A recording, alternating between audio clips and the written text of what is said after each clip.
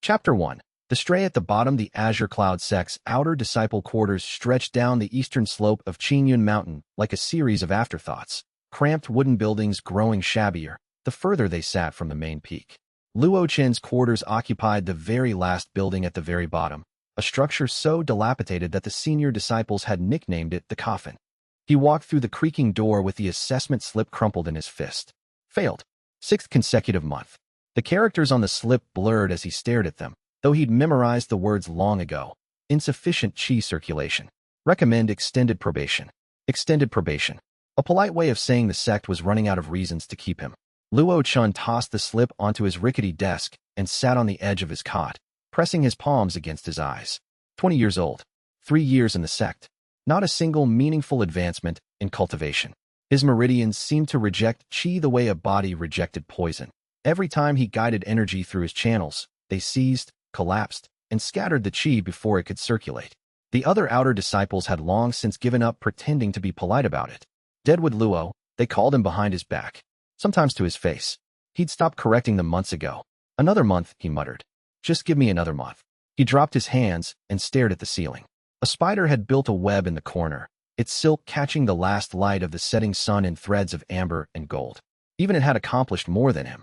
A sound came from beneath the bed, a soft, ragged mewing. Luo Chen froze. He leaned over slowly and peered into the darkness under the cot. 2 eyes stared back at him, one gold, one partially closed and crusted shut with dried fluid. The creature was small, bony, and gray, its fur matted with dirt and burrs. A kitten, barely past weaning, shivering against the wall. Its ribs stood out like the bars of a cage beneath skin that seemed too loose for its frame. How did you get in here? Luo Chen reached under the bed carefully. The kitten hissed weakly but didn't have the energy to flee. His fingers closed around its body, and he could feel every rib, every knob of spine. The creature weighed almost nothing. He set the kitten on his lap. It looked up at him with its one good eye, and something in that gaze felt oddly intelligent. Not the simple awareness of an animal, but something deeper, older, as though it were studying him rather than the other way around. Then the moment passed, and it was just a hungry, miserable animal shivering on a stranger's knee. You picked the wrong place to shelter, Luo Chen told it. He glanced at the table where his evening meal sat, half a steamed bun and a bowl of thin congee. Not enough for one person, let alone sharing with a stray.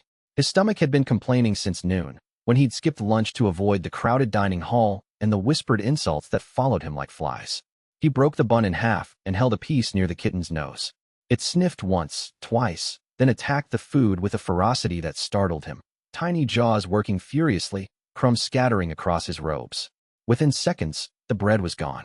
He gave it the other half too, then poured some congee into his palm for it to lap up, the warm liquid tickling his skin as a small rough tongue scraped every drop. The kitten ate everything. When it finished, it looked up at him, and for a single heartbeat, both its eyes opened fully. Twin pools of liquid gold that caught the candlelight and seemed to contain something vast and ancient. The air in the room grew heavy. The candle flames stretched tall and still. Luo Chen's meridians hummed with a vibration he'd never felt, as though every blocked channel in his body was responding to a frequency beyond hearing. Then the kitten sneezed, and the moment shattered like dropped porcelain. It curled up on his thigh, tucked its tail over its nose, and fell asleep. Luo Chen stared at the sleeping animal for a long time. His stomach growled. He had no food left. Tomorrow would mean morning practice on an empty belly, more humiliation, more failure.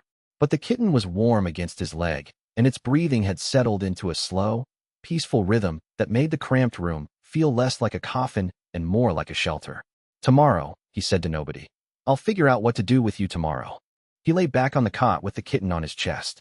Sleep came quickly, and for the first time in months, it was dreamless and deep. Chapter 2. The worthless tamer Dawn arrived with the sound of the morning bell echoing down from the main peak, its bronze voice reverberating through the mountain stone and into Luo Chen's bones. His eyes snapped open.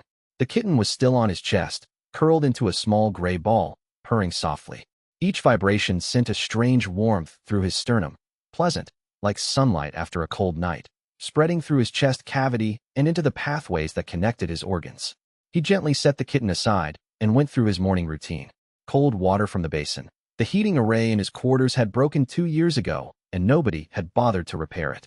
A change into his faded outer disciple robes, patched at the elbows and fraying at the hems. A quick check of his reflection in the dented bronze mirror. Thin face, dark circles under his eyes, hair tied back in a simple knot. He looked exactly like what he was, the sect's most pathetic cultivator. Stay here, he told the kitten. Don't make noise. If anyone finds you, they'll throw you off the mountain. The kitten yawned, showing tiny teeth, and resumed sleeping on the warm spot he'd left on the cot. Morning practice took place on the gathering terrace, a wide stone platform where outer disciples performed their daily chi circulation exercises under the supervision of junior instructor Wei. The terrace offered a stunning view of the valley below, green peaks rolling into the distance, rivers glinting like silver thread, but Luo Chen had stopped appreciating the scenery years ago. Beauty felt like mockery when you couldn't cultivate. He took his usual place at the back, where he was least likely to be noticed or compared to anyone competent. 47 other outer disciples spread across the terrace in neat rows, their robes arranged, their postures correct, their cultivation auras pulsing with the regulated rhythm of active chi circulation. Begin circulating, Instructor Wei called. Luo Chen closed his eyes and reached inward, searching for the thread-like wisps of chi that floated through his dantian. They were faint, barely there, like mist in a vast empty cavern. He coaxed them toward his first meridian channel and pushed gently. The channel ceased. Pain lanced through his chest like a needle driven between his ribs. He gritted his teeth and tried again. Push. Seize. Scatter. The chi refused to hold form, dissolving the moment it encountered resistance in his meridians. It was like trying to push smoke through a clogged pipe. 20 minutes passed. The other disciples glowed with circulating chi, some faintly, some with visible auras that colored the air around them. Luo Chen sat in the dark, his meridians refusing to cooperate, sweat beading on his forehead from effort that produced nothing. Then something shifted. It wasn't dramatic. It wasn't an explosion of power or a sudden enlightenment. It was more like a door that had been stuck for years finally giving way. Just a crack, a tiny gap where there had been a solid wall. One of his meridian channels, the secondary lung channel that had been completely blocked since his arrival at the sect, simply opened. Chi trickled through, a thin, barely perceptible stream, like the first drop of water finding its way through a dam. But flowing. Actually flowing, for the first time in 3 years. Luo Chen's eyes flew open. He could sense chi. Not the vague awareness he'd been pretending to have, the false confidence he projected during assessments, nodding as though he felt what everyone else felt. This was actual sensation, the world's energy brushing against his consciousness like a breeze against skin, a whisper against the ear. He looked at his hands. Nothing visible. No aura. But the chi was there, moving through that single open channel with a warmth that reminded him of the kitten's purring. Luo Chen. Instructor Wei barked, making him flinch. Stop daydreaming. Your cultivation assessment already. He paused. Frowned. Walked closer, his eyes narrowing with professional suspicion. He extended a pulse of detection chi toward Luo Chen's body, and his eyebrows rose. You have flow through your secondary lung channel. Yes, instructor. That channel has been blocked since your entry examination. 3 years of complete obstruction. It opened, instructor. Just now, during circulation. Wei studied him for a long moment, his expression cycling through surprise, skepticism, and finally a grudging acceptance. He shook his head. One channel doesn't make a cultivator, but it's progress. Don't waste it. He moved on. The other disciples snickered. One channel, out of dozens. At his age, it was barely worth mentioning, like celebrating a single step when everyone else had already climbed the mountain. But Luo Chen's heart was hammering so hard, he could hear his own pulse. 3 years of nothing. And today, the morning after a stray kitten had slept on his chest, a blocked channel had opened. Coincidence. It had to be coincidence. He returned to his quarters that evening to find the kitten exactly where he'd left it, now awake and watching the door with that unsettling golden gaze. When Luo Chen entered, it meowed once, a short, commanding sound, and patted over to rub against his ankle with surprising force for something so small. I'm calling you Xiaohui, Luo Chen said, scooping it up and scratching behind its ears. Little gray. It suits you. Xiaohui purred. The warmth spread through Luo Chen's body, concentrated in his chest, and somewhere deep inside, the newly opened meridian channel hummed in resonance with the vibration. He didn't notice. Not yet. Chapter 3. First Blood. 3 days after Xiao Hui's arrival, Luo Chen's progress accelerated in ways that defied his understanding. 2 more channels cleared. The secondary liver channel and the minor kidney channel, each one opening during evening meditation, with Xiao Hui curled in his lap. Still insufficient for anything meaningful in terms of cultivation advancement, but the change was undeniable. Instructor Wei noted it in his weekly report with a question mark beside Luo Chen's name. Luo Chen didn't connect the progress to the kitten. He attributed it to persistence, to sheer stubbornness finally wearing down his body's resistance. A dam cracking under pressure that had been building for 3 years. But he noticed, subconsciously, that the channels cleared fastest during evening meditation, when Xiaohui invariably curled up on his lap and purred with that deep, rhythmic vibration that seemed to reach into his bones. The kitten had made itself at home with the casual authority of a creature that had never been told it didn't belong. It slept on his bed, commandeering the warmest spot. It ate his food, forcing him to beg extra portions from the kitchen, enduring the cook's mockery. And it followed him everywhere except to the gathering terrace, where it waited by the path like a small gray sentinel, watching his return with those ancient golden eyes. It was this last habit that drew attention. What is that thing? Luo Chen was returning from afternoon practice, when Zhao Heng blocked the narrow path down to the lower quarters. Zhao Heng was everything Luo Chen was not: tall, well-fed, radiating the confident aura of a mid-stage qi condensation cultivator. His robes were pristine inner disciple white, embroidered with the Azure Cloud Sect's crest in silver thread, not a wrinkle in sight. His father, Elder Zhao, commanded the Beast Hall, and the son wore that connection like armor. Behind Zhao Heng stood 2 of his lackeys, Chen Bo, a thin-faced disciple with darting eyes, and Wang Li, a broad-shouldered enforcer type who cracked his knuckles constantly. They were grinning the way jackals grin at wounded prey. "It's a cat," Luo Chen said flatly. "I can see it's a cat." Zhao Heng's lip curled in disgust. "Why is there a feral animal in sect quarters? There are rules about unsanctioned beasts on sect grounds." "It's not a beast. It's a kitten. A stray. Same thing. Filthy creature bringing fleas and disease into the outer court." Zhao Heng stepped closer, his qi condensation aura pressing down on Luo Chen like a physical weight. "Throw it off the mountain, or I'll report you to the disciplinary hall. It's not hurting anyone." "I didn't ask your opinion, Deadwood." Zhao Heng's voice hardened, losing its pretense of civility. "Your existence here is already a charity case. 3 years, and you can't even circulate qi properly. Don't push it by keeping a mangy stray in sect quarters." He moved to kick Xiaohui. What happened next was unclear to everyone present. Zhao Heng's foot swung forward with casual cruelty. Xiaohui looked up from its seated position on the stone path, and Zhao Heng flew backward as though struck by a battering ram, tumbling across the stone path and slamming into a retaining wall 6 meters away with a crack that echoed off the mountainside. His 2 lackeys scrambled back, eyes wide, their combat instincts screaming warnings about forces they couldn't identify. Zhao Heng groaned and climbed to his feet. A bruise was already darkening his chest where something had struck him, though nothing visible had touched him. His face was white with shock, then red with fury. What technique was that? What did you do?" "I didn't do anything," Luo Chen said honestly, because he hadn't. He hadn't moved, hadn't channeled qi, hadn't even had time to react. He looked down at Xiaohui. The kitten was washing its other paw with meticulous attention, as though the last 5 seconds hadn't happened. "Liar," Zhao Heng snarled. "You used a hidden technique against an inner disciple. That's a violation of sect law. I'm reporting this to my father." He stormed off with his lackeys in tow, clutching his ribs and limping slightly. Chen Bo looked back once with an expression that was more terrified than angry. Luo Chen knelt down and stared at Xiaohui. "Did you do that?" Xiaohui stopped washing and stared back with those golden eyes. The gaze held intelligence, amusement, even, before the kitten yawned, stood up, and began walking back to their quarters with its tail held high, as if nothing in the world could possibly concern it. The punishment arrived within hours. Elder Zhao, accepting his son's version of events without investigation or interest in the truth, assigned Luo Chen to 1 month of manual cleaning duty at the Beast Hall stables. It was the sect's dirtiest, most exhausting punishment, shoveling spirit beast waste that burned with residual qi, scrubbing feeding troughs caked with spiritual residue, and mucking out the pens of creatures that could kill him with a sneeze. Luo Chen accepted the punishment without protest. Protesting would only make it worse. That was a lesson 3 years at the bottom had taught him well.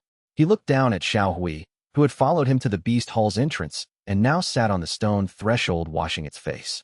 "You're going to get me killed," he said. Xiaohui purred.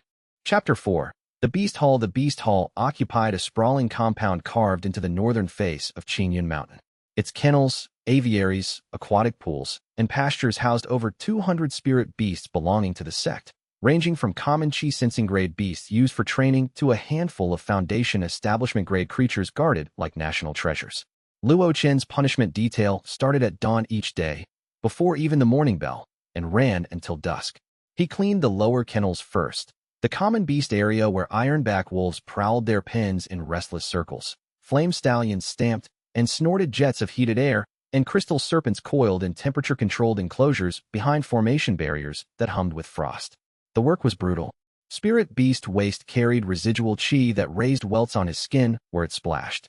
The stench was a physical force, a combination of musk, spiritual energy, and biological processes that made his eyes water from 20 paces.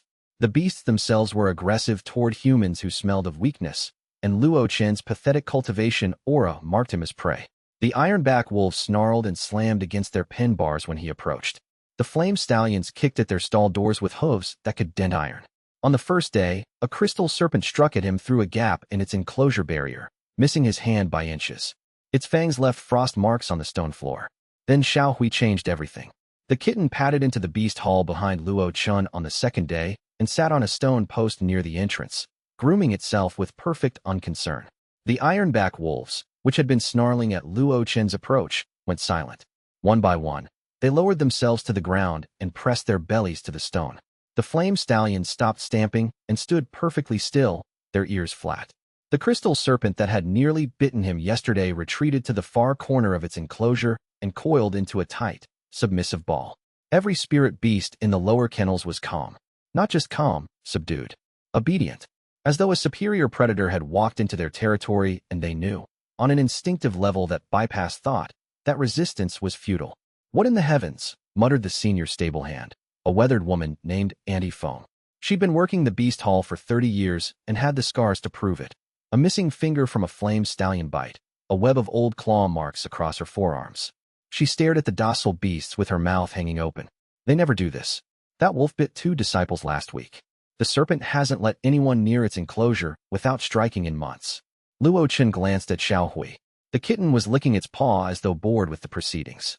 "Lucky morning, I guess," Luo Chen said carefully, and got to work.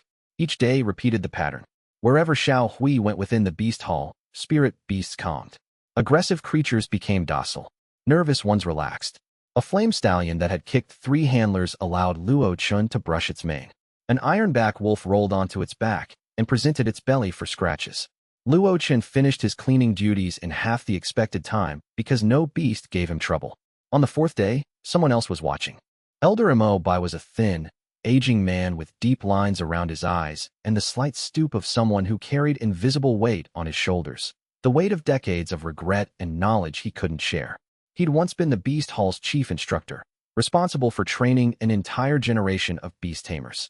But years ago, before Luo Chen's arrival at the sect, he'd been demoted to a minor advisory role for what the official records called ideological deviation. He now spent his days in a small office at the back of the compound, cataloging beast bloodlines and writing reports nobody read, largely ignored by colleagues who had once respected him. He watched Luo Chen and the kitten from behind a pillar for 3 days before making his approach. His wrinkled hands gripped the stone hard enough to turn his knuckles white. His eyes, red-rimmed and slightly wild with an emotion that might have been hope or terror, never left Xiaohui. After Luo Chen finished his 4th day's shift, Elder Mo Bai appeared in the corridor, blocking the exit. "That cat," he said without preamble. His voice was hoarse, as though he hadn't spoken to anyone in days. Perhaps weeks. "Xiaohui." Luo Chen held the kitten protectively against his chest. "It's just a stray, Elder. It's harmless. It just calms the beast somehow. I don't know why." Mo Bai's eyes were fixed on Xiaohui with an intensity that made Luo Chen uncomfortable. The fervent gaze of a man who had spent his life searching for something and might have just found it. "Where did you find it?" "Under my bed. It was starving. And since you found it, your cultivation has improved. Channels have opened. Channels that were completely blocked for 3 years." Luo Chen stiffened. "How do you know that?" "Because I know what that creature is." Mo Bai glanced around, checking for observers with the practiced paranoia of someone who had been watched before and suffered for it. His voice dropped to a whisper. "Listen to me carefully, boy. That cat is no ordinary creature. Keep it hidden, keep it close, and never let anyone with power examine it. Do you understand?" "I don't understand anything that's happening. Do you understand?" The urgency in his voice was raw enough to cut. "Yes, Elder." Mo Bai nodded once and walked away without another word, disappearing into the beast hall's depths like a ghost returning to haunt the place that had forgotten him. Luo Chen looked down at Xiaohui. The kitten stared back with an expression that might have been amusement or recognition. "What are you?" he whispered. Xiao Hui purred, and the vibration traveled through Luo Chen's chest directly into his meridians. Chapter 5. Forbidden Pages. The traveling merchant arrived at the Azure Cloud Sect's outer market on a clear morning, his wooden cart creaking as a weary donkey pulled it through the sect's lower gates.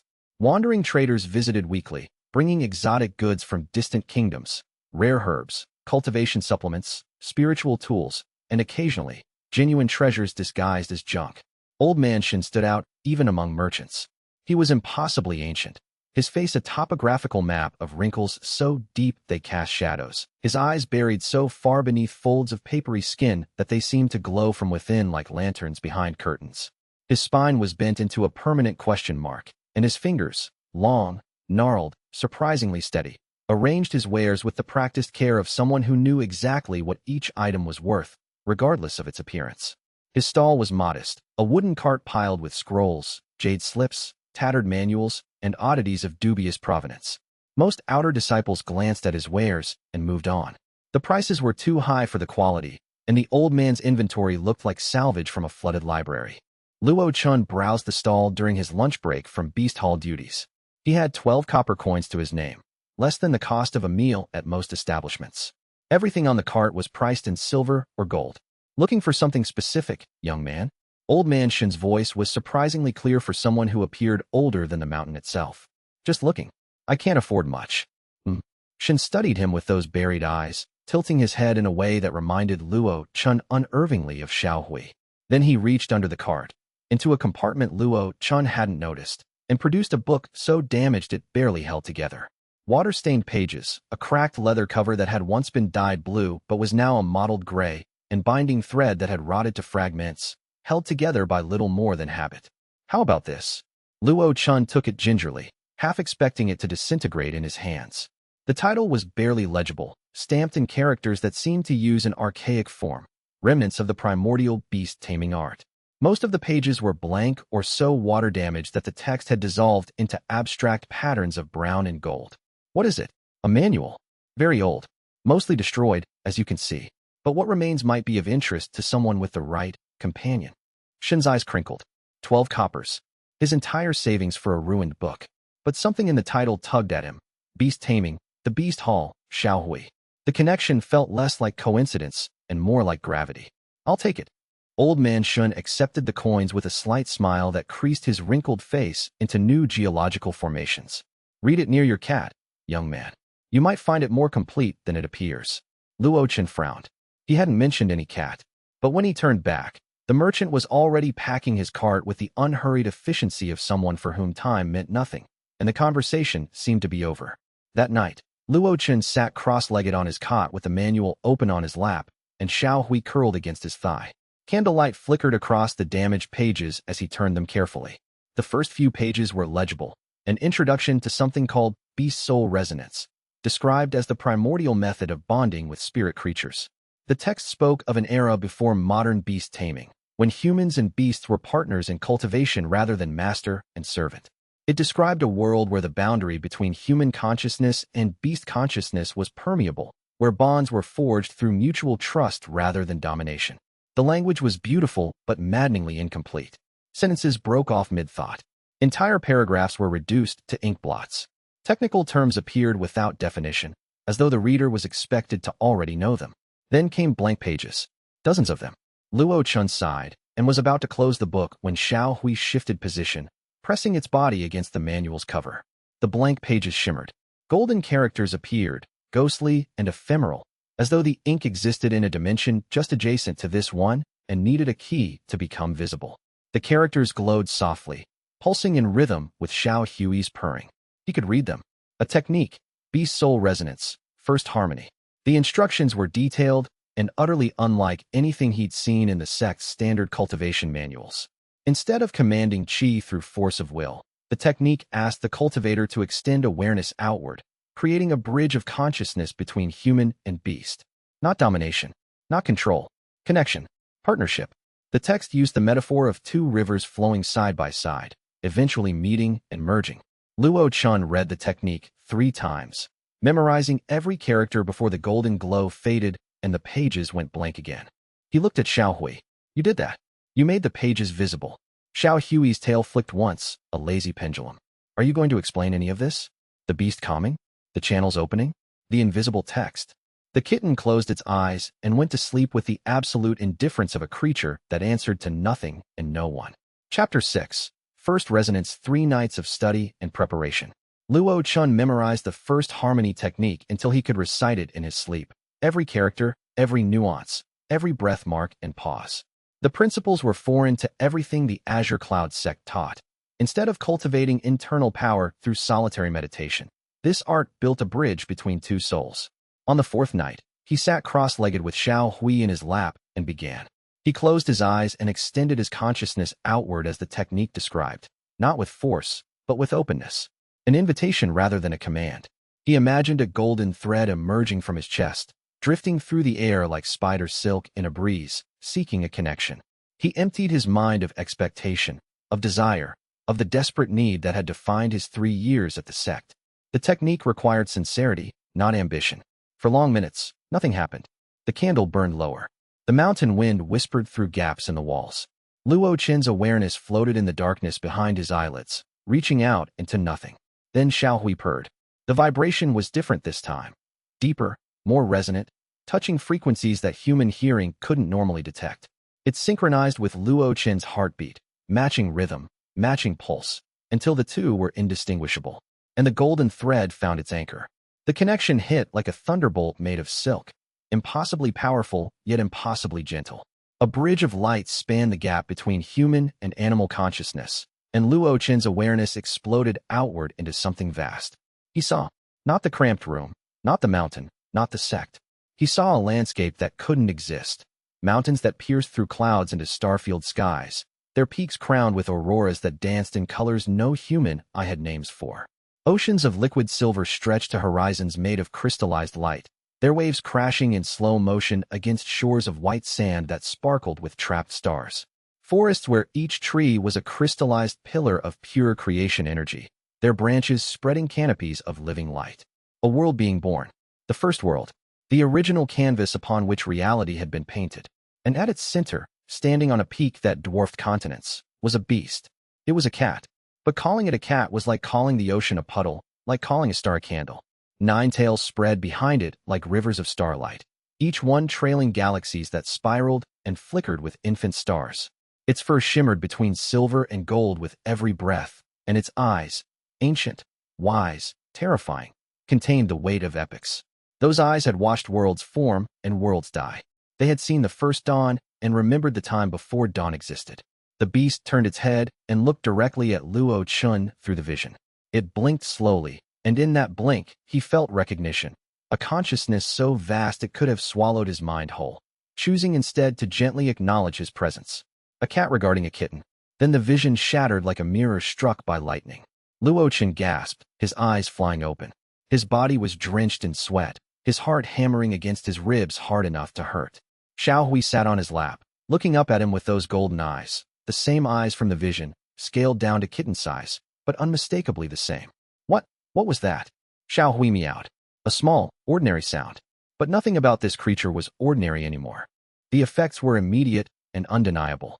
The qi in Luo Chen's meridians was surging, not the thin trickle he'd grown accustomed to, but a genuine flow.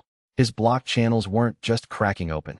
They were flooding, walls of obstruction dissolving like sand before a tidal wave. The stagnant qi that had choked his cultivation for 3 years was being washed away by a torrent of warm, golden energy that moved through his body with purpose and direction. He could feel it happening in real time. Channels opening, meridians clearing, qi circulating through pathways that had never functioned before, singing with vitality as life-giving energy flowed through them for the first time. By dawn, Luo Chen had broken through from early qi sensing to mid-stage qi sensing, a leap that should have taken months of disciplined cultivation. He stared at his hands, feeling the qi pulse through his palms like a second heartbeat. Then he looked at Xiao Hui, who was grooming its face with a paw, the picture of mundane domesticity. That vision, that beast, was that you? Xiao Hui paused mid-lick and regarded him with an expression that held neither confirmation nor denial, just the serene patience of something that existed on a timeline far longer than human impatience. Then it went back to grooming. Luo Chen let out a shaky breath. He didn't understand what was happening, but for the first time in 3 years, he had hope. Real hope, not the desperate pretending he'd been doing. And he wasn't going to waste it. Chapter 7. The assessment. The monthly cultivation assessment was a public affair, and public affairs at the Azure Cloud Sect meant an audience. All outer disciples gathered on the assessment platform, a raised stone stage inscribed with chi detection arrays that glowed faintly blue when activated. One by one, they stepped onto the platform and circulated their chi while the arrays measured their progress with merciless precision. Luo Chen stood in line with his heart in his throat. Xiao Hui was perched on his shoulder, which earned him plenty of sneering looks and a few open laughs. Cats on shoulders were a ridiculous affectation for someone who couldn't cultivate, like a beggar wearing a crown. Luo Chen, the assessment proctor, called. His name sounded like an afterthought, already dismissed. He stepped onto the platform. The arrays activated beneath his feet, sending pulses of detection energy through his body. Cold, clinical probes that mapped his meridian system and measured the density and flow of his chi. Then the proctor frowned. He leaned forward in his chair and ran the detection sequence again. Full chi circulation through 7 meridian channels, the proctor announced, his voice climbing with each word. He pulled up the comparison records from last month. Up from 1 functional channel. 1.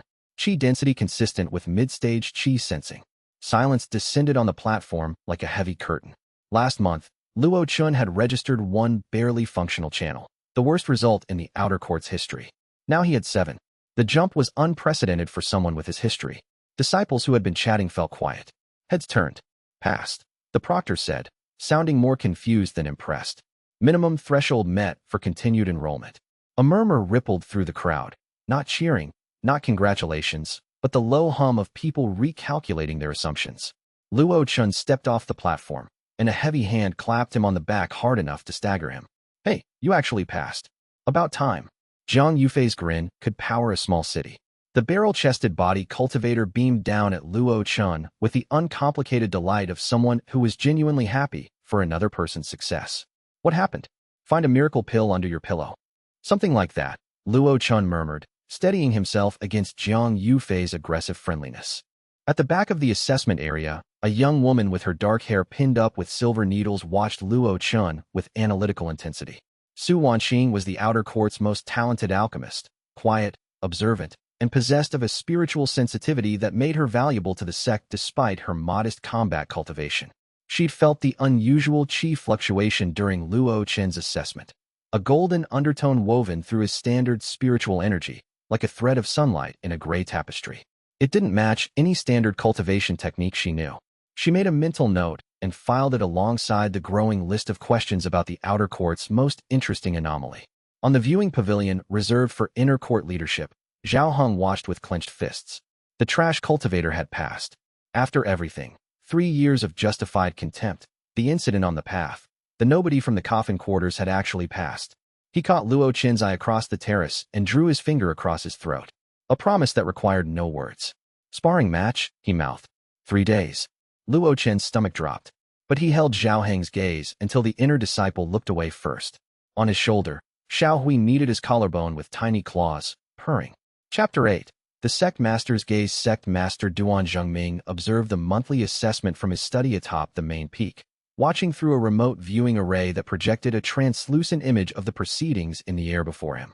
He sat behind a desk of polished spirit wood, surrounded by the trappings of authority, sect records in jade cases, a collection of rare spirit teas, and the Azure Cloud Sovereign seal that served as both weapon and symbol of leadership. He was a broad-shouldered man in his 60s with a neatly trimmed beard, iron gray hair swept back from a strong forehead, and the calm, measured aura of someone who had achieved mastery, or at least the appearance of it. His cultivation aura was carefully controlled, projecting exactly the level of power he wanted others to perceive and not a trace more. The Luo boy, he murmured, watching the replay of the assessment. He zoomed the array's focus, examining Luo Chen's chi signature more closely. The standard spiritual energy was unremarkable, a typical chi-sensing cultivation base, nothing to write home about. But woven through it was something unusual, a golden thread that didn't match any technique in the Azure Cloud Sect's library. It was foreign, but not hostile. Ancient, perhaps. Interesting, but not worth his personal attention. Outer disciples were outer disciples, insects in the grand scheme of cultivation politics. He filed it away and returned to more pressing matters. Below, in the lower reaches of the sect, Elder Mo Bai had no such luxury of detachment. He intercepted Luo Chen on the path back from the assessment, pulling him into the shadow of an ancient pine tree whose gnarled roots had cracked the stone path over centuries of growth. You used the resonance, Imobi said. It wasn't a question. His eyes were sharp, almost feverish. How do you? I can feel the harmonic in your chi. Any beast tamer worth the title could, if they knew what to listen for. Imobi's weathered face was taut with urgency. You found a manual? A merchant sold me one. The primordial beast taming art. Most of the pages are blank, but near Xiaohui, they reveal themselves. Yes. Imobi's eyes glistened with something that might have been tears. I've heard of such texts. I spent decades looking for one. He steadied his voice with visible effort. Listen to me, Luo Chen. What you've stumbled into is far more dangerous than you understand. The resonance you're practicing, it hasn't been used in 1,000 years. The people who practiced it were hunted. Their order was destroyed. Their texts were burned. Why? Because it works too well. And because what it bonds with. Imobi's gaze dropped to Xiaohui, riding on Luo Chen's shoulder. Frightens everyone who understands power. His voice fell to barely a breath. That cat. I need you to be very honest with me. Have you seen anything? Visions. Luo Chen hesitated, then nodded. What did you see? A world being created. Mountains, oceans, forests of crystal. And a beast, enormous, 9 tails, fur like starlight. It looked at me. Imobi's hand trembled. He steadied it against the tree trunk, his nails digging into the bark. xianxia, he breathed, so softly Luo Chen barely heard. What? Nothing. Not yet. I can't tell you more here. There are ears everywhere in this sect, and not all of them are friendly. Imobi composed himself with the discipline of long practice. You need to master the resonance quickly and quietly. Don't demonstrate it publicly. Don't let anyone examine your chi signature closely. And above all, never let anyone with power examine that cat. Promise me. I promise. But Elder Imo, what is Xiaohui? At least tell me that. Imobi looked at the sleeping kitten with an expression that combined reverence and terror in equal measure. The face of a man witnessing a miracle he'd prayed for all his life, and now feared might destroy everything. Right now, it's a stray cat. And for both your sakes, that's all it can be. He left without another word. Chapter 9. The sparring ground. The sparring arena occupied a natural amphitheater on the sect's western slope, ringed by stone seats that could hold 300 spectators. For a match between a nobody outer disciple and an elder son, it was embarrassingly full. People loved watching the weak get crushed. It confirmed their place in the hierarchy, reminded them that the order of things was as it should be. Luo Chen stood on the eastern platform in his worn outer disciple robes, every patch and fray visible under the morning sun. He'd left Xiaohui safely in his quarters for the first time since they'd bonded, and the absence felt physical, a chill where warmth should be, a silence where purring should be. Like missing a limb he'd only recently discovered he had. Zhao Heng stood opposite, resplendent in his inner disciple whites, radiating the suppressive aura of mid-stage chi condensation. The gap between them was a chasm. Chi sensing to chi condensation was the difference between a candle and a bonfire. Not just more powerful, but qualitatively different. Condensed chi was denser, faster, stronger in every measurable way. Rules of engagement, the referee announced. Standard sparring. No lethal techniques. No external aids. No beast companions. Fight until submission or incapacitation. Begin. Zhao Heng didn't wait. He launched forward with Azure Cloud Step, a movement technique that turned him into a blur of white robes. His palm strike aimed at Luo Chen's sternum carried enough chi condensation force to shatter ribs. Luo Chen barely dodged, throwing himself sideways with more desperation than technique. The palm strike whistled past his chest, close enough that the wind pressure stung his skin. He'd been sparring against stronger opponents his entire sect career, not because he was talented, but because everyone was stronger. 3 years at the bottom had taught him one skill perfectly: how to survive. Duck, weave, give ground, absorb what he couldn't avoid. Stay standing. That was the only victory available to the weak. Zhao Heng pressed the attack, each strike faster and harder than the last. Stand still, trash. Make this quick. Luo Chen took hits, his arms bruised, blocking palm strikes, the impact traveling through his bones and leaving his muscles screaming. A kick to his thigh nearly buckled his leg. A backhand caught his jaw and filled his mouth with blood. But he stayed standing, absorbing punishment with the dogged stubbornness of someone who'd forgotten how to quit, because quitting had never been presented as an option. The crowd began to murmur, not in admiration, in confused discomfort. Watching someone get beaten without going down was less entertaining and more disturbing than a quick knockout. It raised uncomfortable questions about the nature of strength and what it meant when someone simply refused to fall. 3 minutes in, Luo Chen's vision was blurring. Blood trickled from a split lip. His left arm hung partially numb from a nerve strike that had deadened the feeling from shoulder to fingertips. Zhao Heng was toying with him now, adding extra flourishes to each technique for the crowd's benefit, showboating his superiority. Then something shifted. Later, Luo Chen wouldn't be able to explain it clearly. The resonance activated on its own, reaching across the distance to where Xiao Hui waited in his quarters, hundreds of meters away, through walls and stone and formation barriers. A thread of golden energy connected them, thin as spider silk but strong as dragon tendon, and suddenly Luo Chen's body moved differently. His spine loosened. His weight dropped into his hips. His remaining good hand came up in a guard position he'd never learned. Fingers curved like claws, wrist relaxed, elbow tucked close to protect the ribs. His eyes tracked Zhao Heng's movements with a predator's patience instead of a victim's desperation. Everything slowed. Not time. His perception, sharpened to a razor's edge. Zhao Heng threw a palm strike. Luo Chen's body flowed around it like water around a stone, his hips rotating to redirect the force. His curved fingers lashed out. Not a punch, not a palm strike, but something between a slap and a rake, and connected with Zhao Heng's jaw with a crack that echoed through the amphitheater. The crack echoed through the arena. Zhao Heng stumbled. His hand went to his face, and his fingers came away bloody. His eyes went wide with disbelief, not at the pain, but at the impossibility. A chi-sensing cultivator had struck him, had drawn blood. The crowd went silent. Then Zhao Heng's eyes blazed with killing intent, genuine, unfiltered rage that burned away any pretense of a sporting match. He abandoned technique and charged with raw, furious power. A full-force palm strike caught Luo Chen in the chest, and the chi condensation power behind it was overwhelming. Luo Chen felt his sternum creak. His feet left the ground. He flew off the platform, hit the stone floor of the arena, rolled twice across the hard surface, and didn't get up. Winner, Zhao Heng, the referee announced. But nobody was looking at Zhao Heng. Every eye in the amphitheater was fixed on the unconscious outer disciple who had, impossibly, drawn blood from an inner disciple one full realm above him. The murmurs that followed were not the usual post-match chatter, but something more unsettled, the sound of people witnessing something they couldn't explain. On the spectator seats, Su Wanqing leaned forward, her dark eyes sharp. The golden chi flash she'd seen during Luo Chen's last attack was unmistakable. The same golden harmonic she'd detected during the assessment, now manifesting as a visible technique. Something extraordinary was happening to the sect's worst cultivator, and she intended to find out what. Chapter 10, Recovery and Resolve. Consciousness returned slowly, accompanied by pain. Layers of it, like geological strata, the dull ache of bruised muscle, the sharp protest of cracked ribs, the throbbing heat of a split lip. Luo Chen opened his eyes to find he was back in his quarters. Someone had carried him here, Jiang Yufei, probably, based on the size of the muddy boot prints near the door. His chest felt like it had been stomped on by a flame stallion, which, given the power behind Zhao Heng's final strike, wasn't far off. Xiao Hui was on his chest again, purring. The vibration sent warmth deep into his bruised muscles, and Luo Chen could swear the pain was receding faster than it should.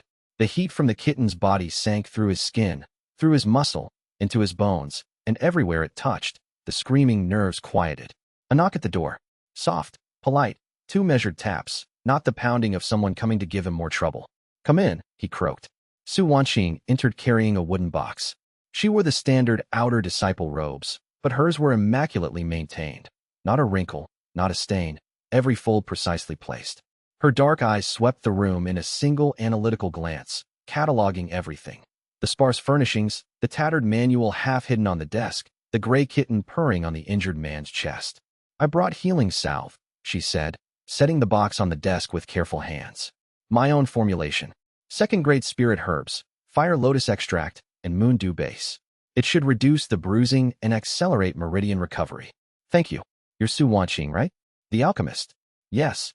She sat on the only chair, maintaining a proper distance. Her posture was perfect, back straight, hands folded, the poise of someone who had trained herself to project competence in every situation. "May I ask you something? I'm not in a position to refuse much right now." The ghost of a smile crossed her face, brief, quickly controlled, but genuine.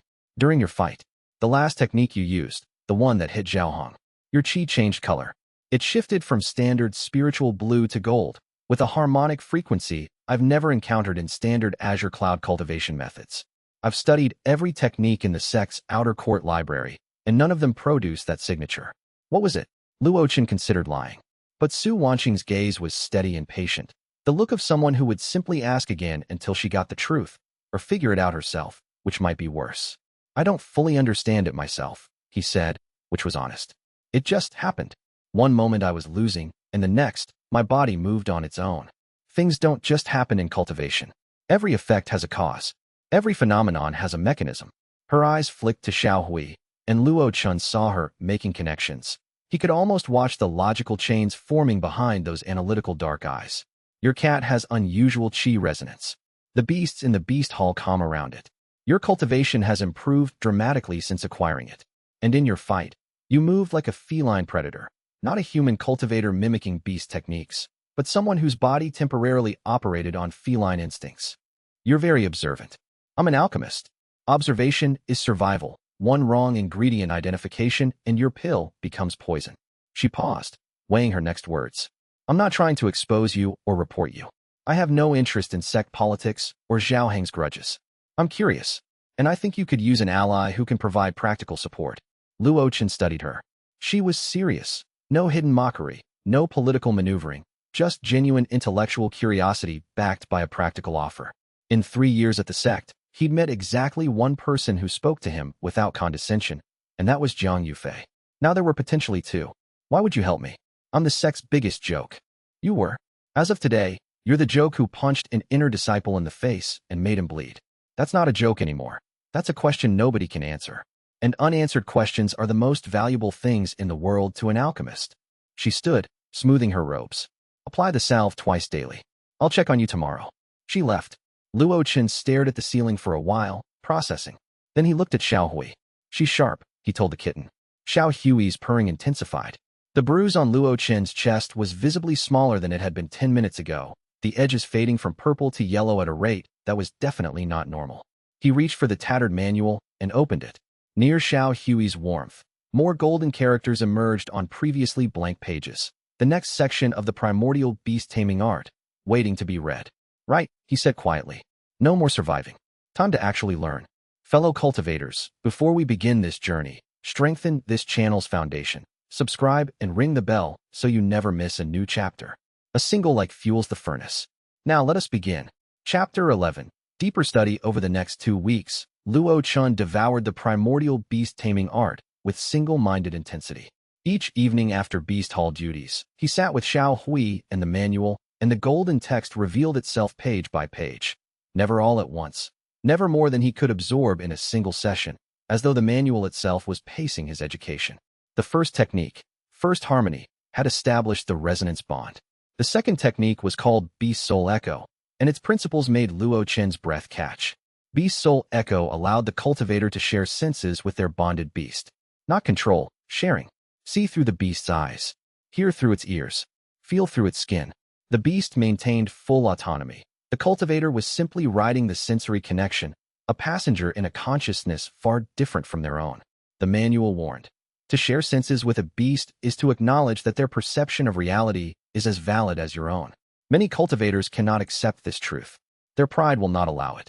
Mastering it took 8 nights of practice. The first 3 nights produced nothing. Luo Chen's human consciousness kept trying to dominate, to steer, to control, and each time the connection rejected him. The 4th night, he managed a split second of shared vision before his ego reasserted itself. The 5th through 7th nights, he held the connection for increasingly longer periods, learning to let go of his human certainty that he was the primary consciousness in the bond. The breakthrough came on the 8th night, when he stopped trying to force the technique and simply opened himself to Xiao Hui's consciousness, not as a master accessing a tool, but as a friend looking through a window offered freely. The world through Xiao Hui's eyes was staggering. Colors existed that human vision couldn't process. Luo Chen perceived them as shimmering overlays, additional dimensions of hue that layered on top of the visible spectrum like oil on water. Qi was visible everywhere, flowing through the ground like underground rivers of liquid light, pulsing through plants in green-gold veins, radiating from the sect's defensive formations in geometric patterns of brilliant blue. He could see the Qi meridians inside his own body from the outside, a map of glowing channels, some bright and flowing with energy, others still dark and blocked. He could see the formation arrays carved into the mountain, their purposes suddenly obvious from the energy patterns they shaped: defensive barriers, surveillance nets, environmental controls, communication relays. He could see the underground chi vein that fed the sect's spiritual energy, a massive river of power flowing beneath the mountain like the artery of a living creature, branching into tributaries that nourished the sect's gardens, training grounds, and meditation halls. And he could see hidden things.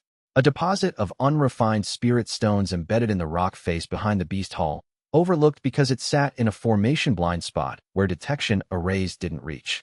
A cluster of rare spiritual herbs growing in a crevice on the cliff face that human eyes couldn't reach, but Xiao Hui's could perceive from the energy signatures alone. This is incredible, Luo Chen breathed, blinking back to his own vision. The transition was disorienting, like stepping from a cathedral back into a closet. You see all of this? All the time. Xiao Hui's tail flicked lazily. Of course it did. This was nothing to a creature like Xiao Hui. This was seeing the world as it actually was, rather than the dim shadow humans perceived, a shadow they called reality because they had never known anything else. Luo Chen began mapping the things Xiao Hui's vision revealed. The spirit stone deposit, the herb locations, the formation patterns, knowledge that could change his life, if used carefully, quietly, without drawing the attention that Elder Mo Bai had warned about. Chapter 12. The Herb Garden Incident. The Azure Cloud Sect's herb garden occupied 3 terraced levels on the mountain's southern face. The upper level grew rare spiritual herbs under the watchful care of senior alchemists, formation protected, climate controlled, and guarded by detection arrays that could identify unauthorized visitors by their chi signature. The middle level held common medicinal plants used for training and basic pill refining. The lower level, overgrown, neglected, and technically off-limits due to unstable terrain, was treated as a dump for dead soil and failed experiments. Nobody went to the lower level. The retaining wall was crumbling, the terraces had partially collapsed, and the formation arrays that once maintained the growing conditions had failed years ago. It was a dead zone, forgotten and dismissed, which was why nobody had noticed the moonfire orchid growing in a crack in the retaining wall. Luo Chen spotted it through Beast Soul Echo while walking past the garden's perimeter on his way back from Beast Hall duties. Through Xiao Hui's vision, the flower blazed like a small sun, a concentrated knot of fire and moon dual-element chi that indicated a fully matured moonfire orchid, a grade 3 spiritual herb worth more than a year's worth of outer disciple allowance. In the enhanced visual spectrum, its petals pulsed with alternating crimson and silver light, perfectly balanced in a way that suggested the herb had been growing undisturbed for years. Getting to it required climbing the unstable lower terrace wall in the dark, loose stone, crumbling mortar, and a 30-meter drop to the ravine below if he slipped. Luo Chen went at midnight, Xiao Hui guiding him through the treacherous terrain with shared spatial awareness. The kitten sat on his shoulder, and through their bond, Luo Chen could feel the stability of each handhold before he committed his weight, sensed the structural integrity of each stone before he stepped on it. One wrong step would send loose rocks cascading down the mountainside and alert the night watch. He made it. The orchid glowed faintly in the moonlight, its petals a gradient of crimson and silver, fire and moon, destruction and renewal, heat and coolness in perfect balance. He harvested it with careful hands, preserving the root structure as Su Wanqing had described in a conversation about herb collection techniques. The roots were thick and healthy, threaded through the crack in the wall like veins through flesh. The next morning, he brought it to Su Wanqing's quarters, a small but immaculately organized room that doubled as her personal alchemy workshop. Shelves of labeled herbs lined one wall. A compact pill furnace sat on a stone table, its surface marked with temperature regulation arrays. Her reaction was everything he'd hoped for and more. She stared at the orchid with the barely contained excitement of an alchemist presented with a rare ingredient, her analytical composure cracking for the first time since he'd met her. "Do you know what this is?" she asked, her voice rising half an octave. "Moonfire orchid. Grade 3. Fully matured. Fully matured and perfectly preserved. The root system is intact, which means I can extract the dual-element core without degradation. This could yield 3, maybe 4 refining sessions." She looked up at him, her dark eyes bright. "Where did you find this?" "The sect's upper garden hasn't produced moonfire orchids in years. They require a very specific balance of fire and moon chi that's difficult to maintain artificially." Lower terrace. Growing in a wall crack where the old formation arrays intersected. The residual formation energy must have created the right conditions naturally. Nobody goes down there. Exactly. She studied him for a long moment. the same analytical look she always wore, but now tinged with something warmer. Respect, perhaps, or the excitement of someone whose curiosity had found a worthy subject. What do you want for it? Can you make a cultivation pill? Something to accelerate qi circulation and meridian opening. From a moonfire orchid? She was already calculating, her eyes going distant as she mentally ran through formulations. I can make something much better than that. The dual-element core is perfect for what I call a bridge pill. Fire to burn through blockages, moon to heal and reinforce afterward. Give me 3 days. Luo Chen nodded. As he turned to leave, Su Wanqing called after him. Luo Chen, how did you find it? The lower terrace is a mess of unstable rock and dead formations. Nobody could spot a single herb down there in the dark. He smiled slightly. Good eyesight. She didn't look convinced, but she let it go, filing the question alongside the growing file of anomalies associated with Luo Chen and his gray cat. What neither of them noticed was one of Zhao Heng's lackeys, Chen Bo, watching from behind the herb garden fence, noting that Luo Chen had just given the pretty alchemist girl something valuable enough to make her eyes light up. The report went to Zhao Heng within the hour. Chapter 13. Breakthrough 3 days later, Su Wanqing presented Luo Chen with a single pill the color of liquid sunset, red gold, warm to the touch even through the jade vial that contained it, and radiating a subtle fragrance that made his meridians tingle just from proximity. Dual-element circulation pill, she said with professional pride. Fire aspect clears blockages by dissolving the qi residue that's been clogging your channels for years. Moon aspect soothes the channels afterward, reinforcing their walls and improving their capacity. Take it during peak meditation hours, midnight, when moon qi is strongest and fire qi from the earth's core rises to balance it. Your cat should be nearby. Why nearby? Because whatever your cat does to your cultivation, it amplifies healing effects. I tested the residual qi on your healing salves after you used them. The regeneration rate was 300% of what the salve alone should produce. Something about that animal's presence catalyzes spiritual healing. She held his gaze steadily. I'm not asking you to explain. Not yet. But I'm keeping notes. Luo Chen accepted the pill and waited for midnight. The moon hung full and silver over Qinyun Mountain, its light turning the sect's white stone buildings into luminous ghosts. Luo Chen sat cross-legged in his quarters. Xiaohui settled in his lap. He broke the jade vial seal and swallowed the pill. The effect was immediate and overwhelming. Fire qi blazed through his meridians like a river of magma, searing open block channels with ruthless efficiency. Luo Chen gritted his teeth against the pain. It felt like his blood vessels were being reforged from the inside, each clogged channel burning clean with a flash of heat that brought tears to his eyes. Then the moon aspect followed, cool and soothing as snow melt, healing the burned channels and reinforcing their walls with smooth, crystalline qi. The pain ebbed into warmth, warmth into strength, strength into flow, and Xiaohui purred. The resonance bond activated, amplifying the pill's effects tenfold. Golden energy merged with the fire and moon qi, creating a tripartite circulation that opened channels Luo Chen hadn't even known existed. Deep pathways, hidden meridians that the standard Azure Cloud cultivation manuals never mentioned. His dantian, previously a shallow pool of stagnant qi, deepened and widened, becoming a true reservoir capable of holding real power. Qi sensing, the realm he'd been trapped in for 3 years, the ceiling he'd beaten his fists against until they bled, shattered like thin ice under a boot. The energy compressed, densified, and reformed. Qi condensation.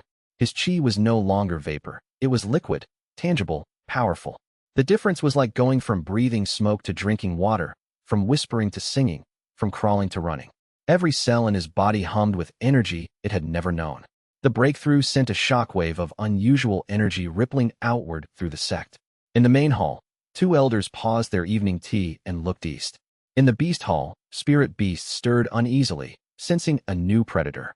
In his study atop the main peak, sect master Duan Zhengming looked up from his work with narrowed eyes, his detection array flashing gold for a single heartbeat before returning to normal.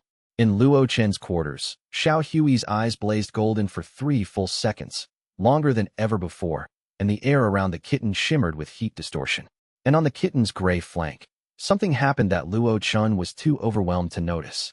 A mark appeared, faint, barely visible against the gray fur, a thin line of silver that traced the beginning of what might, in time, become a tail marking. The first sign of awakening. By dawn, Luo Chen sat in the aftermath of his breakthrough, his new cultivation realm settling into his body like armor being fitted. Qi condensation. He'd made it. 3 years of failure, of mockery, of being called Deadwood, and now he stood at the threshold where real cultivation began. He picked up Xiao Hui and held the kitten to his face, foreheads touching. "Thank you," he whispered. "Whatever you are, wherever you came from, thank you." Xiao Hui licked his nose with a small, rough tongue. Chapter 14. The challenge board. The mission board occupied a wall in the outer court's main hall, a grid of wooden plaques describing tasks that disciples could undertake for contribution points. The tasks ranged from herb gathering to beast monitoring to perimeter patrols, each plaque color-coded by difficulty: green for low, blue for moderate, red for dangerous. The higher the difficulty, the greater the reward. Luo Chen had never been qualified to take a mission. Contribution points required active cultivation to earn, and until now, his cultivation had been a bad joke. He'd watched other disciples pluck missions from the board with casual confidence while he stood at the back pretending he was just passing through. Not today. He stood before the board in his outer disciple robes, still frayed, still patched, but worn now by someone who radiated genuine chi pressure, and selected a green plaque. Herb gathering, Eastern Forest, difficulty, low. Reward, 10 contribution points. Hey, a heavy hand landed on his shoulder with the force of a friendly avalanche. "You're actually taking a mission?" The famous Zhang Yufei caught himself, grinned sheepishly. "The newly advanced cultivator is going outside? I thought I'd try the outside world, before the sect finds another reason to test my patience." "Smart thinking. Mind if I join? I've got a gathering mission too. Need to collect 20 iron leaf ferns for the medicine hall." Zhang Yufei waved a blue plaque. "Two's safer than one out there, especially for a newly advanced cultivator who's never been on a real mission." They set out through the sect's eastern gate, following a mountain trail that wound down through ancient forest. The canopy closed overhead like a green cathedral, filtering the sunlight into dappled patterns on the moss-covered path. Xiao Hui rode on Luo Chen's shoulder, ears pricked forward, golden eyes watching the tree line with alert intensity. Zhang Yufei talked constantly about his training. "I punched a boulder yesterday, and it cracked. The boulder, not my fist, though my fist did swell up pretty badly. About sect politics. Did you hear? Zhao Heng's father tried to get your punishment extended, and the judicial panel shut him down. Apparently, even they have limits. About food. The kitchen's serving braised spirit boar tonight. If we hurry back, we might get some before the senior disciples take it all." Despite the nonstop chatter, Luo Chen found himself enjoying the company. Zhang Yufei was uncomplicated and sincere. What you saw was what you got. A big man with a big heart and a bigger appetite. No hidden agendas, no political calculations, just honest friendship offered without conditions. After 3 years of isolation, it was like stepping into warm water. "Can I ask you something?" Zhang Yufei said as they crossed a stream, hopping from rock to rock. "Sure. That cat. Is it, special?" Luo Chen glanced at Xiao Hui. "It's a cat." Right. Just a cat. A totally normal cat that makes ironback wolves lie down like puppies and coincidentally appeared right before you went from zero cultivation to chi condensation in 3 weeks. Zhang Yufei's tone was light, but his eyes were serious. "Come on, man. I'm not going to tell anyone. I just want to know if I should be worried about the cat eating me in my sleep." Despite himself, Luo Chen laughed. A real laugh, something he couldn't remember doing in months. "Xiao Hui doesn't eat people. It barely eats at all for something its size. That's weirdly more concerning, actually." They continued into the forest, bickering amiably, and Luo Chen realized something he hadn't expected. He'd made a friend. A real one, not the tentative acquaintances of shared circumstance that he'd had before. Someone who liked him as a person, not as a curiosity or a charity case. The realization was warming in a way that had nothing to do with cultivation. Chapter 15. The forest hunt. The eastern forest was old growth, towering trees with canopies so thick that the ground existed in perpetual twilight. Trunks wider than houses rose from carpets of luminescent moss, their bark marked with centuries of growth and the occasional claw mark from spirit beasts. The air smelled of rich earth, pine resin, and the faint ozone tang of ambient spiritual energy. Spirit beasts roamed freely here, from harmless leaf rabbits that scattered at the first footfall to the occasional dangerous predator that regarded human cultivators as either threats or meals, depending on its hunger. Outer disciples were only permitted in the first 2 rings of the forest. The deeper zones required foundation establishment cultivation at minimum. Luo Chen and Zhang Yufei were halfway through their herb gathering, Xiao Hui's enhanced senses making the task almost trivially easy, leading Luo Chen to patches of iron leaf ferns and medicinal roots that would have taken hours to find otherwise when they heard screaming. It came from the road, the main merchant path that ran along the forest's southern edge. They exchanged a look and ran toward the sound, crashing through undergrowth. They burst out of the tree line and found chaos. A merchant caravan, 3 wagons loaded with trade goods, pulled by sturdy draft horses that were rearing and screaming, was surrounded by a pack of shadow wolves. These weren't common wolves. Shadow wolves were chi-sensing great spirit beasts with dark element abilities that let them blend with shadows, becoming nearly invisible in the dappled forest light. A dozen of them circled the wagons, darting in to snap at the terrified merchants and their civilian guards, who swung torches and swords with more panic than skill. 12 wolves, Jiang Yufei counted, cracking his knuckles with sounds like breaking sticks. 2 of us. Seems fair. Wait. Luo Chen activated Beast Soul Echo, seeing the scene through Xiao Hui's enhanced vision. The world shifted to that multi-layered reality where qi was visible as flowing color, and the pack structure revealed itself. The wolves weren't attacking randomly. They were coordinated, driven by subsonic commands from an alpha that lurked in the shadows behind the largest wagon. The alpha was bigger, darker, wreathed in shadow element qi that made it nearly invisible even to Luo Chen's normal eyes. Through Xiao Hui's vision, it glowed with the concentrated dark energy of a mid-stage qi condensation beast. There's an alpha, Luo Chen said. Behind the third wagon, cloaked in shadow qi. The pack follows its commands. Everything they're doing is coordinated through the alpha's subsonic signals. If we take out the alpha, the pack structure breaks, and they scatter. How do you know all that? Trust me. Jiang Yufei shrugged with the easy acceptance of someone who valued results over explanations. Lead the way. Luo Chen's plan was simple and played to their strengths. Jiang Yufei, with his body cultivation making him essentially a human battering ram who could shrug off wolf bites, would draw the pack's attention with a frontal charge. Luo Chen would circle through the trees, using the distraction to approach the alpha's position from above. Jiang Yufei charged in with a war cry that echoed off the mountainside, and probably scared birds 3 valleys over. His fist connected with the first wolf he reached, and the beast flew sideways, hit the ground rolling, and scrambled away with a yelp. 3 more wolves turned to face this new, loud, enthusiastic threat. Meanwhile, Luo Chen moved through the forest edge with Beast Soul Echo guiding his steps.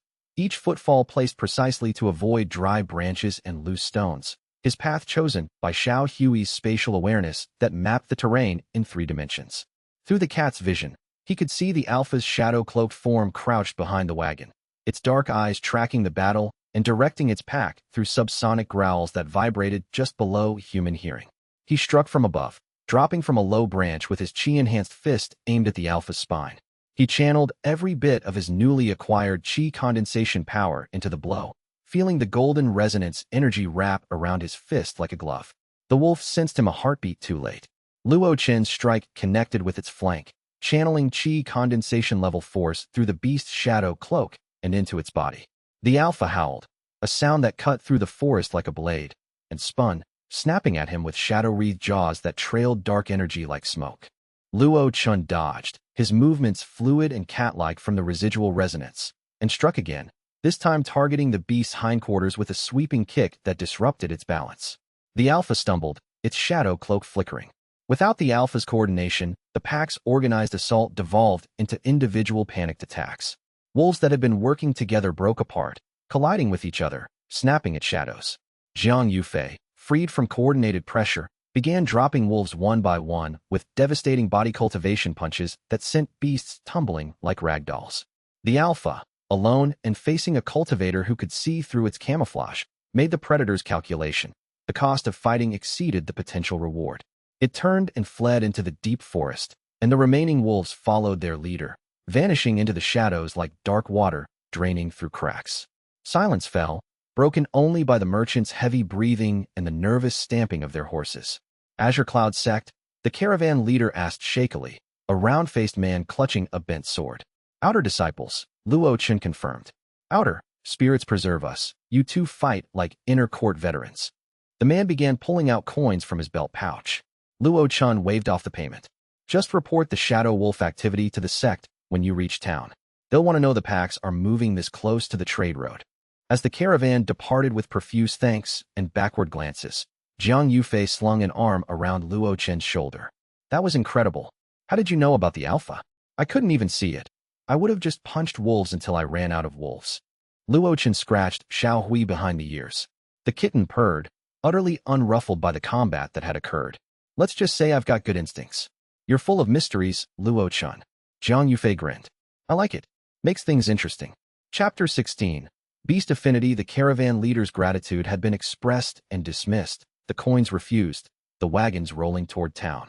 But one member of the caravan lingered, an old man riding in the last wagon who'd watched the entire battle without flinching, studying the fight with the evaluative calm of someone for whom violence was a professional concern. His name was Hu. He was thin, leather-skinned, with the calloused hands of someone who'd handled animals his entire life. A beast trader who dealt in breeding stock for farms and sects across the region. He climbed down from the wagon with the careful movements of old joints and beckoned Luo Chen closer. You're the one with the gray cat, Hu said. His eyes were sharp despite his age, and they were fixed on Xiao Hui with an expression Luo Chen had learned to recognize, unease masked by professional interest. I am. See those? Hu gestured toward the back of his wagon, where caged beasts, small, harmless creatures like spirit hens and jade rabbits, sat in their enclosures. Every single one was pressed against the far side of its cage, as far from Xiao Hui as physically possible. The spirit hens had stopped clucking. The jade rabbits were trembling. These are domesticated beasts. They're used to humans, used to handling, used to other animals. Nothing spooks them. I've hauled them past flame stallion herds, and they didn't flinch. But your cat? He shook his head slowly. Boy, that creature's aura makes every beast I've got tremble like they're standing before a heaven-grade predator. The wolves didn't run because of your punching friend or your clever tactics. They ran because their alpha felt what my beasts feel. Something on your shoulder outranks everything in this forest by a margin that doesn't have a name. Luo Chen's throat tightened. It's just a kitten. And I'm just a beast trader. Whose voice dropped, losing its conversational tone and becoming something harder, more urgent. I've handled beasts for 50 years. I know the difference between a common animal and something that makes other animals forget they have teeth. Whatever you've got riding on your shoulder, you'd better figure out what it is before someone less friendly does. There are people in this world who'd kill you and everyone you love to get their hands on a beast like that. People who collect rare beasts the way other people collect jade. The wagon lurched forward. Hu tipped his hat and was gone, the caravan disappearing around the bend in the road. Luo Chen stood on the forest path, Xiao Hui warm against his neck, and felt the weight of the old man's warning settle onto his shoulders beside the knowledge Elder Mo Bai had already given him. 2 warnings now, from 2 very different sources, both saying the same thing. Xiao Hui was something extraordinary, and extraordinary things attracted dangerous attention. You're dangerous, he told Xiao Hui quietly. Not to me, but because of you, I'm a target. Xiao Hui nuzzled his ear, its whiskers tickling his skin. Luo Chen closed his eyes. He could run, leave the sect, disappear into the world with a mysterious cat and a tattered manual. It would be safer. Probably. He'd be a wandering cultivator, rootless and alone, hiding from threats he didn't fully understand. But the sect was the only home he had, broken and imperfect as it was. And for the first time in his life, he had friends who might actually be worth fighting for. Jiang Yufei's grin. Su Wanqing's steady gaze. Elder Mo Bai's desperate hope. We stay, he decided. But we get stronger. Fast. Xiao Hui purred in agreement, and somewhere deep in their bond, Luo Chen felt something that might have been approval. Chapter 17. Zhao Heng's plot. 2 weeks passed in the rhythm of training, study, and slow progress. Luo Chen trained relentlessly, splitting his time between beast soul echo refinement with Xiao Hui, physical combat practice with Jiang Yufei, who served as an excellent punching bag and an even better one to be punched by, and increasingly complex qi circulation exercises amplified by the resonance bond. His cultivation solidified at mid-stage qi condensation. The beast hall punishment had ended, but Luo Chen continued visiting the stables voluntarily. The beasts there responded to him in ways that fascinated even the veteran handlers. The most aggressive ironback wolf in the kennels would roll onto its back for belly rubs when Luo Chen walked past, its tail wagging like a puppy's. The crystal serpents would uncoil from their defensive postures and press against the barrier nearest to him. A flame stallion that had kicked 3 handlers and sent one to the medicine hall actually lowered its head and allowed Luo Chen to brush its mane, snorting contentedly. It's the cat, Auntie Feng told anyone who would listen, though most dismissed her as eccentric. Something about that little gray cat makes every beast in this hall submit. In 30 years, I've never seen anything like it. The rumors reached Zhao Heng, who had spent 2 weeks nursing his pride and plotting from his luxurious inner disciple quarters. He has a beast that can suppress other spirit creatures, Zhao Heng said to his 2 most trusted lackeys, Chunbo, and Wang Li. They sat in his quarters drinking spirit tea, a beverage that cost more per cup than Luo Chen earned in a week. My father wants it examined. But after the tribunal, directly ordering its confiscation is politically difficult. The other elders would block it. So we take it ourselves, Chunbo suggested, his thin face eager. Exactly. But not with witnesses, and not within the formation arrays. We need to isolate him somewhere private. Zhao Heng's eyes gleamed with malice. There's a clearing past the western ridge, inside the sect boundary, but outside the surveillance formation arrays. No recording. No witnesses. Just us and the trash cultivator and his precious cat. How do we get him there? Zhao Heng smiled, a cold expression that had nothing to do with happiness. We tell him there's a rare beast sighting. A silver-maned fox, maybe, something valuable enough that a new inner disciple candidate can't resist investigating. His own ambition will walk him straight into the trap. He drafted the message that evening. A formal notice from the Beast Observation Corps, a subdepartment so minor that most disciples didn't know if it actually existed or was just a line item in the administrative budget, reporting a potential sighting of a silver-maned fox near the Western Ridge clearing. The message requested that Luo Chen, as someone with demonstrated beast calming abilities, investigate and report. The forged document was slipped under Luo Chen's door at midnight. Chapter 18. The ambush. The Western Ridge clearing was isolated and beautiful, a meadow of spirit grass surrounded by ancient oaks whose branches formed a natural dome overhead, with a crystal-clear stream cutting through the center. On any other day, it would have been peaceful. Birds sang in the canopy. The grass rippled in the mountain breeze. Sunlight filtered through the leaves in columns of gold. Luo Chen arrived at dawn, Xiao Hui on his shoulder. His beast sense, active and sharp after weeks of training, tingled the moment he entered the clearing. But it wasn't detecting a silver-maned fox. It was detecting 3 human cultivators concealed in the tree line, one north, one east, one west. A triangle formation, designed to cut off all retreat routes. He should have turned around. Any sensible person would have. But he was also angry. Angry at the deception, angry at the constant harassment, angry at a sect system that allowed the powerful to abuse the weak without consequence while preaching righteousness from the mountaintop. 3 years of swallowed fury rose in his chest like bile. So he walked to the center of the clearing and stopped. I know you're here, he called, his voice steady despite his hammering heart. Might as well come out.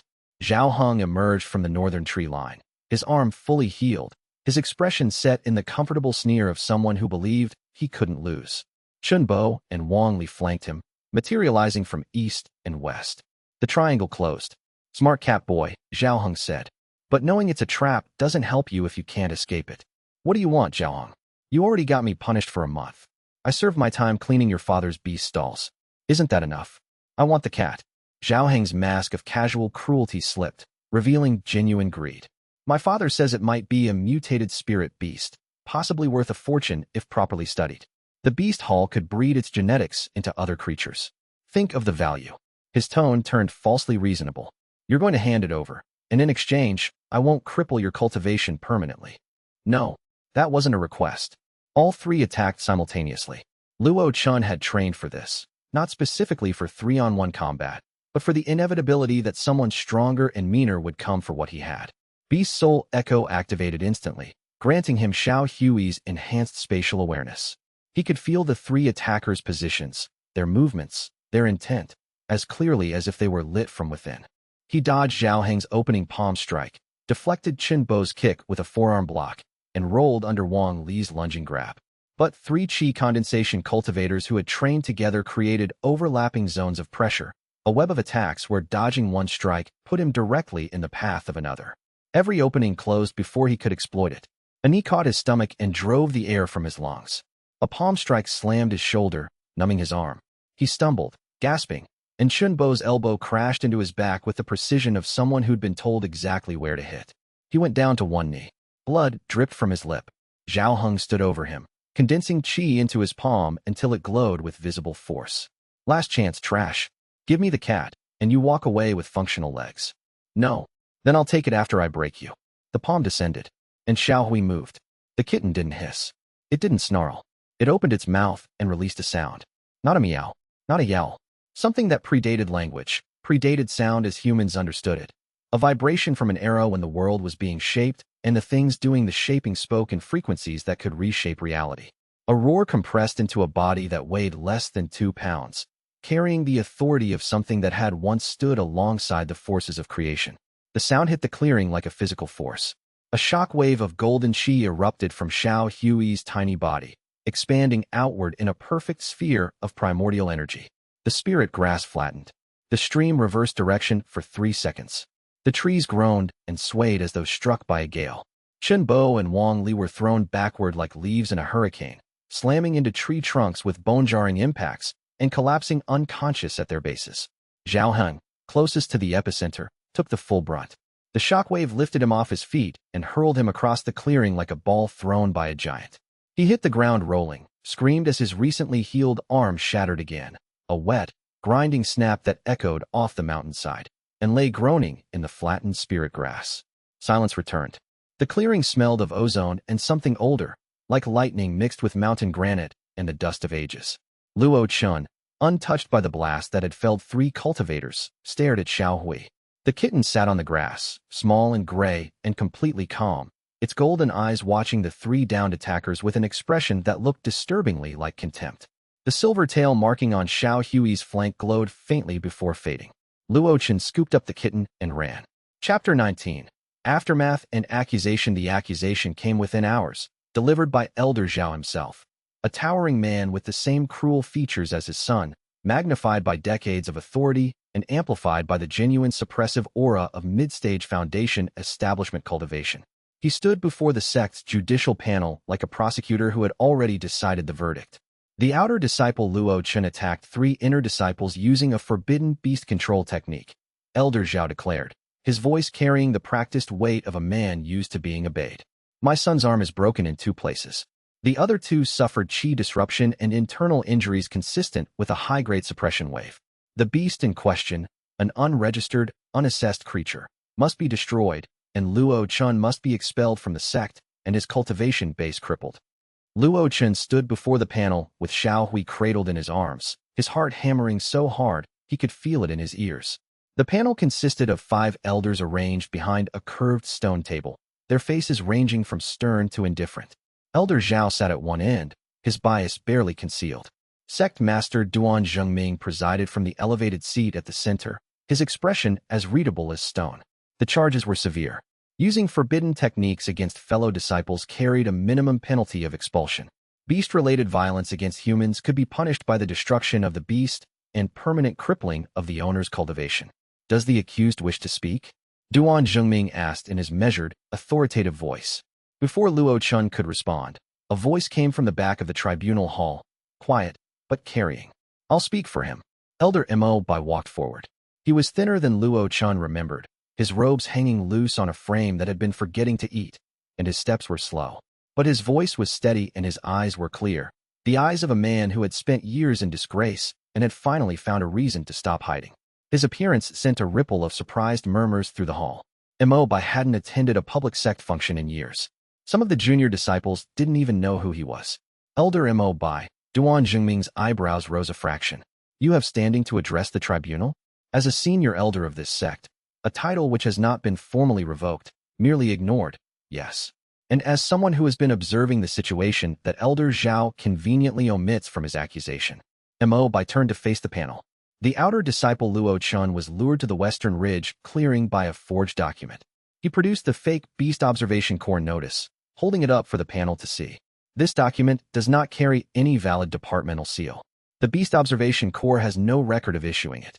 I submit that Zhao Hong, Chen Bo, and Wang Li planned and executed a premeditated ambush with the intent to assault a fellow disciple and steal his bonded beast companion. Elder Zhao's face darkened like a thundercloud. That is a serious allegation, Mo Bai. You would need proof. Check the boundary alert arrays. The Western Ridge clearing is outside the main formation coverage, which is precisely why they chose it. But the boundary alert arrays still register entry and exit timestamps. They show Zhao Hong and his 2 accomplices entering the clearing 40 minutes before Luo Chen arrived, lying in wait. Another voice joined in.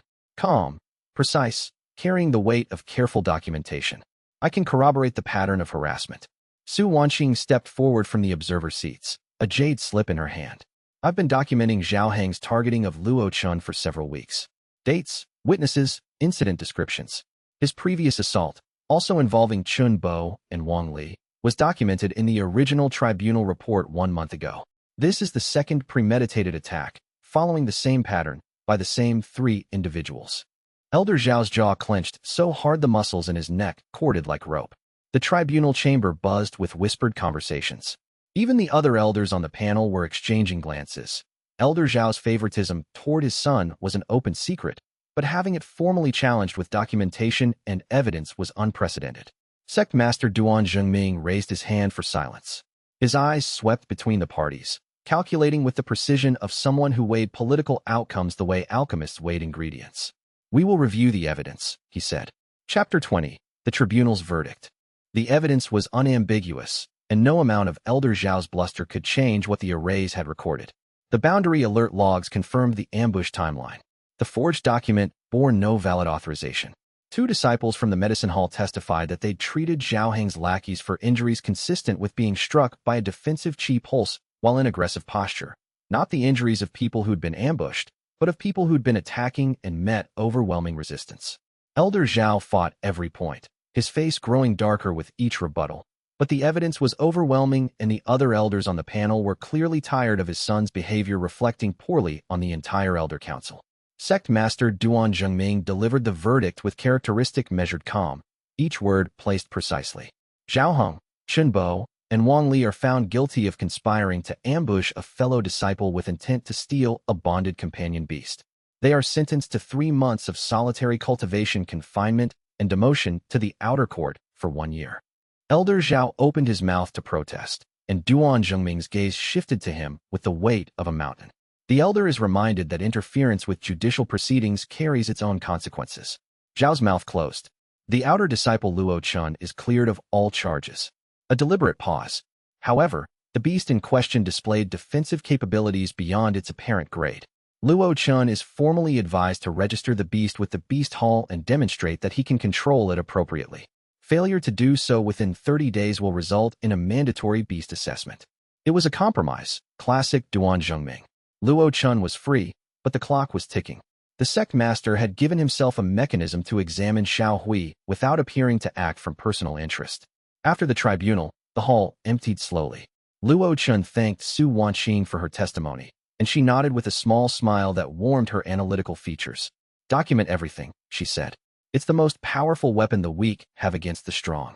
Jiang Yufei was waiting outside, vibrating with restrained energy. "I wanted to break down the door and testify too, but Mo Bai said too many witnesses would look orchestrated."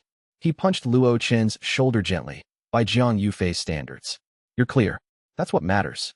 Elder Mo Bai caught Luo Chen in the corridor as the others dispersed. "That was too close," the old man said quietly, his voice stripped of the composure he'd shown in the tribunal. "You were fortunate I'd been monitoring Zhao Heng's movements. If I hadn't documented the array timestamps beforehand, thank you, Elder. For everything. For risking your standing to defend me. My standing was already in ruins. What's one more crack in the foundation?" Mo Bai's attempt at humor was thin, but real. Then his expression hardened, and he leaned close enough that Luo Chen could see the veins in his eyes. "They'll come for the cat eventually. All of them. Zhao Heng is a nuisance, a biting fly. But there are far more dangerous people watching now. The sect master himself has taken an interest, and his interest is not benevolent." Mo Bai's voice dropped to barely a breath. "You have no idea what's sleeping on your shoulder, boy. Then tell me. Please. Not here. Not now. But soon, I promise. When the time is right, and the walls don't have ears." Mo Bai straightened and walked away. Luo Chen stood in the empty corridor, Xiao Hui warm against his neck. Through their resonance bond, he felt something from the kitten that he hadn't felt before. Not an emotion exactly, but an awareness. As though Xiao Hui had been watching the tribunal through those golden eyes with a depth of understanding that no kitten should possess. No animal should possess. A comprehension that spoke of intelligence vast enough to grasp human politics, human justice, human cruelty, and find them all very, very small. In his study, Sect Master Duan Zhengming sealed the tribunal records and pulled out a private journal bound in black leather. He wrote a single line in precise characters. The boy's cat displayed primordial-grade chi during defensive activation. Energy signature does not match any known beast classification. Investigate discreetly. The beast must not leave the sect. He closed the journal and locked it in a formation-sealed drawer. On the path back to his quarters, Xiao Hui's ears suddenly swiveled forward, and the kitten stared at the night sky with an intensity that made Luo Chen stop walking. The stars wheeled overhead, cold and ancient, and for a moment the kitten's golden eyes reflected something in the sky that Luo Chen couldn't see. Through their resonance bond, he caught a fragment, a flash of emotion from Xiao Hui that was too complex for an animal, too vast for anything mortal. Recognition, memory, and something cold and old that might have been ancient, patient rage directed at something above the stars, or beyond them. Xiao Hui blinked, and the moment passed. The kitten yawned, showing tiny teeth, curled tighter against Luo Chen's neck, and went to sleep with the boneless ease of a creature that could dismiss the cosmos with a blink. But Luo Chen couldn't shake the feeling that something was watching them. Not from the sect, not from the mountain, not from the sky, from much, much further away. And it was waking up. Chapter 21. The Beast Hall Invitation. A month after the tribunal, the morning bell found Luo Chen in the middle of his third consecutive hour of cultivation. His qi condensation base had stabilized over the past weeks, each meridian channel running clean and strong with the golden-threaded qi that had become his signature. The resonance bond with Xiao Hui hummed steadily in the back of his consciousness like a second heartbeat, a warm thread of gold connecting him to the kitten sleeping on his pillow, its small body rising and falling with each breath. He had settled into a routine. Dawn cultivation. Morning practice on the gathering terrace, where Instructor Wei had upgraded his evaluation from hopeless to unexpectedly adequate. Afternoon study of the primordial beast taming manual, which continued to reveal pages in Xiao Hui's presence. Evening sparring with Jiang Yufei, who served as the world's most enthusiastic training partner and whose body cultivation meant Luo Chen could hit him at full power without doing permanent damage. It was a good routine. Productive, steady, safe. The knock on his door shattered it. 3 taps, evenly spaced. Not Jiang Yufei's enthusiastic pounding or Su Wanqing's measured 2-tap approach. These were the precise, deliberate knocks of someone accustomed to having doors opened for them. Luo Chen opened the door to find a woman standing on his threshold who radiated the quiet menace of a sheathed blade. Feng Ruoxi was striking in the way a sword was striking, beautiful, cold, and unmistakably dangerous. She was tall for a woman, with sharp features framed by hair pulled back in a severe bun that emphasized the angular lines of her jaw and cheekbones. Her eyes cataloged everything they touched with the calculating precision of a merchant appraising goods for purchase, or a butcher assessing livestock. Her robes bore the Beast Hall's emblem, a silver claw print over the Azure Cloud Sect's cloud motif, and her cultivation aura radiated the steady, controlled pressure of peak foundation establishment. She was the Beast Hall's operational director, the person who decided which beasts were studied, which were bred, which were sold, and which were put down. Luo Chen. Her voice was cool and professional, each syllable precisely measured. I'm Senior Sister Feng Ruoxi. The Beast Hall has reviewed your recent service during your punishment detail, as well as the unusual rapport you demonstrate with the Hall's spirit beasts. Your ability to calm aggressive creatures has been noted by multiple handlers, and the efficiency improvements during your service period were statistically significant. Xiao Hui, awakened by the knock, padded to Luo Chen's feet and looked up at the visitor. Feng Ruoxi's eyes locked onto the kitten with an intensity that reminded Luo Chen uncomfortably of a hawk sighting prey. A brief flash of predatory focus before her professional mask reasserted itself. We'd like to offer you a position as a junior beast tamer, she continued, her gaze returning to his face with smooth precision. The position includes training from Beast Hall instructors, access to cultivation resources allocated to Beast Hall personnel, and full use of the Hall's training facilities. It's an unusual offer for an outer disciple at your cultivation level, but your demonstrated abilities justify the exception. An olive branch, or a trap, possibly both, and the most dangerous kind of either. I'm honored, Senior Sister, Luo Chen said carefully, keeping his voice neutral while his mind raced through implications. May I ask why now? The Beast Hall didn't seem interested in me when I was scrubbing their floors. The ghost of something, irritation, grudging respect, crossed her features before being smoothed away. Let's say the tribunal raised questions that the Beast Hall would like answered in a controlled, professional environment. Your cat's abilities are noteworthy. The calming effect on aggressive beasts alone would be valuable for research. Having you inside the hall makes that investigation easier for everyone. Transparent honesty wrapped around a veiled threat. The message was clear. Come inside where we can watch you, or we'll find other ways to watch you, ways that won't involve your cooperation or consent. Luo Chen weighed his options in the silence that followed. Refuse, and Feng Ruoxi would escalate. Accept, and he'd be walking into the lion's den with the lion's dinner on his shoulder. But the Beast Hall also offered resources, training, and proximity to Elder Mo Bai, whose cramped office lay within the compound. I accept, Luo Chen said. When do I start? Tomorrow. Dawn. Report to the Eastern Training Paddock. She turned to leave, then paused, her profile sharp against the morning light. Bring the cat. She walked away, her steps measured and precise, every movement economical and controlled.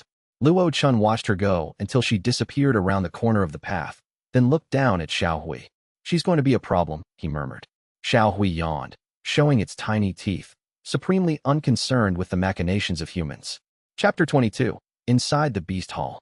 The Beast Hall's training facilities were far more extensive than the stables Luo Chen had cleaned during his punishment. Behind the main kennels lay a sprawling complex that descended into the mountain itself. Training paddocks open to the sky, research chambers buried deep in stone, bonding arrays inscribed with formation work so complex it hurt to look at directly, and a library of beast-taming techniques whose jade slip shelves stretched 3 stories high and made the outer court's collection look like a child's primer. Feng Ruoxi assigned Luo Chen to the lowest tier of beast-tamer training, appropriate for his cultivation level, she said, though the patronizing tone suggested she considered him far beneath even that modest placement. His duties were menial by design, feeding beasts on precise schedules documented in thick logbooks, monitoring their health signs through basic observation and chi pulse techniques, cleaning enclosures with spiritual disinfectant that stung his hands, and documenting any behavioral changes on standardized report forms. The work was tedious but educational. Each beast species had different requirements, different temperaments, different responses to human presence. The Beast Hall's systematic approach to understanding and managing these differences was impressive, even if the underlying philosophy, beasts as resources to be managed, made something in Luo Chen's resonance bond bristle with disagreement. What Feng Ruoxi didn't tell him, but what he discovered through Beast Soul Echo within his first hour, was that every enclosure he worked in was ringed with passive detection arrays hidden within the existing formation work. The arrays were subtle, the work of someone who understood concealment as well as detection, woven into the temperature regulation formations that kept each enclosure at optimal conditions. Their threads were nearly invisible even to trained eyes. But through Xiao Hui's enhanced vision, they stood out like luminescent spider webs, thin lines of probing energy that reached toward the kitten whenever it entered range, sampling its ambient aura and transmitting readings to a collection node that Luo Chen traced, through careful observation over several days, to Feng Ruoxi's private office. She's testing you, Luo Chen whispered to Xiao Hui during a quiet moment between feedings, crouched behind a feed storage cabinet where no detection array had line of sight. Passive scans, low intensity, designed to categorize your energy signature without triggering your awareness. Very professional. Xiao Hui's tail flicked dismissively. The kitten sat on a sack of spirit beast grain with the regal indifference of an emperor tolerating the fumbling investigations of provincial magistrates. Over the following days, Feng Ruoxi's analysis produced results, just not the ones she expected. Each scan returned the same classification, logged automatically in the detection array's memory crystal. Common domestic cat, minimal spiritual awareness, grade 0.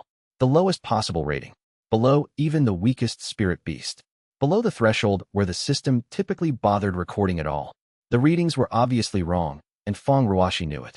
Luo Chen caught glimpses of her reviewing the data in her office through carefully positioned uses of Beast Soul Echo, her brow furrowed, her elegant fingers tapping the desk in frustrated rhythm, her lips pressed into a thin line of dissatisfaction. She recalibrated the arrays. Same result. Increased their sensitivity. Same result. Added secondary harmonic analysis. Grade 0. Common domestic cat. Xiao Hui, it seemed, could control exactly how much of its nature the arrays perceived, and it had chosen to show them nothing.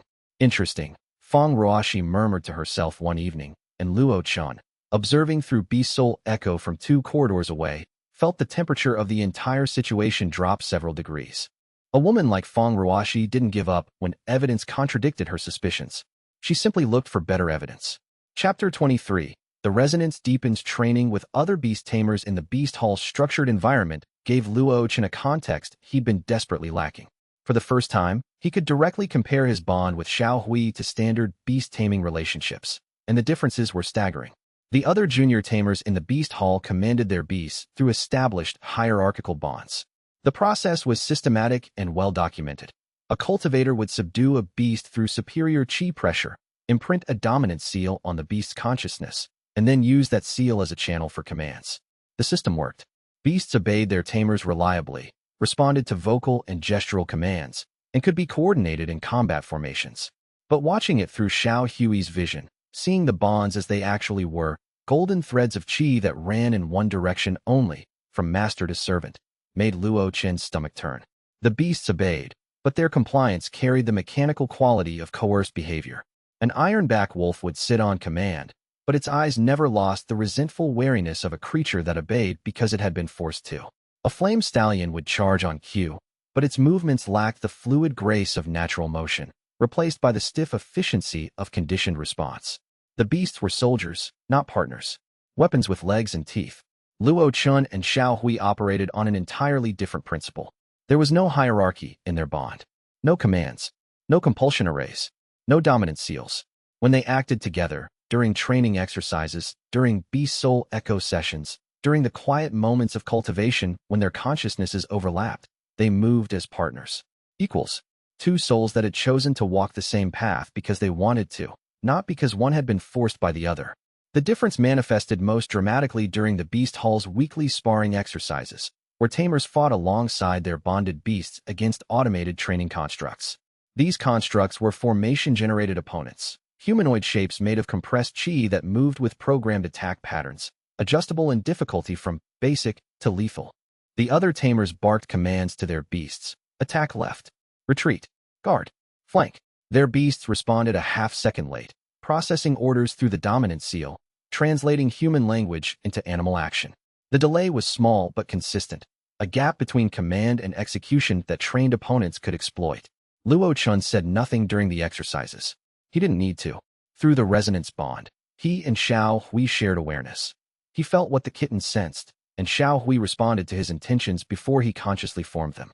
When a construct attacked from the left, Luo Chen was already moving right, while Xiao Hui darted left, creating a pincer that the construct's programming couldn't process.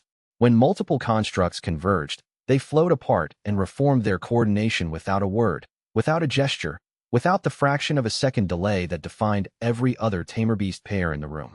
The watching Beast Hall instructors exchanged uncomfortable glances. One of them, a veteran tamer named Instructor Foam, muttered something about impossible synchronization and made a note on his evaluation slate. In his quarters that evening, Luo Chen opened the primordial beast taming manual. More pages glowed with golden text near Xiao Hui, revealing a new technique: primal instinct sharing. Where beast soul echo shared senses, primal instinct sharing went deeper. It allowed the cultivator to temporarily adopt the beast's combat instincts as overlays on their own consciousness. Not mimicry, integration. The beast's reflexes, spatial awareness, hunting patterns, and predatory calculations would layer over the cultivator's human intelligence, creating a hybrid combat awareness that combined analytical thinking with animal precision. The manual warned, this technique requires absolute trust between partners. The beast's instincts will override your trained responses. If you fight the integration, the dissonance will cripple you in combat. Mastering it took 3 nights of practice. The first night produced vertigo and nausea as his human consciousness fought the alien overlay of feline predatory instinct. The second night, he managed brief flashes of integration, moments where his body moved with a cat's fluid efficiency before his conscious mind reasserted control and broke the flow. The third night, he simply let go. When primal instinct sharing fully activated, his perception of combat transformed completely. He could feel spatial relationships the way Xiao Hui did, not as visual information processed by the brain, but as a proprioceptive awareness embedded in his muscles and joints. The distance to every object, the trajectory of every movement, the weak points in every stance, all available instantly, without conscious analysis. His body moved with the fluid economy of a hunting cat, conserving energy for explosive bursts of speed that came from the hips and core rather than the limbs. His attacks targeted structural vulnerabilities rather than obvious targets, striking at joints, tendons, and nerve clusters with a precision that his human fighting style had never achieved. Elder Mo Bai watched from his small office through a personal detection array, monitoring Luo Chen's progress with an expression that mixed pride with growing urgency. The boy was learning fast, perhaps fast enough to survive what was coming. Chapter 24. Su Wanqing's gift. Su Wanqing arrived at Luo Chen's quarters carrying a jade box with the careful reverence of someone transporting an unstable explosive. Her dark hair was slightly disheveled. unusual for someone whose personal presentation was typically immaculate, and the faint purple circles under her eyes told Luo Chen she'd been working through the night in her alchemy workshop. "Sit down," she said, which was unusual. Su Wanqing typically asked permission before making herself at home in someone else's space, her manners precise and considerate. Today her dark eyes were bright with the barely contained excitement that only breakthrough alchemy could produce, the fire of discovery that burned through social convention. Luo Chen sat on his cot. Xiao Hui hopped onto his lap with its habitual grace, golden eyes watching Su Wanqing with alert interest, as though the kitten recognized that something important was about to happen. She opened the jade box. Inside, nestled in spirit silk padding that cost more than Luo Chen's monthly allowance, lay a single pill that glowed with inner light, a soft azure radiance threaded with filaments of gold, pulsing gently like a miniature heartbeat. "Spirit bonding pill," she announced, professional pride warming her usually measured voice. "My own formulation, based on 3 weeks of intensive research into resonance theory and historical alchemical texts. Standard bonding pills on the market strengthen the compulsion link between tamer and beast. They make the dominance seal more efficient, the beast more obedient, the control more absolute. This one is different. Fundamentally different." She set the box on the desk between them. "This pill strengthens the emotional and spiritual connection between bonded partners. Mutual enhancement, not one-directional control. It deepens the resonance without creating hierarchy." "How did you know to formulate it that way?" "Because I've been studying your bond with Xiao Hui extensively since the first healing salve I gave you." Her analytical mind was in full display now, words flowing with the confidence of verified conclusions. "Your resonance isn't a standard beast-taming bond.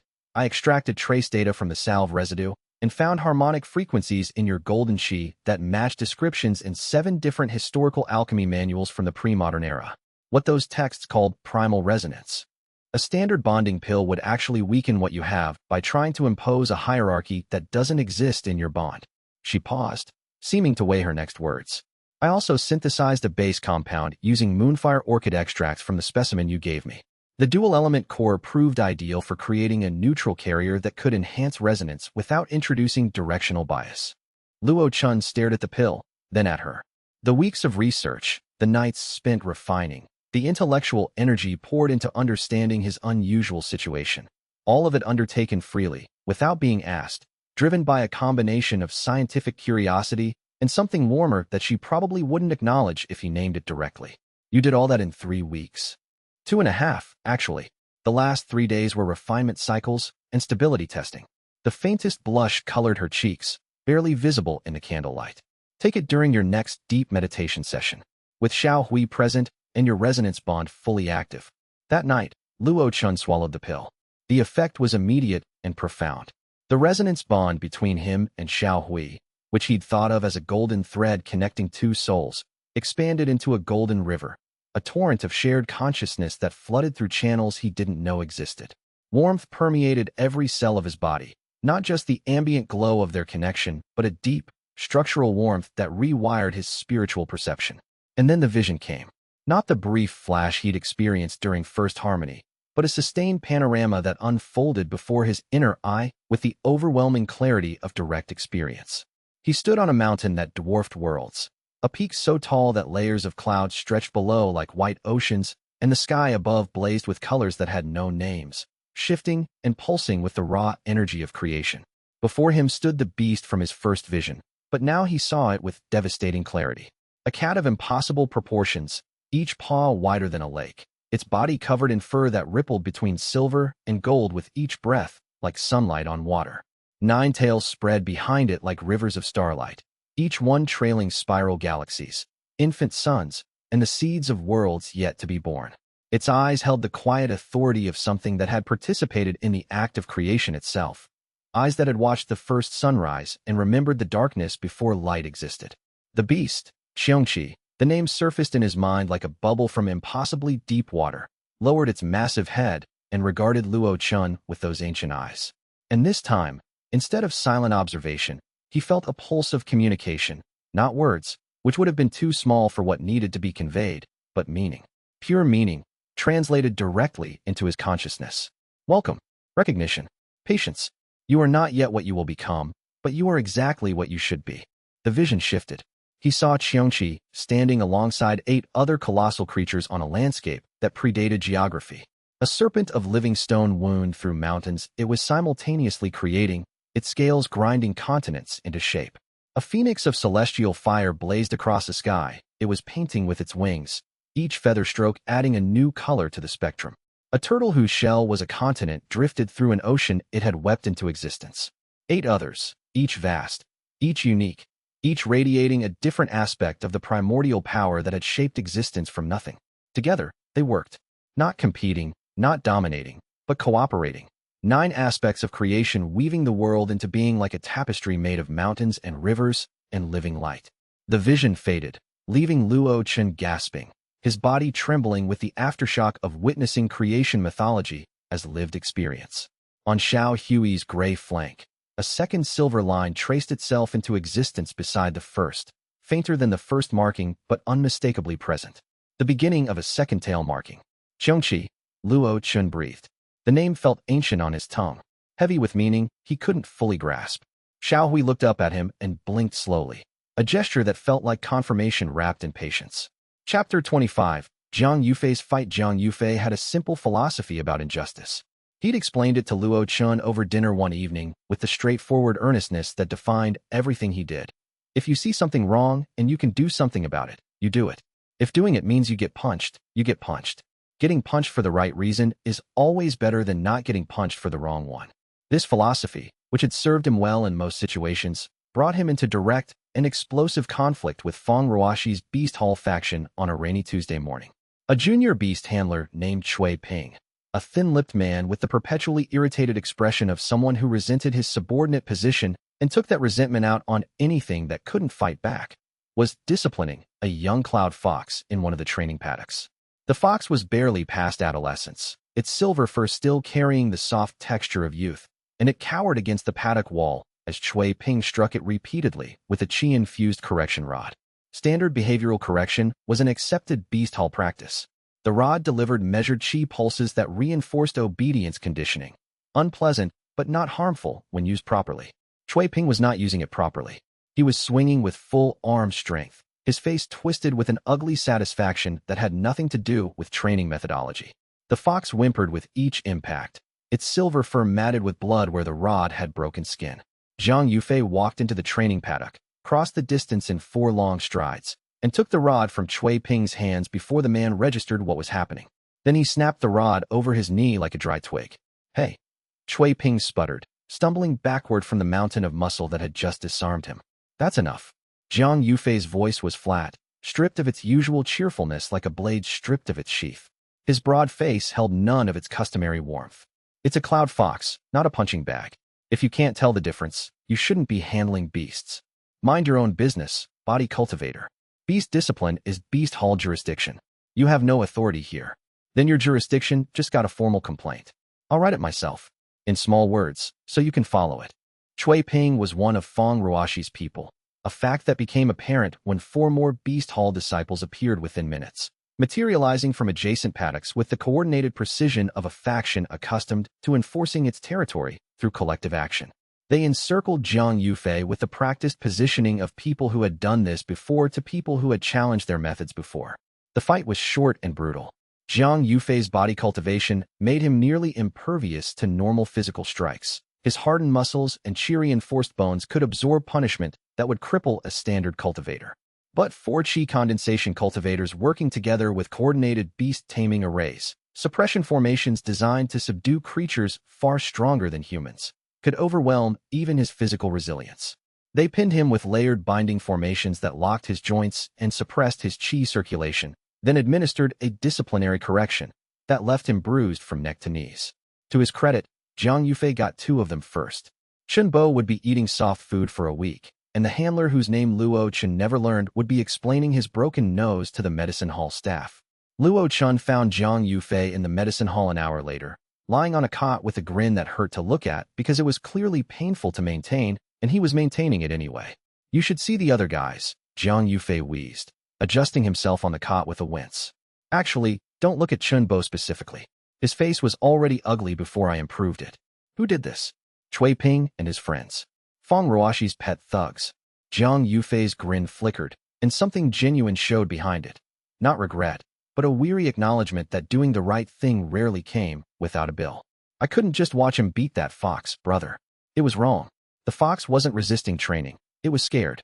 Beating a scared animal doesn't make it obedient. It makes it terrified. There's a difference. Luo Chen's hands clenched at his sides hard enough that his fingernails left marks on his palms. He found Feng Ruoshi in her office 20 minutes later.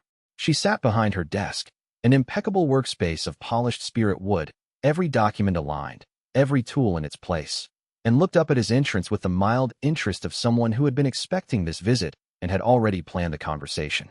Your people attacked my friend for stopping animal cruelty, Luo Chen said without preamble, too angry for pleasantries. Your friend interfered with sanctioned training methodology, Feng Ruoshi replied, her voice carrying the practiced calm of someone who argued for a living and enjoyed winning. Behavioral correction is an established beast hall practice, documented in our operational manual, approved by the Elder Council, and recognized by the Continental Beast Management Standards. Beating a cloud fox until it bleeds isn't correction. It's sadism wearing a uniform. The temperature in her eyes dropped measurably. You're new here, Luo Chen. Perhaps you don't understand how the beast hall operates. Perhaps you imagine that because you can calm beasts with your peculiar little cat, you understand beast management better than people who have dedicated their careers to it. I understand the difference between discipline and cruelty. So does every beast in your hall, which is why they're all afraid of their handlers instead of bonded with them. Silence stretched between them like a wire pulled taut. Feng Ruoshi's composure held, but her fingers, resting on the desk surface, pressed just slightly harder against the wood. Then she leaned back in her chair and smiled, a calculated expression that showed teeth without warmth. I'll tell you what. I'll drop the disciplinary action against your friend. No marks on his record, no further punishment, no consequences. She paused, letting the offer hang in the air. In exchange, you let me examine your cat. One afternoon. Non-invasive scans only. My personal detection arrays, not the general hall equipment. Controlled conditions, documented results. Luo Chen held her gaze. No. The smile vanished like frost under a hot sun. Then your friend's disciplinary hearing proceeds. And I'll make sure the panel includes people who owe me favors and understand the importance of maintaining beast hall authority. Do what you want. The answer is still no. He turned and left, feeling her cold stare on his back like a blade pressed between his shoulder blades. Not cutting yet, but positioned precisely. The disciplinary hearing happened. Zhang Yufei was sentenced to 2 weeks of reduced privileges and a formal reprimand. He accepted it with the same cheerful stoicism he applied to everything, shaking the panel elder's hand after sentencing and thanking them for their time with enough sincerity to make one of them look guilty. Worth it, he told Luo Chen afterward, lying on his cot in his quarters with a bowl of healing kanji balanced on his chest. The fox is recovering. Anti-Feng took over its care. That's what matters. But the incident had drawn a line in the sand.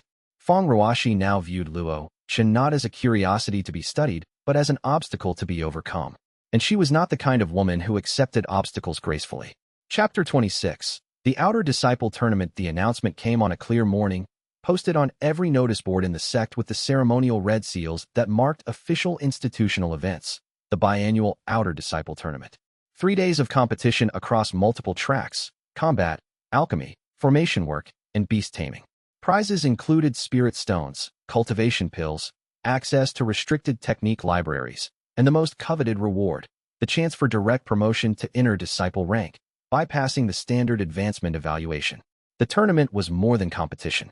It was the sect's pressure valve, a structured outlet for ambition, rivalry, and the constant jockeying for position that defined life in a cultivation sect. Win convincingly, and your path forward opened. Lose badly, and your standing dropped. Refuse to compete, and you might as well be invisible. Luo Chen, Zhang Yufei, and Su Wanxing registered together, their names joining the list of 73 competitors in various tracks. Luo Chen for combat. Zhang Yufei for the body cultivation exhibition, a specialized track that judged raw physical power and endurance. Su Wanxing for the alchemy competition, where she would refine pills under timed conditions before expert judges. This is your chance. Elder Mo Bai told Luo Chen privately in the elder's cramped office, the privacy formation humming around them. The tournament provides visibility and political cover simultaneously. Win convincingly enough, and even Feng Ruoshi will have to treat you as a legitimate presence in the beast hall rather than a target she can harass at will. Political capital is real protection in a sect, sometimes more real than cultivation power. And if I use the resonance techniques? Use them sparingly. Show enough to impress, not enough to terrify. People admire the talented. They fear the anomalous. Mo Bai's weathered face creased with concern. And watch out for Feng Ruoshi. She's been appointed as one of the tournament judges for the beast taming track. The news sent a chill through Luo Chen's chest. A judge could manipulate brackets, influence scoring, create accidental matchups designed to expose or overwhelm specific competitors. And Feng Ruoshi had both the subtlety and the authority to do all three. She wouldn't sabotage the tournament openly, Su Wanqing said when Luo Chen shared the information. They were in her quarters, her alchemy workspace impossibly tidy despite the volumes of research materials spread across every surface, reviewing tournament rules and regulations she'd obtained from the administrative hall. Too many witnesses, too much institutional scrutiny, too much risk to her own reputation if she's caught. But she could arrange difficult matchups or assign bias scoring for the beast taming track to manipulate outcomes indirectly. So I avoid the beast taming track entirely and focus on combat. Or you excel so dramatically in combat that the beast taming track becomes irrelevant to the overall narrative. Su Wanqing's analytical mind was already calculating probabilities, her eyes distant with the rapid-fire processing that made her such an extraordinary alchemist. Win the combat bracket decisively. I'll handle the alchemy track. Zhang Yufei can dominate the body cultivation exhibition. If all three of us perform exceptionally well, we create a collective narrative of excellence that's bigger than anything Feng Ruoshi can counter through one judge's influence. Luo Chen nodded. It was a good plan, comprehensive, multi-tracked, designed to minimize risk while maximizing visibility. Plans, however, had a tendency to encounter reality and come away limping. Chapter 27. First-round victories. The tournament opened with ceremony and spectacle befitting the sect's biggest biannual event. Colored banners snapped in the mountain wind, blue for combat, green for alchemy, red for beast taming, gold for the body cultivation exhibition. The main arena gleamed with freshly polished formation arrays that would record every exchange for posterity and referee analysis. The Elder Council occupied the elevated viewing pavilion in full ceremonial robes, their combined cultivation auras creating a pressure that made lesser disciples walk carefully. Even Sect Master Duan Jingming made a rare public appearance, seated at the pavilion's center with the composed authority of a man who controlled everything within his sight. His calm gaze swept the assembled competitors with unreadable interest, lingering, Luo Chen noticed, on certain individuals slightly longer than others. Luo Chen's first match was against Hu Wei, a solid qi condensation outer disciple whose specialty was wind element palm strikes, a flashy, fast-moving combat style that excelled in tournaments because it looked impressive to audiences and judges alike.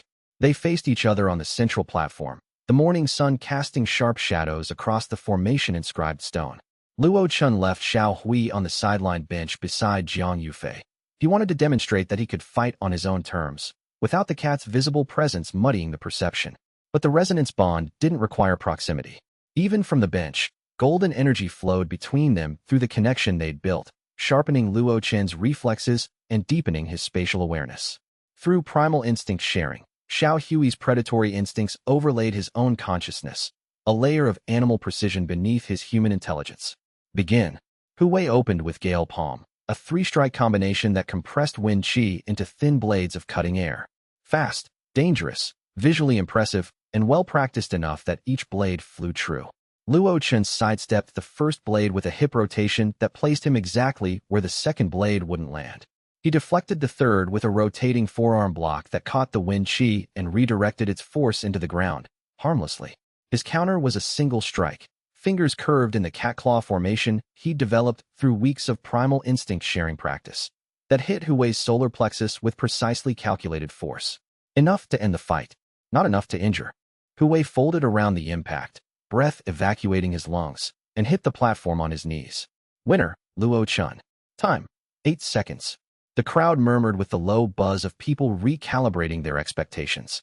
His second match, against a defensive specialist named Run Yinyu whose turtle shell guard formation was considered nearly impenetrable at the qi condensation level, lasted 40 seconds. Luo Chen's cat-style combat, the fluid movement, the explosive strikes from unexpected angles, the uncanny ability to identify gaps in defensive stances that the defender didn't know existed, dismantled Ren's guard with the surgical precision of someone taking apart a puzzle they'd already solved. Meanwhile, Su Wanqing advanced through the alchemy competition with characteristic methodical brilliance. Her challenge in the second round was to refine a qi restoration pill from provided ingredients within a 1-hour time limit. She completed it in 37 minutes. The pill emerged from her furnace at perfect grade, a rating that normally required foundation establishment cultivation and a decade of experience. The watching alchemists, several of whom were her seniors by years and realm, audibly gasped. Zhang Yufei entered the body cultivation exhibition by punching through a 3-inch iron plate set on a reinforced stone pedestal. When the judges looked suitably impressed, he punched through a second plate with the other hand just to demonstrate symmetry. The crowd gave him a standing ovation. The trio became the talk of the outer court. 3 friends, 3 different disciplines, all performing at levels that challenged the assumed boundary between outer and inner court capability. In the dining hall, in the corridors, in whispered conversations on the training grounds, people were asking the same question. Who were these 3, and where had they been hiding? Chapter 28. The trap match on the tournament's second day, Luo Chen checked the updated bracket board and felt his stomach tighten like a fist closing around his guts. His next opponent was Wei Tong, a peak qi condensation beast tamer whose bonded iron claw eagle was the pride of the Beast Hall's combat breeding program. The match was categorized as open format, meaning beast companions were not just permitted but expected. Wei Tong was one of Feng Ruoxi's most talented protégés, a serious, dedicated cultivator whose bond with his eagle, while built on the standard dominance model, was refined to an exceptional degree through years of joint training. The iron claw eagle was a magnificent predator with a 3-meter wingspan, talons that could shear through spiritual steel, and aerial speed that made it nearly impossible to track with human eyes at close range. Together, Tamer and Eagle were the Beast Hall's showcase pair, living proof that Feng Ruoxi's training methodology produced results. The bracket manipulation was obvious to anyone paying attention. In a standard combat match, Luo Chen had demonstrated he could defeat opponents at his cultivation level cleanly and quickly. But an open format match against a beast tamer forced him into a choice designed to damage him regardless of which option he chose. Option 1. Bring Xiao Hui into the arena and fight as a tamer-beast pair. Every detection array in the arena, plus the hundreds of cultivators watching from the stands, would be scanning his cat during combat. If Xiao Hui displayed any abilities beyond Grade 0 Common Cat, the evidence would be public and undeniable. Option 2. Fight without Xiao Hui and face a 2-against-1 disadvantage against a peak qi condensation cultivator and his bonded combat eagle. A near-certain loss that would undermine the momentum he'd built in previous rounds. She's forcing your hand, Su Wanqing said, her analytical tone barely masking her concern when they discussed it over lunch. If you bring Xiao Hui, every elder in the sect gets a front-row seat to whatever your cat can do. If you don't, you're fighting an opponent designed to humiliate you. Luo Chen ate his rice in silence for a long moment, considering. Xiao Hui sat on the table beside his bowl, grooming its paw with the exquisite indifference of a creature that couldn't be bothered with human strategic dilemmas. I'll fight without Xiao Hui, he said finally. Su Wanqing's eyebrows rose. Against a beast tamer and eagle combo? At peak qi condensation against your midstage? That's exactly what she doesn't expect. She wants me to bring the cat. The whole point of the matchup is to force me into revealing Xiao Hui's powers publicly. If I fight without the cat and win, or even fight well, I deny her the information she wants while proving that my skills are mine, not just my cat's. And if you lose? Then I lose a tournament match. I can live with that. I can't live with exposing Xiao Hui. Su Wanqing studied him, then nodded slowly. The instincts and techniques you've learned through primal instinct sharing, those are integrated into your muscle memory now. You don't need Xiao Hui physically present to fight like a cat. You've become one. Let's hope that's enough. Chapter 29. Cat-style combat. The arena was packed to its 300-seat capacity, with disciples standing in every available space along the upper railings. Word had spread like wildfire about the mismatched fight, the mysterious outer disciple who fought like a cat versus the Beast Hall's prize student and his combat eagle. The crowd expected a quick, decisive victory for Wei Tong. Bookmakers among the outer disciples were offering 10-to-1 odds against Luo Chen. They didn't get the result they expected. Wei Tong entered the arena first, the iron claw eagle perched on a reinforced leather gauntlet designed to bear the bird's considerable weight. The tamer radiated confidence and peak qi condensation power, his aura steady and controlled. The eagle's feathers gleamed like polished metal, its beak curved and razor-sharp, its golden eyes tracking the arena with the hyper-alert focus of a born predator. Luo Chen entered with empty hands and a calm expression that hit a heart beating fast enough to concern a physician. No cat, no beast companion, just a mid-stage qi condensation cultivator in worn robes stepping into a fight he was supposed to lose. Begin. Wei Tong was too professional to waste time. He launched the eagle skyward with a practiced throw, the bird shooting upward on powerful wings, and immediately beginning a circling pattern that gave it attack angles from every direction. Simultaneously, Wei Tong charged on the ground, a coordinated two-axis assault that would force Luo Chen to defend against threats from above and in front simultaneously. Most opponents would have been overwhelmed. The human brain was poorly designed for tracking threats in 3 dimensions while also fighting a ground-level opponent. It was the beast tamer's fundamental tactical advantage, and Wei Tong had spent years refining it. Luo Chen breathed. One deep breath, drawing air all the way into his dantian. Primal instinct sharing activated through the resonance bond. Even at distance, Xiao Hui on the sideline bench projecting feline instincts through their connection with the casual ease of a creature lending a friend a coat. The world slowed, not time itself, but his perception of it, sharpened to a predator's razor edge. His consciousness expanded to fill the arena, spatial awareness mapping every surface, every shadow, every trajectory. He could feel Wei Tong's charge path like a line drawn in the air. The eagle's circling pattern, predictable, mathematical, the product of trained behavior rather than wild instinct. And the moment the bird would dive, the tiny shift in wing angle, the compression of tail feathers, the instant of stillness before the killing plunge. The eagle dove. Luo Chen moved, not away from the attack, as human instinct demanded, but into the gap between the eagle's dive trajectory and Wei Tong's ground approach. A space that existed for exactly half a second, too small for a human mind to identify, too brief for a human body to exploit. But cats didn't think like humans. They thought in spaces, in timing, in the precise geometry of predator and prey. And right now, Luo Chen thought like a cat. His fingers struck the eagle's extended wing as it screamed past, a precise chi-enhanced tap on the tendon cluster that controlled the primary flight feathers. Not enough force to injure the bird, just enough to disrupt its aerodynamic control for the 3 seconds it needed to recover, during which its attack run was neutralized and its repositioning left it vulnerable. The eagle wobbled and banked hard, shrieking in confusion at the disruption. Wei Tong, suddenly without air support, found himself one-on-one with an opponent whose fighting style was nothing he'd been trained to handle. Luo Chen fought with a style that no one in the arena had ever seen. He didn't plant his feet and trade blows like a standard cultivator. He didn't use recognizable techniques from any sect curriculum. He flowed. Constant movement, weight shifting from foot to foot, direction changes that seemed physically impossible for a body with a human skeleton. His attacks came from unexpected angles, at unexpected moments, with the patient timing of a predator who waited for the perfect opening rather than creating imperfect ones through brute force. Wei Tong was skilled, strong, and experienced. His techniques were refined through years of dedicated practice under Feng Ruoxi's demanding instruction. But he'd been trained to fight alongside his eagle, and without that aerial pressure, his combat style had gaps that Luo Chen's cat instincts could read like illuminated text on a blank page. A strike to Wei Tong's forearm that disrupted his defensive guard before it fully formed. A flowing dodge under the retaliatory kick, Luo Chen's spine bending at an angle that drew gasps from the crowd. A spinning elbow that connected with the tamer's temple, not full force, controlled, just enough to stagger. Wei Tong stumbled. The eagle had recovered and dove again, faster this time, adjusting its angle to account for Luo Chen's demonstrated ability to strike its wing. But Luo Chen met it with a chi-enhanced palm strike aimed at the air in front of the bird, not touching it, but creating a pressure wave that disrupted the eagle's approach and forced it to abort the dive. Back and forth, 3 minutes that felt like hours.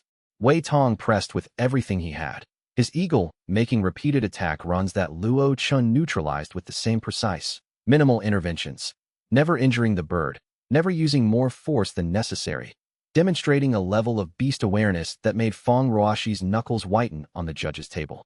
Finally, Luo Chen saw the opening he'd been waiting for. Wei Tong overcommit on a palm strike, his weight shifting forward a fraction too far. Luo Chen's body flowed beneath the strike, his back arching, his spine bending backward until he was nearly horizontal, and his foot swept Wei Tong's lead ankle with a cat's explosive precision. Wei Tong hit the platform. Before he could rise, Luo Chen's palm hovered an inch from his throat. Not touching, just there, like a poised claw. The eagle screamed overhead, circling in tight, agitated loops, but couldn't dive without risking its master's life. Silence. Then the referee's voice, clear and final. Winner, Luo Chen. The crowd erupted.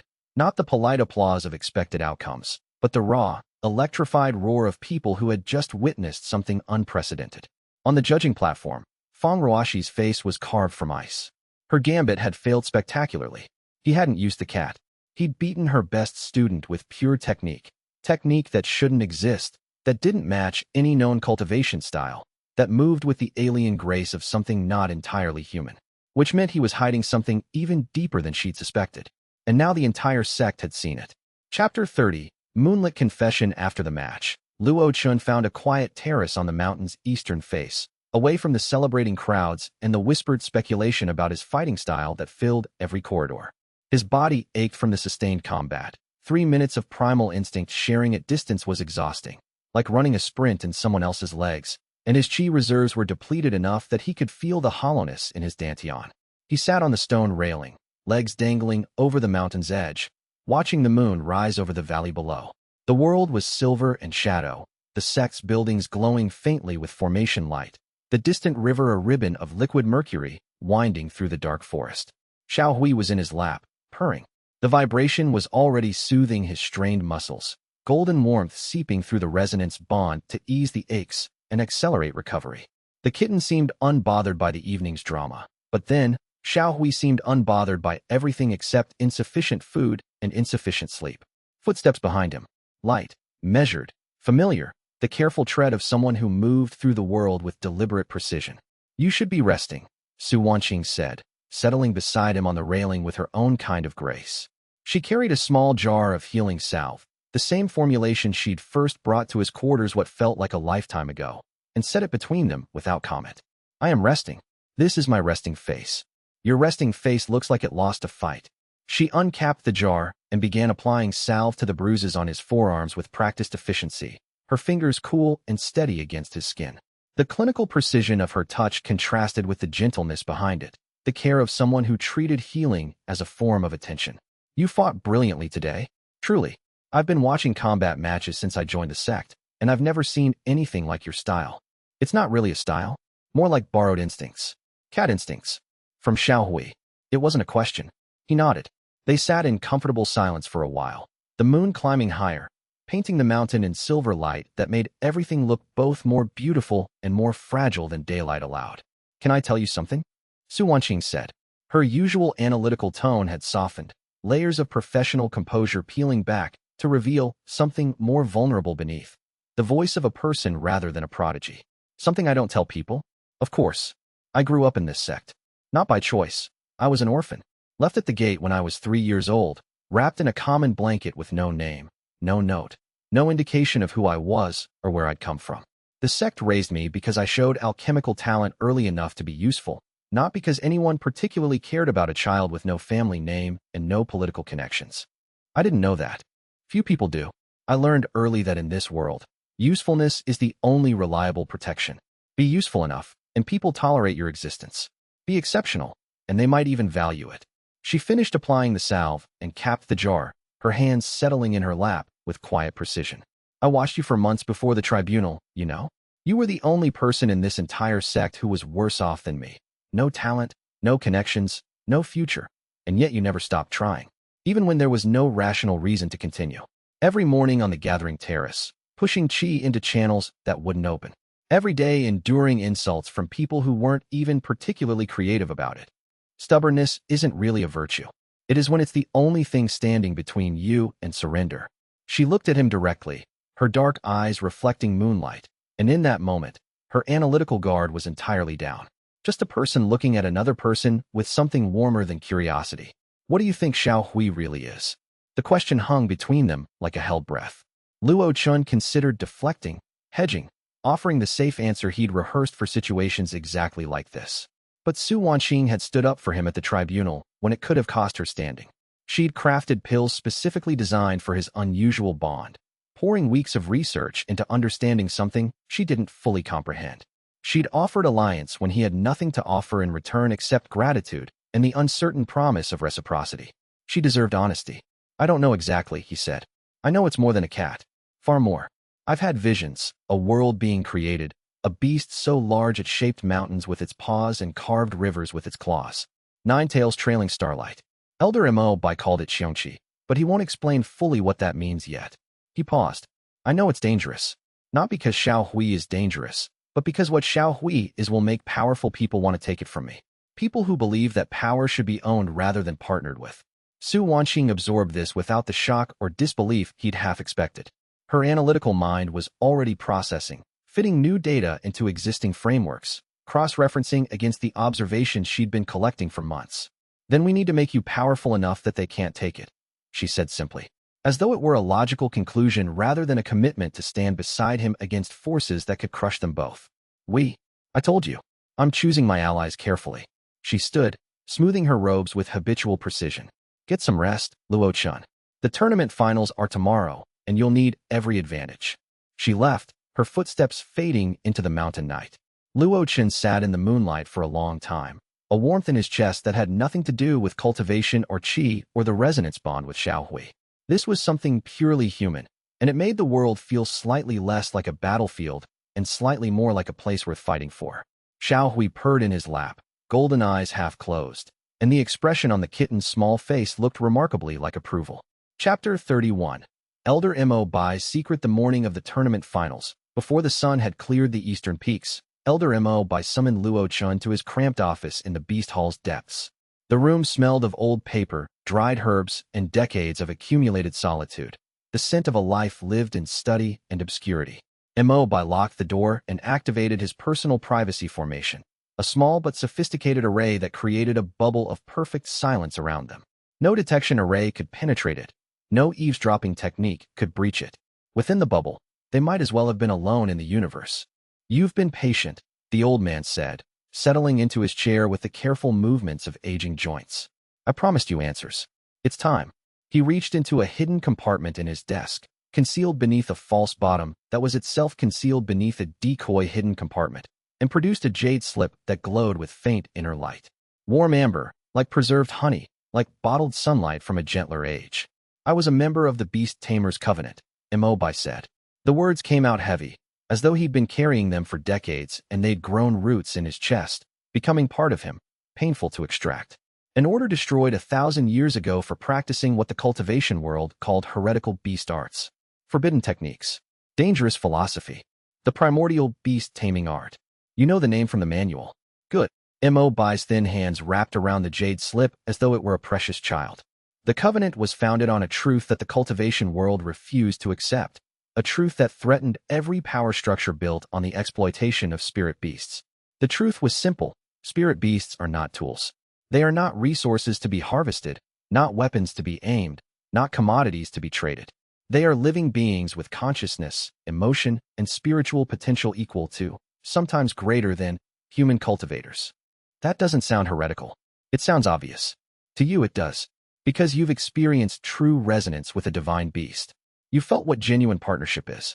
But to a cultivation world built on beast taming as control, where every sect's military power depends on dominated spirit beasts, where the economy runs on harvested beast cores and processed beast materials, that truth is existentially threatening.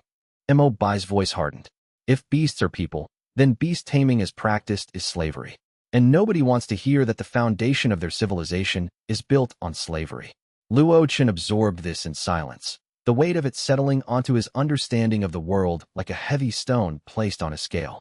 But the covenant knew something else, Mo Bai continued, his voice dropping despite the privacy formation. Old habits of secrecy died hard. They knew that the world was created by 9 divine beasts, primordial beings of such incomprehensible power that they shaped continents with their claws, carved oceans with their tears, and breathed life into empty space with their exhalations. These beasts didn't die when their work was done.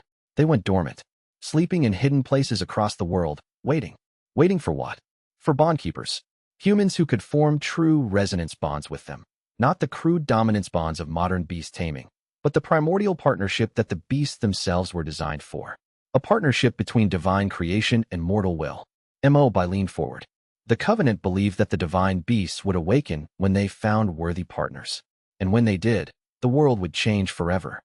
The rest of the cultivation world didn't want the world to change. They were terrified of it. the dominant sects, the beast-taming guilds, the royal courts. Their entire power structure depended on beasts remaining subordinate. If divine beasts awakened and formed equal partnerships with humans, the hierarchy that kept the powerful in power would collapse overnight. Mo Bai's expression darkened. So they destroyed the Covenant, hunted its members across the continent, burned its libraries, killed its elders, and scattered its survivors so thoroughly that within a generation, the Beast Tamer's Covenant became a myth. A cautionary tale about hubris. But you survived. A few of us did. Hidden, waiting, like the beasts we believed in. Mo Bai's eyes glistened. I spent my entire life believing the Covenant's teachings, searching for proof that the divine beasts survived their dormancy. The other elders thought I was delusional. That's why they demoted me. Ideological deviation. A polite term for being right about something everyone else was too afraid to face. He pressed the jade slip into Luo Chen's palm with the gravity of a man passing a torch. This contains the Covenant's core principles and the first 3 advanced techniques of the primordial beast-taming art. Beyond what your manual reveals, guard it with your life. Luo Chen closed his fingers around the cool jade. Thank you, Elder. For everything. For decades of waiting and believing. Don't thank me yet. The road ahead is harder than you can imagine. But today, a fierce smile broke through Mo Bai's weathered face, transforming it with sudden, blazing life. Today, go win that tournament.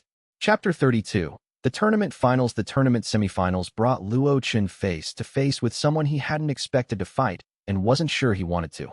Xianxia, a talented inner disciple who had entered the tournament's open bracket because, in her words, the inner court tournament doesn't happen for 3 months, and I'm bored. Xianxia was everything the Azure Cloud Sect valued in its elite disciples: poised, powerful, and precise. Her ice element techniques painted the air with geometric patterns of frost that were as beautiful as they were deadly, and her cultivation at early foundation establishment put her a full major realm above Luo Chen's chi condensation. She was beautiful in the way winter was beautiful, stunning, cold, and potentially lethal to anyone who forgot that beauty could kill. I've been watching your matches, she told him before the fight, standing on the opposite side of the platform with her breath misting slightly from the ambient frost her cultivation produced. Your fighting style is unlike anything in the sect's curriculum. It's not Azure Cloud technique, not any standard martial school I can identify. I want to understand it. You could just ask. Asking wouldn't tell me what I need to know. Fighting will. She smiled, a slight lifting of her lips that was somehow both cold and warm simultaneously. Don't hold back. The match began, and Xianxia immediately demonstrated why Foundation Establishment cultivators occupied a different tier of power. Her ice techniques didn't just create projectiles, they created environments. Frost spread across the platform in radiating waves, slicking the stone surface with a thin, treacherous layer of ice. Frigid mist billowed upward from the frozen stone, reducing visibility to a few meters. The temperature dropped so sharply that Luo Chen's breath crystallized before his face. Within her ice domain, Xianxia was devastating. Attacks materialized from the mist. Ice spears that formed midair and launched at unpredictable angles, frost chains that tried to bind his limbs, a freezing wind that sapped strength and slowed chi circulation. Luo Chen's cat-style movement, built on fluid weight transfers and precise footwork, was hampered by the icy surface. Every step threatened to send him sliding into an ice spear's path. His usual combat flow, smooth, continuous, ground-connected, stuttered on the slippery surface. He had to adapt. Quickly, the resonance bond with Xiao Hui surged as he stopped fighting the ice and started using it, letting his feet slide instead of fighting for traction, incorporating the momentum into his movements, turning the slippery surface from a handicap into a feature. Cats could move on any surface: wet tile, polished wood, ice-covered stone. The secret wasn't grip, it was balance. Weight distribution, the ability to maintain center of gravity through any terrain change. His chi took on a golden tinge as the resonance deepened. His speed doubled, then tripled. He flowed through Xianxia's ice projections like smoke through crystal lattice, present, visible, but utterly untouchable. An ice spear passed through the space where his torso had been a fraction of a second earlier. A frost chain closed around empty air where his ankle should have been. He closed the distance. Their exchange at close range was electric. His fluid strikes against her precise, ice-reinforced blocks. Neither could land a decisive blow. His cat-style attacks flowed around her ice armor, finding gaps that shouldn't exist. Her frost counters materialized instantly to block angles that should have been unguardable. They were perfectly matched despite the realm difference. His technique compensating for her power, her power compensating for his technique. 3 minutes. 5. 7. The crowd had gone completely silent, watching the impossible stalemate with held breath. The referee called the match. Draw. Both competitors advanced to the final round through the loser's bracket. Xianxia lowered her guard, frost dissipating from her hands and the mist clearing from the platform. She stared at Luo Chen with an expression that was part confusion, part respect, and part something deeper that he couldn't identify. "You're golden chi," she said quietly, stepping closer. "It's not any Azure Cloud technique. No, I have a rare innate spirit body, ice spirit constitution. Among other things, it lets me sense chi types with unusual precision. I can distinguish between fire element and flame element, between water and ice, between standard spiritual energy and its dozens of subvariants." Her blue-gray eyes held his with intensity. "Your golden chi doesn't match any cultivation method I've ever encountered. It feels old, older than the sect, older than the mountain, possibly older than the cultivation system itself." "I know." She studied him for a long moment, then nodded with the decisive precision that characterized everything she did. "I want to understand. Not as an enemy, as someone who values truth over politics. We should talk." An unexpected alliance. One that Luo Chen suspected he would need before long. Chapter 33. Xianxia's warning. They met on the western overlook the following morning, the tournament finals still hours away.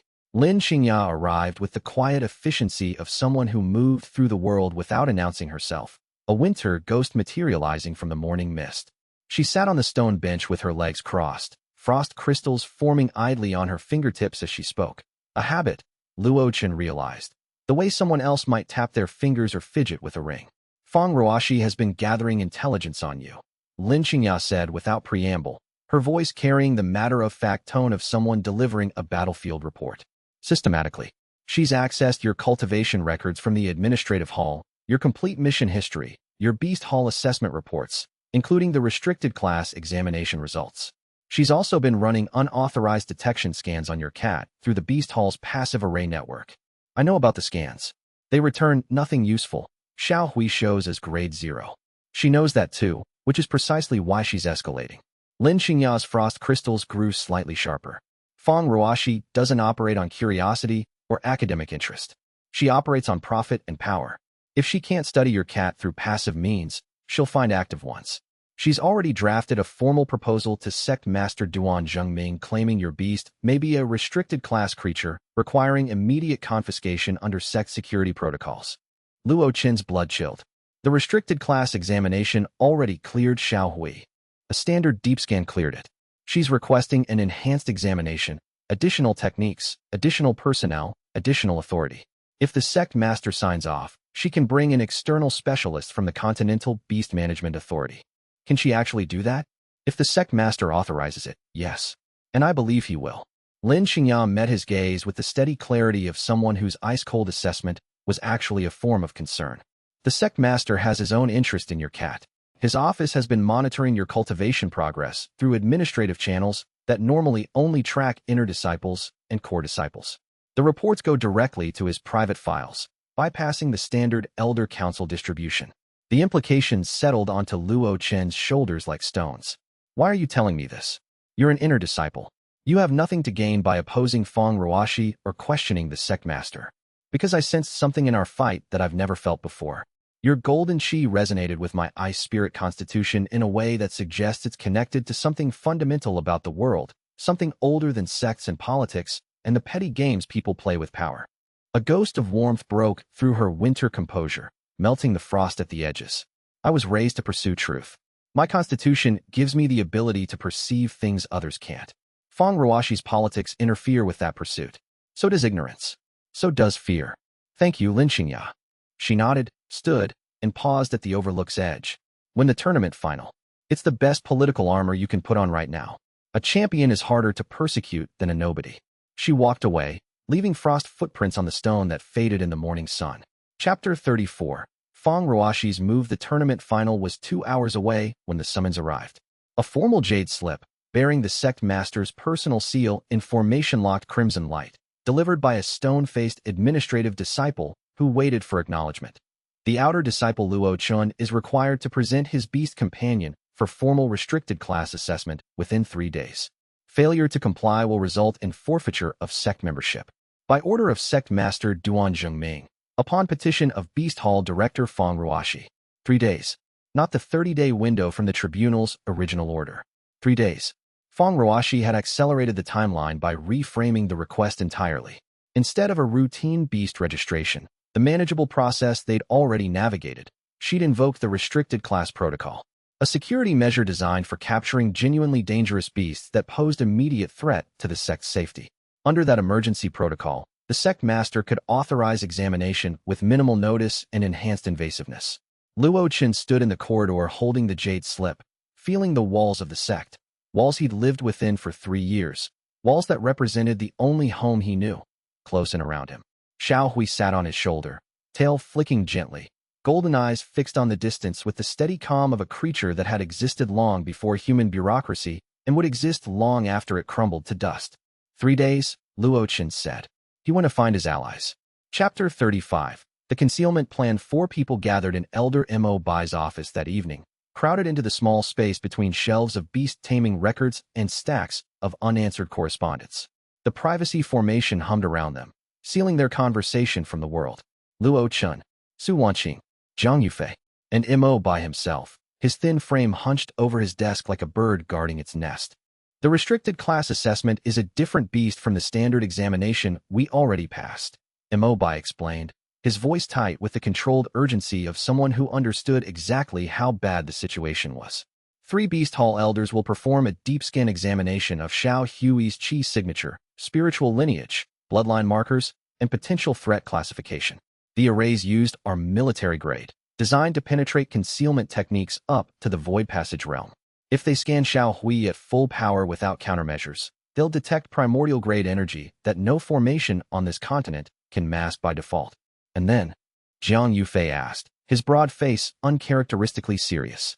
Then every powerful faction in the region will know that a dormant divine beast has been discovered at the Azure Cloud Sect. At that point, it won't matter what our sect decides to do. External forces will intervene. The Continental Beast Management Authority, the major sects, the royal courts, the black market, all of them will want Xiao Hui. Silence settled over the group like a shroud. What if the assessment finds nothing unusual? Su Wanqing said. Her voice was calm, analytical, the tone she used when her mind was working at full speed, and everything else, fear, doubt, uncertainty, had been temporarily shelved to make room for problem solving. What if the scans return the same results as the passive arrays? Grade 0. Common domestic cat. The passive scans can be fooled because they're low-powered. Military-grade deep scans are designed specifically to penetrate concealment techniques.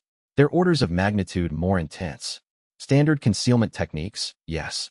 Su Wanqing's eyes were bright, her fingers tapping her knee in the rapid rhythm of active calculation. But what about alchemical suppression combined with covenant-level bond masking? Layer upon layer, each one adding to Xiao Hui's natural concealment ability. She outlined her plan. An aura-dampening pill, a formulation she'd been developing theoretically for weeks, designed to temporarily compress a beast's spiritual signature to its lowest possible expression. If Xiao Hui's natural concealment was already suppressing the passive scans, an alchemical boost might maintain that suppression even against deep scan intensity. Mo Bai added the second layer, a covenant bond masking technique that could reduce the resonance harmonic between tamer and beast to background noise. It wouldn't block the deep scan entirely, but it could make the golden chi signature indistinguishable from ambient formation interference. And I can stand in the room and flex, Zhang Yufei offered. Moral support. Physical intimidation. Whatever helps. Despite the gravity of the situation, Luo Chen felt a warmth that had nothing to do with chi. These 3 people, the alchemist, the body cultivator, the disgraced elder, were risking their positions, their safety, and their futures to help him protect the cat. Su Wanqing, how long to refine the pill? 2 days. Tight, but achievable if I work through both nights. Do it. The plan was risky. If the dampening wore off during the examination, if the bond masking technique failed under direct scrutiny, if Xiao Hui's natural concealment cracked under the enhanced scan intensity, any single failure would expose everything. But it was the only plan they had, and sometimes the only plan was good enough. Chapter 36. The inspection. The formal restricted class examination took place in the Beast Hall's highest security assessment chamber, a circular room carved from a single block of spirit stone, lined with military-grade detection arrays, and sealed with privacy formations powerful enough to contain a foundation establishment-level chi explosion. 3 Beast Hall elders presided. Elder Gao, a taciturn classification specialist whose face had all the warmth and expressiveness of the spirit stone walls around him. Elder Sun, an elderly woman with decades of expertise in spiritual lineage tracing and the kindest eyes in the room. And Feng Ruoxi, who sat at the examination table with the composed anticipation of someone who was absolutely certain the next few minutes would vindicate months of investigation. Luo Chen stood in the center of the chamber, Xiao Hui in his arms. The kitten had consumed Su Wanqing's aura dampening pill an hour earlier, a tiny golden pellet that it had swallowed with the disinterested efficiency of a creature accustomed to consuming things far more potent than human alchemy. The pill's suppressive energy was active, a cool blanket pressing down on Xiao Hui's ambient aura. Meanwhile, Luo Chen maintained the covenant bond masking technique, a constant mental effort that felt like holding his breath underwater while simultaneously solving arithmetic. The technique required him to modulate his own chi output to perfectly cancel the harmonic frequencies that the resonance bond naturally produced. Any lapse in concentration, any moment of distraction, and the golden signature would bleed through. Place the beast on the examination platform, Elder Gao instructed. Luo Chen set Xiao Hui on the raised stone platform at the room's center. The kitten sat down, wrapped its tail around its paws with feline precision, and began grooming its shoulder with elaborate attention. The picture of mundane domesticity. A cat doing cat things. Nothing to see here. The deep scan arrays activated. The chamber thrummed with power as military-grade detection energy pulsed outward, washing over Xiao Hui in concentrated waves that penetrated fur, skin, muscle, bone, and spiritual core. The scans were thorough, invasive, and designed to strip away any concealment short of divine-level masking. Luo Chen held his breath. The bond masking technique screamed in his consciousness, demanding every scrap of concentration he possessed. The scan ran for 10 minutes. Each minute felt like a year. Sweat gathered at Luo Chen's temples. The masking technique consumed chi at a rate that would empty his reserves within 20 minutes. 15 minutes if he had to maintain it at this intensity. Elder Gao reviewed the results first. His eyebrows rose, then fell. Spirit touched common cat. Grade 1. Minimal spiritual awareness. No detectable bloodline markers. No cultivated chi reservoir. No dormant cores, no anomalous energy signatures. He looked at Luo Chen with the flat disappointment of someone whose time had been wasted. This is what required a restricted class assessment. Elder Sun ran her specialized lineage trace, her aged hands moving through examination gestures refined over decades. No traces of classified beast lineage. No dormant spiritual cores.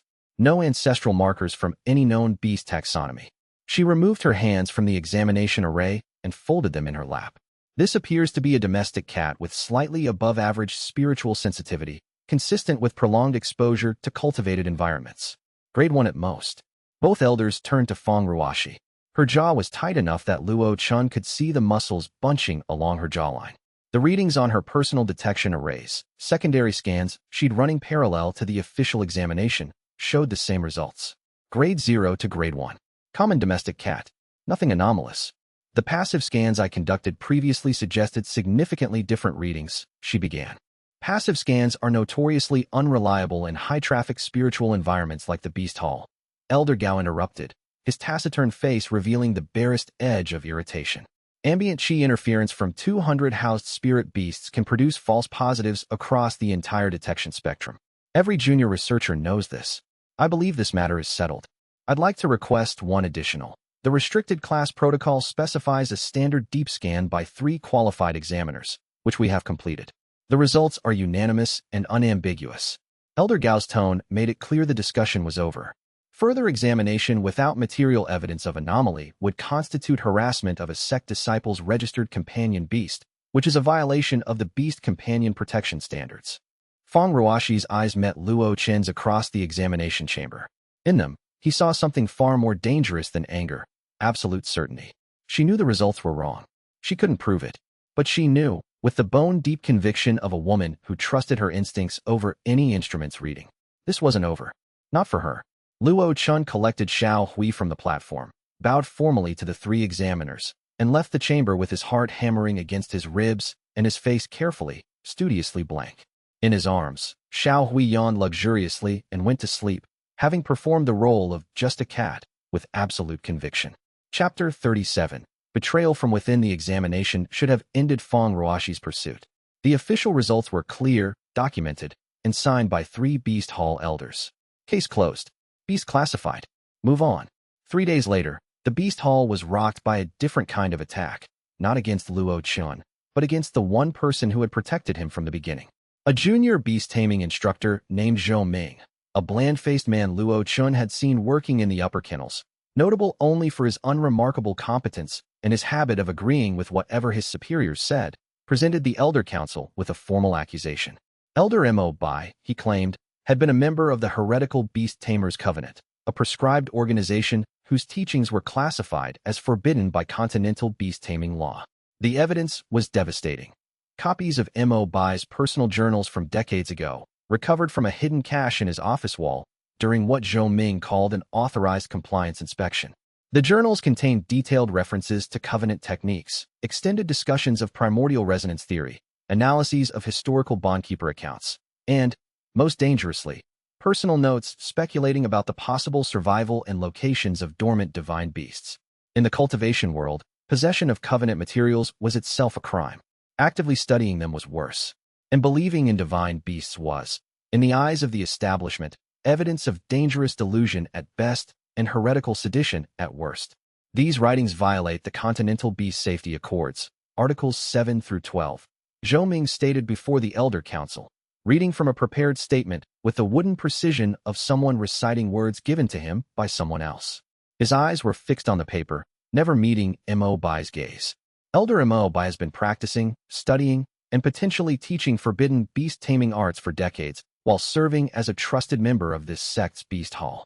Behind Zhou Ming, positioned with careful informality in the observer section, Feng Ruoxi sat with her hands folded and her expression neutral.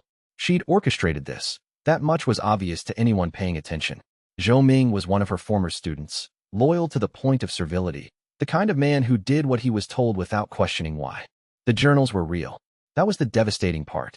Not fabricated, not forged. Real documents containing real beliefs that Mo Bai had written in his own hand over the course of 30 years. If she couldn't get to Xiao Hui through Luo Chen, Feng Ruoxi had found a different target. Remove the mentor. Isolate the student. Strip away protection, layer by layer, until the cat was exposed. Elder Mo Bai was placed under house arrest pending formal investigation. His quarters were sealed with restriction formations. His access to the Beast Hall was permanently revoked. Sect guards stationed outside his door with orders to prevent any communication.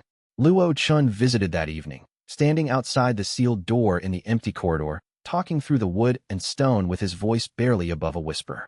"I'm sorry, Elder. This is because of me. Because you defended me. This is because of people who fear what they can't control."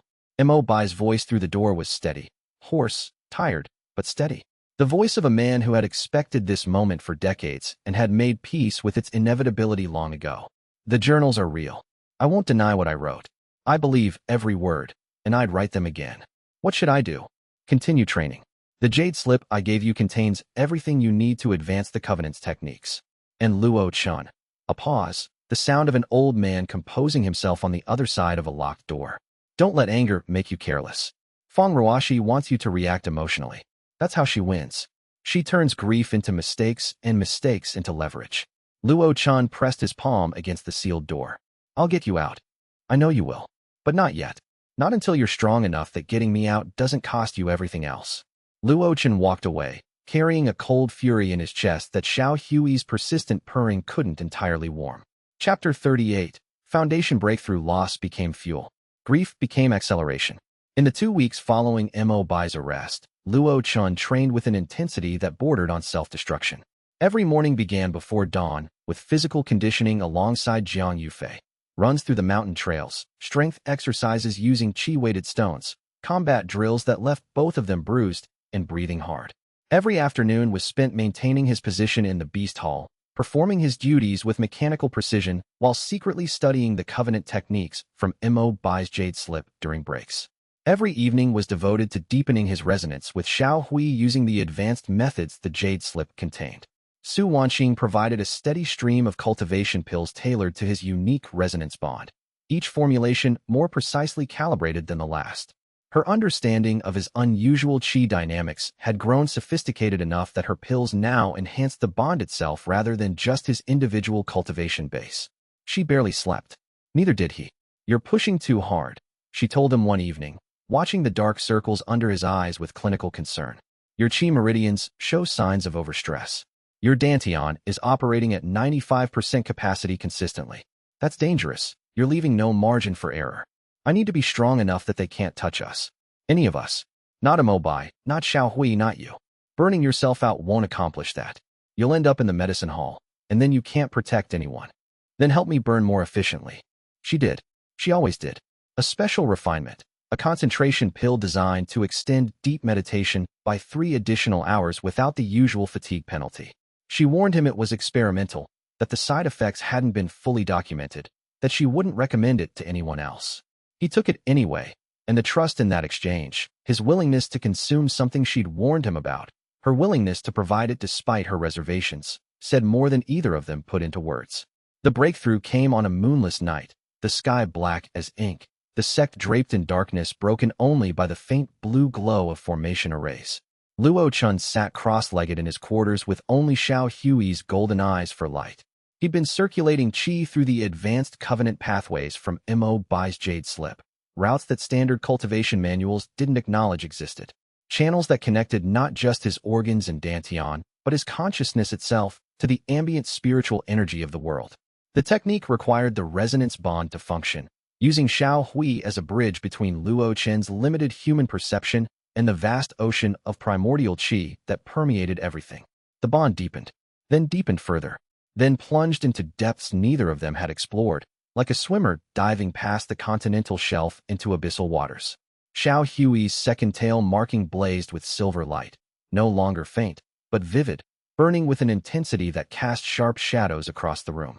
Golden qi erupted from the kitten's body in a torrent, flooding into Luo Chen through the resonance bond in quantities that should have shattered his meridians like brittle glass.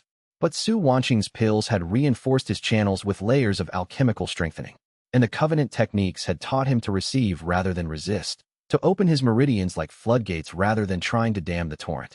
The qi spiraled through his body, compressing, condensing, crystallizing. His dantian, already expanded by months of resonance cultivation, underwent a fundamental transformation. The liquid qi that filled it didn't just compress into greater density, it solidified into something entirely new. A foundation, not the metaphorical foundation of standard cultivation texts, but a literal structure of crystallized primordial qi, golden-threaded and diamond-hard, built inside his spiritual core like an anchor sunk into the seabed of his soul. Foundation establishment.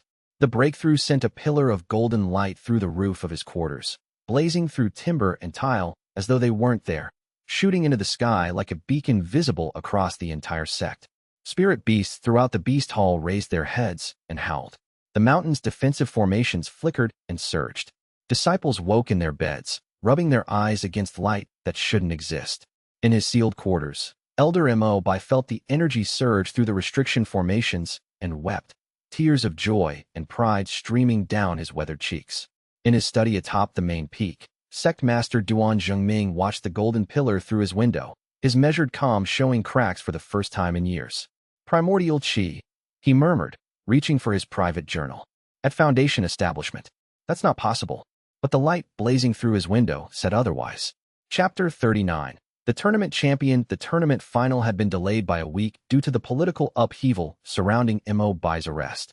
When it finally convened, the arena was packed beyond capacity, not just for the competition, but because everyone wanted to see the outer disciple who had produced a pillar of golden light visible from 3 mountains over. Luo Chen stepped onto the platform at Foundation establishment, a full realm advancement since the semifinals 1 week ago. His opponent was the inner court's previous champion, Su Feng, a late-stage qi condensation sword cultivator with impeccable technique, 3 years of inner court training, and a reputation as the most likely candidate for core disciple promotion in the next cycle. On paper, Su Feng should have had the realm disadvantage, since Luo Chen had broken through to Foundation establishment. In practice, Su Feng's 3 years of advanced training and refined sword arts made him formidable regardless of realm comparisons. The match was over in 4 minutes. Luo Chen's cat-style combat at Foundation establishment was a thing of terrifying beauty. He moved with fluid speed that left afterimages in the spectator's vision, not the crude speed of raw chi enhancement, but the efficient, economical speed of a predator that wasted no energy on unnecessary movement. Every step covered exactly the right distance. Every dodge moved him exactly far enough and no further. Every attack struck with the precision of a surgeon and the timing of a hunting cat that had spent eternity calculating the perfect moment. A new ability manifested during the fight, emerging naturally from the deepened resonance and elevated cultivation, Predator's domain. An instinctive technique that created a zone of enhanced awareness extending 3 meters from his body in every direction. Within that zone, he could sense every movement, every heartbeat, every shift in weight, every intention to act before the acting body committed. Su Feng couldn't land a single clean hit. His sword techniques, beautiful, refined, the product of years of dedicated practice, never reached their target. Every thrust was avoided by the minimum necessary distance. Every slash cut through air where a body had been a fraction of a second earlier. The final strike was almost gentle, a palm to the chest that carried exactly enough force to push Su Feng off the edge of the platform without causing injury. Winner and tournament champion, Luo Chen. The crowd's reaction was complex and layered. Cheers from those who loved an underdog story and had been following Luo Chen's impossible rise. Troubled murmurs from those who understood the political implications of a former failure defeating the inner court's best fighter with techniques nobody could identify. Sect Master Duan Zhengming announced the promotion himself, his voice carrying across the arena with the weight of institutional authority. Luo Chen was advanced to inner disciple rank, effective immediately. Feng Ruoxi watched from the judge's platform.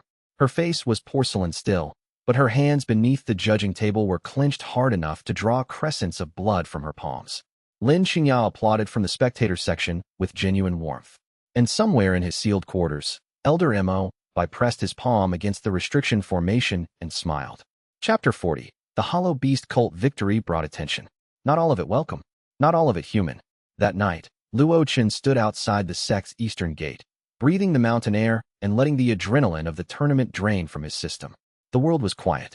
Stars scattered across the sky like scattered seeds. The forest below breathed with the slow rhythm of old growth settling for the night. Xiao Hui perched on the gate's stone post, watching the stars with those ancient golden eyes. A shadow separated from the tree line. The figure was tall, draped in robes the color of deep bruises, black fabric shot through with veins of dark purple that pulsed with a sick, oily luminescence like bioluminescent decay. A hood obscured most of the face, but the eyes were visible beneath its shadow, hollow and glowing with a light that wasn't chi, wasn't spiritual energy, wasn't any form of power Luo Chen had encountered. It was something corrupted, something that made Luo Chen's resonance bond vibrate with an instinctive, primal warning that bypassed his conscious mind and spoke directly to his survival instincts. Every hair on his body stood upright. Luo Chen. The stranger's voice was smooth, cultured, pleasant, a diplomat's voice, a merchant's voice, the kind of voice that sold lies with genuine warmth and made poison taste like wine. The new champion of the Azure Cloud Sect. What an impressive progression for someone who couldn't circulate chi through a single channel a year ago. Who are you? A friend? Or a potential one? That depends on the choices you make in the next few minutes. The stranger stepped closer, and the air around him carried the scent of decaying flowers. Beauty corrupted, sweetness curdled, life twisted into something that mocked its original form. My associates and I have been watching you with great interest. Your bond with that creature on the gate post is remarkable. Unprecedented, actually. We haven't seen genuine primordial resonance in over 1,000 years. Luo Chen's blood chilled. This stranger knew about the resonance. About Xiao Hui. About the nature of their bond. What do you want? To offer you something the Azure Cloud Sect never can.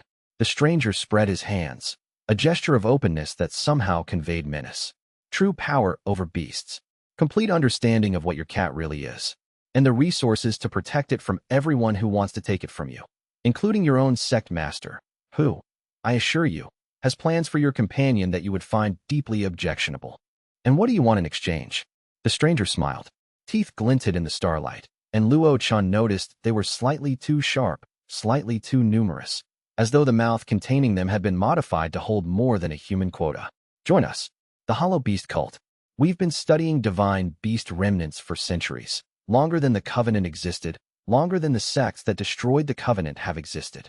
We know where the remaining divine beasts sleep. We know how to accelerate their awakening. and we know how to harness their power in ways the Dead Covenant never dreamed of. On the gatepost, Xiao Hui's fur stood on end. Every hair on the kitten's small body erected, its tail bushing to twice its normal thickness. The kitten's golden eyes fixed on the stranger with an intensity that transcended animal alarm. It was recognition. Old recognition. The kind that came from memories predating human civilization. Through the resonance bond, Luo Chen felt what Xiao Hui felt, an ancient, visceral revulsion. Not at the man, but at what the man represented. At the corruption in his aura. At the violated, twisted beast energy that powered his hollow eyes. The cat chose you for a reason, Luo Chen, the stranger said, his voice dropping to an intimate murmur. Join us, and we'll show you why. No. The word came without hesitation, without deliberation, without the careful calculation that usually preceded Luo Chen's decisions. It came from the resonance bond itself, from the place where his consciousness and Xiao Hui's consciousness overlapped, where human judgment and divine instinct agreed with perfect unanimity. Whatever this cult offered, the wrongness radiating from the stranger's aura told Luo Chen everything he needed to know. The corruption in those hollow eyes wasn't power, it was violation. The beast energy he sensed through Xiao Hui wasn't resonance, it was subjugation. Dominance taken to its ultimate extreme. Beasts not just controlled but consumed, their essence extracted and worn like stolen clothing. The stranger tilted his head, unsurprised by the refusal. You'll change your mind. When you see what's coming for your little sect, your little friends, your precious little cat, you'll wish you'd accepted tonight's offer. The Hollow King doesn't ask twice. He stepped backward into the shadow of the ancient trees, and the darkness swallowed him like water closing over a sinking stone. The corrupted scent lingered for a moment, then the mountain wind carried it away. Luo Chen stood in the starlight, heart pounding, every sense on high alert. Through the resonance bond, he felt Xiao Hui's emotions with devastating clarity. Not the vague impressions and fragments he usually received, but sharp, vivid feelings that conveyed meaning as precisely as language. Fear. Not the small fear of immediate danger, but something vast and ancient. Fear from a creature that had seen what the hollow beast cult represented in a previous age and knew, from memories older than civilization, exactly how dangerous they truly were. And beneath the fear, burning hotter and fiercer, determination. The sleeping beast within the kitten stirred, and for a heartbeat, the air around Xiao Hui shimmered with the weight of something vast and primordial. A glimpse of the colossal entity that dozed within the tiny gray body.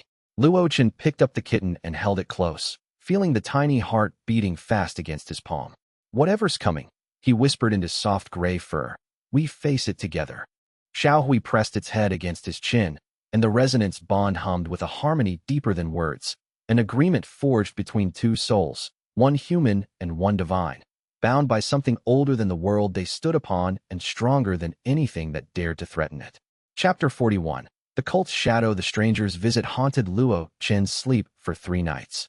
Dreams of hollow eyes and corrupted beast energy, of flowers that bloomed with decay instead of life, of shadows that moved with purpose through forests full of screaming animals. He woke each morning with Xiao Hui pressed against his chest, the kitten's purring steadier than usual, as though the small creature was deliberately anchoring him against the tide of dark visions. On the 4th morning, the dreams stopped being metaphors and became reality.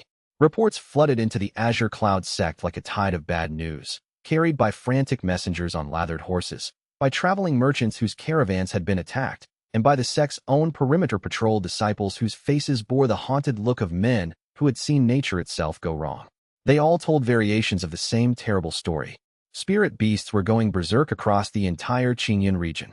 Herds of usually docile jade antelope were charging through farming villages in coordinated lines, trampling crops and injuring civilians who had lived peacefully alongside them for generations.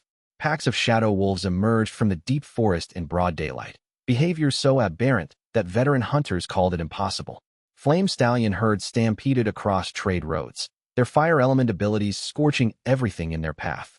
Even the sect's own beast hall creatures showed signs of agitation, pacing their enclosures in tight, frantic circles, refusing food, and snarling at handlers who had cared for them for years without incident. Something was corrupting them.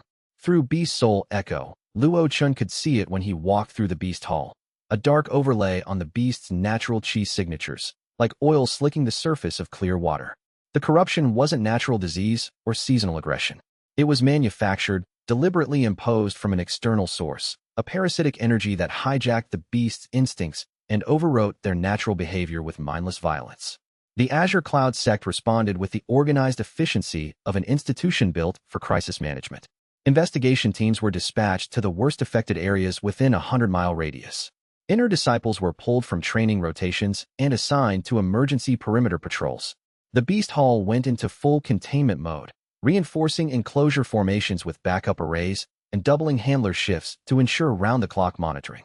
Luo Chen, newly promoted to Inner Disciple, was assigned to an investigation team heading into the Crimson Mist Forest, the largest wilderness area in the region and the apparent epicenter of the corruption phenomenon.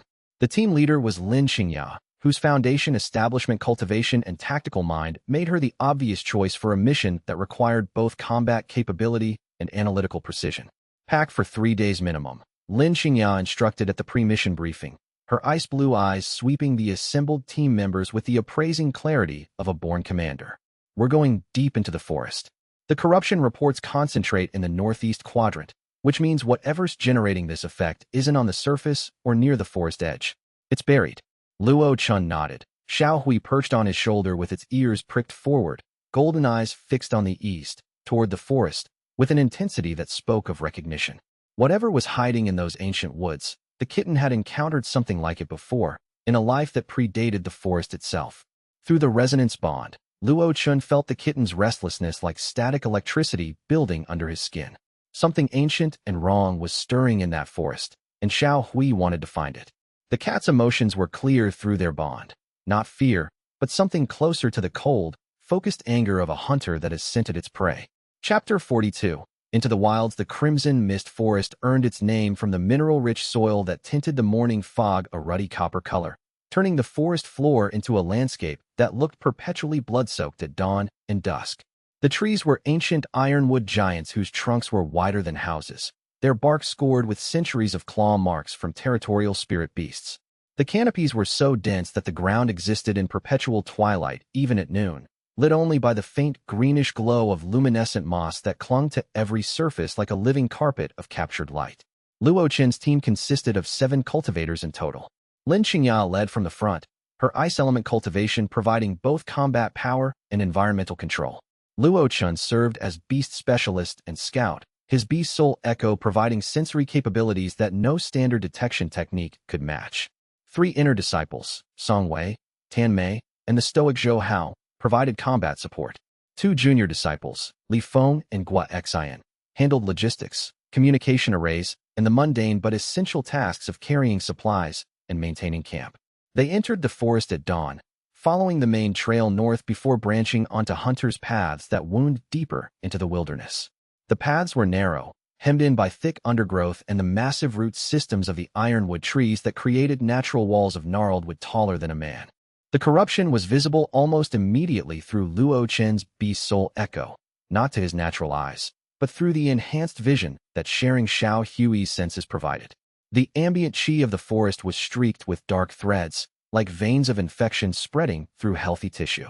The spiritual energy that normally flowed through the ecosystem in clean, cycling patterns was contaminated with a foreign element that pulsed with its own rhythm, a slow, steady beat that didn't match the forest's natural spiritual heartbeat. Normal forest sounds were wrong in ways that took time to identify. Bird calls came too sharp, too frequent, too aggressive, territorial warnings fired at nothing, alarm cries triggered by phantom threats. Insects buzzed with a manic energy that set teeth on edge, their usual lazy drone replaced by a frantic hum that sounded like the insect equivalent of screaming. The usual background hum of spirit beasts going about their daily lives, hunting, foraging, nesting, playing, was replaced by an unsettling static, a spiritual white noise that reminded Luo Chen of what Elder Mo Bai had once described as the sound of disrupted bonds. Through Xiao Hui's vision, I can trace the corruption patterns, Luo Chen told xianxia as they paused at a stream crossing.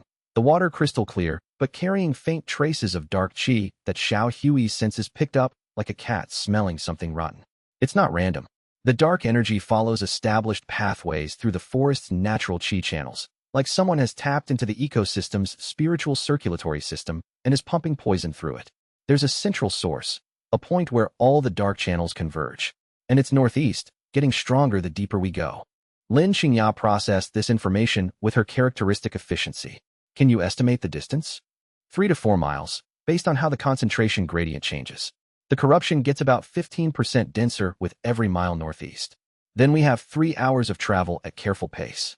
She turned to the team. Formation 2. Songwei on point with me. Luo Chen and Xiao Hui on scout. Zhou Hao guards the rear. Everyone else between us.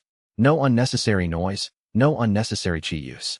Whatever's generating this corruption, it might be able to sense us through the same channels it's using to spread it.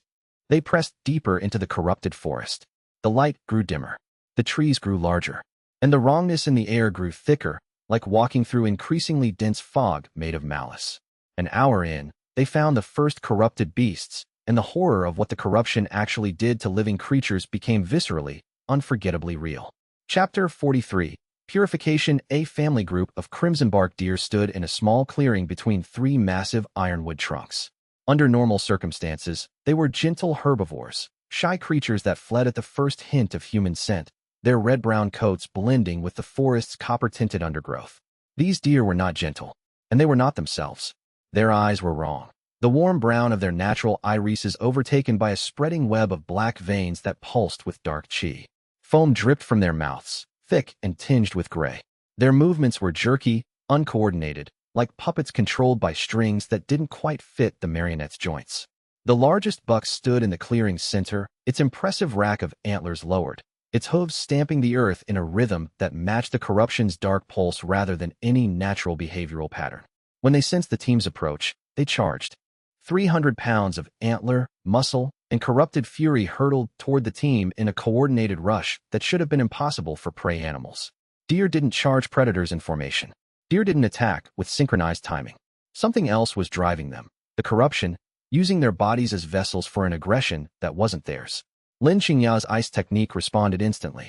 A wall of frost erupted from the ground, catching 2 of the deer and encasing their legs in ice thick enough to stop their charge cold. They struggled against the ice, screaming, a sound no deer should make, a sound torn from throats designed for gentle calls and warning bleats, twisted into something raw and agonized. The third deer, the buck, crashed through the edge of the frost wall, its corruption-enhanced charge carrying enough force to shatter ice that would have stopped a normal beast. Luo Chen intercepted it, activating Predator's domain to read its trajectory and sidestepping with millimeters to spare. The antlers whistled past his ribs close enough to snag his robe. He didn't strike back. Through Xiao Hui's enhanced vision, he could see the corruption clearly, a web of dark energy wrapped around each deer's spiritual core like parasitic vines strangling a tree. The darkness pulsed with a rhythm that wasn't the deer's own heartbeat, an external pulse, a foreign intelligence using these gentle creatures as weapons. The deer were victims, not enemies. And Luo Chen refused to treat victims as threats. Can we help them? Xianxia asked, maintaining the ice bindings on the 2 captured deer while Song Wei circled to keep the buck cornered. Or do we need to put them down? I want to try something. Luo Chen knelt beside one of the frozen deer, placing his palm on its heaving flank. The animal thrashed against the ice, its corrupted eyes rolling with mindless rage, its muscles trembling under his touch. Through beast soul echo, the corruption structure became visible in agonizing detail. It was a web, not a simple overlay, but an intricate lattice of dark chi that had woven itself into the deer's spiritual pathways, hijacking the meridian channels that carried the beast's natural life energy. The web's threads connected to each other and to a distant source, like puppet strings running back to a master's hand. The deer's own consciousness was buried beneath layers of imposed aggression, a gentle mind trapped inside a body it no longer controlled. The covenant techniques from Mo Bai's Jade Slip described purification in theoretical terms, the ability to cleanse corrupted spiritual energy through resonance. The principle was elegant. Primordial chi, channeled through a genuine resonance bond, could burn away parasitic darkness the way sunlight burned away shadow. The bond between tamer and beast served as a conduit, carrying purifying energy that was fundamentally incompatible with corruption. Theory. He'd never attempted it in practice. The Jade Slip warned that failed purification attempts could backlash through the resonance bond, potentially corrupting the purifier. Xiao Hui.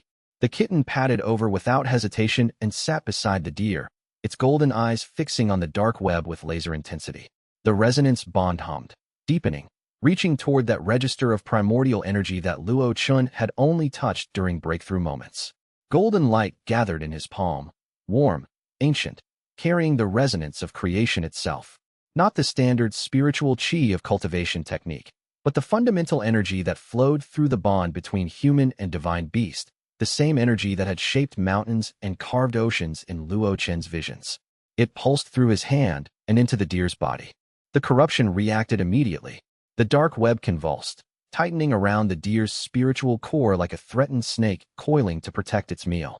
The deer screamed again, that awful, wrong sound, and thrashed so violently against Lin Qingya's ice that cracks webbed through the frozen restraints. Hold it! Luo Chen gritted his teeth and pushed more golden energy through the bond. The corruption fought back with vicious intelligence, sending tendrils of darkness racing up through his palm and into his wrist, trying to infect him through the physical contact. The dark chi was cold, invasive, and carried whispers, fragmented thoughts from whatever consciousness controlled the corruption network, hissing warnings and threats in a language that predated words. But the resonance bond acted as a filter, a wall of golden light between the corruption and Luo Chen's consciousness. Xiao Hui's primordial nature burned the invading darkness to nothing before it could reach Luo Chen's meridians, incinerating the dark tendrils with the casual authority of something that existed at a level of power where corruption simply couldn't survive. For 3 agonizing minutes, golden light and dark corruption warred inside the deer's body while the team watched with held breath. The spiritual pressure mounted, pushing outward from the contact point in waves that made the watching cultivators step back involuntarily. Then, with a sound like ice cracking on a winter lake, the corruption shattered. Dark fragments dissolved into the air like smoke in wind, and the web around the deer's spiritual core collapsed into nothing. The external pulse, the puppet master's heartbeat, was severed, and the deer's own consciousness surged back into control of its body. The animal's eyes cleared. Black veins faded like frost on a warming window, pupils returning to their natural warm brown. The deer blinked, looked around in confused terror at the ice encasing its legs and the strangers surrounding it, and let out a soft, bewildered bleat that was so perfectly normal it nearly brought tears to Luo Chen's eyes. Lin Qingya released the ice. The deer bolted into the forest on shaking legs, crashing through undergrowth in the blind panic of an animal that didn't understand what had happened to it, but desperately wanted to be somewhere else. It worked, Luo Chen breathed, staring at his palm. The golden light faded slowly, leaving behind a warmth that penetrated his bones. The resonance can purify the corruption. He purified the second deer, then turned his attention to the buck, which required more effort. The larger animal's corruption was deeper, more entrenched, as though the web had been in place longer. But the principle held. Golden resonance energy, channeled through the bond with Xiao Hui, burned the darkness away with an efficiency that made the theoretical descriptions in the jade slip seem almost understated. Lin Qingya watched the entire process with an expression that balanced scientific fascination with strategic calculation. That ability is unprecedented, Luo Chen. I've studied beast taming arts extensively, combat applications, bonding techniques, medical interventions. Nothing in any manual, any historical text, any living teacher's knowledge describes purification through resonance. This is lost knowledge.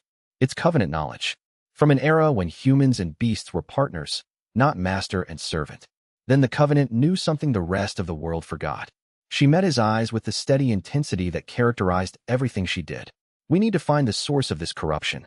If you can purify individual beasts, that's valuable, but slow. If we can destroy whatever's generating the corruption, we save every beast in this forest and prevent new infections. They pressed northeast, following the thickening veins of dark energy deeper into the crimson mist forest. Luo Chen purified corrupted beasts along the way, wolves, foxes, a pair of juvenile ironback bears that whimpered like cubs when the darkness left them. Each purification was easier than the last, as though the technique was refining itself through practice. But each purification also told him something disturbing. The corruption was getting stronger the closer they got to the source. Chapter 44. The corrupted core. The corruption source pulsed like a dark heart at the center of the infected zone. They found it in a natural cave at the base of an ancient ironwood tree whose root system spread across half an acre of forest floor, the massive roots creating a labyrinth of natural tunnels and chambers in the earth. The cave mouth was barely visible beneath the roots, a dark opening no wider than a doorway, concealed by hanging moss and the natural camouflage of forest undergrowth. But through Xiao Hui's enhanced vision, the cave blazed with corrupted energy like a bonfire of dark light. It was the nexus point where all the corruption channels in the forest converged, the heart pumping poison through the ecosystem's spiritual circulatory system. Dark chi poured outward from the opening in waves, each pulse spreading corruption further through the underground chi channels. The concentration in there is extreme, Luo Chen warned the team as they positioned themselves around the cave entrance. Whatever's inside is generating enough corruption to affect the entire forest. And it's not just a natural formation. I can see manufactured structure. This is a device. Manufactured by whom? Zhou Hao asked, his hand on his sword hilt. The Hollow Beast Cult. They entered the cave in combat formation, Lin Xianxia and Song Wei leading, Luo Chen in the middle with Xiao Hui, the rest following. The passage descended steeply, carved from raw stone by a combination of natural erosion and deliberate excavation. Formation arrays lined the walls, not the clean, geometric patterns of standard cultivation formations, but twisted, asymmetric designs that seemed to writhe and shift when viewed directly, as though the patterns themselves were alive and aware of being observed. The passage opened into a chamber roughly 30 feet across, lit by the sickly purple glow of the device at its center. The corruption nexus was a crystalline structure roughly the size of a coffin, grown from black crystal veined with pulsing purple light. It was embedded in the cave floor and connected to the Earth's natural chi channels through drilled conduits. Precision boreholes that tapped into the forest's spiritual infrastructure the way a parasite taps into a host's bloodstream. Formation arrays of nightmarish complexity covered every surface of the crystal, each one pumping corruption through the conduits and into the forest. The nexus wasn't unguarded. A figure sat cross-legged beside the device, deep in meditation. When the team entered, his eyes opened with the unhurried calm of someone who had known they were coming for hours. The man was middle-aged, lean, and radiating a cultivation aura that hit Luo Chen like a physical wall. Soul Forging Realm.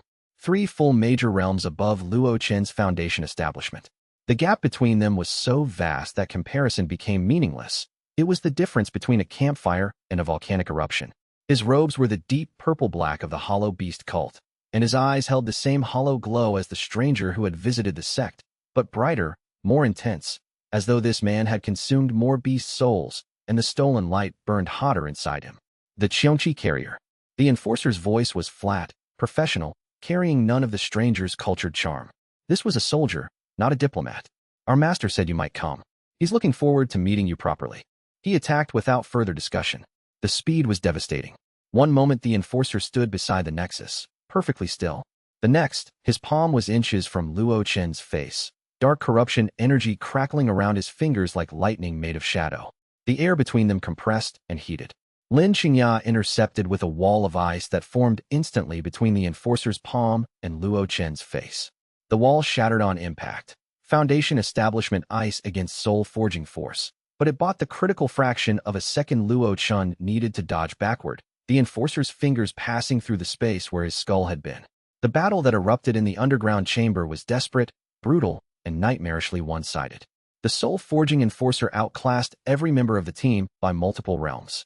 His dark corruption techniques turned the cave into a hellscape. Shadowy tendrils erupted from the walls and floor, grabbing at the team's limbs and trying to drag them into the stone. Corrupted chi blasts ripped through the air with concussive force, each one carrying enough power to kill a Foundation establishment cultivator outright. And the Nexus itself amplified his power, feeding him energy from the forest's hijacked chi channels like a heart pumping blood to a warrior's muscles. The team fought with everything they had. Lin Xianxia created layers of ice defense, walls, barriers, shields that formed and reformed as quickly as the Enforcer destroyed them. Her frost techniques slowed his movements fractionally, ice forming on his robes and limbs only to be burned away by the corrupted chi he radiated. Song Wei attacked from flanking positions with precise sword strikes that the Enforcer deflected without looking. Zhou Hao anchored the rear, his defensive formations protecting the junior disciples from stray attacks. Luo Chen used Predator's domain to its maximum range, tracking the Enforcer's movements and shouting warnings to his teammates. Left. He's shifting left. Song Wei, disengage, tendrils from below. It wasn't enough. The realm gap was simply too vast, and the Nexus was continuously replenishing the Enforcer's chi from the corrupted forest. Song Wei went down first. A shadow tendril caught his ankle and slammed him into the cave wall with bone-cracking force. Tan Mei followed, hit by a corrupted chi blast that sent her spinning across the chamber. Zhou Hao's defensive formation cracked under sustained pressure, and a follow-up strike broke his guard and threw him against the nexus itself. The enforcer turned to Luo Chen, hollow eyes gleaming with the patient confidence of a predator that had finished playing with its food. "Give me the cat, boy. The Hollow King has use for xianxia's fragment. Come quietly, and your friends live. Resist, and I'll leave them for the corrupted beasts." "Never." Xiao Hui's eyes ignited. Not the gentle golden glow of their daily resonance. Not the warm light of morning cultivation or the steady shine of beast soul echo. This was something primal and furious, a blaze of ancient power that had been sleeping for millennia and was now, for the first time in this small body, genuinely angry.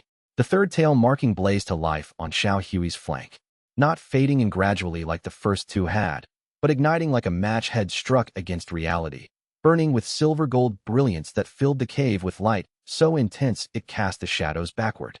The kitten opened its mouth, and the compressed roar emerged once more, the sound that was not a sound, the vibration that predated language and speaking and perhaps hearing itself. But this time, it wasn't an undirected defensive blast.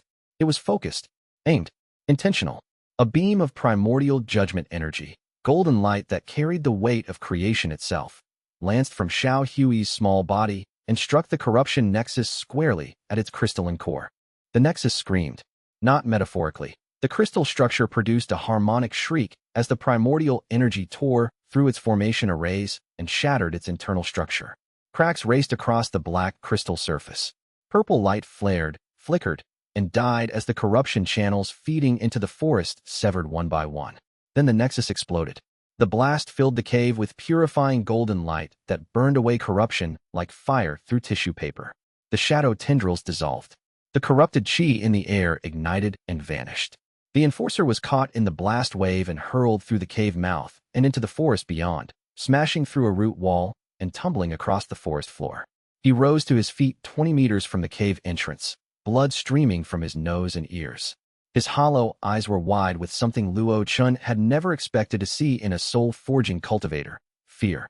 The enforcer's gaze locked on Xiao Hui, now sitting calmly on the rubble of the destroyed nexus, 3 silver markings blazing on its flank, golden eyes regarding the soul-forging cultivator with the ancient, contemptuous patience of something that had existed long before human beings crawled out of caves and would exist long after they returned to dust. The enforcer turned and ran. Not retreated. Ran, with the flat-out desperation of a man fleeing for his life from something his combat training had never prepared him for. Primordial energy. The real thing. Undiluted, undeniable, and impossibly ancient. Chapter 45. The Hollow King's name. The enforcer's retreat echoed through the forest, crashing undergrowth, snapping branches, the desperate flight of a predator that had discovered it was prey. The sound faded rapidly, swallowed by the deep forest's natural acoustics, until only the gentle drip of water in the destroyed cave and the team's ragged breathing remained. Luo Chen stood in the cave mouth, Xiao Hui cradled in his arms. The kitten was slightly larger than before the third marking's appearance, still small enough to hold comfortably, but noticeably heavier, its frame denser with contained power. Its gray fur now carried permanent silver highlights that caught the dim forest light like metallic thread woven into silk, and its eyes, those ancient, golden eyes, held a depth that made Luo Chen's heart ache with the weight of something he couldn't fully comprehend. The team recovered slowly. Lin Xingya's shoulder bore an ugly purple bruise where a glancing dark chi strike had penetrated her ice armor. Song Wei had 3 cracked ribs and a concussion that made his eyes unfocused. Tan Mei's right arm hung at a bad angle, dislocated, not broken, but painful enough to make her gasp when she moved. Zhou Hao was the least injured, his defensive specialty having protected him from the worst of the enforcer's attacks, though his formation equipment was destroyed. The junior disciples emerged from behind the formation barrier where Zhou Hao had sheltered them, pale-faced and shaking, but unharmed. "What was that?" Song Wei asked through gritted teeth, clutching his ribs while Luo Chen channeled gentle healing resonance into his injuries. "That cat just destroyed a military-grade corruption device that was affecting an entire forest, and it scared off a soul-forging cultivator." "It's a very special cat," Luo Chen said. "That's not a cat." Zhou Hao's voice was flat, his eyes fixed on Xiao Hui with the wary calculation of a career military cultivator assessing a new category of threat. "That's a weapon." "It's my partner," Luo Chen corrected, his voice carrying an edge that made Zhou Hao look away. As they treated wounds, packed supplies, and prepared to exit the forest, a distant sound reached them through the trees. The enforcer's voice, screaming into the wind with supernatural carrying power that ensured it would be heard for miles. The Hollow King will hear of this. No one destroys our nexus points and survives. The xianxia fragment is ours by right of collection. You cannot stop what has already been set in motion. The Hollow King, not just a title mentioned by the stranger at the gate, a name screamed by a soul-forging cultivator fleeing in terror. Luo Chen committed the title to memory, feeling it settle into his consciousness like a stone dropped into deep water, sending ripples through everything he understood about the threat they faced. We need to report this immediately, xianxia said, her composure reassembled despite the pain in her shoulder. Her voice had the crisp clarity of someone whose tactical mind had already moved past the battle itself and was processing strategic implications. This isn't a local beast corruption incident.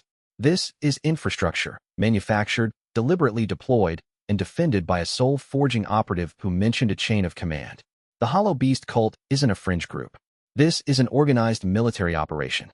They made their way out of the Crimson Mist Forest as quickly as the wounded could travel, carrying those who couldn't walk and pausing only to purify corrupted beasts that blocked their path. The purifications were easier now. Without the nexus pumping corruption through the forest channels, the existing infections were weakening, the parasitic qi losing cohesion without its source. By the time they reached the forest's edge at dusk, the most obvious signs of corruption were already fading. Deer grazed peacefully in meadows they'd been rampaging through days earlier. Bird songs returned to their natural melodies. The forest was healing itself, its spiritual immune system reasserting control now that the foreign pathogen had been eliminated. But the dark channels carved into the earth's qi veins would take weeks to fully close. And somewhere in the wider world, Luo Chen knew, more nexus points were operating, pumping corruption into other forests, other regions, other beast populations. The Hollow Beast cult was not just hunting divine beast remnants. They were waging a shadow war against the natural world itself, and the Azure Cloud Sect's forest was just one front in a much larger campaign. Chapter 46. Regional Summit. The Azure Cloud Sect's urgent report triggered a chain reaction through the tangled web of regional cultivation politics. Within a week, messenger hawks carried crisis communications to every major sect, academy, and noble house within 500 miles. Within 2 weeks, representatives began arriving at the Azure Cloud Sect for an emergency regional summit, their traveling carriages and flying mounts congesting the mountain's approach roads. The Iron Mountain Sect sent Elder Jian, a weapons specialist whose massive frame seemed designed to fill whatever room he entered and whose bristling qi aura made lesser cultivators develop sudden headaches. The Jade Pavilion dispatched Senior Sister Mei Ling, a formation expert whose serene demeanor masked one of the most formidable strategic minds in the region. The Vermilion Phoenix Academy, the region's most prestigious beast taming institution, older than the Azure Cloud Sect by 3 centuries, was represented by Weisstein Tanghauern, a white-haired gentleman whose bonded firestorm hawks circled the sect's peaks with territorial displeasure, screaming at any bird that came within 500 meters. The smaller sects and cultivation families sent their own representatives, minor elders, talented disciples, information brokers whose presence spoke to the depth of anxiety spreading through the cultivation community. Something was wrong with the world's beasts, and nobody except the Hollow Beast cult seemed to understand why. Luo Chen attended the summit as a junior representative, his newly minted inner disciple status barely sufficient for inclusion in the main proceedings. He sat near the back of the grand meeting hall, Xiao Hui on his lap, acutely aware of the gulf between his foundation establishment cultivation and the room full of soul-forging and void passage powerhouses whose combined aura created a pressure that made the air itself feel heavier. Several of the attending cultivators gave Xiao Hui uneasy looks. The kitten sat with its usual poise, golden eyes surveying the assembled powers with an expression that Luo Chen, through their bond, recognized as mild boredom. Weisstein Tang's firestorm hawk, perched on a reinforced stand outside the hall, refused to stop screaming whenever someone carried Xiao Hui past the windows. Tang himself kept glancing at the cat with the troubled fascination of a lifelong beast expert encountering something his experience couldn't categorize. The summit's proceedings were grim. Each represented faction reported incidents consistent with the Azure Cloud Sect's experience: beast corruption, nexus device discovery, encounters with Hollow Beast cult operatives. The cult was operating across the entire region and possibly beyond, systematically and with resources that suggested a power base far exceeding anything a regional criminal organization could muster. "We are facing an organized enemy with at minimum continental reach," xianxia stated during her mission report, delivering her account of the Crimson Mist Forest operation with characteristic precision. She described the Nexus device, the soul forging enforcer, and, after a glance at Luo Chen that asked permission and received a small nod, the purification ability. The corruption technology is sophisticated. The formation work on the Nexus device exceeds anything in our sect's library, and their field operative was at Soul Forging realm, suggesting access to training and resources equivalent to a major sect. What do they want? Elder Jin growled, his massive hands flat on the table. Based on the operative statements and the corruption pattern analysis, the Hollow Beast cult is pursuing two interrelated objectives. Lin Xianxia activated a display array that projected a map of the region. First, they're destabilizing beast populations across a wide area, weakening the natural ecosystem that cultivation society depends on for resources, materials, and defense. Second, and more concerning, they're using the corrupted Qi channels as a detection network to scan for what they call divine beast remnants, dormant primordial beings of immense power that the cult believes can be located, extracted, and weaponized. Every eye in the room turned to Luo Chen, or, more precisely, to the gray cat on his lap that had destroyed a corruption nexus with a beam of golden light. Luo Chen met their gazes steadily and said nothing. Xiao Hui yawned, showing tiny teeth, and went to sleep. Chapter 47. The Inter-Sect Trial. The summit's deliberations lasted 3 contentious days of argument, negotiation, and political maneuvering before producing one concrete, actionable outcome: a joint inter-sect operation to locate and destroy remaining corruption nexus points in the region. The operation was centered on the Thousand Beast Valley, a sacred wilderness preserve in the mountains east of the Azure Cloud Sect, where the region's densest concentration of spirit beasts gathered during the autumn migration season. If the cult had placed nexus devices anywhere, the valley was the highest value target. Corrupting the beasts there during migration could spread the infection across the entire region when they dispersed. The operation was structured as both a military campaign and a competitive trial. Each participating sect would send a team of 8 young cultivators, officially cooperating to eliminate nexus points while simultaneously competing for resources, prestige, and the political influence that came from demonstrating superior capability. The dual nature was typical of inter-sect cooperation: work together against the common enemy, but never stop jockeying for advantage. Luo Chen was selected for the Azure Cloud team, his purification ability making him an essential and irreplaceable asset. The team included Lin Xianxia as combat lead, Su Wanqing as alchemical and medical support. She'd insisted on coming, citing the extended operations medical requirements, and nobody wanted to argue with the sect's best combat alchemist, and 5 other inner disciples providing additional combat, reconnaissance, and logistics. Feng Ruoshi was also selected for the operation, not as a competitor, but as the Azure Cloud Sect's official observer and judicial representative, a role that gave her access to all proceedings and the authority to document everything that occurred. Her presence meant that every technique Luo Chen used, every interaction with Xiao Hui, every moment of purification would be recorded, analyzed, and filed in reports that would eventually reach Sect Master Duan Zhengming's desk. "She's going to build a comprehensive dossier on your abilities," Su Wanqing warned as they packed supplies in her quarters, surrounded by carefully organized rows of pills, salves, and alchemical compounds. Every data point she collects strengthens her case for Xiao Hui's confiscation.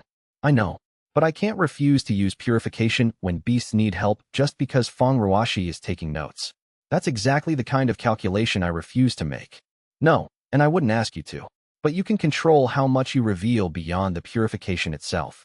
Su Wanqing's analytical mind was already strategizing, her dark eyes distant with rapid calculation. "Use purification freely. It's too valuable and too visible to hide.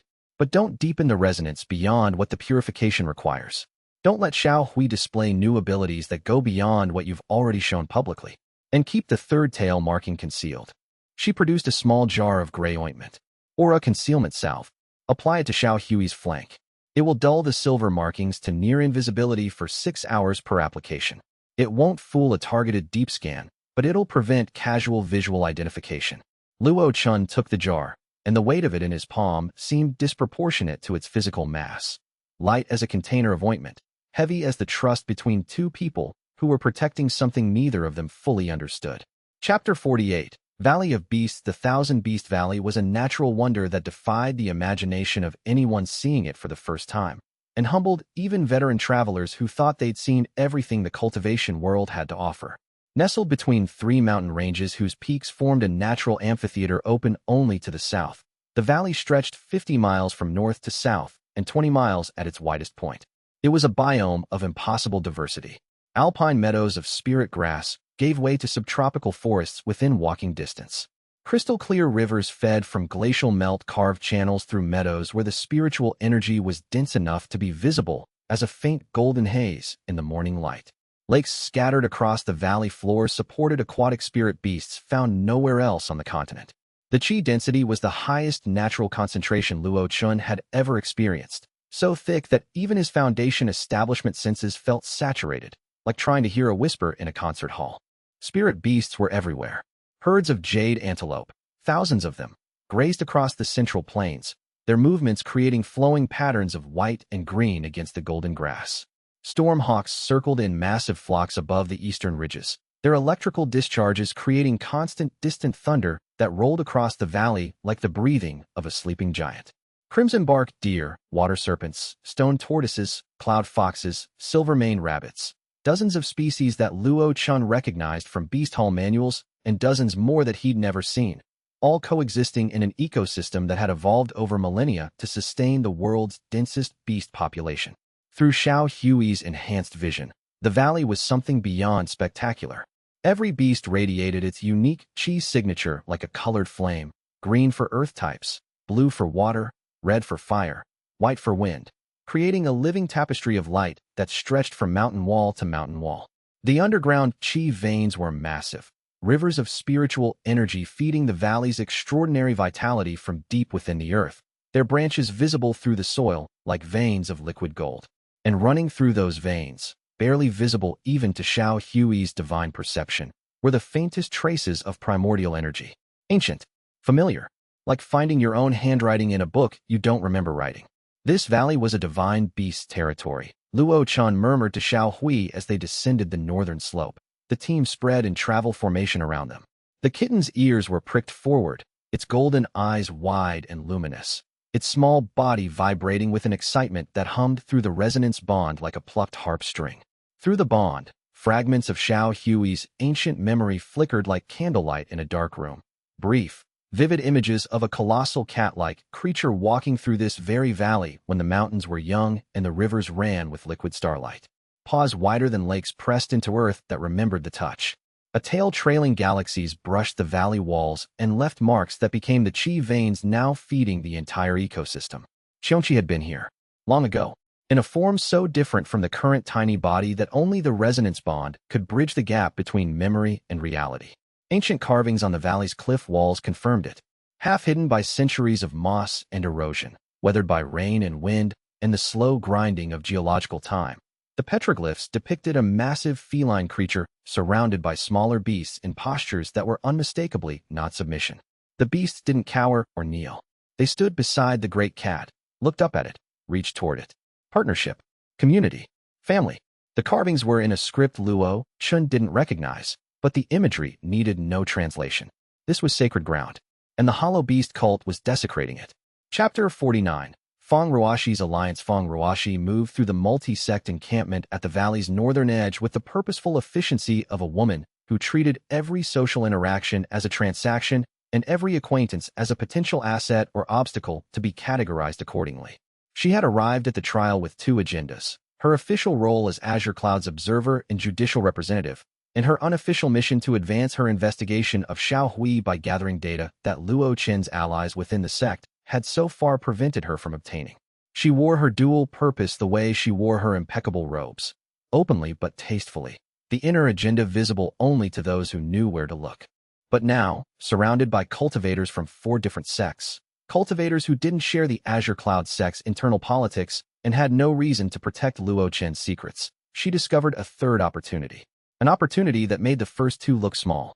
Luo Chen observed her movements through carefully positioned B-Soul echo sessions, brief, targeted glimpses through Xiaohui's enhanced senses that lasted only seconds each, too short to be detected by even a skilled cultivator watching for surveillance. Through the cat's vision, human auras were as readable as facial expressions, intent, emotion, and purpose displayed in shifting colors that no concealment technique could fully mask. He watched Feng Ruoshi approach Wei Junlong, the Iron Mountain Sect's team leader, during an evening meal. He saw their body language shift from the formal postures of intersect protocol to the closer, more conspiratorial positioning of people sharing secrets. He watched Jade's slips pass between them, information exchanged with the casual precision of professionals who had done this kind of covert dealing before. The next day, she met with a Jade Pavilion formation specialist over tea. The day after that, with a Vermilion Phoenix Academy beast tamer whose bonded creature, a Firecrest drake with iridescent scales, showed signs of unusual agitation whenever Xiao Hui was nearby. She's building an alliance, Luo Chen told Lin Xianxia during their evening team briefing. The team gathered around a low fire in their designated campsite. Cross-sect. I've confirmed direct meetings with representatives from all 3 other factions. Lin Xianxia's ice-blue eyes narrowed. What could she offer them that's valuable enough for cross-sect cooperation?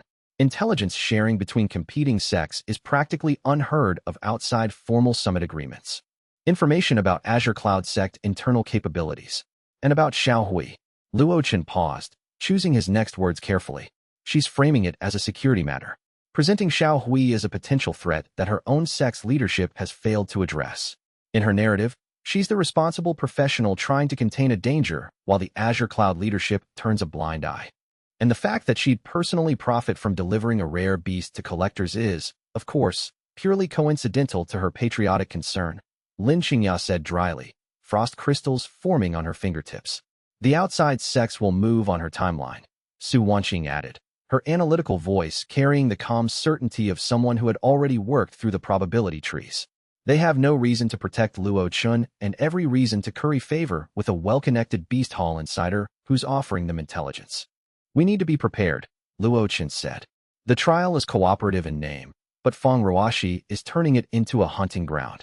And we're the prey. Chapter 50. The trial begins. The Thousand Beast Valley Intersect trial officially commenced at dawn, with a formation flare that split the sky with crimson light, visible from every corner of the vast valley.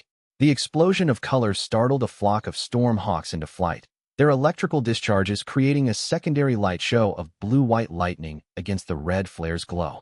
For teams of 8 cultivators each, 32 competitors total, entered the valley from 4 different access points positioned at the cardinal directions of the amphitheater's rim. The teams carried supplies, communication arrays, and the competitive intensity of young cultivators who understood that performance here would define their career trajectories for years. The primary objective: locate and destroy 3 corruption nexus points that intelligence suggested the Hollow Beast cult had hidden within the valley's enormous expanse. Each nexus destroyed earned the responsible team major contribution points. Secondary objectives included corrupted beast rescue operations, ecological damage assessment, territory mapping, and resource gathering, the practical busywork that kept teams occupied between the major objectives. Luo Chen's team entered from the north, the most direct approach to the valley's central plain.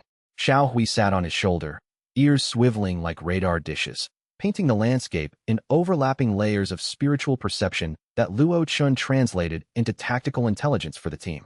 First Nexus signature, approximately 3 miles southeast, Luo Chen announced as they descended the slope. Underground, beneath a rock formation near the Lake of Mirrors. The corruption signature is smaller than the one we encountered in the Crimson Mist Forest, either newer, deliberately reduced in power, or specifically concealed against detection. Lin Xianxia made the tactical decision instantly. Double time. If we reach it first, we establish ourselves as the operations lead team and set the pace for everything that follows. They moved fast through the valley's breathtaking landscape. Su Wanqing distributed stamina pills from her field kit, the quick-dissolving tablets keeping the team's energy levels high despite the demanding pace and the increasingly steep terrain near the Lake of Mirrors. They reached the lake in under an hour.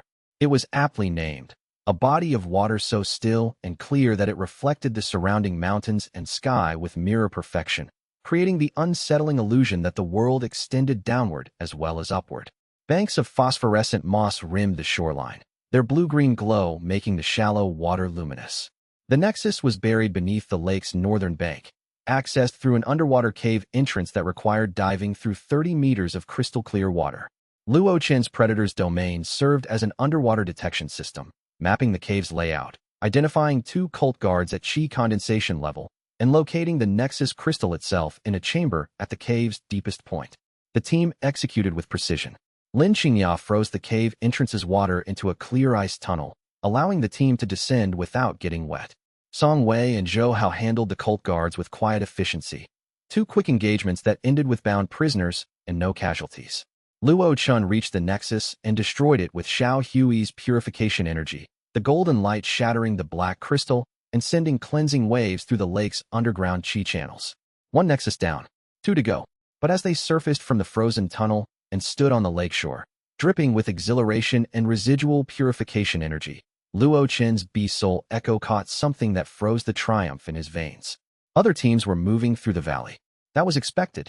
But one of them, the Iron Mountain Sect team, led by Wei Junlong, was converging on the Azure Cloud team's position with a speed and directness that had nothing to do with Nexus hunting.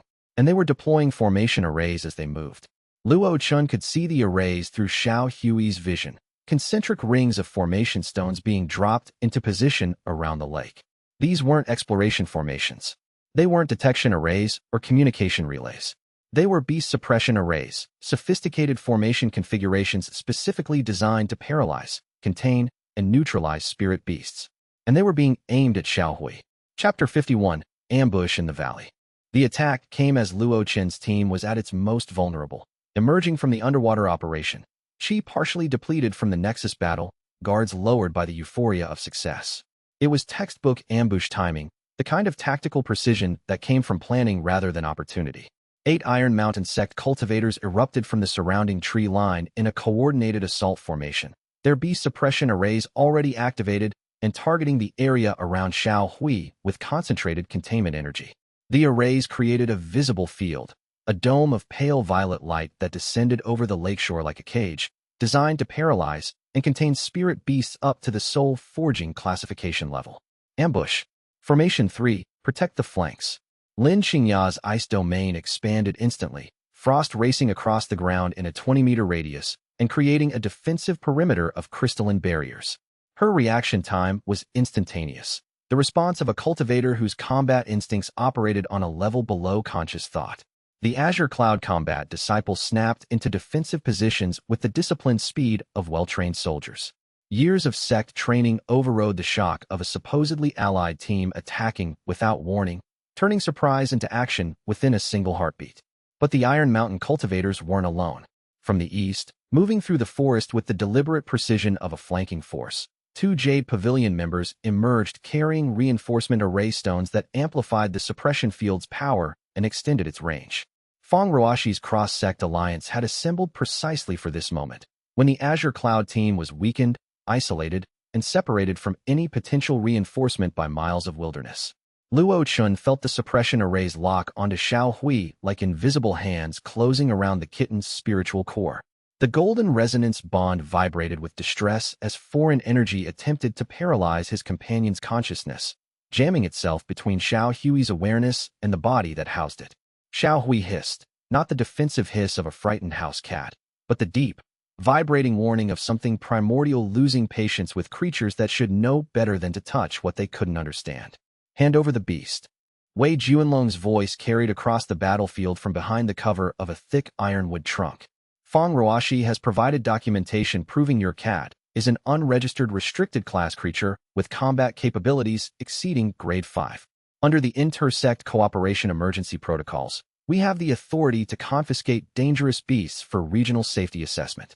You have no such authority, and you know it. Lin Xingya's voice was ice-given sound, each syllable carrying the cutting edge of a woman who understood law as well as she understood combat. This is an illegal assault on an allied team during a joint operation.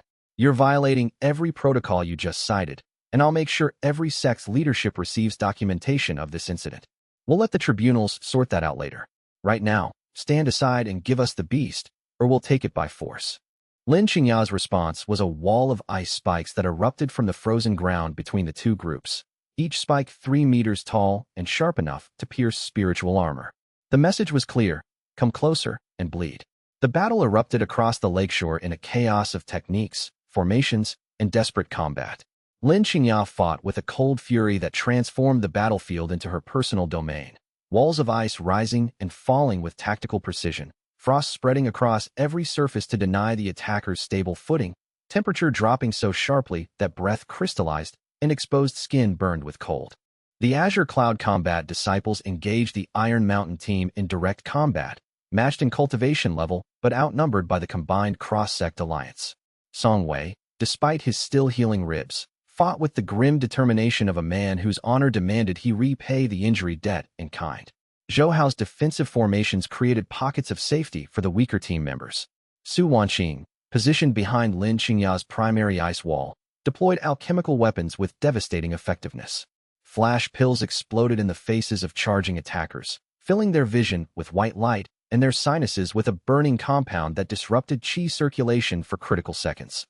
Adhesive bombs created zones of supernatural stickiness that locked cultivators' feet to the ground. She moved through her inventory with the calm efficiency of a professional whose weapons happened to come in jars rather than sheaths. Luo Chen fought his way toward the suppression array operators, Predator's domain guiding him through the melee with three-dimensional spatial awareness that let him avoid attacks he couldn't see and strike openings that existed for fractions of a second. He needed to disable the arrays threatening Xiaohui. Each operator he reached received a precise, disabling strike. Nerve clusters hit, chi points sealed, consciousness interrupted through pressure points that dropped a cultivator without permanent damage. But the Alliance had planned for this. For every array operator Luo Chen disabled, another activated a backup formation from a hidden position. The suppression field maintained itself through redundancy, its violet light pressing down on Xiaohui with increasing force. Through the resonance bond, Luo Chen felt Xiaohui's mounting discomfort like needles in his own spirit. The suppression energy was specifically designed to attack beast consciousness, and despite Xiaohui's primordial nature, the sheer volume of suppressive force was having an effect. The kitten's golden eyes dimmed slightly, its movements slowing. Then Zhang Yufei arrived. He hadn't been assigned to the trial team. He had been stationed at the sect's forward outpost as emergency reserve support, a role he'd accepted with uncharacteristic patience. But the suppression array's activation had sent a detectable pulse through the valley's spiritual atmosphere, and Zhang Yufei possessed the combat instinct to recognize that pulse as an attack on his friends. He covered the 3 miles from the outpost in under 4 minutes, running at a speed that body cultivators shouldn't have been able to maintain. His entrance was characteristically subtle. He punched through a 2-foot-thick ironwood trunk to enter the battlefield directly, then bodily lifted a jade pavilion cultivator and threw him into 2 Iron Mountain disciples with enough force to knock all 3 of them flat. "Sorry I'm late," he roared, grinning despite the blood from a branch scratch across his cheek. "Did I miss anything important?" His arrival shattered the ambush's carefully coordinated structure. A body cultivator in a formation-based engagement was like a boulder dropped into a chess game. It didn't just upset the board, it destroyed the table. Zhang Yufei smashed through suppression arrays with his fists, tackled formation operators into the dirt, and generally turned the Alliance's sophisticated tactical plan into a brawl.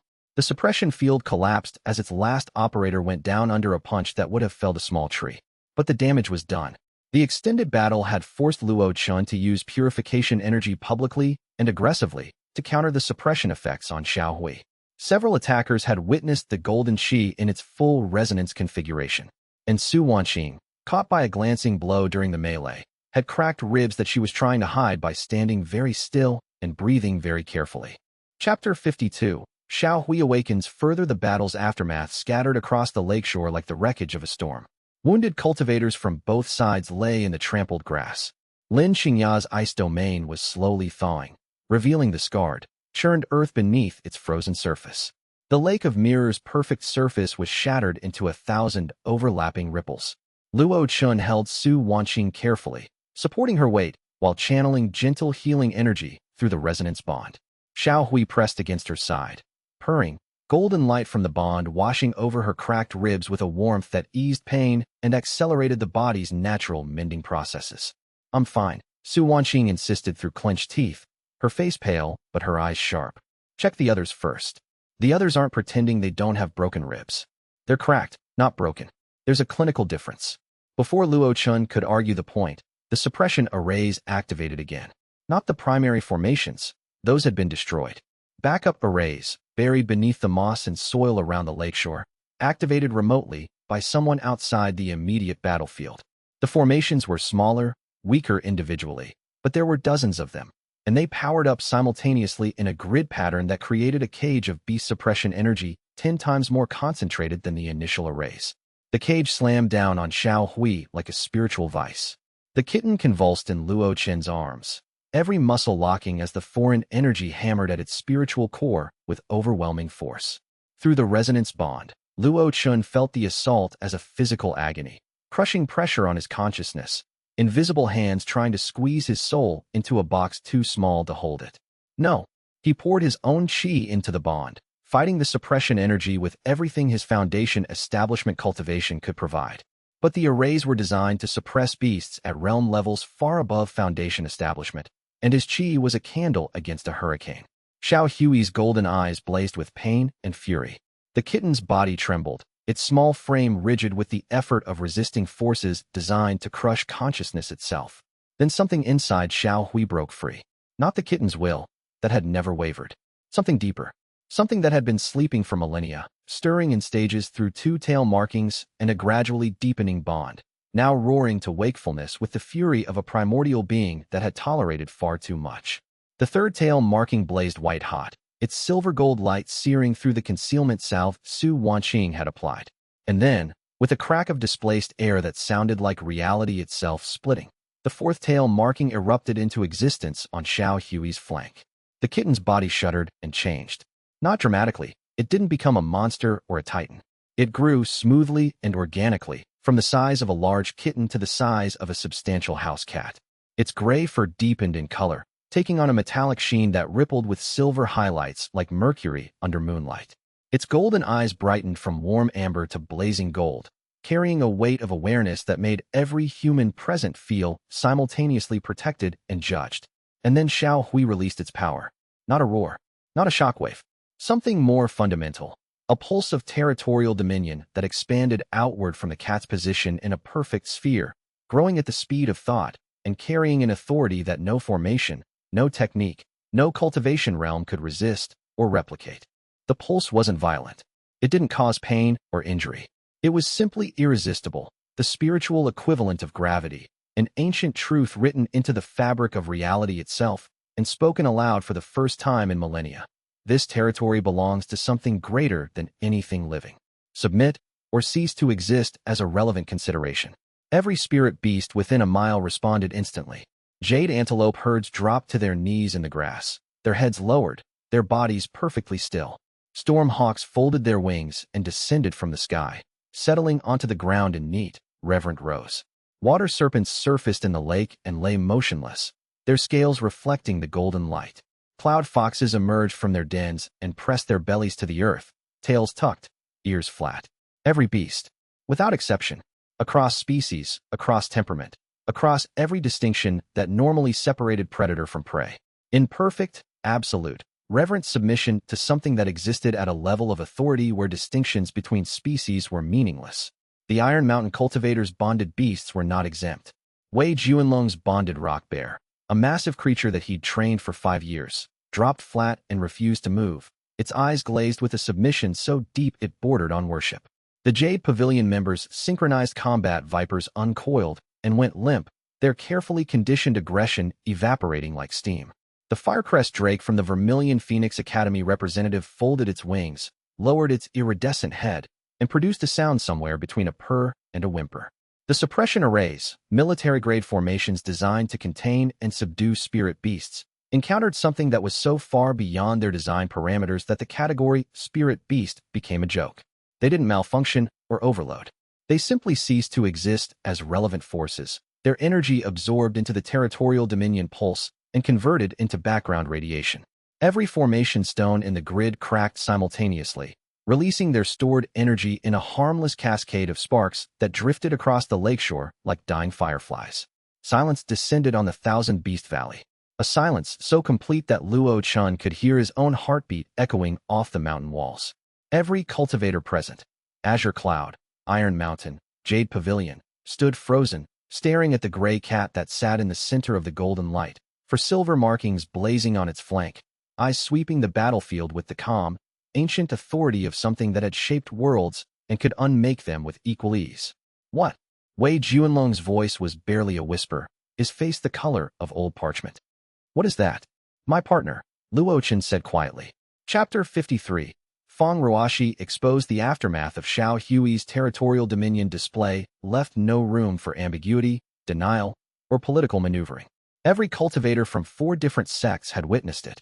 The evidence was carved into the landscape: shattered suppression arrays, submissive beasts across a square mile, and a clearing saturated with residual primordial energy that would take months to dissipate. But the display had also exposed the conspiracy that had triggered it. Luo Chen, with Lin Xingya's analytical support and Su Wanqing's documentation expertise, presented comprehensive evidence to the trial's oversight committee within hours of the battle's conclusion. The suppression arrays recovered from the battlefield bore formation signatures, unique energy patterns embedded in every formation by its creator, as distinctive as fingerprints. The patterns matched Feng Ruoxi's documented formation style, cataloged in Beast Hall records accessible to Lin Xingya through her inner disciple clearance. Jade slips recovered from a disabled Iron Mountain cultivator, one of Wei Junlong's lieutenants, who had been carrying communications that should have been destroyed, contained message exchanges between Wei Junlong and Feng Ruoxi spanning 3 weeks. The messages detailed the ambush plan with clinical specificity, target identification, array deployment sequence, timing coordination, and, most damningly, the explicit goal of capturing the Azure Cloud Sect's unregistered restricted class beast for transfer to interested parties whose identities were encoded in a cipher that Lin Xingya's intelligence training allowed her to partially decrypt. The Oversight Committee, composed of senior representatives from each participating sect, convened an emergency session in the largest tent of the encampment. The atmosphere was electric with tension, the kind that preceded either justice or war.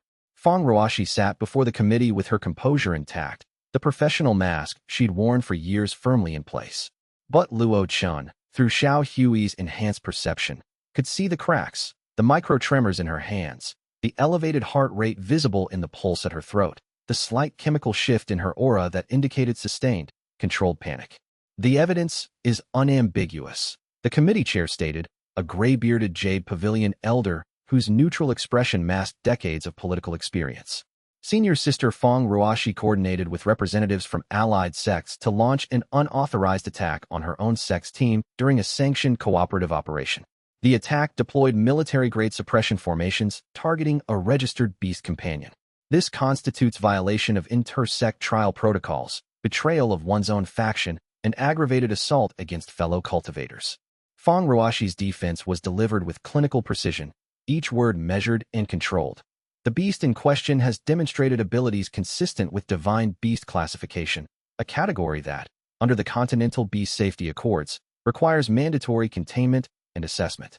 My actions were motivated by legitimate security concerns that my own sect's leadership has consistently failed to address. Your security concerns are noted. Your methods are categorically condemned. The chair's voice was final. Feng Ruoxi is stripped of her position as Azure Cloud Sect Beast Hall Director and expelled from Azure Cloud Sect membership, effective immediately. Her professional credentials with the Continental Beast Management Authority are suspended pending further review. Feng Ruoxi rose from her seat with the rigid composure of someone holding themselves together through sheer force of will, every muscle locked against the gravitational pull of collapse. She walked to the tent's exit, paused, and turned. Her ice-cold eyes found Luo Chen across the space between them. This isn't over, Luo Chen. There are powers in this world that would pay anything, for what you have. Powers that make these sects, these trials, these petty committees look like children arguing over toys in a sandbox. You'll see. She walked out of the tent and into the valley, and nobody tried to stop her. Chapter 54. The Hidden Temple. With the trial's political drama settled, and 2 more nexus points located and destroyed, the second in a cave system beneath the valley's eastern ridge, the third buried under a dried riverbed. Luo Chen turned his attention to the mystery that Xiao Hui had been pulling him toward since they'd entered the valley. The kitten, now a proper cat, noticeably larger, its 4 silver tail markings visible despite repeated applications of concealment salve, had been guiding him through the resonance bond. Not with words or explicit directions, but with subtle pulls of attention, emotional nudges, a persistent sense of something important lying just beneath the valley's surface like a treasure buried under familiar ground. On the trial's 5th day, following Xiao Hui's guidance through a narrow canyon whose walls were carved with petroglyphs, so ancient they'd been worn almost smooth by millennia of wind and water, Luo Chen found it. The entrance was hidden behind a waterfall, a curtain of glacial melt that tumbled 30 meters from a cliff face into a pool of icy water. Behind the water, invisible from any angle except directly in front, a carved doorway penetrated the cliff face. The carvings surrounding the door were unmistakable. Feline figures surrounded by smaller beasts in partnership postures, and scripts in a language that predated modern cultivation by thousands of years. Xianxia ran her fingers over the carved doorway with the quiet reverence of an educated woman recognizing history she'd only read about. This predates the Azure Cloud Sect. This predates the regional cultivation system. These carvings use proto-cultivation script, the writing system used before the sect era, when cultivation was taught by individual masters rather than institutions. They entered. Su Wanqing carried emergency medical supplies. Lin Qingya maintained a frost shield. Jiang Yufei, who had insisted on joining after the ambush, cracked his knuckles and said, "If anything jumps out at us, I'll hit it." The passage opened into an underground temple complex of staggering beauty and impossible preservation. Columns carved from single pieces of spirit stone, each column 20 meters tall and seamlessly smooth, supported a ceiling painted with murals that still glowed with preserved qi after thousands of years. The murals depicted 9 divine beasts, each one painted with such masterful detail that they seemed alive, captured mid-motion in the act of creating the world. The murals told a story in images. 9 beings of impossible size working together, not competing, not dominating, but cooperating with the synchronized grace of musicians in an orchestra. A cat trailing starlight, a serpent weaving through stone, a phoenix painting the sky, a turtle carrying a continent, and 5 others, each unique, each essential, each contributing a different aspect of creation to the whole. Below the murals, in smaller, more personal scale, human figures stood alongside the divine beasts, not worshipping them, not commanding them, standing with them, partners, bondkeepers. The Beast Tamers Covenant built this, Luo Chen said, recognizing formation patterns from Mo Bai's jade slip embedded in the temple's structural arrays. This was one of their temples, maybe their most important one, a place where they honored the divine beasts and trained bondkeepers to work alongside them. Shall we walk through the temple with the quiet familiarity of someone returning home after a very long journey? Chapter 55. The Covenant's Legacy. The sealed chambers at the temple's deepest level contained the Covenant's greatest treasures, not gold or spirit stones or weapons, but knowledge.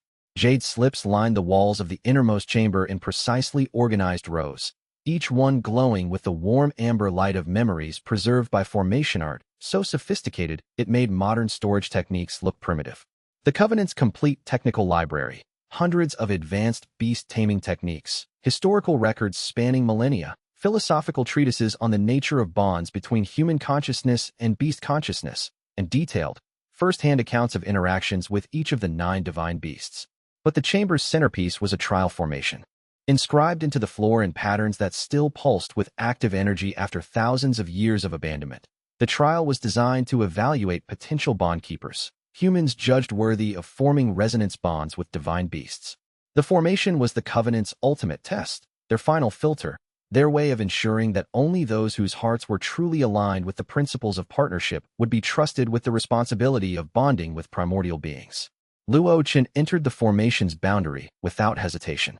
The others stayed back. The formation's energy clearly distinguished between the one being tested and everyone else.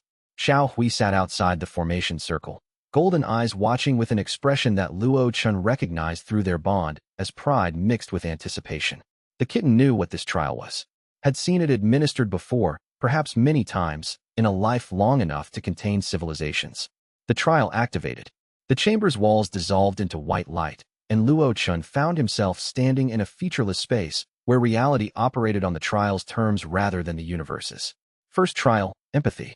The formation projected the emotional states of 100 different spirit beasts simultaneously into Luo Chen's consciousness, waves of feeling crashing against his awareness with overwhelming intensity. Fear, the cold, paralyzing terror of a rabbit beneath a hawk's shadow. Anger, the volcanic rage of a cornered predator fighting for its cubs.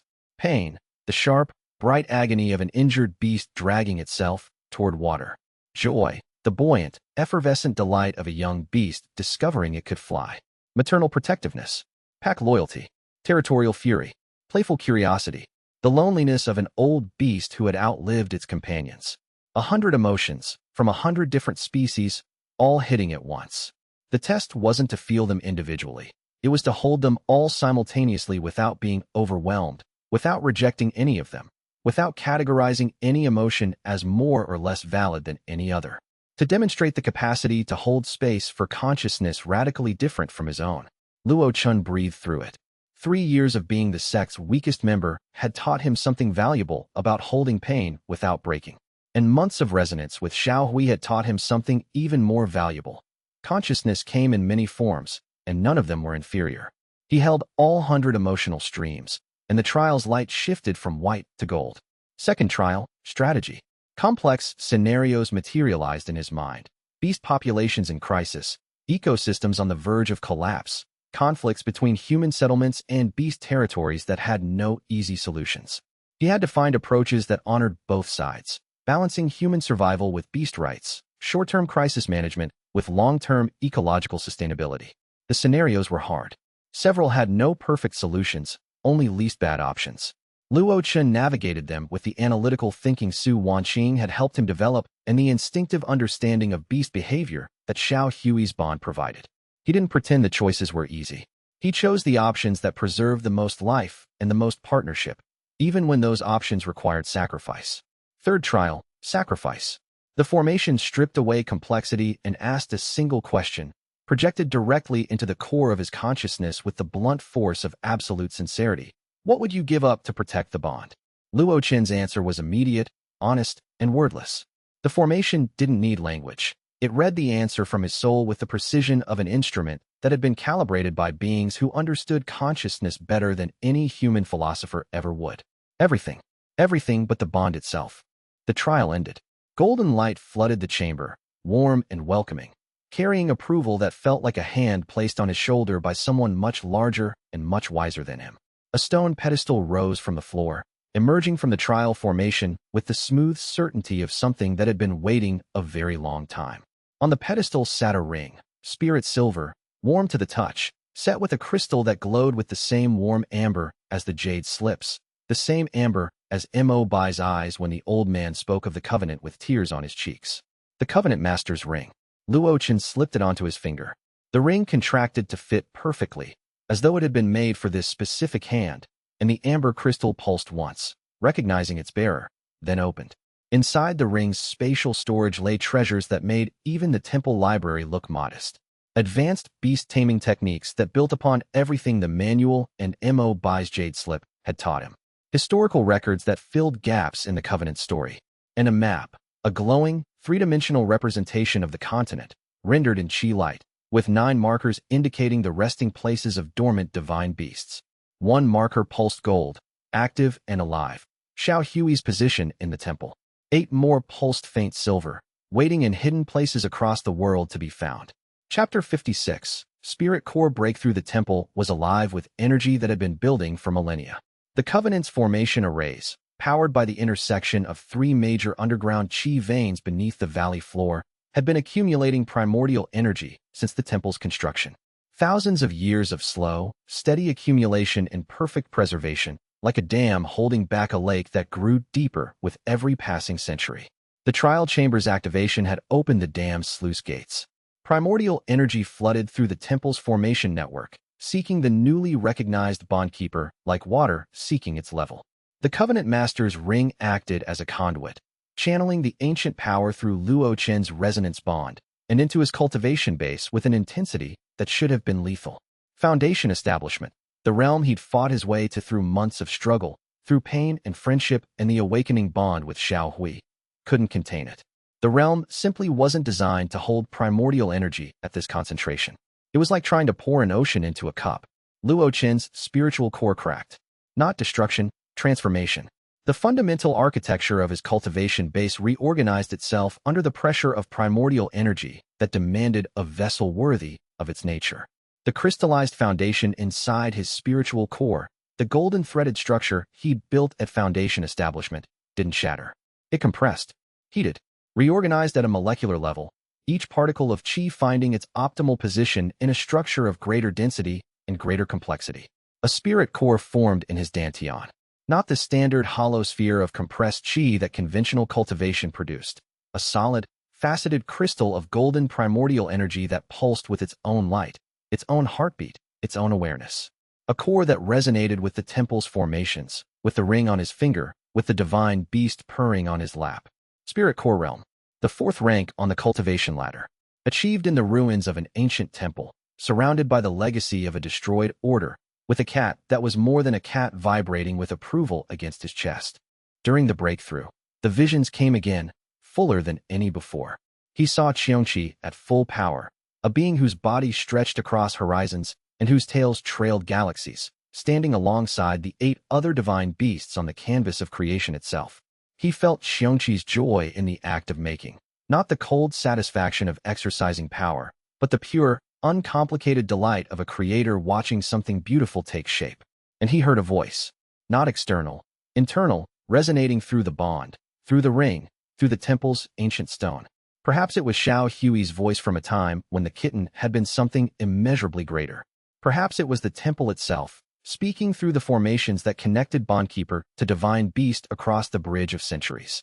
The Bondkeeper has been chosen. When the vision faded and Luo Chen opened his eyes, the temple's murals were glowing brighter than they had in 1,000 years.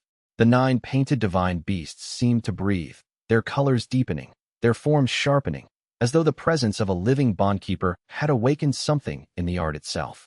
Chapter 57. Return. As heroes, Luo Chen's team returned from the Thousand Beast Valley trial with a record that would be discussed in cultivation circles for years. The most nexus points destroyed, the most corrupted beasts purified, the discovery and documentation of a lost covenant temple, and the exposure of a cross-sect conspiracy that had resulted in the expulsion of a senior sect member. The Azure Cloud Sect's regional standing sword. Other sects that had participated in the trial reported back to their own leadership with a consistent assessment. The Azure Cloud Sect possessed a beast tamer of extraordinary and unprecedented ability, bonded with a creature whose power defied conventional classification. Whether this made the Azure Cloud Sect a valuable alliance partner or a terrifying regional threat depended entirely on political perspective and personal courage. Sect Master Duan Zhengming publicly praised the team's performance in a ceremony attended by the full sect. His speech was measured, complimentary, and diplomatically perfect, acknowledging achievement without revealing the specifics that might alarm the general population of disciples who didn't know the full story. After the ceremony, as the crowd dispersed, Duan intercepted Luo Chen in a corridor. His hand rested on Luo Chen's shoulder with avuncular warmth, his expression the picture of benevolent mentorship. Excellent work, Luo Chen. The sect is genuinely proud of your achievements. Thank you, Sect Master.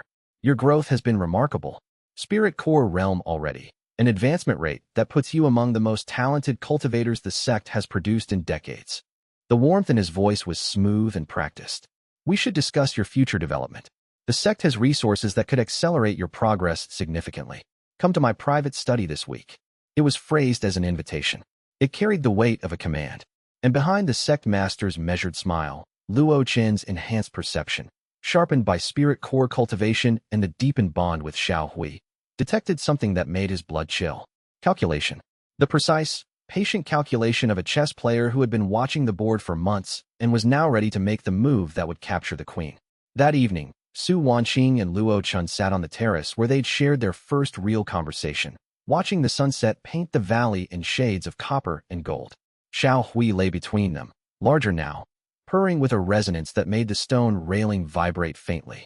He's going to try to take control, Luo Chen said. The sect master. He didn't praise me because he's proud. He praised me because he wants me to trust him enough to walk into his study willingly. Su Wanqing leaned against his shoulder, a contact that had become natural between them, the physical grammar of a relationship that both of them had been building without announcing. Then we need to understand what he really wants before we walk into anything. Power. Xiao Hui's power. He wants access to primordial energy for his own cultivation. Then he's making a fundamental error. She looked up at him, her dark eyes steady. He's assuming the bond can be taken. That what you have can be transferred, extracted, or replicated. Can't it? No. That's what the Hollow Beast cult tries to do. Extract divine essence through force. And everything the Covenant's teachings say indicates that true resonance is non-transferable. It exists between specific partners, or it doesn't exist at all. She paused. He doesn't have what you have, Luo Chen. And he never will. He took her hand. Her fingers intertwined with his, cool and steady and sure. Xiao Hui watched from between them, golden eyes half closed, purring with what the bond clearly identified as approval. Chapter 58. Elder Mo by released. The political fallout from Feng Ruoshi's expulsion rippled through the Azure Cloud Sect's power structure like a stone dropped into still water, disturbing equilibrium that had been maintained for years through careful balancing. With the Beast Hall's director gone, the faction she'd built was leaderless and exposed. Her allies on the Elder Council found themselves associated with a disgraced traitor, and the political instinct of cultivators who had survived decades of sect politics kicked in. Distance yourself from the fallen, and quickly. The case against Elder Mo Bai, built primarily on Feng Ruoxi's accusation and prosecuted by her allies, weakened dramatically with her departure. The journals documenting Mo Bai's covenant beliefs were real and couldn't be unwritten, but without Feng Ruoxi's political pressure driving the investigation, sympathetic council members were able to reframe the evidence. Mo Bai's writings, they argued, constituted historical research and philosophical speculation, eccentricity, not heresy. The sect had never formally banned theoretical research into pre-modern beast-taming methods, and Mo Bai's decades of loyal service spoke louder than his private journal entries. Elder Mo Bai was released from house arrest on a clear morning, the restriction formations around his quarters dissolving with soft pops of dispersing energy like soap bubbles popping in sunlight. Luo Chen was waiting outside the door when it opened. The old man emerged blinking in the light, thinner than before his confinement, his robes hanging loose on a frame that had been subsisting on restricted rations and restricted hope for weeks. But his eyes, those desperate, passionate, believing eyes, burned with a light that months of imprisonment hadn't dimmed. When he saw Xiao Hui on Luo Chen's shoulder, noticeably larger now, for silver tail markings gleaming against gray fur despite the concealment salve, he stopped walking. His gaze locked on the kitten with the intensity of a man witnessing the fulfillment of a lifelong prophecy. "How many markings?" he whispered. 4. Mo Bai's composure cracked like a dam overwhelmed by the flood it had been holding back. His face twisted with an emotion too vast and too complex for any single word. Joy and grief and wonder and vindication, compressed into a single trembling expression that made his weathered face look simultaneously ancient and newborn. Tears traced the deep wrinkles of his cheeks. "I spent my whole life believing," he said, his voice breaking. 40 years. They called me delusional. They demoted me, isolated me, imprisoned me. They called my life's work the ravings of a zealot clinging to fairy tales." His hands trembled at his sides. "And I was right. xianxia lives." Luo Chen put his arm around the old man's thin shoulders, steadying him physically and emotionally. "More than that, Elder. I found a covenant temple in the Thousand Beast Valley. The trial chamber. I passed the trials. And I found this." He held up his hand, showing the spirit silver ring with its amber crystal, warm against his finger. Mo Bai's legs gave out. Luo Chen caught him with the reflexes that months of cat instinct training had honed, lowering the old man gently to the stone bench beside his quarters door. Mo Bai held Luo Chen's hand, the hand with the Covenant Master's ring, and stared at the amber crystal through tears that wouldn't stop falling. "The Master's ring," he breathed. "Then the Covenant's legacy passes to a new generation. Then it wasn't all for nothing." A sob escaped him, a sound so raw and so relieved that it made Luo Chen's own eyes sting. Then it's truly begun. The awakening. After 1,000 years of waiting and believing and being called a fool, he began teaching Luo Chen advanced covenant techniques that same afternoon, his energy seemingly restored by pure emotional momentum. The old man moved through the teaching material with the passionate urgency of someone who had spent decades preparing for this moment and intended to transmit every scrap of knowledge before the universe could take it away. Chapter 59. The cult retaliates. The Hollow Beast cult's response to the Thousand Beast Valley trial was swift, brutal, and designed to send a message that couldn't be ignored or diplomatically softened. 3 weeks after the trial concluded, the town of Liuhe, a modest settlement of 8,000 civilians located 12 miles south of the Azure Cloud Sect's mountain, was attacked, not by an army of cultivators, not by a formation assault or a targeted assassination, by beasts. Corrupted spirit beasts emerged from the surrounding forest in coordinated waves, moving with the synchronized precision of soldiers following orders from a general they couldn't see. Shadow wolves poured from the tree line in packs of 20. Flame stallions stampeded through the main road, their fire element abilities igniting market stalls and thatched roofs. Ironback bears crashed through the town's wooden palisade as though it were paper. Ordinary forest creatures, deer, foxes, even rabbits, charged through the streets with corrupted black eyes, biting and clawing at anyone they encountered. The town's civilian guard force was overwhelmed in minutes. Their weapons, simple steel blades and crossbows designed for bandits and the occasional wild animal, were meaningless against chi-enhanced spirit beasts whose corrupted instincts had replaced fear with mindless aggression. Screams rose from every quarter of the town. The alarm reached the Azure Cloud Sect through a frantic communication array pulse that interrupted the morning cultivation session. Luo Chen was among the first to respond. Xiao Hui on his shoulder, sprinting down the mountain path toward the distant sound of screaming while the sect mobilized behind him. He arrived in Liuhe to find the town in chaos that made his worst imaginings seem optimistic. Corrupted beasts rampaged through the streets in a frenzy that had no tactical purpose beyond destruction. A flame stallion had set the market district ablaze. 3 buildings already engulfed, civilians fleeing through streets that had become obstacle courses of overturned carts, scattered goods, and the occasional body. A mother clutched 2 children in a doorway, a corrupted shadow wolf pacing in front of them with black-veined eyes and foam dripping from its jaws. The wolf lunged. Luo Chen's predator's domain caught the wolf in mid-leap.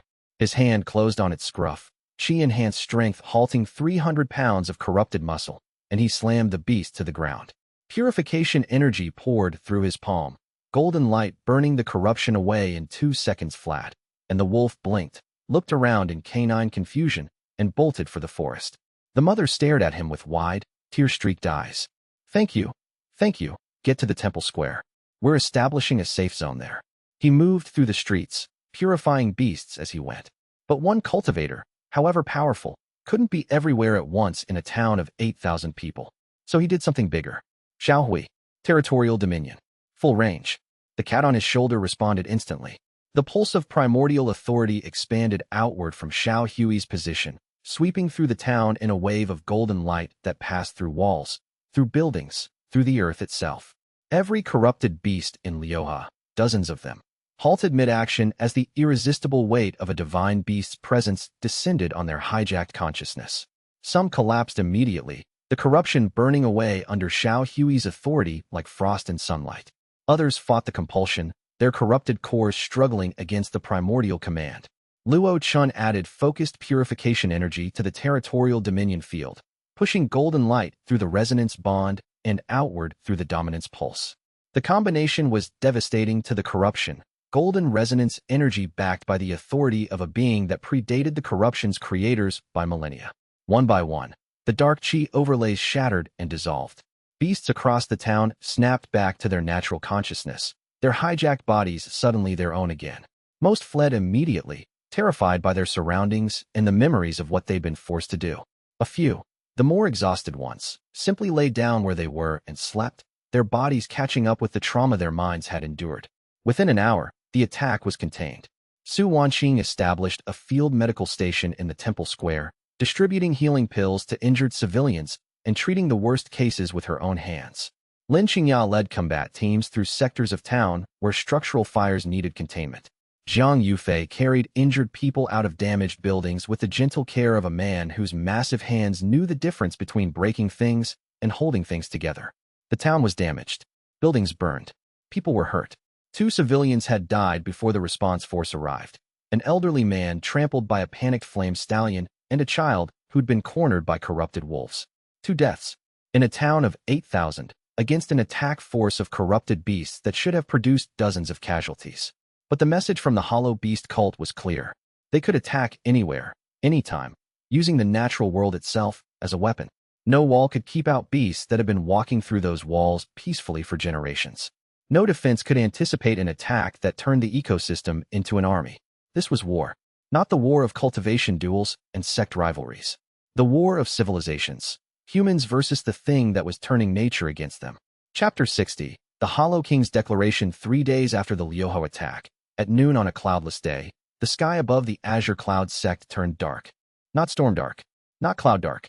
A darkness that pulsed with corrupted energy, as though the sky itself had been infected by the same sickness that twisted the beasts.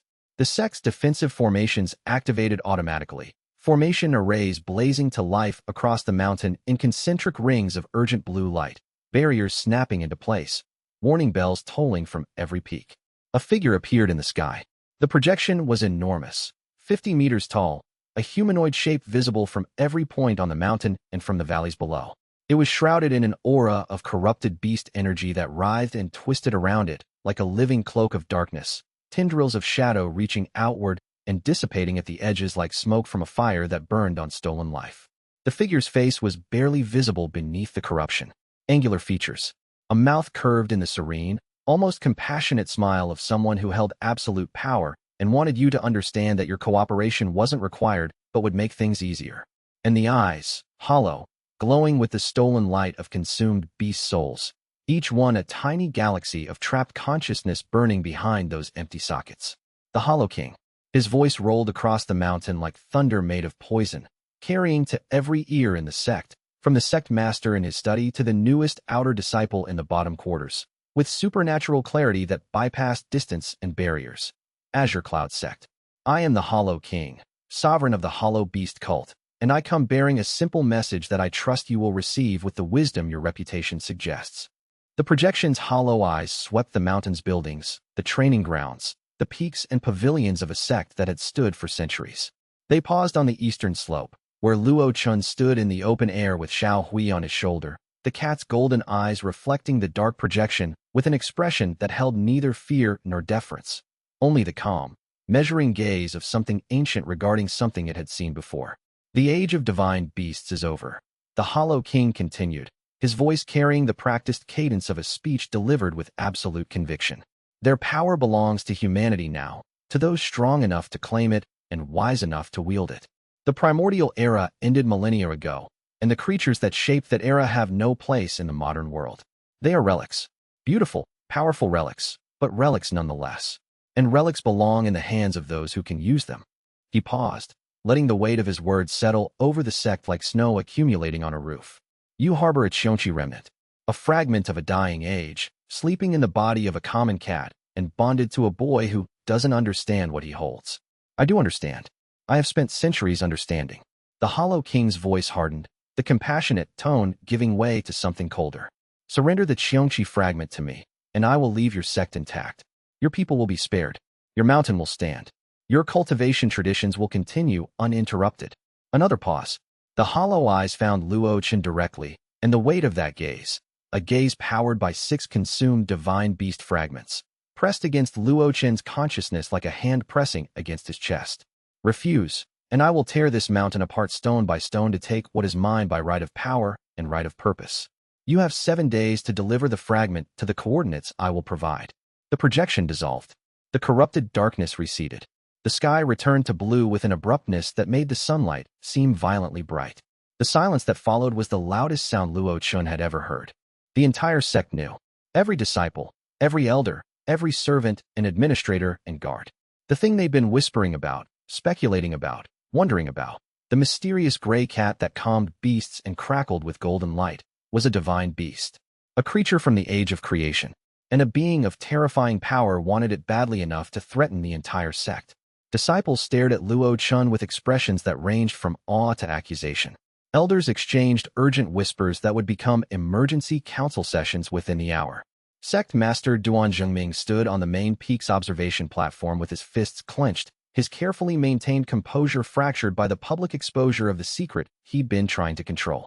Luo Chen stood in the aftermath, Xiao Hui's warmth against his neck, the resonance bond humming with a complexity of emotion that no single word could capture. Fear, defiance, determination, and something ancient and heavy that came from the kitten rather than from him. Then Xiao Hui communicated something that stopped the world.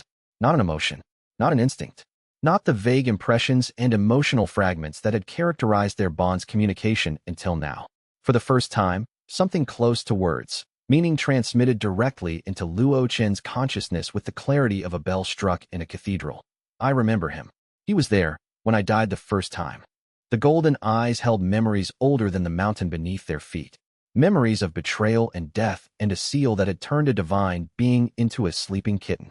Memories of the Hollow King, not as the dark figure in the sky, but as someone else. Someone who had been there at the beginning of xianxia's long sleep. Someone who bore responsibility for the death that had preceded this life. Luo Chen held Xiao Hui tighter, his arms closing around the warm, purring body of a creature that carried the weight of ages in its small frame. Then we have even more reason to stop him, he whispered. The kitten's golden eyes burned with ancient, patient fire, and through the bond, Luo Chen felt the stirring of something vast and primordial.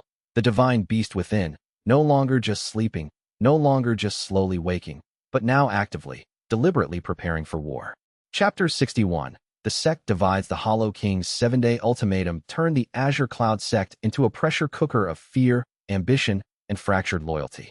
Within hours of the Sky Projection's dissolution, the Elder Council convened in emergency session, and the arguments that erupted behind the sealed doors of the Grand Hall could be heard, barely muffled by privacy formations, from 2 corridors away. The sect divided along lines that surprised no one who understood how power worked. The pragmatist faction, led by Elder Sun and supported by several minor elders whose cultivation compounds sat nearest the mountain's base and would therefore be destroyed first in any attack, argued for compliance. "One cat is not worth the lives of 4,000 disciples," Elder Sun said, her normally kind eyes hardened by the calculus of survival. "If the Hollow King's power matches his projection's energy signature, we cannot withstand a direct assault." The opportunist faction, led by the ambitious Elder Lu, saw Xiao Hui not as a threat, but as the greatest asset the sect had ever possessed. A divine beast under our protection could elevate this sect from regional significance to continental power within a generation. Surrendering it would be the most catastrophic strategic blunder in our history. And Sect Master Duan Zhengming, presiding over the argument with his characteristic measured calm, played mediator, guiding the discussion, acknowledging both positions, proposing compromise frameworks. To all appearances, he was the responsible leader navigating an impossible situation. But Luo Chen, summoned to appear before the full Elder Council on the session's second day, watched the sect master through Xiao Hui's enhanced perception and saw something the other elders couldn't. Beneath Duan Zhengming's measured exterior, his aura pulsed with a pattern that Luo Chen had learned to recognize through months of beast soul echo practice: anticipation. The controlled, predatory anticipation of someone who saw chaos not as a crisis but as an opportunity.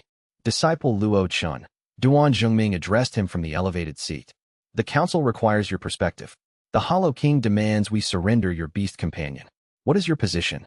Luo Chen stood before the assembled elders with Xiao Hui on his shoulder and spoke with a clarity that surprised even himself. "My bond with Xiao Hui is not a matter of ownership. It is a resonance, a partnership between 2 souls that chose each other. Under the ancient cultivation laws that predate this sect, that predate the Continental Accords, that predate the modern cultivation system itself, such bonds are sacred and inviolable." He paused, letting the weight of ancient law settle over the room. "I will not surrender my partner. Not to the Hollow King. Not to this council. Not to anyone." The chamber erupted. Elders shouted. Formation-dampened echoes bounced off stone walls. Elder Sun looked grieved. Elder Lu looked calculating. And Sect Master Duan Zhengming raised his hand for silence with the practiced authority of a man who had been waiting for exactly this moment. "The matter will be tabled for further discussion," he said. "In the meantime, the sect will prepare defensive formations against possible attack. Luo Chen's bond will be respected pending a final decision." It was a masterful non-answer. It committed to nothing, offended no one fatally, and bought time. Time that Luo Chen suspected Duan Zhengming intended to use for purposes that had nothing to do with the sect's collective welfare. Chapter 62. Xiao Hui speaks. The resonance bond had been deepening since the 4th tale marking's emergence, each day bringing a richer, more nuanced connection between human and divine consciousness. But what happened on the 3rd night after the Hollow King's ultimatum was something qualitatively different from anything that had come before. Luo Chen sat in evening meditation, Xiao Hui curled in his lap, when the bond opened like a door he hadn't known existed. Images flooded his consciousness, not the brief flashes of previous visions, but sustained, coherent memories playing out with the vivid detail of lived experience. He saw through xianxia's ancient eyes, a world in its youth. 9 divine beasts working together to shape reality, each one contributing a unique aspect of creation. Xianxia, judgment and balance, walking through newly formed forests, its passage calibrating the spiritual ecology, ensuring that no species dominated, that no power overwhelmed, that the delicate balance of the new world remained stable. Humans, small, fragile, astonishingly creative. The divine beasts watching them with curiosity and eventually with something like parental pride as the humans learned to cultivate, to bond with beasts, to build civilization. Then fear. Some humans grew powerful enough to see the divine beasts not as partners or protectors, but as threats. Their power was too vast, too uncontrollable, too independent of human authority. A movement grew, humans who believed that divine power should serve human ambition, not the other way around. The betrayal came from within the first bondkeeper's own ranks. A human called Yun Xiao, powerful, charismatic, and ultimately terrified by the scope of what the divine beasts represented, turned against the partnership. He developed sealing techniques that could imprison even primordial beings, and he used them. One by one, the divine beasts were sealed. Some fought. Some went willingly, hoping their sacrifice would end the conflict. Xianxia was among the last to fall, betrayed by a bondkeeper it had trusted, sealed in a technique that fragmented its consciousness and scattered the pieces across millennia. The memories were incomplete, damaged by the passage of time and the fragmentation of the seal. But one thing was devastatingly clear. The seal keeper who had imprisoned the divine beasts was sovereign Yun Xiao, and the seal that held Xianxia was weakening. The seal cracks. Xiao Hui communicated through the bond, not in words, but in meaning so precise that Luo Chen could have transcribed it into any language. More of me awakens, but the keepers will persist. If I awaken fully, his remnant will try to reseal me. He fears what we were. He feared what we could be together. Luo Chen held Xiao Hui tighter. Then we need to be strong enough that no seal can hold you. Through the bond, he felt the ancient divine beasts agreement, and beneath it, something warmer and more personal than cosmic history. Gratitude. Affection. The quiet joy of a being that had been alone for millennia, finally having someone to trust. Chapter 63. Training arc begins. Elder Mo Bai, now openly aligned with Luo Chen and operating with the freedom of a man who had nothing left to lose and everything to fight for, established a training compound in a mountain valley 2 hours hike from the sect. The location was chosen for its natural chi density, its defensive terrain, and its distance from the sect's surveillance arrays.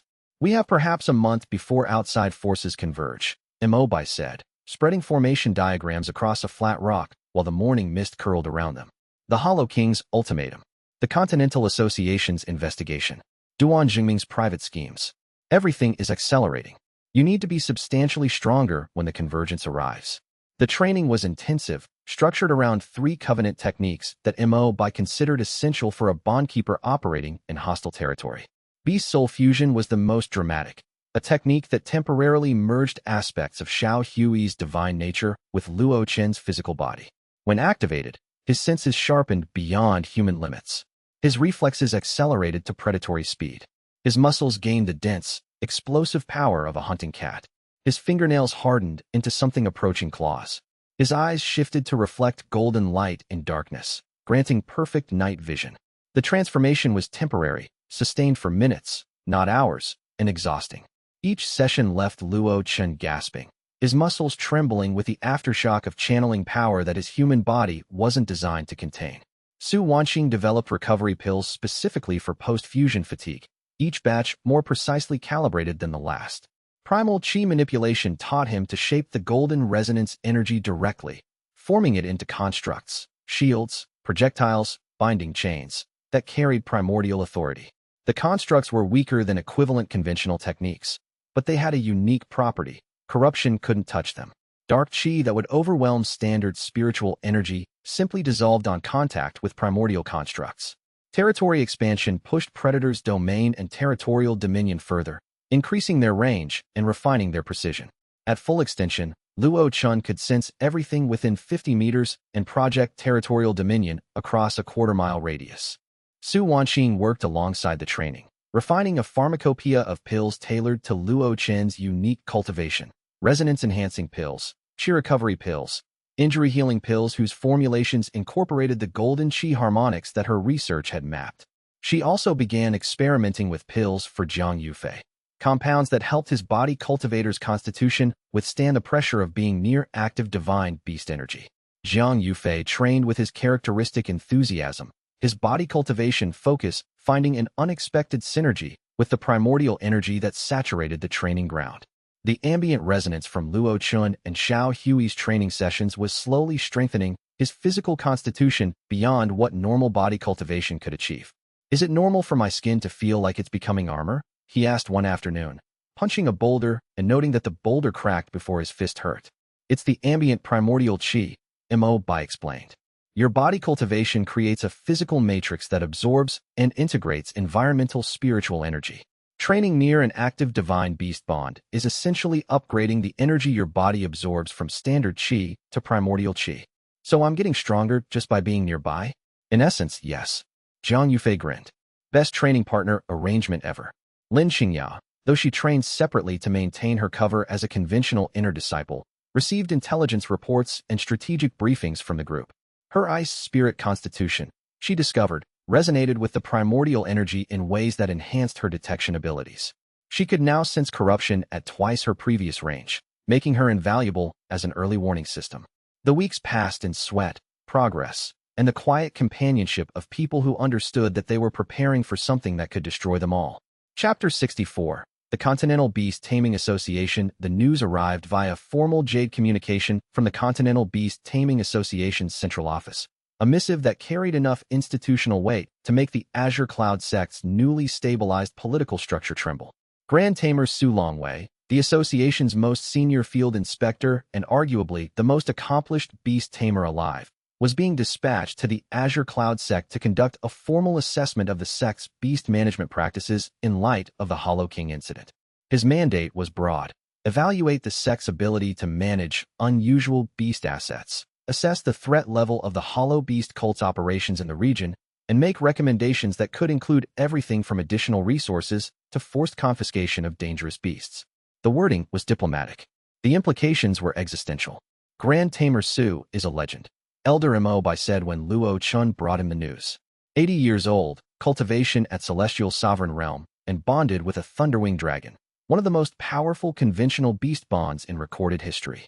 He's fair, brilliant, and absolutely incorruptible, which makes him either the best possible ally or the worst possible enemy, depending on what he decides when he meets Xiao Hui. What do you think he'll decide? Mo Bai's weathered face held an expression Luo Chen couldn't fully read. Su Longwei has spent his entire career searching for proof that the cultivation world's understanding of beasts is incomplete. He's published papers arguing that the modern beast taming system is fundamentally flawed. He's been called eccentric, idealistic, and privately, by his enemies, a Covenant sympathizer. So he might understand. He might. Or his institutional obligations might override his personal beliefs. The Continental Association exists to regulate beast-human interactions, and a loose divine beast with an unregistered bondkeeper could be seen as the biggest regulatory failure in the association's history. Mo Bai paused. Either way, his arrival forces a reckoning. We can't hide what Xiao Hui is from someone of his caliber. The question is whether we present the truth on our terms or let him discover it on his. Luo Chen's decision was immediate. On our terms. Always. Chapter 65. Duan Jingming's true face. 4 days before Grand Tamer Su's scheduled arrival, Luo Chen made a discovery that reordered everything he thought he understood about the Azure Cloud Sect. It happened during a late-night training session.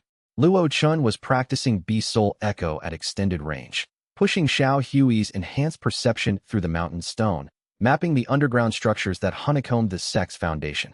The exercise was meant to refine his ability to sense through solid matter, a skill the Covenant Master's Rings techniques described as essential for locating dormant divine beasts. His perception swept through layers of stone, past underground storerooms and ancient foundation arrays, past the inactive formation chambers that predated the sect's current leadership, past geological formations that had never been touched by human hands. And then it found something that had been deliberately hidden. Deep beneath the main peak, 100 meters below the sect master's study, accessible through a passage concealed behind formation work so sophisticated that Luo Chen's standard detection would never have found it, there was a chamber. The formation concealment was Duan Jingming's personal work, recognizable from the Qi signature that Luo Chen had learned to identify during months of observation. Through Xiao Hui's divine perception, the chamber's concealment was paper-thin, and what Luo Chen saw inside made his stomach heave with revulsion. Spirit beasts. A dozen of them, caged in formations that held them immobile while tubes of formation-inscribed crystal penetrated their bodies, draining a shimmering, iridescent substance from their spiritual cores. Soul energy, the fundamental essence of a spirit beast's consciousness, the irreducible core of their being. Sect Master Duan Zhengming stood in the center of the chamber, bare-chested, his body inscribed with formation patterns that glowed with the stolen iridescence. He was absorbing the extracted soul energy directly into his cultivation base, each pulse of stolen essence elevating his power by increments that would have taken years of normal cultivation to achieve. The technique was soul extraction, the Hollow Beast cult's signature method, the very practice that defined them as the cultivation world's most reviled organization. And the sect master of the Azure Cloud Sect was using it. More than that, the sophistication of his setup, the precision of the extraction arrays, the efficiency of the absorption formations, the practiced ease with which he managed the process, told Luo Chen that Duan Zhengming hadn't recently learned this technique. He'd been doing it for years, decades, perhaps, long enough to reach a cultivation level far beyond what the sect believed him to possess. The sect's righteous, measured, diplomatically perfect leader was a fraud, a beast soul harvester hiding behind a mask of institutional authority, and he was already stronger than anyone suspected. Chapter 66. Evidence gathering. Luo Chen convened an emergency meeting with his inner circle in Elder Mo Bai's mountain training compound, the old man's privacy formations providing the only truly secure space left to them. Duan Jingming is extracting beast souls, Luo Chen said without preamble. The words fell into the mountain air like stones into water. I saw the chamber myself through beast soul echo. A dozen beasts in extraction arrays, soul energy being absorbed directly into his cultivation. The technique matches hollow beast cult methodology exactly. The silence that followed was heavy with implications. If he's using soul extraction, Mo Bai said slowly, his face ashen, then his real cultivation level is far beyond what he projects publicly. Soul extraction allows cultivators to bypass normal advancement barriers by consuming stolen consciousness. Depending on how long he's been doing this. Heaven Bridge, Lin Xianxia said. Her ice-blue eyes were cold with fury. At minimum, the energy signature I sensed from his aura during the tribunal, I attributed it to high-quality cultivation resources. But soul extraction would explain the unusual harmonic. He's at Heaven Bridge, pretending to be at Void Passage, 2 full realms above what the sect believes. Su Wanqing's voice was quiet, but her hands trembled slightly. Every decision he's made as sect master, every policy, every judgment, all of it backed by a lie. He's also likely been providing information to the Hollow Beast cult, Luo Chen continued. The cult knew about Xiao Hui before I had any public profile. They knew about the resonance bond specifically. That kind of intelligence doesn't come from distant observation. It comes from an insider. Jiang Yufei cracked his knuckles with sounds like breaking sticks. So, when do we confront him? Not yet. Lin Qingya's tactical mind was already working. We need irrefutable evidence that can be presented to the Elder Council and, more importantly, to Grand Tamer Su when he arrives. A bondkeeper's testimony about what he saw through beast perception won't be enough. Duan can claim the technique was misinterpreted or that beast soul echo produces false images. We need physical evidence. They developed a plan over 3 days of careful preparation. Lin Qingya used her inner disciple access to requisition building plans and formation schematics from the administrative archive, identifying the concealed passages' likely structural connection to the surface. Su Wanqing researched the alchemical signatures of soul extraction, creating detection compounds that would react to residual extraction energy. Jiang Yufei scouted physical approaches, his body cultivation allowing him to navigate terrain that would be inaccessible to standard cultivators. The evidence gathering was the most dangerous operation they'd ever undertaken.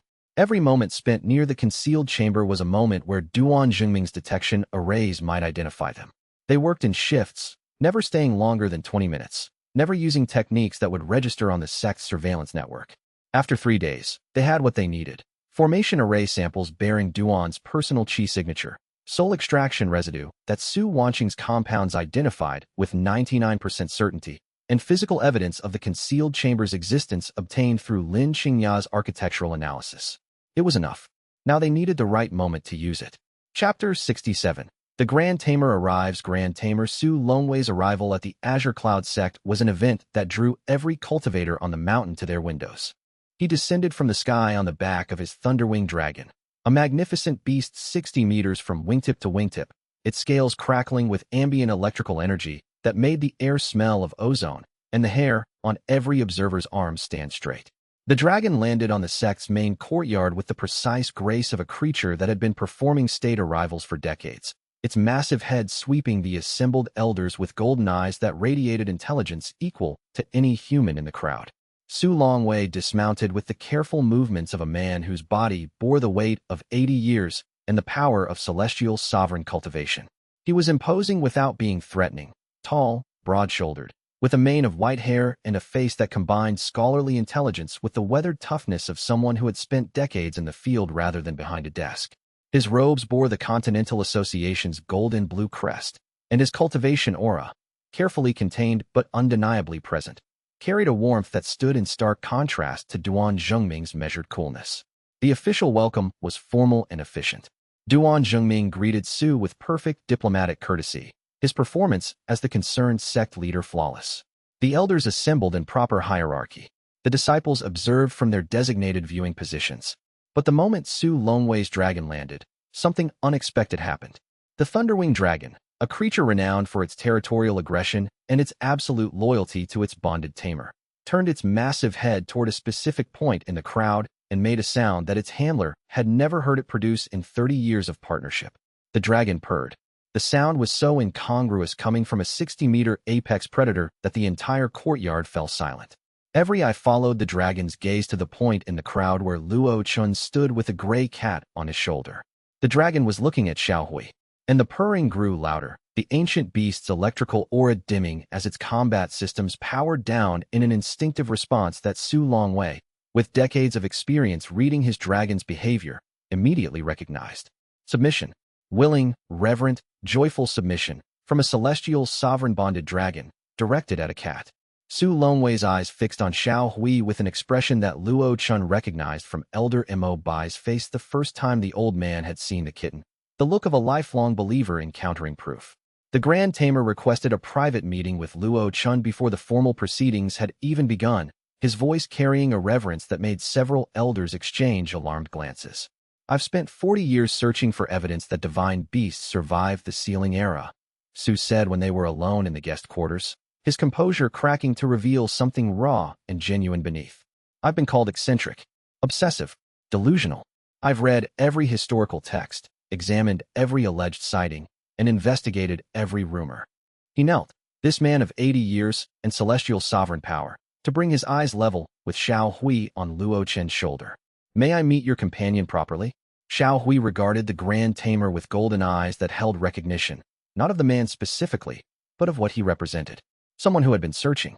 Someone who deserved to find.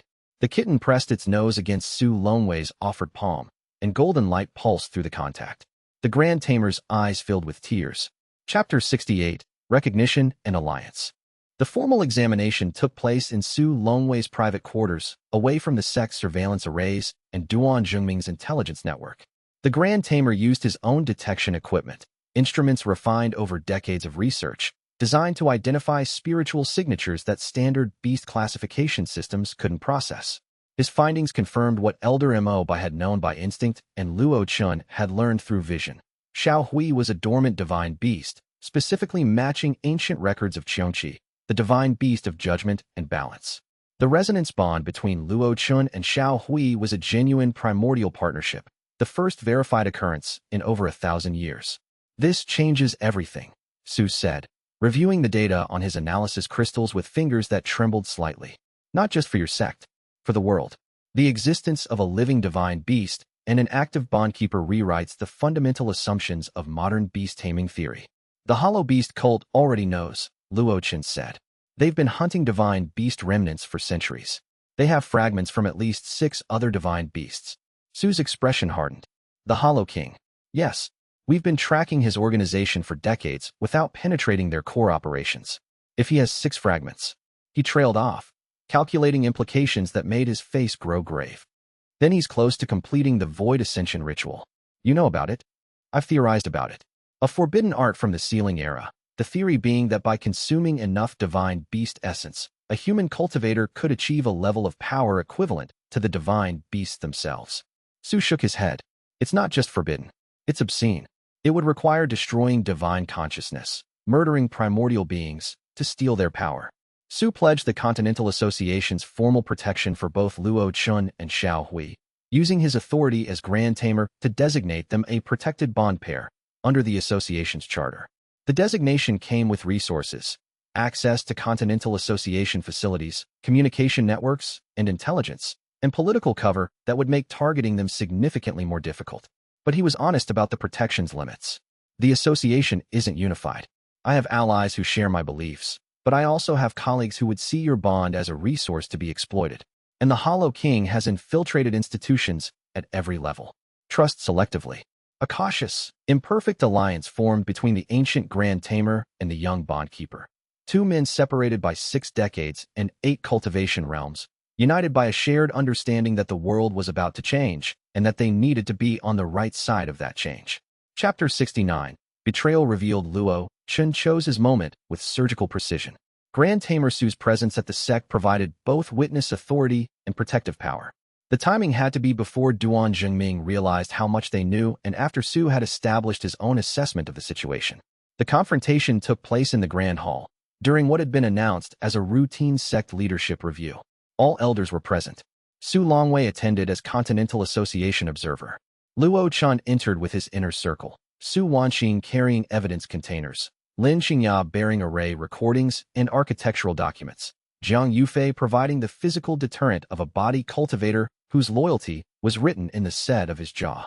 Duan Jingming sat in the sect master's elevated seat, his measured composure perfectly maintained.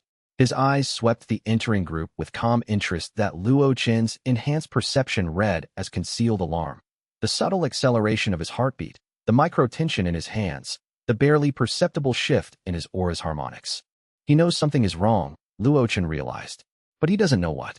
Inner disciple Luo Chen requests to address the council on a matter of sect security, Lin Xianxia announced formally, using the protocol language that compelled the sect master to grant a hearing. Granted, Duan Jingming said, because refusing would violate procedure and raise questions he couldn't yet afford.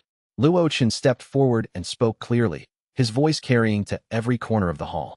Sect Master Duan Jingming has been practicing soul extraction on captive spirit beasts in a concealed chamber beneath the main peak. The practice matches hollow beast cult methodology. The chamber has been operational for years, possibly decades, and its products have been used to elevate the sect master's cultivation to Heaven Bridge realm, 2 full realms above what he projects publicly. The hall exploded. Elders leaped to their feet. Voices clashed. The privacy formation strained under the combined spiritual pressure of a dozen outraged cultivators. Lin Xianxia presented the evidence with methodical precision, formation samples, architectural analysis, cultivation signature comparisons. Su Wanxing added the alchemical proof, soul extraction residue that glowed an unmistakable iridescent blue when treated with her detection compounds, displayed in sealed crystal vials that she placed on the council table one by one. These compounds are specifically reactive to consumed beast soul essence, Su Wanxing explained, her alchemist authority lending weight to every word. The reaction is unique and unmistakable. No natural process and no legitimate cultivation technique produces this signature. Grand Tamer Su Longwei, observing from his guest position, confirmed the identification. I have encountered this signature in hollow beast cult facilities across the continent. Miss Su's analysis is consistent with my own field experience. All eyes turned to Duan Jingming. For a long moment, the sect master maintained his composure, the measured, diplomatic mask holding through sheer force of decades of practice. Then, like ice cracking on a warming lake, the facade broke. The change was physical. His cultivation aura, so carefully contained and modulated, expanded. The pressure in the room doubled, tripled, became crushing. Elders who had believed their sect master was at void passage stumbled as the reality of Heaven Bridge power slammed into their perception like a tidal wave.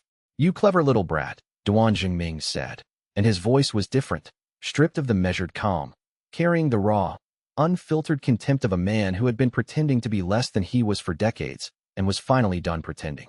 Did you think I wouldn't notice your resonance perception sweeping through my mountain? Did you think I didn't know you were watching? If you knew, why didn't you stop us? Luo Chen asked, his hand finding Xiao Hui on his shoulder, the kitten's golden eyes fixed on the sect master with ancient recognition. Because I wanted you to come here. Duan's smile was wolfish. All my enemies in one room. All the evidence they've gathered in their hands. All the witnesses who could threaten my position, standing within arm's reach. He attacked. Chapter 70. The sect master falls. Heaven Bridge cultivation was a force of nature. It was the realm where human cultivation began to touch the fundamental laws of reality itself, where chi became less like energy and more like authority, where techniques stopped manipulating the world and started rewriting it. Duan Jingming's first attack was a palm strike that hit Elder Mo by before anyone could react. The old man was thrown across the hall, his thin body crashing through a stone column and skidding across the floor. Su Wanxing screamed. Jiang Yufei charged, and was swatted aside by a wave of pressure that sent him tumbling like a leaf in a hurricane. You were always a fool, Mo Bai, Duan said, stalking across the hall with the unhurried confidence of someone who considered everyone present beneath his notice. Believing in fairy tales while I was building real power. The Covenant failed because they were weak. I chose to be strong. Lin Xianxia's ice domain erupted, walls of frost rising from the floor, spikes of ice launching at Duan's back. At Foundation Establishment, her techniques couldn't harm a Heaven Bridge cultivator directly, but they could slow him, obstruct his movement, by seconds. Duan shattered the ice with a casual gesture, dark energy crackling around his fingers. The soul extraction technique is the Hollow King's gift to those worthy of it. Yes, I've been in communication with the cult for years. They provided the technique. I provided information. A fair exchange between rational actors. Grand Tamer Su Longwei stepped forward, and the atmosphere in the hall changed. Celestial Sovereign Cultivation met Heaven Bridge Cultivation, and the resulting pressure made the air vibrate like a struck bell.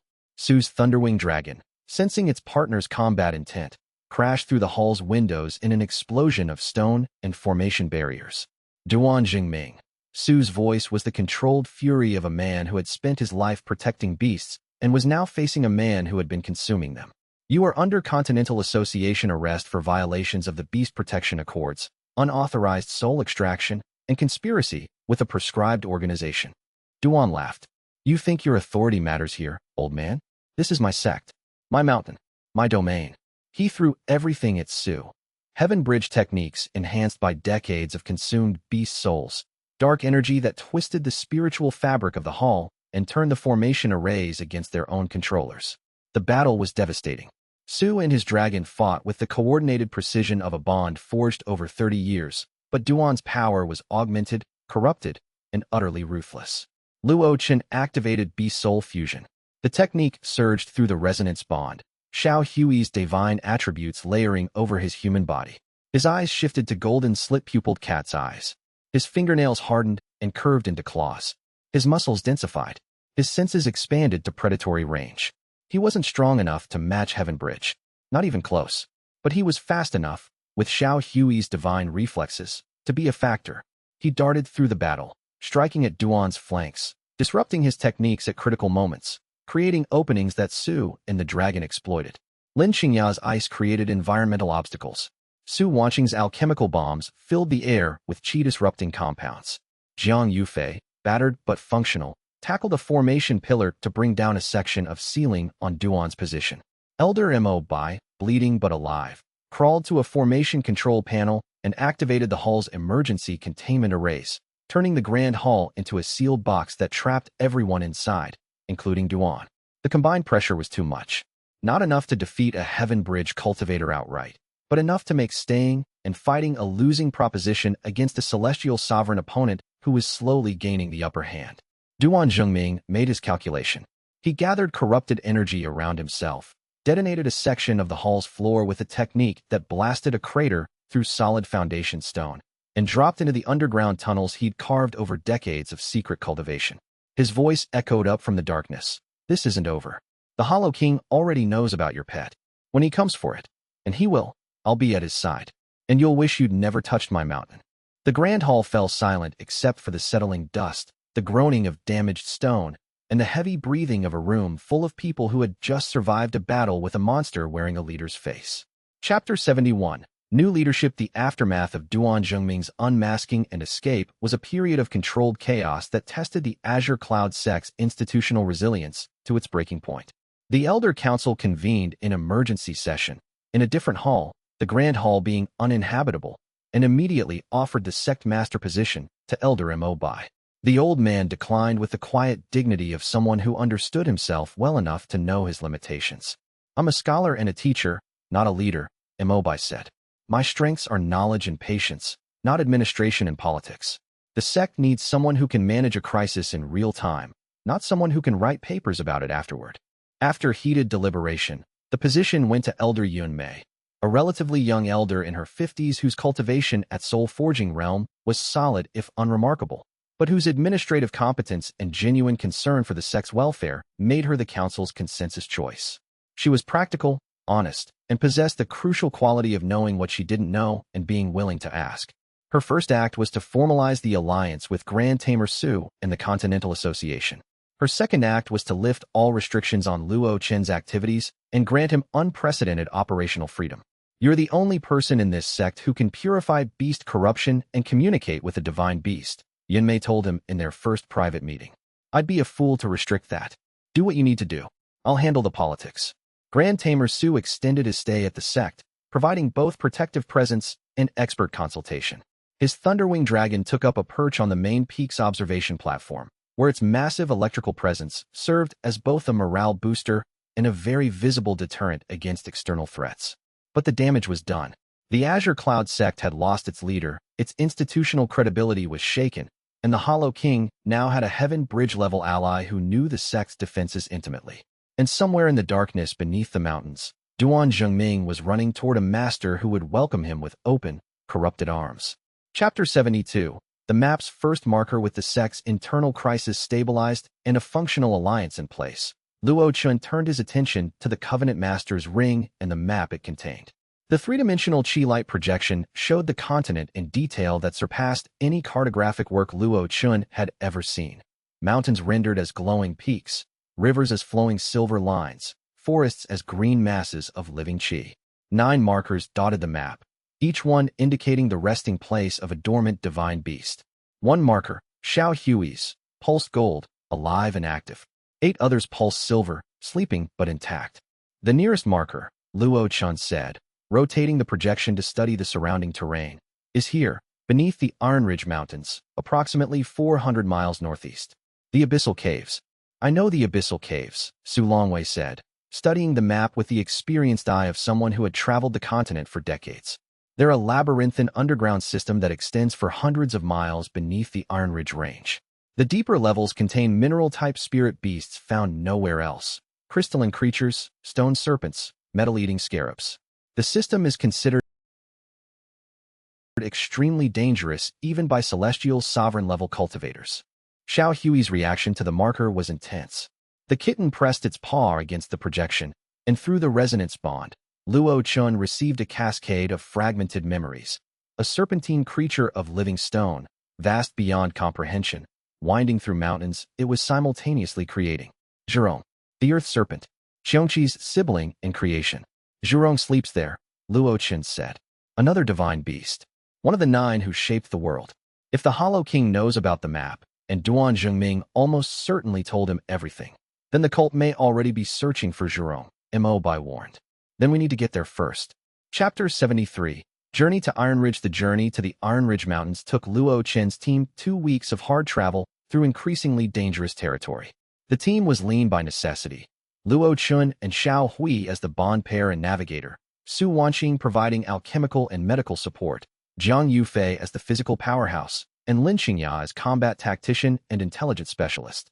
Elder Mo Bai remained at the sect, too valuable as an advisor to the new sect master to risk in the field.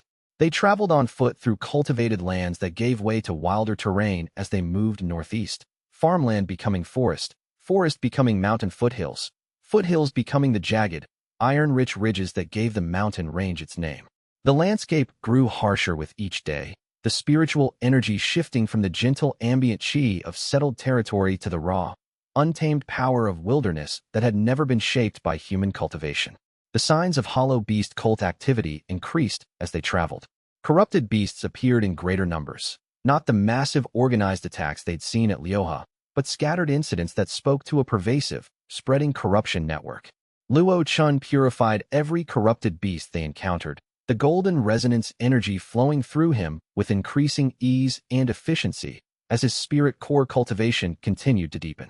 They passed through towns where frightened merchants reported raids by shadow-eyed beasts. They heard stories from traveling cultivators about nexus devices discovered in remote valleys. They encountered a group of refugee beast tamers whose bonded beasts had been corrupted and killed by cult forces, leaving the tamers spiritually crippled by the severed bonds. The cult's reach was continental. Not just isolated operations in the Azure Cloud region, but a systematic, organized campaign spreading across the world like a disease. They're not just hunting divine beasts, Lin Xianxia observed as they climbed the final ridge before the Abyssal Cave's entrance. They're reshaping the relationship between humans and beasts across the entire continent, corrupting beasts until people fear them, weakening beast populations until they can't resist extraction. They're creating a world where divine beasts have no allies, no defenders, no one who would fight to protect them. Except us, Jiang Yufei said simply. Lin Xianxia nodded. Except us. Chapter 74. The Abyssal Caves. The entrance to the Abyssal Caves was a maw of darkness cut into the Iron Ridge Mountain's steepest face, a natural opening 50 meters wide and 30 high, its edges worn smooth by millennia of wind and water. The air that flowed from the cave mouth was cold, mineral-scented, and carried the deep, slow vibration of stone under pressure, the mountain breathing. They descended into darkness that no surface light could penetrate. Xianxia created frost crystals that glowed with cold blue luminescence, providing light without the heat that would disturb the cave's mineral-adapted spirit beasts. The tunnels branched and split and reconnected in patterns that defied simple navigation. A three-dimensional labyrinth carved by water, time, and the slow geological processes that operated on scales measured in millions of years. The deeper they went, the more ancient the energy felt.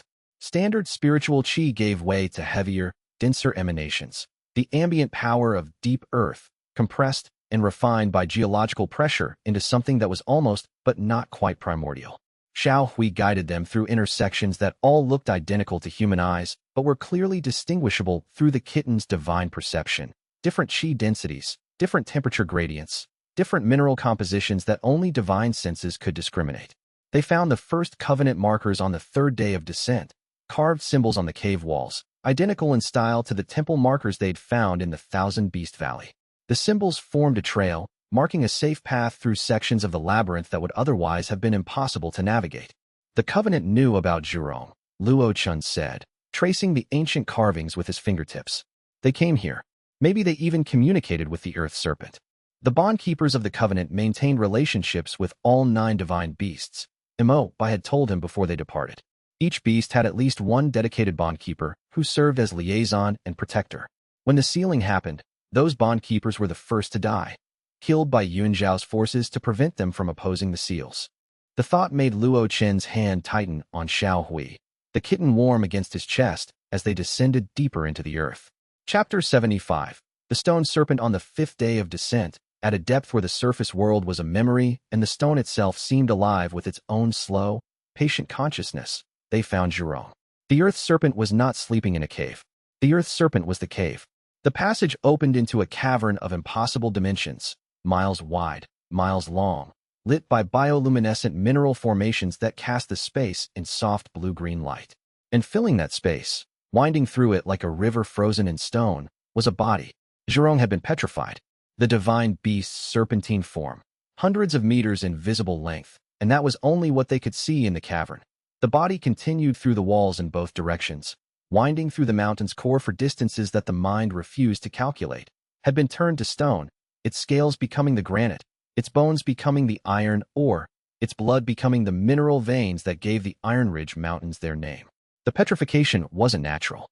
Through Xiao Hui's divine perception, Luo Chen could see the seal, Yuan Zhao's seal, the same fundamental technique that had imprisoned xianxia, adapted for a being of earth and stone. The seal had turned Zhurong's living body into geological formation, its consciousness into dormant mineral energy, its power into the ambient spiritual pressure that made the Iron Ridge Mountains some of the most qi-rich terrain on the continent. Beautiful, Su Wanqing breathed, staring at the vast petrified form with the awed eyes of someone confronting something that expanded the boundaries of what she believed possible. And endangered, Luo Chen said, because the hollow beast cult had been here first. At the base of Zhurong's visible body, where the serpent's coils pressed against the cavern floor, cult forces had established an extraction operation. Drilling formations penetrated the petrified scales, bore into the stone flesh, and pumped divine essence from the sleeping beast's core through tubes of corrupted crystal. The extraction was slow. Zhurong's petrified state made rapid harvesting impossible, but consistent, methodical, and backed by the resources of an organization that had been doing this for centuries. The operation was commanded by a man who stood at the extraction site center with the comfortable authority of a military officer in his element. Gao Ren, Soul Forging Realm, the Hollow King's field lieutenant. A lean, scarred man whose hollow eyes burned with the concentrated corruption of a veteran soul extractor. He sensed their presence before they could formulate an approach plan. I was wondering when you'd arrive, xianxia carrier, Gao Ren called, his voice echoing through the vast cavern. The Hollow King sends his regards. Chapter 76. Battle underground. The battle in Zhurong's cavern was a nightmare of confined chaos and catastrophic power. The cult forces numbered 20, a mix of qi condensation grunts and foundation establishment specialists operating the extraction formations. Gao Ren at Soul Forging was the real threat. his corrupted cultivation radiating a pressure that made the cavern air taste like bile. The confined space changed everything. Techniques that worked in open terrain became liabilities underground. A missed attack could bring down a section of ceiling. An overcharged formation could destabilize the cavern's structural integrity. And Zhurong's petrified body, filling most of the space, meant that the battlefield was a narrow ring of floor around the serpent's coils. No room to maneuver, no room to retreat. Xianxia adapted instantly, using her ice not for large-scale attacks, but for precision work, sealing tunnel mouths to prevent cult reinforcements, creating ice barriers that channeled the battle into sections she could control, freezing individual opponents at critical moments with targeted frost strikes. Su Wanqing's alchemical arsenal proved devastating in the close quarters. Gas compounds that disrupted qi circulation filled the tunnel mouths she couldn't reach personally, neutralizing cult grunts before they could join the battle. Explosive compounds shattered extraction arrays, cutting off the corruption flow from Zhurong's body. Zhang Yufei was in his element. The narrow tunnels were perfect for a body cultivator. Opponents could only approach from two directions, and each direction got a fist the size of a dinner plate. He held a choke point single-handedly, dropping cult cultivators with blows that cracked the stone walls behind them. Luo Chen engaged Gao Ren directly, Beast Soul fusion active, his body operating with Xiao Hui's divine reflexes and predatory instincts. The soul-forging lieutenant was vastly more powerful, but the Covenant Master's ring provided techniques specifically designed for combating corrupted cultivators. Primordial constructs that dissolved Gao Ren's dark energy, binding formations that targeted the stolen soul essence powering his cultivation. The fight was a brutal exchange of speed versus power, resonance versus corruption, youth and conviction against experience and stolen strength. Luo Chen couldn't overpower Gao Ren, but he could match his speed with fusion-enhanced reflexes and neutralize his corrupted techniques with primordial energy. Then Xiao Hui acted on its own initiative. Chapter 77, Awakening the Serpent. While Luo Chen held Gao Ren's attention, Xiao Hui slipped away from his shoulder and padded across the cavern floor toward Zhurong's petrified body. The kitten moved with purpose that transcended animal behavior. Each step precise, each placement deliberate, as though the cat was following a path that only divine eyes could see. It reached Zhurong's visible head, a massive serpentine skull pressed against the cavern wall, its stone eyes closed, its features frozen in an expression of ancient patience. The skull alone was larger than a house. Xiao Hui placed one small gray paw against the petrified scales. Golden light blazed. The resonance bond between Luo Chen and Xiao Hui expanded to include a third presence, vast, slow, ancient, and unmistakably conscious. Zhurong, the earth serpent, sleeping for millennia, dreaming stone dreams, its consciousness scattered through the mountains it had become. Through the bond, Luo Chen experienced the exchange between two divine beasts. Not in words, in something older than language, more fundamental than communication. Xianxia calling to its sibling. Recognition flowing between them like electricity through a circuit. The shared memory of creation, of partnership, of the world they had made together. Zhurong's response was slow, appropriate for a being of earth and stone. The serpent's consciousness gathered from the mountain's far reaches, coalescing at the point where Xiao Hui's paw touched petrified scale. One massive eye cracked open. The pupil was vertical, 20 meters tall, made of living crystal rather than organic tissue. It focused, slowly, with the patience of geological time, on the tiny gray cat pressing its paw against the serpent's cheek. Through the resonance bond, Luo Chen felt Zhurong's recognition wash over him like a warm tide. The earth serpent knew Xianxia, not from this era, but from before. From the time of creation, when they had shaped the world together. The mountain shook, not violently. A slow, deep vibration that came from Zhurong's consciousness stirring within its stone prison, testing the walls of the seal that held it. The cavern groaned. Dust fell from the ceiling. The extraction formations rattled, and several shattered from the resonance. Gao Ren's face went white. No, the Hollow King said it would take years to. Your master doesn't understand what he's dealing with, Luo Chen said, golden light blazing from his spirit core. You can't steal from a being you can't comprehend. Chapter 78. Soul-forging breakthrough. The primordial energy released by Zhurong's partial awakening flooded the cavern like water breaking through a dam. Not corrupted energy, not standard spiritual qi, but raw, unfiltered primordial power, the fundamental creative force of the earth itself, compressed by millennia of geological accumulation and released in a single, overwhelming surge. The energy didn't discriminate. It poured through the cave system, purifying corruption in its path, shattering extraction formations, and washing over every living being in the cavern with a tide of creative power that sought expression like water seeking its level. The cult forces collapsed under the weight of energy their corrupted systems couldn't process. Gao Ren screamed as the primordial power burned through his stolen soul essence, dissolving decades of extracted consciousness from his cultivation base, like acid dissolving impurities. Luo Chen, at the center of the resonance between two divine beasts, one on his shoulder, one in the mountain around him, absorbed the energy through the Covenant Master's ring. The ring channeled the raw primordial power through his resonance bond, through his meridians, into his spiritual core. His spirit core shattered. Again, not destruction, but transformation. The faceted crystal of golden energy at his center reformed under primordial pressure, becoming something denser, something that burned with its own internal fire. A soul forge, the fifth realm of cultivation, not a container for chi, but a furnace that refined it, that transformed spiritual energy into something purer and more potent with every cycle. Soul forging, a realm that should have taken years to reach from spirit core, achieved in a cavern under a mountain, between two sleeping gods, in the middle of a war. On Xiao Hui's flank, the fifth tail marking blazed to life. 5 silver gold lines now, each one carrying the weight of another step toward full awakening. Gao Ren, stripped of his stolen power by Zhurong's primordial surge, fled through a tunnel that his knowledge of the cave system's layout had kept in reserve. He left behind his forces, his equipment, and the extraction operation that had been systematically draining a sleeping god. Chapter 79. Zhurong's choice. The cavern settled slowly after the primordial surge, the stone adjusting to the new equilibrium with deep, grinding sounds that echoed for hours. Luo Chen sat on the cavern floor, exhausted, his new soul-forging cultivation base still settling into his meridians like molten metal cooling into a permanent shape. Xiao Hui sat between his legs, pressed against the petrified scales of Zhurong's head, maintaining the connection between the two divine beasts. The golden light from the resonance had dimmed but not disappeared, a steady glow that pulsed with the slow rhythm of geological time.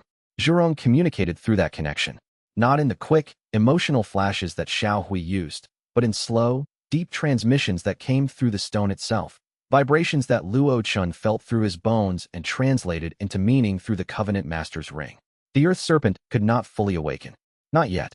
The seal that had petrified its body had been reinforced by centuries of geological integration. Zhurong's flesh had become the mountain itself, and separating the two would risk catastrophic geological instability. Earthquakes, mountain collapse, the destruction of everything that had been built on the Iron Ridge Range. More importantly, the cult's extraction had weakened Zhurong. Years of slow, steady divine essence theft had left gaps in the serpent's spiritual core, not fatal to a primordial being, but enough to make full awakening dangerous. Zhurong chose to continue sleeping, but the choice came with a gift. Earth Communion, a fragment of Zhurong's power, transmitted through the resonance bond and inscribed into Luo Chen's soul forge.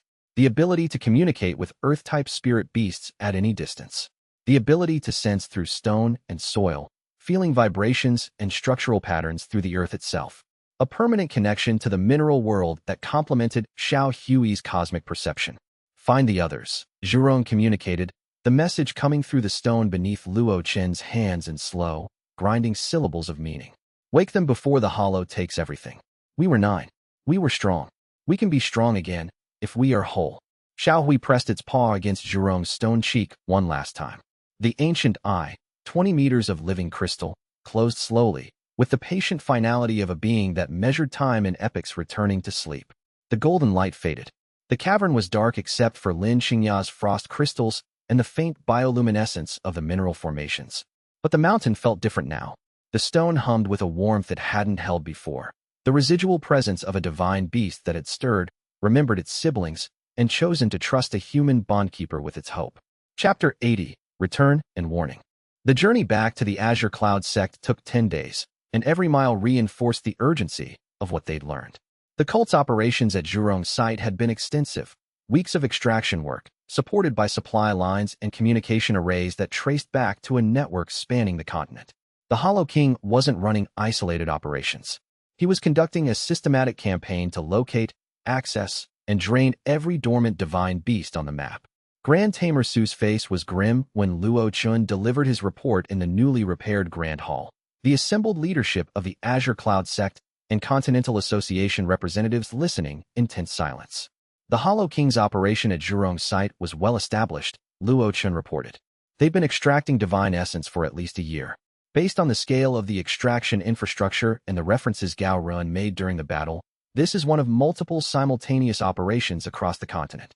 He already has 6 fragments, Su confirmed, cross-referencing Luo Chen's report with the association's intelligence.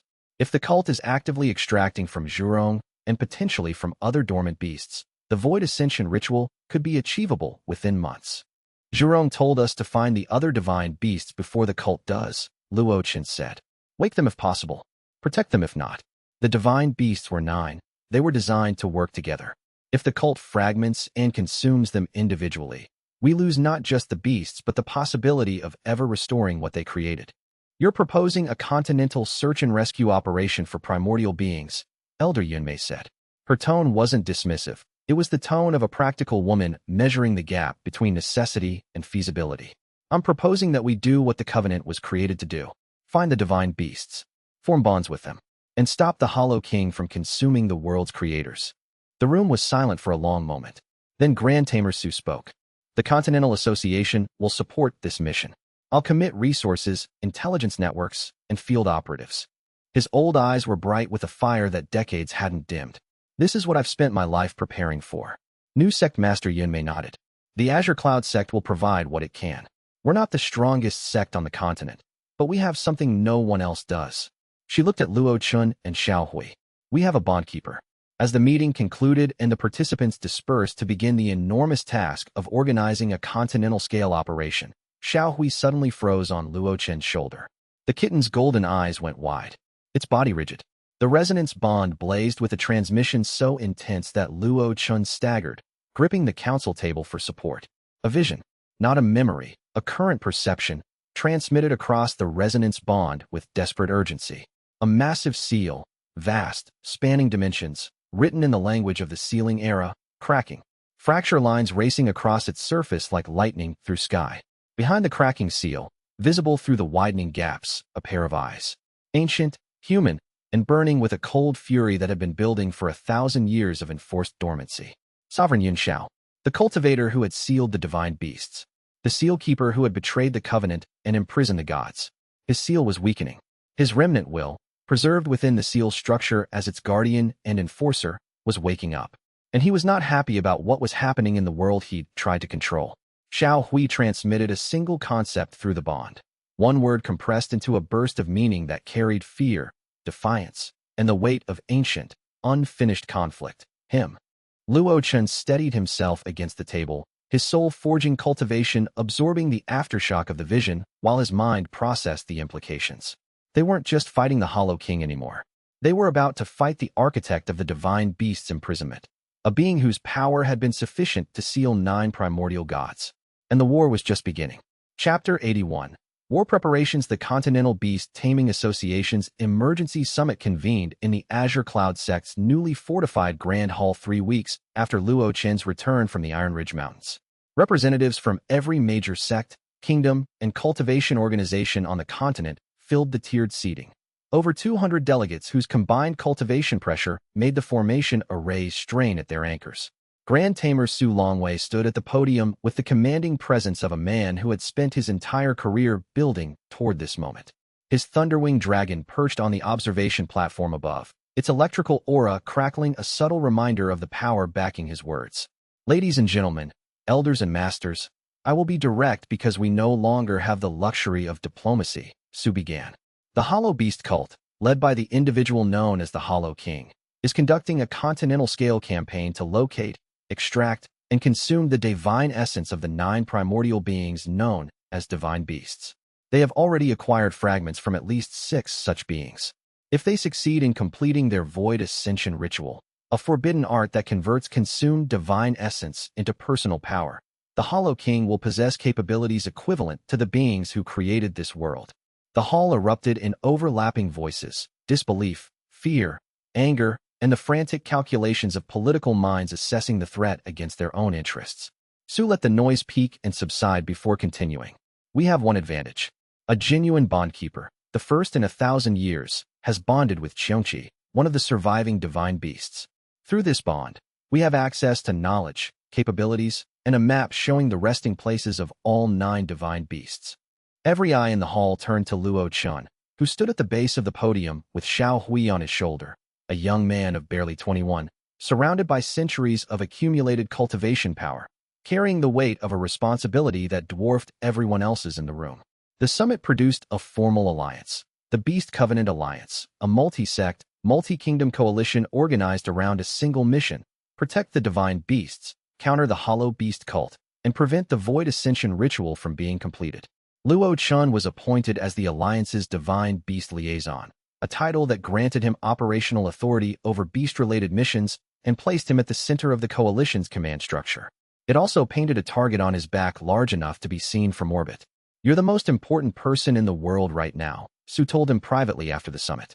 "Act accordingly, and watch your back."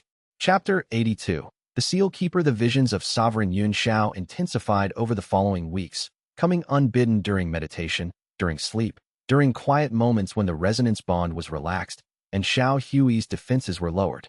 The ancient cultivator's remnant will, preserved within the seal structure that imprisoned the divine beasts as its eternal guardian, was waking in response to the seal's deterioration. Every tail marking Xiao Hui gained weakened xianxia's seal further.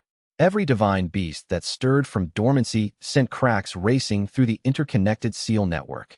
Yun Xiao's remnant communicated through the visions, not conversationally, but with the blunt, forceful clarity of a consciousness that had been boiled down to its essential convictions over a millennium of guardian duty. The beasts were sealed for a reason. The remnant projected into Luo Chen's mind during a particularly vivid episode. The vision showed Yun Xiao as he had been, not the ghostly figure Luo Chen had imagined, but a young man, barely older than Luo Chen himself, with haunted eyes and the desperate conviction of someone who believed he was doing the only thing that could save the world. Their power is too vast, too uncontrollable. If you continue awakening them, you will unleash catastrophe upon a world that cannot survive it. They created this world, Luo Chen argued through the vision link. How can their awakening destroy it? Because they are not the same beings that created it. Yun Xiao's remnant showed him images, fragmented, distorted by the passage of centuries, but coherent enough to communicate horror. A realm consumed. Not this world, but another, a previous creation that the divine beasts had also shaped, which had been consumed by something from beyond the realm barrier. The Nameless devours all creation. The divine beasts were created to oppose it, but they also attract it. Their power is a beacon. Their presence in a realm draws the Nameless like blood draws predators. So you sealed them to hide the world? I sealed them to save the world. If you break those seals, you announce our existence to something that cannot be fought, cannot be reasoned with, and cannot be stopped.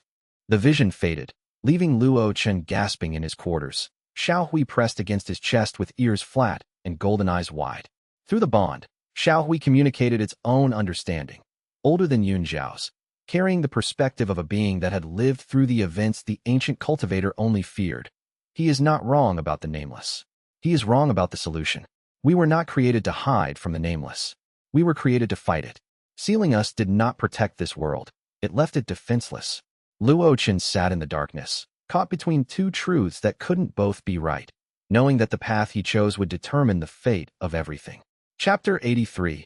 Ancient History. Elder Mo Bai and Grand Tamer Su devoted 3 weeks to intensive historical research, cross-referencing the Covenant Master's Ring archives with the Association's classified records and Mo Bai's personal collection of Covenant documents. The picture that emerged was more complex and more tragic than either the conventional history or the Covenant's version had suggested. Sovereign Yun Xiao had not been a villain. The conventional narrative, that he was a power-hungry tyrant who enslaved the divine beasts, was propaganda created after the fact by the cultivation establishments that benefited from the beast's absence. The Covenant's narrative, that he was a coward who betrayed the divine beasts out of fear, was closer to the truth but missed the critical context. Yun Xiao had been a bondkeeper himself, one of the original 9, bonded with a divine beast whose name had been erased from records. He had seen the Nameless consume a previous realm, an entire reality devoured by an entropy so vast it defied comprehension. He had watched his bonded divine beast fight the Nameless and lose, dying in a battle that their sacrifice could only delay, not prevent. Traumatized, terrified, and convinced that the divine beast's presence would eventually draw the Nameless to this realm as well, Yun Xiao had broken his bond, developed the sealing techniques, and imprisoned the remaining 8 divine beasts in a desperate attempt to hide the world from the entity that hunted them. He wasn't wrong about the nameless, Bai said quietly, reviewing the evidence with the careful thoroughness of a lifetime scholar. The entity exists. Multiple independent sources confirm it. Ancient texts, sealed records, even fragmentary accounts from before the sealing era. Something exists beyond the realm barrier that consumes creation. But his solution was wrong, Luo Chen said. Catastrophically wrong. The divine beasts were created specifically to oppose the nameless. They are the world's immune system. Sealing them didn't protect the world. It stripped the world of its only defense. Su Longwei tapped the table with grim emphasis. And now the barrier is weakening on its own, without the divine beasts maintaining it. The very catastrophe Yun Xiao tried to prevent may happen precisely because of what he did. The terrible irony hung over them like a weight. The man who had destroyed the world's defenders to protect the world might have doomed it through the very act of protection. Chapter 84.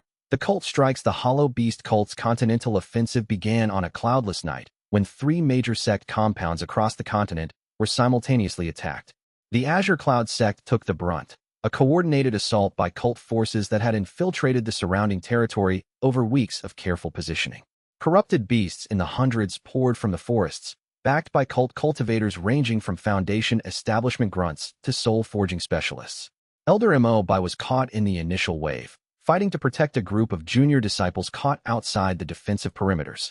His spirit core cultivation was overwhelmed by the sheer volume of cult forces, and a dark chi blast from a soul-forging cult operative caught him in the side, shattering 3 ribs and sending him crashing into a training wall. Luo Chen found him crumpled against the wall with blood soaking his robes, his aged body trembling with the effort of staying conscious.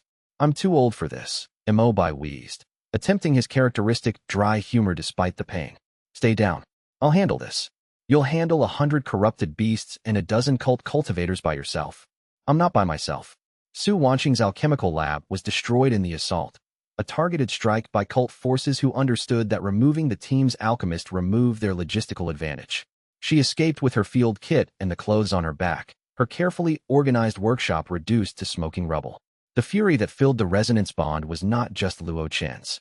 Xiao Hui's anger rose through the bond like magma through a fissure, ancient, volcanic, and edged with the cold precision of a predatory consciousness that had spent millennia learning patience and was now choosing to stop being patient. The 5th tail marking blazed. Xiao Hui grew again, now the size of a large dog, its gray fur rippling with silver light, its golden eyes burning with an intensity that made the night brighter. The cat opened its mouth, and Judgment's roar emerged at full directed power. The sonic blast of primordial energy hit the cult forces like the fist of an angry god. Corrupted beasts were purified instantly, the corruption burning away like dew in nuclear fire. Cult cultivators were thrown backward, their corrupted chi disrupted, their formations shattered, their stolen power evaporating under the weight of something that predated their entire civilization. The sect's defensive lines held. The attack was repelled, but the cost was written in bruised bodies, destroyed buildings, and the pale, blood-streaked face of Elder Bai, who had given everything he had and nearly given everything he was. Chapter 85. Luo Chen's Rage. Luo Chen carried Bai to the medicine hall personally, the old man's fragile body impossibly light, in arms strengthened by soul-forging cultivation and beast-soul fusion. The healer's assessment was grim. 3 broken ribs, internal bleeding, chi disruption that would take months to heal at Bai's age. "He'll live," the healer said, "but he shouldn't fight again. His body can't take another assault like that." Luo Chen sat beside Bai's bed, Xiao Hui pressed against the old man's side, golden healing energy flowing through the resonance bond. Su Wanqing arrived with emergency pills, brewed from her field kit supplies, not as refined as her lab could produce, but effective. "My lab," Su Wanqing said quietly, her hands steady even as her eyes glistened. "Years of research. Hundreds of formulations. Gone." Zhang Yufei stood by the door, his massive frame still bearing the marks of combat. A bruised jaw, a split knuckle, shallow cuts across his arms. He'd held a choke point for 40 minutes against waves of corrupted beasts, refusing to give ground because the junior disciples' dormitory was behind him. Lin Xingya arrived last, her ice element robes torn, her shoulder bearing a fresh wound that she'd sealed with a frost bandage. She'd commanded the sect's eastern defense from the front lines, her tactical coordination saving dozens of lives. The people Luo Chen cared about most in the world were all wounded. all exhausted, all at risk because of what he carried on his shoulder. He should have felt guilty. Instead, he felt clarity. The rage that filled him was not the hot, uncontrolled fury of his early days at the sect. It was cold, sharp, and infinitely focused. The predatory anger of a bondkeeper who had been pushed past the point of patience and arrived at the point of action. Through the resonance bond, Xiaohui matched his energy. The kitten's 5-tail markings blazed in unison, and the ancient consciousness within the small body stirred with a purpose that had been building since the first tail marking appeared. They were done defending, done reacting, done being the target. It was time to be the hunter. Chapter 86. The Alliance mobilizes. Luo Chen's transformation from defender to commander happened with a speed that surprised even Su Longwei. Within a week of the cult's attack, the Beast Covenant Alliance had restructured from a political coalition into a military organization, with Luo Chen at its operational center. His beast sensibilities, enhanced by the Covenant Master's ring, 5-tail markings of resonance, and the Earth Communion granted by Zhurong, gave him strategic capabilities no conventional commander could match. He could sense beast corruption across vast distances through the Earth, tracking cult activity through the corruption's distinct spiritual signature. He could communicate with spirit beasts across species boundaries, recruiting them as scouts and sentinels. He could project territorial dominion through stone and soil, purifying corruption and stabilizing beast populations without being physically present. Su Wanxing rebuilt her alchemical capacity in a temporary lab, producing pills, compounds, and field medicines at a rate that impressed even her own exacting standards. Necessity mothers efficiency, she told Luo Chen when he expressed concern about her working pace. And revenge is an excellent motivator. Zhang Yufei led a strike team of body cultivators assembled from across the alliance. 30 volunteers whose physical cultivation made them ideal for the kind of close-quarters, high-impact operations that the campaign demanded. Lin Xianxia commanded the alliance's intelligence and defensive operations, her ice spirit constitution providing early warning against cult activity and her tactical mind organizing a defensive network that covered the entire region. The alliance began pushing back. Cult outposts were identified through Beast Network intelligence and destroyed by strike teams. Corruption nexus devices were located and purified before they could fully activate. Cult supply lines were intercepted and severed. The shadow war that the Hollow King had been winning through stealth and patience began to shift as the Alliance brought overwhelming organizational power to bear. For the first time, the Hollow Beast cult was losing ground. The weight of what Luo Chen carried had shifted over the past months. What had begun as the concern of a single disciple caring for a stray cat had expanded into something far larger. He was now a bondkeeper, a title that carried history, expectation, and power. The role came with responsibilities he was still learning to carry. Every cultivation realm he achieved, every technique he mastered, every moment of deeper resonance with Xiaohui, all of it was visible now. Other disciples looked at him differently, some with respect, some with fear, others with the hungry jealousy of those who had spent their entire lives accumulating power only to realize that power could not be stolen from a bondkeeper. It had to be earned through genuine connection. Elder Mo Bai had warned him that this recognition would come with a cost. The attention of powerful people. The temptation to use his gifts for domination. The slow, insidious pressure to become the kind of cultivator who wielded power rather than served with it. Luo Chen made a choice in that moment, one that would reverberate through everything that came after. He chose to be the kind of bondkeeper who remembered where he came from. A disciple who had been overlooked, underestimated, given the worst assignments. He would use his growing power not to escape that experience, but to prevent others from feeling the same diminishment. Chapter 87. Su Wanxing's bond. The bond happened without planning, without ceremony, without any of the elaborate ritual that standard beast taming procedures required. Su Wanxing was working in her temporary lab at 3 in the morning, refining a batch of recovery pills for the Alliance's field operatives, when a small white creature pushed through the lab's curtained doorway and sat on her workbench. A snow fox, young, silver-white, with intelligent blue eyes and a bushy tail that wrapped around its paws with feline precision. It had been lingering at the edges of the sect for weeks, drawn by something that the beast hall handlers couldn't explain, a fox that refused to be caught, refused to leave, and seemed to be waiting for something. Su Wanxing looked up from her pill furnace and met the fox's blue eyes. Something clicked between them, not the explosive resonance of Luo Chen and Xiao Hui's bond, but a quieter, gentler connection. The recognition of kindred spirits. Two creatures who understood loneliness, who valued precision, who found safety in competence. "Hello," Su Wanxing said softly. "I'm Su Wanxing." The fox pressed its nose against her palm.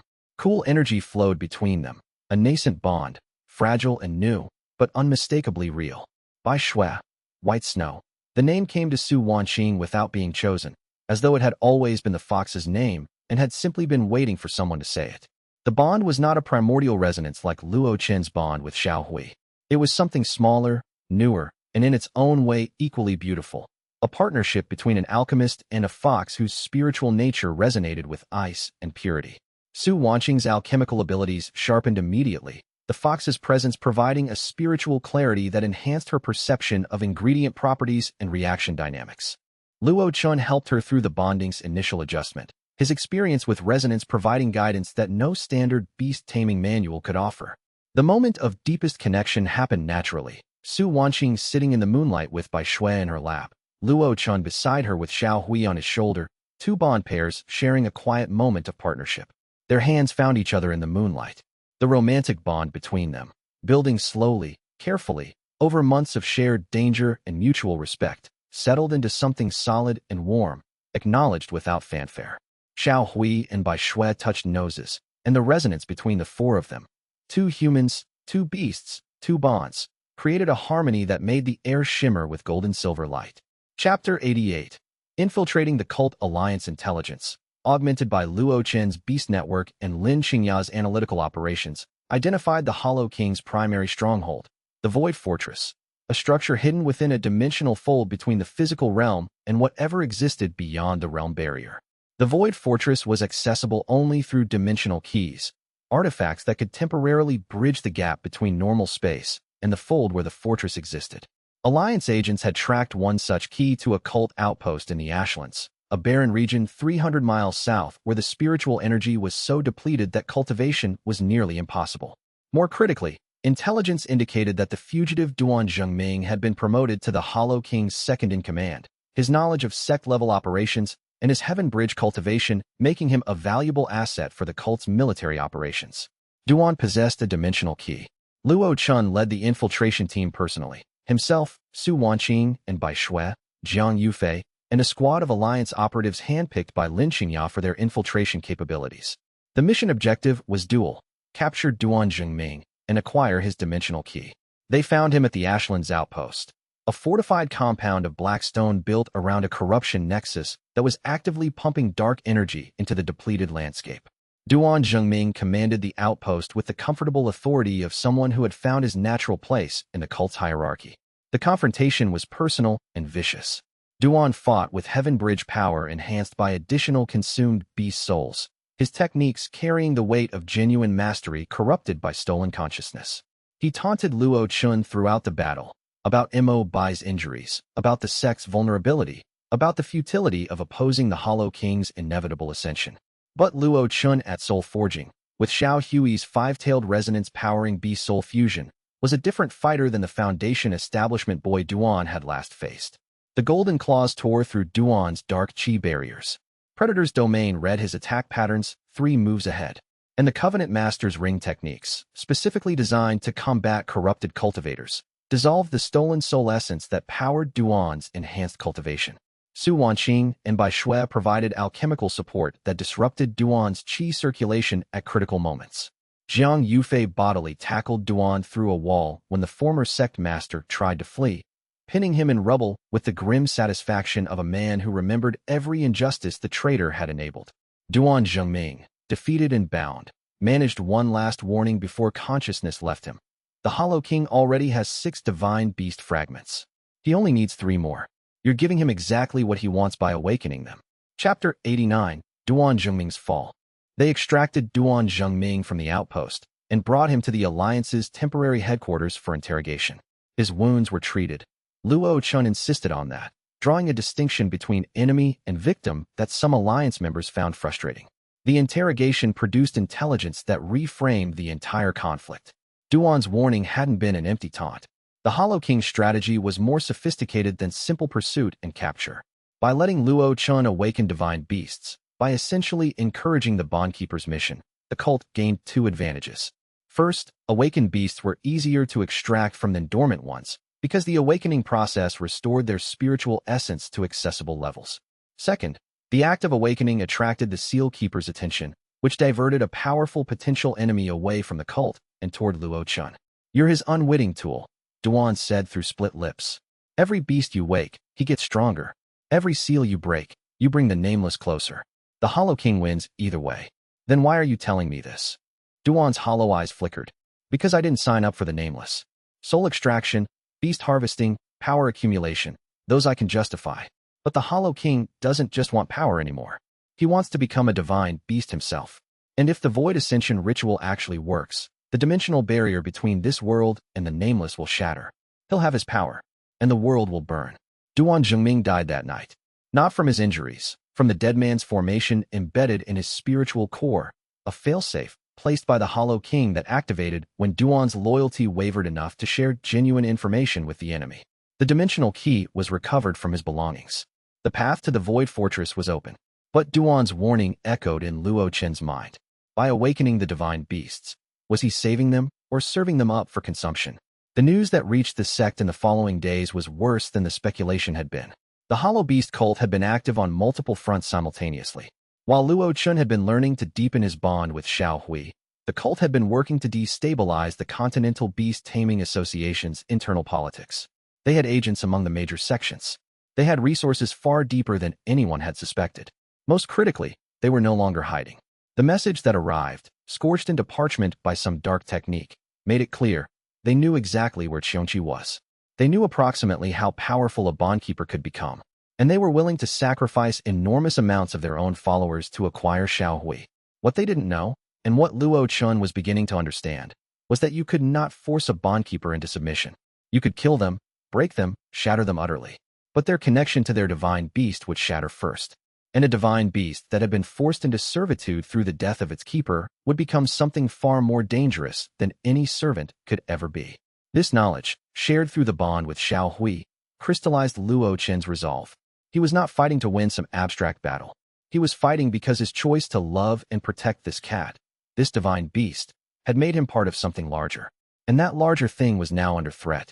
Chapter 90. The moral dilemma. The dilemma tore at Luo Chen's conviction with the precision of a surgical blade. He sat in the mountain training compound where Mo Bai had once taught him, Xiao Hui in his lap, the Covenant Master's ring casting amber light across his face. The map's 8 remaining silver markers glowed in the darkness like distant stars, each one a dormant divine beast waiting to be found, waiting to be awakened, waiting to be protected, or waiting to be harvested. The logic was brutal in its simplicity.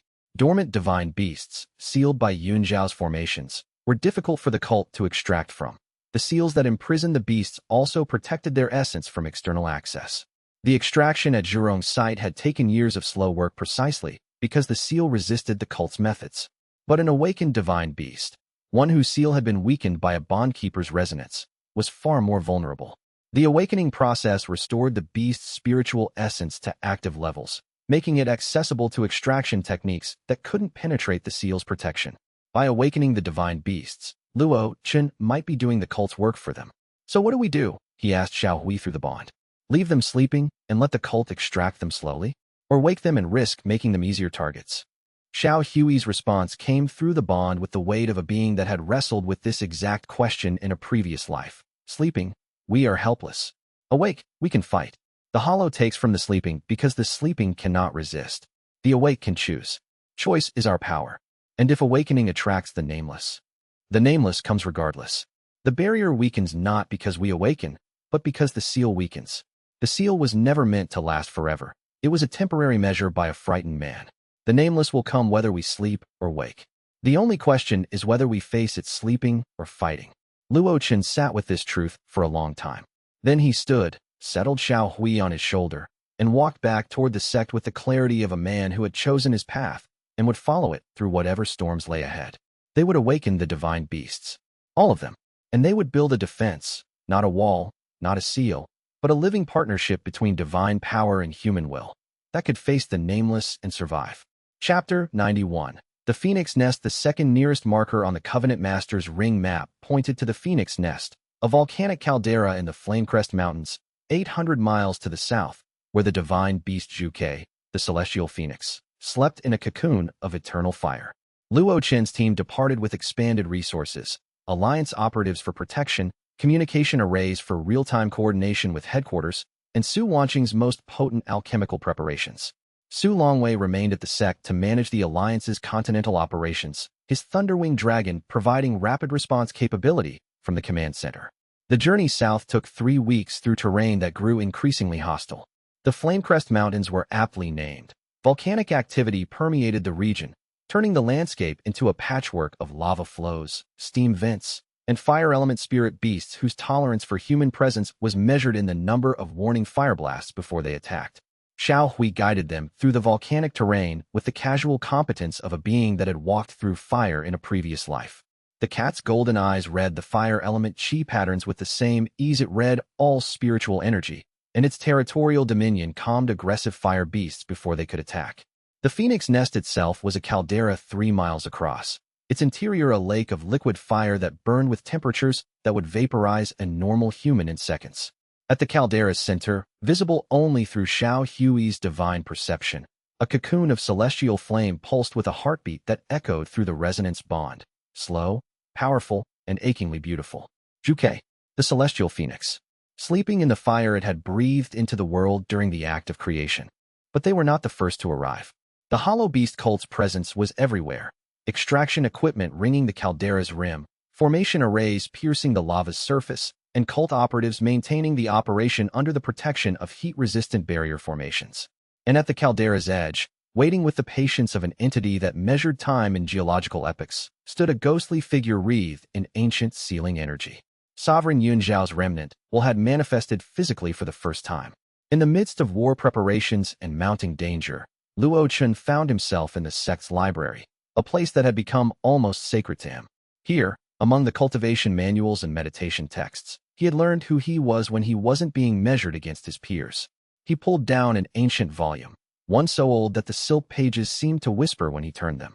It was a text on the nature of divine beasts, written in the formal cultivation script of an earlier era. Most of it was too specialized for his current comprehension level, but one passage stopped him. The divine beasts are not objects to be tamed.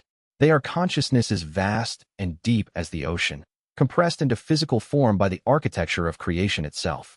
When a bondkeeper succeeds in forming a genuine connection with such a being, the transformation flows both directions. The bondkeeper becomes more than human, and the divine beast discovers what it means to be limited and loved within that limitation. Both are changed. Both are elevated.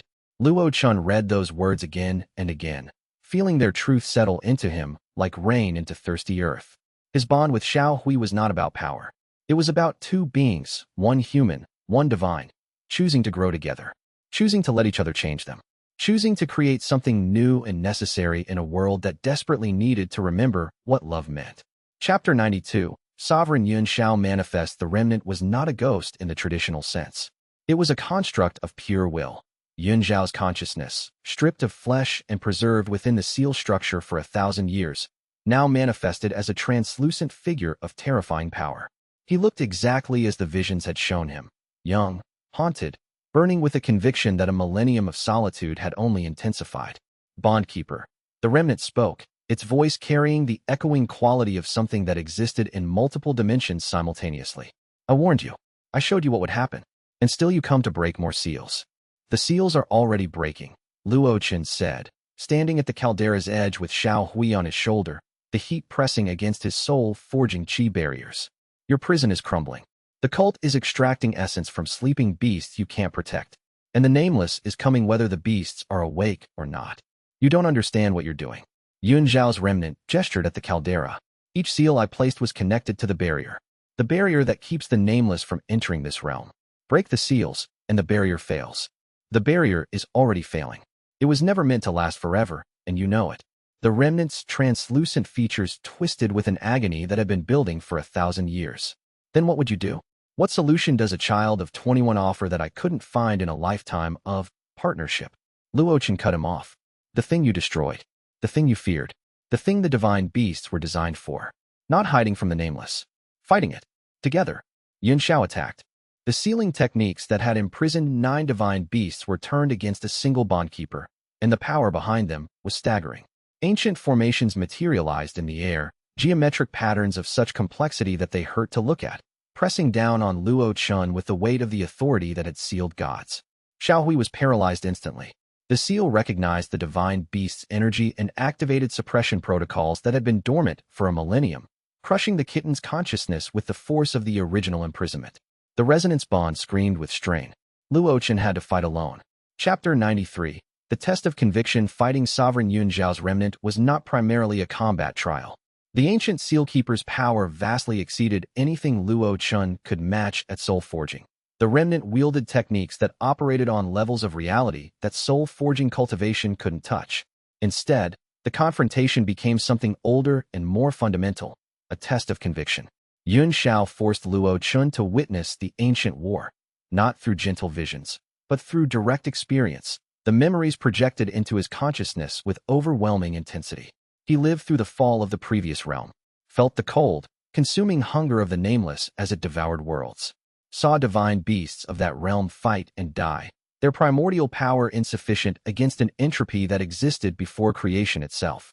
He experienced Yun Zhao's own bonded divine beast dying in his arms, the bond shattering like broken glass, the agony of a severed resonance tearing through Yun Zhao's consciousness like fire through dry wood.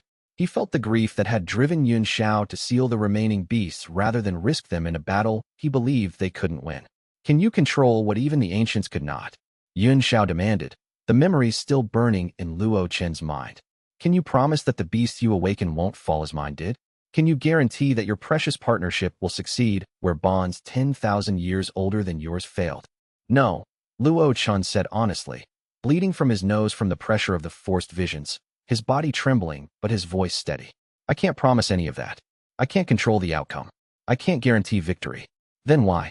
Because they tried to control. And you tried to control. And the Hollow King is trying to control. Everyone who touches this power tries to bend it to their will, dominate it, seal it, consume it. And it never works. Luo Chen met the remnant's translucent eyes directly. I don't try to control. I try to partner. That's the difference. Not guarantees. Trust. The word hung in the air between them, weighted with meaning that echoed through 1,000 years of failed alternatives. Chapter 94. Zhuke awakens Luo Chen's conviction, raw, honest, imperfect, weaken Yun Zhao's manifestation enough for the sealing pressure on Xiao Hui to crack. The kitten's golden eyes blazed as the seal's grip loosened, and the resonance bond surged back to full strength with a rush of primordial energy that pushed back the remnant's oppressive presence. Together, Luo Chen and Xiao Hui reached the caldera's center. The cult forces, thrown into chaos by the unexpected three-way confrontation between Bondkeeper, Sealkeeper, and their own extraction operation, scattered as the caldera's fire intensified. Xiao Hui reached the cocoon of celestial flame and pressed its paw against the surface. The fire bloomed. Zhuke awakened not slowly, like Zhurong, but explosively, an eruption of celestial flame that shot into the sky like a pillar of liquid starlight, painting the clouds in colors that had no names. The phoenix unfolded from its cocoon with the breathtaking grace of a being that existed to make beauty from chaos. Wings of pure creation fire spread across the caldera, each feather a cascade of flame that burned without consuming, lit without blinding, and warmed without scorching. The phoenix's eyes, ancient, wise, and blazing with joy, met Xiao Hui's golden gaze. Through the resonance bond, Luo Chen witnessed the reunion of two primordial siblings who had last seen each other when the world was being born. Zhuchue's awakening sent a pulse of purifying fire through the caldera that destroyed the cult's extraction operation utterly. Every formation, every drill, every conduit of stolen essence vaporized in celestial flame. The cult operatives fled or were overwhelmed by fire that pursued corruption with an intelligence and purpose that made it clear. This fire was not an element. It was a divine beast judgment. In an unexpected development, Zhuchue's awakening energy resonated with Su Wanqing's nascent bond with Bai Shui. The celestial fire recognized something in the snow fox's spiritual lineage, a distant connection to Zhuchue's creation, a thread of divine essence preserved through millennia of breeding and evolution. The phoenix blessed the bond, strengthening it with a touch of celestial fire that elevated both Su Wanqing's cultivation and Bai Shui's spiritual nature. Yun Zhao's remnant watched the awakening with an expression that held more grief than anger, more exhaustion than fury. 1,000 years of conviction cracking under the weight of what he was seeing. A divine beast choosing to awaken.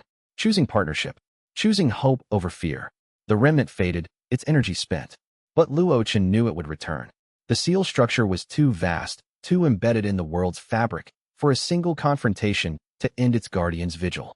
Chapter 95. Void Passage Breakthrough. The combined energy of Zhu Qiue's explosive awakening and Xiao Hui's deepening resonance propelled Luo Chen through another cultivation breakthrough with the overwhelming force of a spiritual avalanche. His soul forge cracked and reformed, the fifth transformation of his cultivation base, each one driven by proximity to divine beast awakening rather than by conventional cultivation. The forge didn't just refine qi anymore. It touched the spatial fabric of reality itself, his consciousness expanding to sense the dimensional structure that undergirded the physical world. Void Passage Realm, the sixth rank of cultivation. His awareness could now perceive dimensional folds, spatial distortions, and the subtle tears in reality's fabric that indicated weakened barriers between realms. Most importantly, he could sense the Void Fortress's location, a distortion in the dimensional fabric that stood out like a scar on skin. The sixth tail marking appeared on Xiao Hui's flank. 6 of 9. The kitten, now a proper cat, large and sleek, its silver highlighted fur rippling with barely contained divine power, regarded Luo Chen with golden eyes that held an expression beyond any animal's capacity. Partnership. Genuine, reciprocal partnership between equals who had chosen each other and would fight for each other until the world ended or they ended first. Luo Chen knew where the Hollow King was hiding, and he had the dimensional key to reach him. Xiao Hui's perception of the danger was different from Luo Chen's. Where Luo Chen saw cultivators and formations, the divine beast sensed the weave of spiritual energy being pulled tight like a drumhead. Every consecrated stone of the Azure Cloud Sect thrummed with preparation. Every ward that had protected disciples for centuries was being reoriented toward defense and weaponization. The very foundations of the sect were being reshaped by fear. The cat curled tighter in Luo Chen's arms, vibrating with a low sound that was not quite a purr. The sensations flooding through their bond showed Luo Chen something new. Xiao Hui's memory of the last time the 9 divine beasts had gathered. It had been 3,000 years ago, during an age when the world was younger and the rules of cultivation had not yet become fixed. In that age, xianxia had walked openly, unbound by the need to hide. The divine beasts had gathered not for war, but for the celestial harmonization, a ritual that renewed the threads binding all existence together. The Hollow Beast cult sought to break those threads, to unravel the fabric of the world itself, to consume the very essence that held creation in balance. It was an act so fundamentally opposed to the natural order that even the stones of the earth would resist it. Luo Chen felt this knowledge settle into his bones. Whatever came next, he would face it knowing that his bond with Xiao Hui was not just personal, it was cosmic. Their connection was a defense against the unraveling of everything. Chapter 96. Alliance Assault. The Beast Covenant Alliance mobilized for the largest coordinated military operation in continental cultivation history, the assault on the Hollow Beast cult's territorial holdings. The plan was multi-pronged. Alliance forces would simultaneously attack cult outposts across the continent, destroying their corruption infrastructure and cutting their supply lines. Meanwhile, a strike force led by Luo Chen would push toward the Void Fortress's dimensional entry point, using the captured dimensional key to breach the cult's inner sanctum. With Zhu Qiue's fire and Xiao Hui's judgment energy supporting the Alliance army, they broke through cult defensive lines across 3 major fronts. The combination of celestial purification and primordial authority was devastating. Corrupted beasts were freed en masse. Cult formations were overwhelmed by energies they weren't designed to resist, and the cult's carefully built infrastructure crumbled under the Alliance's coordinated assault. Zhang Yufei earned his legend on the northern front, holding a mountain pass for 6 hours against waves of cult reinforcements with nothing but his fists, his body cultivation, and an absolutely unreasonable amount of enthusiasm. Lin Qingya coordinated the Eastern Front's tactical operations with a precision that made hardened military commanders take notes for future reference. The cult was pushed back. Territory they'd held for decades fell in days. The Shadow War that had been a series of skirmishes became a rout. But the Hollow King himself had not been engaged. And the closer the Alliance pushed toward the Void Fortress, the more resistance they encountered, not from cult operatives, but from the distorted reality around the fortress's dimensional fold, which bent space, twisted time, and drove cultivators mad with exposure. Su Wanqing's quiet strength had always been different from the flashy cultivation methods of other disciples. Where they pushed against their limitations, she flowed around them. Where they accumulated power, she refined it. Her alchemy work had taught her something that few cultivators ever learned, that the most powerful transformations happen slowly, through patience and precision. Luo Chen, she said, and there was no hesitation in her voice. If you need to leave the sect, I won't ask you where you're going. But if you're staying, if you're fighting this, then tell me what you need. This was love, Luo Chen realized. Not the grand declarations he had read about in cultivation novels, but the quiet willingness to stand beside someone without needing all the answers. To offer your strength without demanding explanation. I need you to be safe, he said. If this goes wrong, if the cult finds the sect, then I'll have you in Xiaohui, she interrupted. And that's more than most disciples will have. The absolute certainty in her eyes was more grounding than any cultivation technique. It reminded him that the threads binding people together were just as real as the cosmic threads that Xiaohui sensed. Just as precious. Just as worth defending. Chapter 97. The Hollow King revealed. The Hollow King finally appeared when the Alliance's strike force reached the dimensional fold's outer boundary. He didn't emerge from the fold. He manifested, stepping from thin air onto a scorched plain where the Alliance's advance force had gathered, his presence distorting reality in a radius of 100 meters around him. The Hollow King was a nightmare given form. His body had been modified by the consumption of 6 divine beast fragments. Each fragment integrated into his flesh, his bones, his spiritual core, creating a chimeric form that was neither human nor beast, but something terrible between. His right arm was scaled like a serpent, crackling with earth energy stolen from Zhurong's extracted essence. His left eye burned with stolen phoenix fire. His torso rippled with the muscular density of consumed predator-type fragments. 6 different divine powers, ripped from 6 different primordial beings, stitched into a single human body through sheer force of corrupted will. His cultivation level was celestial sovereign, achieved not through advancement, but through consumption. Raw, stolen power without the wisdom, the partnership, or the purpose that divine cultivation was meant to embody. So this is the Bondkeeper, the Hollow King said, his voice harmonizing with 6 stolen frequencies. A boy with a cat. How disappointing. He attacked, and the word, overwhelming, ceased to be adequate. A single strike from his chimeric hand created a crater 50 meters across. His stolen phoenix fire burned through defenses designed to withstand conventional celestial sovereign attacks. His earth serpent power reshaped the terrain beneath his enemy's feet, turning solid ground into quicksand. Grand Tamer Su and his Thunderwing Dragon engaged the Hollow King directly, celestial sovereign against celestial sovereign. The battle was epic in scale, techniques that reshaped the landscape, energies that lit the sky, combat at a level that dwarfed everything the younger cultivators had experienced. The Hollow King was stronger. 6 fragments of divine power, even stolen, even corrupted, even imperfectly integrated, provided a depth of power that no conventional cultivation could match.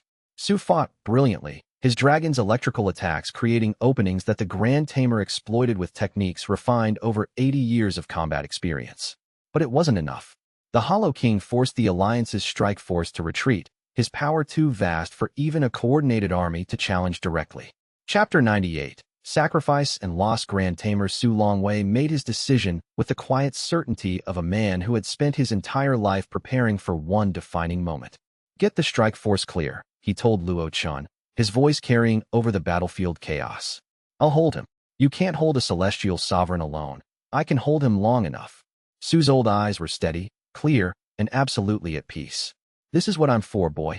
80 years of preparation, and it all comes down to this. Let me do my job. Su Longwei and his Thunderwing Dragon threw themselves at the Hollow King with everything they had. Every technique, every secret, every ounce of power accumulated over a lifetime of dedicated cultivation. The dragon fought with the fury of a beast defending its bonded partner, its electrical attacks searing through the Hollow King's stolen defenses with an intensity that made the sky crackle with ball lightning. The Hollow King killed the dragon first. A concentrated blast of stolen phoenix fire hit the Thunderwing Dragon mid-attack, burning through its electrical barrier and piercing its heart. The bond between Su and his dragon, 30 years of partnership, of trust, of shared consciousness, shattered like breaking crystal. Su staggered as the bond severed, his face going white with the agony of a connection torn from his soul. But he didn't fall. He channeled the last of his power, everything, holding nothing back, into a single technique that sealed the dimensional fold's entrance for 24 hours, trapping the Hollow King inside and buying the Alliance the time they needed. Then he collapsed. Luo Chen reached him before he hit the ground. Su Longwei lay in his arms, dying, his cultivation base shattered by the effort of the sealing technique.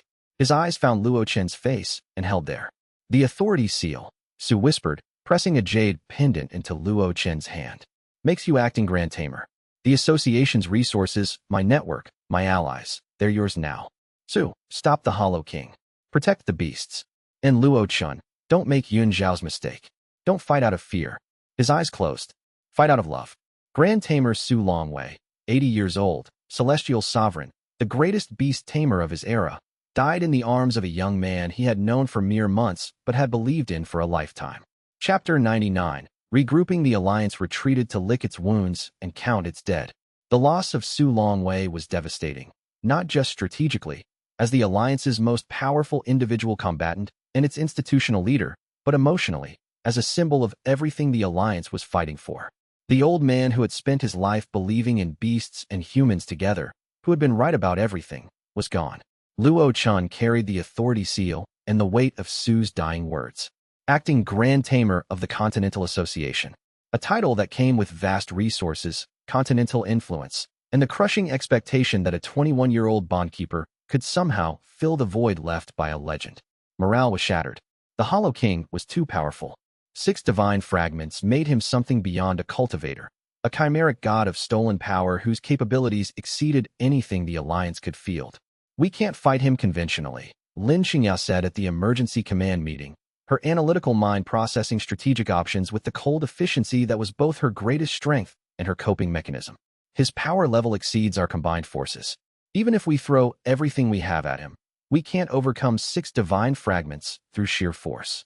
Then we need to match him, Luo Chen said. Not through fragments, but through something he can't steal.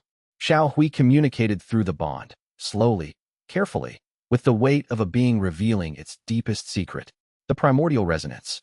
A complete soul merge between bondkeeper and divine beast, not the temporary beast-soul fusion they'd been using, but a full integration of human and divine consciousness. In that state, the bondkeeper would wield the divine beast's full power not as a weapon but as an extension of self. 2 souls in perfect harmony, greater than the sum of their parts. The technique had never been successfully performed. Every historical attempt had ended in failure. The bondkeeper's human consciousness overwhelmed and consumed by the divine power, their identity dissolved into the beast's primordial awareness. If it fails, Xiao Hui communicated through the bond, the meaning heavy with honesty, we both die. The resonance goes critical and burns us both out. And if it succeeds, then we become what we were always meant to be. Together. Chapter 100. The decision. Luo Chen and Xiao Hui shared the night before the decision under an open sky. The stars wheeled overhead, ancient and indifferent. The mountain wind carried the scent of pine and stone, the smell of a world that had existed for millions of years before human beings crawled from caves and would exist for millions more after they were gone, unless the Nameless consumed it first. Through the resonance bond, fully open and unguarded, they shared everything, not just memories and emotions, but the complete truth of each other's existence. Xiao Hui showed Luo Chen its original death, not the fragmented, damaged memories that had seeped through previous visions, but the complete experience. xianxia, vast and magnificent, standing at the edge of the world and facing the Nameless as it pressed against the realm barrier. A darkness so absolute that it defined itself by the absence of everything that wasn't itself. Fighting alongside the other divine beasts, 9 primordial beings pouring their creative power against an entropy that had existed since before creation. And behind them, not opposing them, not sealing them, but standing with them, the original bondkeepers. 9 humans whose resonance bonds amplified the divine beast's power, whose human will gave divine power purpose and direction, whose partnership was the secret ingredient that made the primordial defense work. Yin Xiao had been there. Before his grief and fear had twisted his purpose, he had stood alongside xianxia as a bondkeeper, adding his human will to the divine defense. And the Nameless had been pushed back, not destroyed. It couldn't be destroyed, any more than darkness could be destroyed, but contained. Pushed behind a barrier built from the combined power of 9 divine human partnerships, a living wall of resonance energy that held as long as the bonds held. The barrier had held for millennia, until Yin Xiao, traumatized by his own bonds shattering in a previous conflict, broke the other bonds to prevent the beasts from fighting again. He'd meant to protect the world. Instead, he'd removed its defenses. The barrier is the purpose, Xiao Hui communicated. Not a wall, not a seal, a living bond. The divine beasts were not created to be weapons against the Nameless. They were created to be one half of a partnership, the divine half. Humans are the other half. Together, we create something neither can create alone. The barrier is made of us. Of all of us. Working together. Luo Chen understood. And with understanding came decision. We do the primordial resonance, he said. We merge. Fully. And then we find the remaining divine beasts, wake them, and rebuild what Yun Xiao destroyed. Xiao Hui pressed its head against his chin, and the resonance bond hummed with the deep, harmonic frequency of two souls aligning. Not in surrender, not in dominance, but in the perfect equality of partners who had chosen each other and would face whatever came next as one. As Luo Chen began the primordial resonance ritual, the last of Yin Zhao's seals across the world shuddered. Crack lines raced across their ancient surfaces. The dimensional barrier that separated the world from the nameless groaned under pressure that had been building for 1,000 years. And beyond the barrier, in the darkness that existed before light, something vast and hungry stirred. The nameless had been waiting, and its patience had finally been rewarded. Over the following weeks, Luo Chen threw himself into the work of preparation with an intensity that surprised even Elder Mo. While other disciples focused on refining their combat techniques, he spent equal time in meditation, deepening the resonance between himself and Xiao Hui. Every moment of shared consciousness taught him something new about the nature of divine beasts and the responsibility that came with bonding to one. He learned that Xiao Hui's awakening was not a simple progression from weaker to stronger. Instead, it was like a vast ocean gradually becoming visible through mist. The divine beast had always been powerful, unimaginably so. But that power had been locked behind consciousness itself. The cat's awareness, its willingness to engage with the world and with Luo Chen specifically, determined how much of its capabilities could manifest. This changed everything about how Luo Chen approached their bond. He realized he was not powering up Xiao Hui in the sense of making it stronger. He was helping it remember. He was creating the conditions for the divine beast to awaken to its own nature in increments that wouldn't shatter either of them. The responsibility was staggering. Su Wanqing noticed it in the careful way he moved now, as if constantly aware of balance. In the deliberation with which he made decisions about their training. In the moments where he would simply sit with the cat, not pushing for anything, just being present. You're learning something most cultivators never figure out, she said one evening, watching him meditate with Xiao Hui. That growth isn't about forcing things into transformation. It's about creating the right conditions and letting change happen in its own time. Jiang Yufei, the cheerful body cultivator who had become one of Luo Chen's most devoted friends, was less philosophical about it. You're turning into a wise man, he exclaimed, pounding Luo Chen on the back. Next you'll be writing poetry and contemplating clouds. Next thing I know, you won't want to spar anymore. But even Jiang understood the weight of what was coming. The Continental Beast Taming Association had sent formal warnings. The Hollow Beast cult was moving across the continent like a disease, consuming divine beast fragments, growing stronger with each acquisition. The timeline for confrontation was no longer measured in years or months. It was measured in weeks. And through all of it, Xiao Hui's presence in Luo Chen's mind was like a steadying hand on his shoulder. The divine beast did not speak in words, but it communicated through sensation, through deep knowledge that seemed to arrive complete in Luo Chen's consciousness. It showed him flashes of memory from ages past, great battles between the 9 divine beasts, sacred pacts made under starlight, the founding of the bondkeeper tradition itself. These memories belonged to Xiao Hui, and by experiencing them through the bond, Luo Chen was becoming connected not just to a single divine being, but to history itself.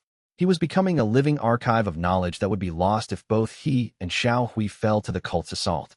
The weight of that historical responsibility settled upon him like autumn snow, not crushing, but cold and persistent, a reminder that some things were worth dying to preserve. In that understanding, Luo Chen reached a new level of cultivation, not through the accumulation of power, but through the acceptance of purpose. And Xiao Hui, feeling this shift in their bond, released another layer of its accumulated awakening, flooding Luo Chen's meridians with a light that was simultaneously terrifying and profoundly right. The council chambers fell silent as Luo Chen spoke. His words were not the rhetoric of a powerful cultivator seeking dominance, but the thoughtful observations of someone who had lived through impossible circumstances and emerged changed. He described, in precise detail, what he had learned about divine beasts, not as objects of conquest, but as vast consciousnesses that chose their partners with the same deliberation that humans chose their closest companions. The Hollow Beast cult made a fundamental error, he said, his voice steady and clear. They believed that power could be stolen, consumed, incorporated into oneself through force. But divine beasts operate on an entirely different principle. They exist in resonance with their bond keepers. The more force you apply, the further you push them away. The more gently you approach, the more they reveal. Their power is not something that can be taken. It can only be received as a gift, and gifts are given freely or not at all. The assembled representatives, elders from a dozen sects, grand tamers of beast-taming associations, even emissaries from distant kingdoms, leaned forward, absorbing these words. What Luo Chen was describing suggested a complete reimagining of how humankind related to divine beasts. It meant abandoning centuries of doctrine built on domination and control. Xianxia, the inner disciple who had initially looked down on Luo Chen with contempt, now listened with an expression of profound respect. She had witnessed his growth firsthand. She had seen him refuse power that others would have seized without hesitation. And she had come to understand that what she had initially mistaken for weakness was actually a form of strength far deeper than anything she possessed. If we accept the bond-keeper approach, she asked carefully, what happens to those of us who have already formed bonds through traditional domination techniques? Are we forever locked into that relationship? Luo Chen's answer revealed the depth of his understanding. No, but changing that relationship requires sacrifice on your part. It requires you to release the illusion of control, to approach your bonded beast not as master to servant, but as partner to partner, to be willing to be changed by the connection rather than trying to change your beast into what you want it to be. Some bonds can transform, others cannot. The ones that cannot were never true bonds to begin with. They were just power arrangements that mimicked connection. This brutal honesty rippled through the chamber.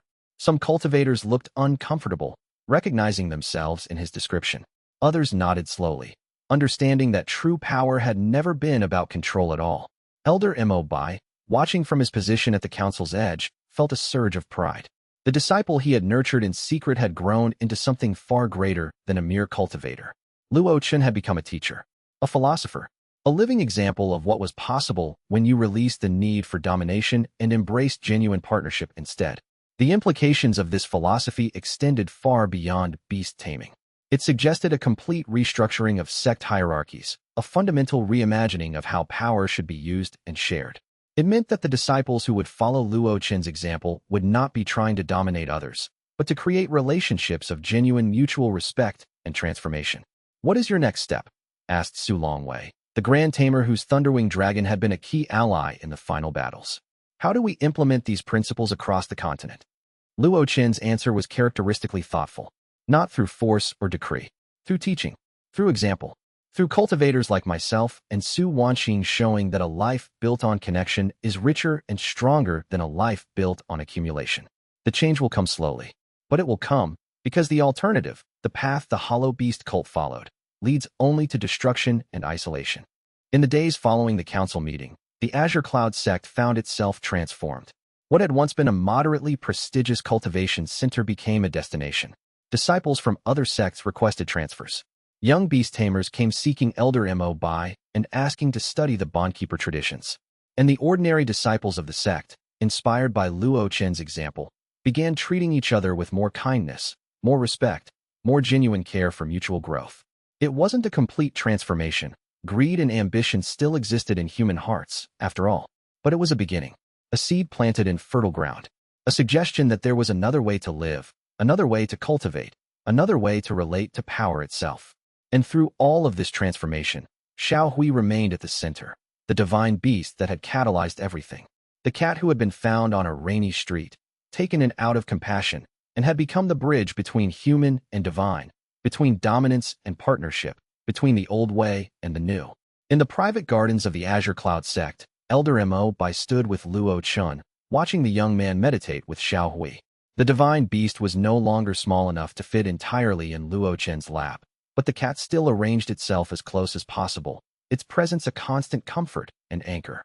What Elder Mo was witnessing was the deepening of a bond that transcended ordinary beast taming. You understand now, Elder Mo said softly, why the bondkeeper path was lost. Luo Chen opened his eyes and smiled. Because it required something that cultivators had been trained to reject: vulnerability, the willingness to be changed. The acceptance that power comes not from dominating others, but from being genuinely loved and genuinely loving in return. Elder Mo nodded. The ancient cultivators understood this. That's why they created the bondkeeper tradition in the first place. But over centuries, the teaching became corrupted. Cultivators began to see the beasts as merely tools. They forgot that the point was never power, it was transformation. It was learning to be human in the fullest sense, not by conquering all that was around you, but by connecting deeply with what mattered most. And the divine beasts? Luo Chen asked. The divine beasts were waiting, Elder Imo said, gazing at Xiaohui. Waiting for humans who would love them for their own sake. Waiting for a generation of cultivators willing to set down their weapons and reach out empty-handed. Waiting for the day when the bondkeeper tradition would be reborn. That conversation would shape how Luo Chen taught in the years to come. He would emphasize to every new student that the bond was not something you could force into existence. It was something that emerged naturally when two beings, human and beast, decided they wanted to grow together more than they wanted to maintain separation. The role of the bondkeeper was not to compel or convince, but simply to be the kind of person worth bonding with, to be worthy of trust, to demonstrate through daily action that you could be trusted with power because you had learned not to need it. Zhang Yufei, when Luo Chen tried to explain this to him, laughed good-naturedly. You're speaking riddles again, but I understand what you mean. Like when I stopped trying to prove how strong I was and just started helping people. Suddenly people wanted to work with me instead of hiding when I came around. It was a crude articulation, but fundamentally accurate. Humans and beasts alike responded not to displays of dominance, but to evidence of genuine care. They gravitated toward those who had power, but chose gentleness. They bonded with those who had the capability to harm them, but chose protection instead. As news of the Azure Cloud Sect's transformation spread, it began to reshape what had been a deeply fractured cultivation world. Younger disciples, inspired by Luo Chen's example, began asking difficult questions of their teachers. Questions like, why do we need to defeat other disciples to prove our strength? And what if competition actually makes us weaker by creating enemies instead of allies? And most fundamentally, what if the entire system we've built is wrong? The establishment cultivators, the ones who had climbed to the top through dominance and conquest, were not happy with these questions. But they found they could not suppress them through force without proving the questions right. And one by one, they began to listen. Some changed their approach immediately. Others resisted but found their authority gradually eroding as disciples increasingly followed teachers like Luo Chen, who offered something more meaningful than power accumulation. What was emerging, slowly and organically, was a new cultivation civilization. One built on the principles that had always been present in the teachings, but had been buried under centuries of misinterpretation and distortion. It was not a sudden transformation, such things never are. But it was real and growing, and, most importantly, it was working. The practical implications of the bondkeeper teachings became clear as more disciples applied them. Su Wanqing, in collaboration with newly reformed beast-taming associations, began documenting case studies of successful bonds. What emerged from her careful research was a clear pattern. Bonds formed through genuine care and mutual respect produced far more stable and powerful results than bonds formed through domination and control. One particularly notable case involved a young disciple from a rival sect who had initially tried to forcefully bind a lesser divine beast through forbidden techniques. The attempt had failed catastrophically. The beast had nearly killed the disciple and had certainly shattered any possibility of later bonding.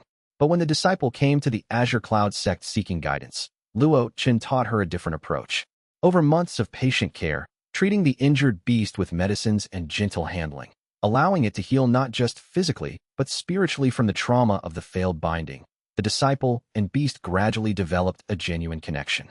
The bond that eventually formed was not as powerful as what Luo Chen had achieved with Xiaohui, but it was real, and it was strong, and it was nurtured by genuine love. That disciple became one of the most effective teachers of the new approach, precisely because she could testify that even failure could be transformed into success if you were willing to change your approach fundamentally. This story circulated widely through the cultivation world, and it became a turning point. More and more sects and associations began to experiment with the bondkeeper approach. Some succeeded, others failed but learned valuable lessons. And slowly, across the continent, a new paradigm began to replace the old one. The practical consequences of this shift were profound. Where there had been warfare between sects competing for divine beast fragments, there was now cooperation. Where there had been secrecy about beast-taming techniques, there was now sharing of knowledge. The overall power level of individual sects may have decreased slightly as they shifted from dominance-based cultivation to connection-based cultivation, but the overall stability and cooperation of the cultivation world increased dramatically. Most importantly, the divine beasts themselves responded. As if sensing that humans were finally ready to relate to them as peers rather than prey or possessions, they began to emerge from hiding. Lesser divine beasts that had been thought to be extinct reappeared. Ancient creatures that had retreated to the deepest mountains began to approach human settlements peacefully. It was as if a dialogue that had been broken for millennia was being restored. The philosophical foundation that would support all of this future growth was being laid now, in these moments of preparation. Luo Chen understood, as few cultivators did, that the strongest structures were built on the deepest understanding. You could not create a society based on different values without first deeply internalizing those values yourself. This was why he spent so much time in meditation and study, not because he lacked power, but because he knew that the power he had been given, through the bond with Xiaohui, would be wasted if it was not guided by profound wisdom. Each disciple who learned from Luo Chen carried forward a seed of this new understanding. Some seeds would grow into mighty trees. Others would lie dormant for years before finding the right conditions to flourish. But all of them contained within them the potential for transformation. The potential for a future where power was no longer separated from love, where strength was not divorced from gentleness, where cultivation meant not the accumulation of personal power, but the deepening of connection to all things. In the months that followed, Luo Chen's reputation grew exponentially. Not through his own seeking. He actively avoided the attention, but simply because the results of his teachings were undeniable. Disciples who studied under him showed remarkable resilience and happiness. Their bonds with spirit beasts were unusually stable. Their cultivation breakthroughs, when they came, were gentle progressions rather than dramatic crises. And most notably, they remained kind. They remained willing to help others. They did not develop the bitter edge that prolonged cultivation struggle often produced. This was perhaps the most radical teaching of all, that the path of cultivation could be one of increasing gentleness rather than increasing hardness. That power and kindness were not opposing forces, but natural partners. That the highest cultivation was not the strongest technique, but the most loving heart. These ideas flew in the face of centuries of cultivation doctrine, and yet they were proving true, demonstrated daily in the lives of Luo Chen's students. As the council meeting concluded and representatives began to disperse back to their respective sects and associations, Luo Chen felt the weight of what had begun to shift. The old world was not dying. It could not die, because the people who had built it were still here, still skilled, still capable. But something new was being born alongside it. A different possibility. A different way of being. Zhang Yufei appeared at his side, as he so often did when Luo Chen needed grounding in the practical world. Well, that went better than I expected, the body cultivator said with a grin. I was ready for the elders to throw you out for heresy. Instead, they're actually listening. Some are, Luo Chen acknowledged. Others are just watching to see if this approach fails before they commit to either supporting or opposing it. And still others are already beginning to change their perspective, even if they won't admit it yet. How can you tell? Zhang asked curiously. Because I can see their auras, Luo Chen said quietly. Xiao Hui's awakening has taught me to perceive the spiritual essence of things more clearly. Those who are genuinely interested in the new path, even if they're uncertain about it, have a different quality to their presence. It's softer, more open, less defended. They walked together through the sect grounds, Xiao Hui padding silently alongside them. The divine beast had become such a familiar presence that young disciples barely reacted to seeing a cat the size of a large horse moving through the training yards. It was simply part of the new normal that the Azure Cloud Sect had become. Do you ever regret it? Zhang asked suddenly. Finding that cat, starting all of this. Luo Chen considered the question seriously. No, but I understand why you're asking. My journey transformed everything. The sect, the associations, the entire cultivation world. That's a lot of responsibility. There are moments when I feel the weight of it acutely. But, Zhang prompted, reading the unspoken continuation. But every single moment of that weight is worth carrying, Luo Chen said. Because I know that the transformation is towards something better. Toward a world where power is used with more wisdom. Where bonds matter more than hierarchies. Where being able to love genuinely is seen as the highest achievement, not as a weakness to be overcome. This conversation would later be recorded and shared. One of thousands of ordinary moments that revealed the depth of Luo Chen's character and his ongoing commitment to the principles he had discovered through bonding with Xiaohui. Chapter 101. Primordial Resonance. The ritual chamber deep beneath the Azure Cloud Sect existed in a place that was neither fully physical nor fully spiritual. The walls themselves seemed to shift between states of being, solid stone one moment, pure energy the next. Inscriptions in the Covenant's original language covered every surface, each character flowing with power that had been dormant for 1,000 years. Luo Chen had seen these inscriptions before in his studies, but experiencing them directly was different. Each symbol seemed to vibrate with accumulated wisdom, as if the ancients had compressed entire philosophies into single brushstrokes. Elder Mo Bai stood at the chamber's entrance as Luo Chen and Xiao Hui approached. The old master's weathered face carried the weight of knowledge that few cultivators possessed. He had read the ancient texts. He had studied the nature of divine beasts with a dedication that had cost him everything: his position in the sect, his reputation, his chance at higher cultivation. But that sacrifice meant he understood things that other elders could never grasp. The tremor in his hands was not fear, exactly, but something close to it. Reverence. Uncertainty. Once you begin, there is no turning back, Mo Bai said. His voice was steady, but his hands trembled slightly as he gestured them inside.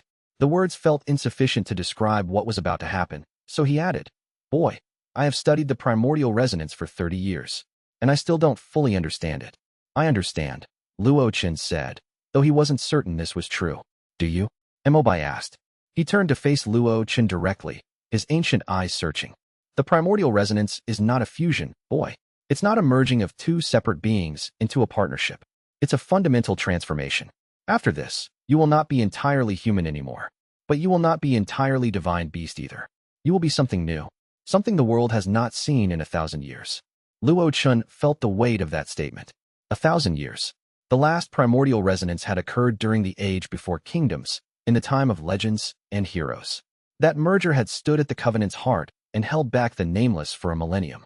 And that being had eventually passed, and its successor had failed to achieve the resonance, which was why the divine beasts had been sealed away. Xiao Hui pressed against Luo Chen's leg. The cat was smaller in form now, saving energy, but through their bond, Luo Chen could feel the divine beast's consciousness reaching toward him like water seeking its level. Through their connection, the cat communicated reassurance without words. Whatever came next, they would face it together. The certainty in that feeling was absolute. Mo Bai stepped aside and gestured deeper into the chamber. His role as protector was finished. The rest belonged only to the two of them. The ritual chamber was circular, perfectly symmetrical, its center marked by a formation that had been carved into the stone using techniques now lost to time. No modern cultivator could replicate this work. 9 circles within circles, each one corresponding to a different divine beast. The outermost circle represented the celestial phoenix. The next represented the Qinglong. Then came the bays of memory, the white tiger of will, the xuanwu of patience, and 4 others whose names existed only in the oldest texts. But at the very heart, a single point of absolute emptiness, the place where resonance would be initiated. That emptiness had a weight to it, a presence, as if the designers of the chamber had preserved a piece of nothing itself. Luo Chen knelt at the center, Xiao Hui coiling around his shoulders. The connection between them was already extraordinary, stronger than any normal beast-tamer bond, stronger than any recorded instance of beast-soul echo or temporary fusion.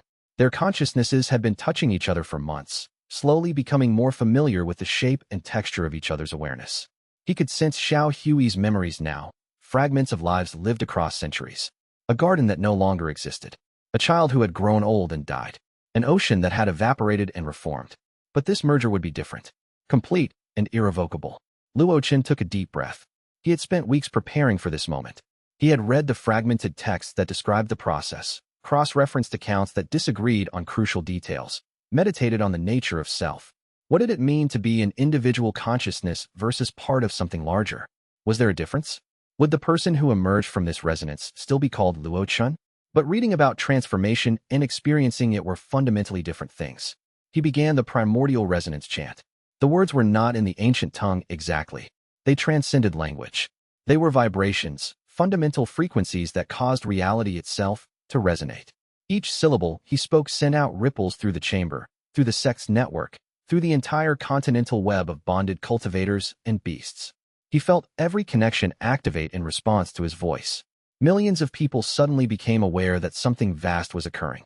The formation beneath him began to glow, not with fire or light, but with a luminescence that seemed to come from deeper than the visible spectrum. It was the color of starlight filtered through water, the color of divine power made manifest, the color of potential crystallized into reality. Xiao Hui's first shimmered and transformed. The kitten began to grow, but not in size, in presence. The small gray cat became a being of immense spiritual weight. Its 9 tails manifested fully, each one trailing starlight and power. Its eyes opened, and in those eyes was the memory of 1,000 years, the wisdom of an age before human civilization, the understanding of what it meant to exist as one of the fundamental forces of creation. And Luo Chen, maintaining the chant, felt the pressure of that immensity bearing down on his human consciousness. It would have been crushing, if not for the fact that Xiao Hui was still Xiao Hui, still the cat that had purred on his shoulder, still the beast that had chosen him not through fate or prophecy, but through genuine affection. That affection was the anchor. That choice was what made the pressure bearable. The merger began with sensation. Luo Chen experienced the world as Xiao Hui experienced it. Layers of energy where there should have been empty space. Every living creature was a constellation of qi and intention. The ground beneath him pulsed with elemental force. The sky itself was a canvas of power and possibility. Time moved differently from this perspective. Centuries felt like moments and moments stretched into eternities. But Xiao Hui, in turn, experienced what it meant to be human. The strange capacity to feel emotion without fully understanding why. The ability to love beings that were not self, purely as an act of will. The human skill at creating meaning in an inherently meaningless universe. That perspective was equally alien to the divine beast. For the first time in its existence, the being understood why humans chose to create art, to form bonds, to sacrifice themselves for others. Power flowed through Luo Chen's meridians, but it did not burn. It did not consume. Instead, it integrated, becoming part of his fundamental nature the way water becomes part of a stone when it soaks through over decades. His cultivation advanced. Spirit core shattered and reformed into something new. His cultivation base, which had been stable at the void passage realm, suddenly expanded. New meridians opened within him. New dantions formed. His physical form began to glow with power. Void passage opened like a flower, revealing vistas of reality beyond the normal perception. He saw the places where space folded into itself, where time became negotiable. He saw the locations where the barrier between worlds was thinnest. He understood, for the first time, how cultivation could touch the fundamental structure of reality itself. Heaven Bridge, the stage where cultivators began to transcend mortality and align themselves with cosmic principles, manifested as a sudden clarity. For a moment, Luo Chen could see the fundamental structure of reality, the rules that governed creation, the forces that sustained everything from the smallest insect to the largest star. The mathematical precision of it, the elegant simplicity underlying apparent complexity. But then that clarity began to expand further. Beyond Heaven Bridge was Dao Heart, the realm where cultivators achieved perfect alignment with the fundamental truth of existence. This realm had been achieved by the greatest masters of previous generations. It was the theoretical limit of mortal cultivation. Luo Chen could feel it waiting for him, could feel the possibility of touching it. Luo Chen touched it and passed through it. His consciousness continued to expand. The boundaries of self became unclear. Where did Luo Chen end and Xiao Hui begin? Which thoughts belonged to which consciousness? Did the distinction matter anymore? The sensation was not frightening. It was like coming home, like finally understanding a puzzle he'd been solving his entire life. In the chamber, a blinding light erupted outward. Power radiated in all directions, causing the formations on the walls to activate in response.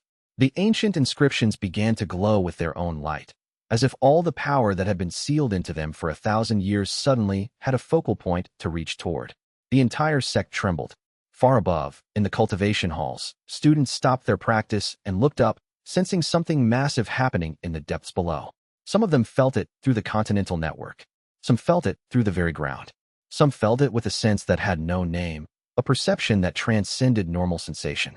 Lin Xingya, who had been coordinating with the assault teams preparing to awaken the remaining divine beasts, felt the surge of power through the continental network like a tsunami of light. Her analytical mind immediately began processing what had occurred. She had theorized about this moment, had calculated probabilities, had prepared contingencies. Nothing had fully prepared her for the reality of it. "It's done," she said to the assembled commanders, her voice steady despite the magnitude of what she was communicating. "The primordial resonance is complete. Luo Chen and Xiao Hui have merged." The implications were staggering. A human and a divine beast, at perfect resonance, merged into a single consciousness. This had not been achieved successfully in 1,000 years. The last time it had happened, the result had been the founding of the original covenant. The being that had emerged had held back the nameless for 10 centuries. What would this merger produce? What would emerge from the ritual chamber? In the chamber below, a new being opened its eyes. It was not quite Luo Chen. It was not quite Xiaohui. It was something that incorporated both of them. All of Luo Chen's humanity, all of his choices and loves and relationships, but elevated and transformed by the divine beast's power. And all of Xiao Hui's divine essence, all of its ancient memories and cosmic understanding, now informed and given purpose by human will. The combination was symbiotic. Neither half was diminished. Both were enhanced. The being stood. Luo Chen's body, transformed, radiated power. His eyes glowed gold from pupil to sclera. When he moved, the air around him shimmered. Every breath he took carried the weight of divine authority. His form appeared almost human, but fundamentally altered. His skin glowed faintly. His hair moved without wind, as if gravity didn't quite apply to him anymore.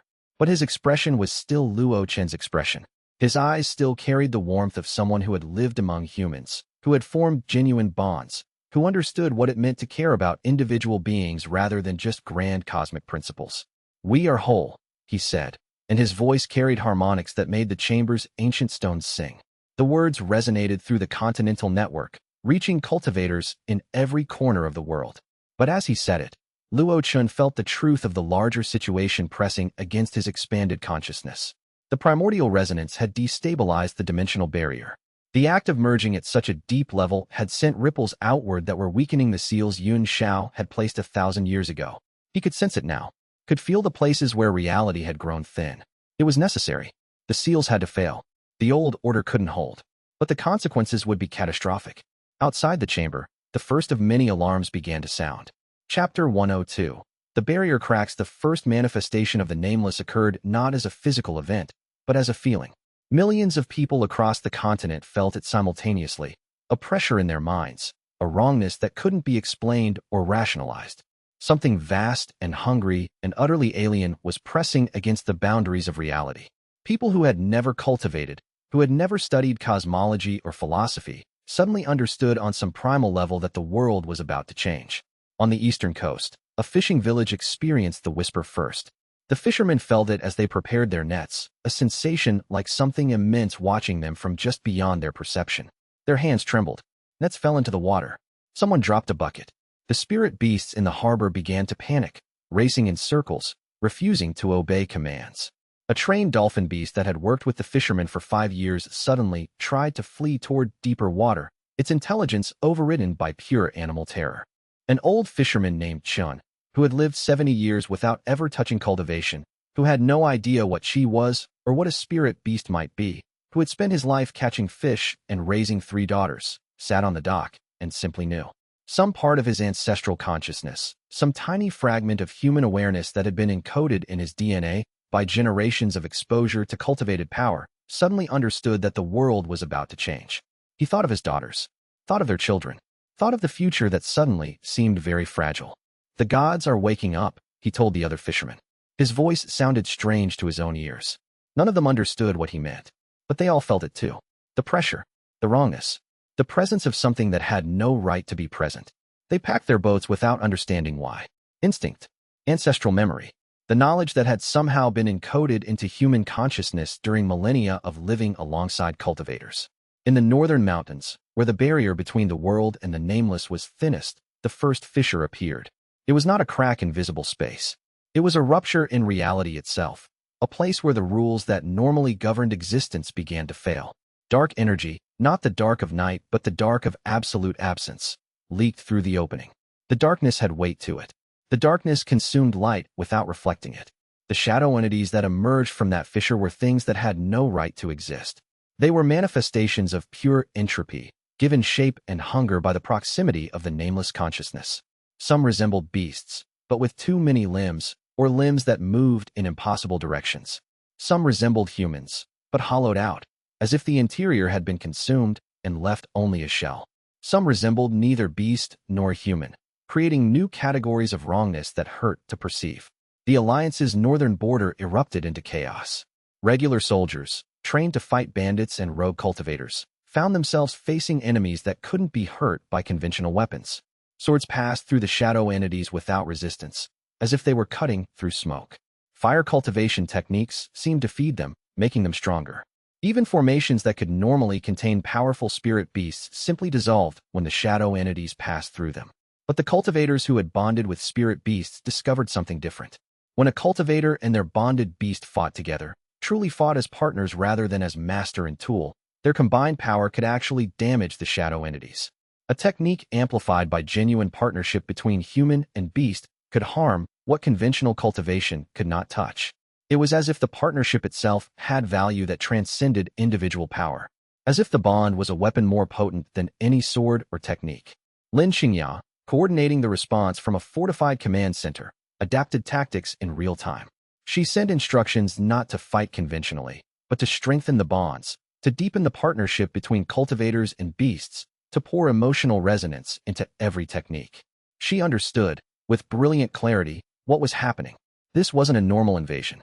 This required a fundamental rethinking of how power worked. The shadow entities could be fought, but only through partnership. Move the 3rd Battalion to the Western Pass, Xianxia commanded, her mind processing thousands of data points simultaneously. Reports came in from fortified positions across the northern border. Casualties, positions held, resources expended, time remaining before the next surge.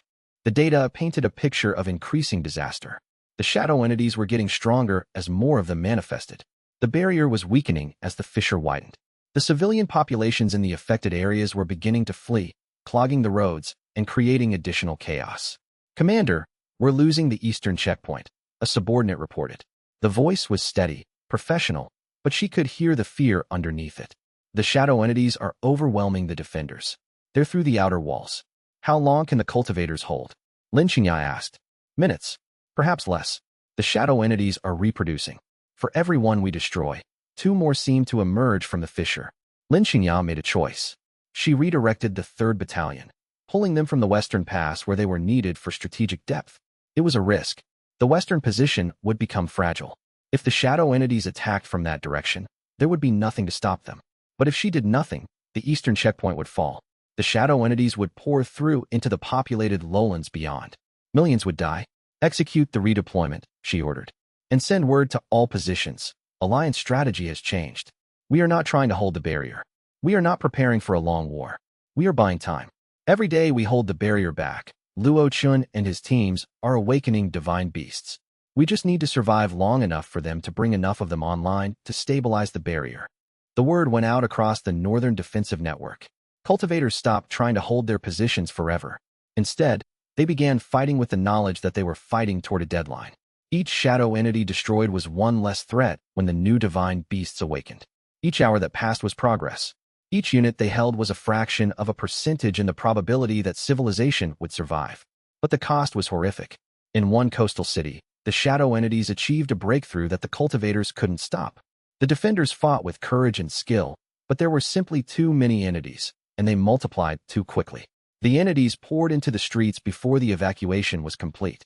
Thousands died, not killed in the traditional sense, but unmade. Their consciousness was erased from existence. Their memories were consumed. They ceased to have ever been. No bodies remained. No traces. No records except in the memory of those who had failed to save them. Xianxia received the report of the city's fall as the sun was setting. The numbers came through the network like a physical blow. Population, 1.2 million. Evacuated, 500,000. Remaining, 700,000. She sat silently for a long moment, processing the data. The population that had been in that city was gone. Not dead, which could be mourned and avenged, but unmade, which was worse. There was no afterlife for the unmade. No transition. No continuation. They simply ceased to exist. And yet they couldn't be remembered, because their very existence had been erased from the timeline. She added the number to her calculations. 700,000 people erased from existence. The casualties would continue to mount unless the divine beasts were awakened faster. She thought about sleep, tried to remember what it felt like. She'd been awake for 23 hours. Her body was beginning to show the strain, but there was no time to rest. Every moment of her attention was another moment of civilization surviving. Luo Chen, newly merged with Xiao Hui, felt the loss through the continental network. He felt the death of thousands, the erasure of entire communities. The weight of all that lost potential, all that unrealized future, pressed against his consciousness. He could see their lives as probability clouds, things they would have done, people they would have become, love they would have created. For a moment, doubt threatened to overwhelm him. Was it even possible to stop the nameless? Could 9 divine beasts and their bond keepers really make a difference against the infinite hunger of the void? The mathematics didn't seem to support it. The shadow entities multiplied faster than they could be destroyed. The barrier weakened exponentially. But then Xiao Hui's consciousness stabilized him. The divine beast had faced the Nameless before, 1,000 years ago. It had stood alongside the original bondkeepers and fought against the tide of entropy. And it had won. Not permanently. Eventually, the seals had failed, and here they were again. But for 1,000 years, creation had persisted. We can do this, Xiao Hui communicated through the merged consciousness. Not with blind optimism, but with knowledge earned through centuries of experience. Not because it will be easy, but because we have no other choice. The world depends on us trying. Luo Chen emerged from the ritual chamber, still merged with Xiao Hui in a form that was partly human, partly divine. He walked into the grand hall where the continental leadership had assembled to await the results of the resonance. All conversation stopped when he entered.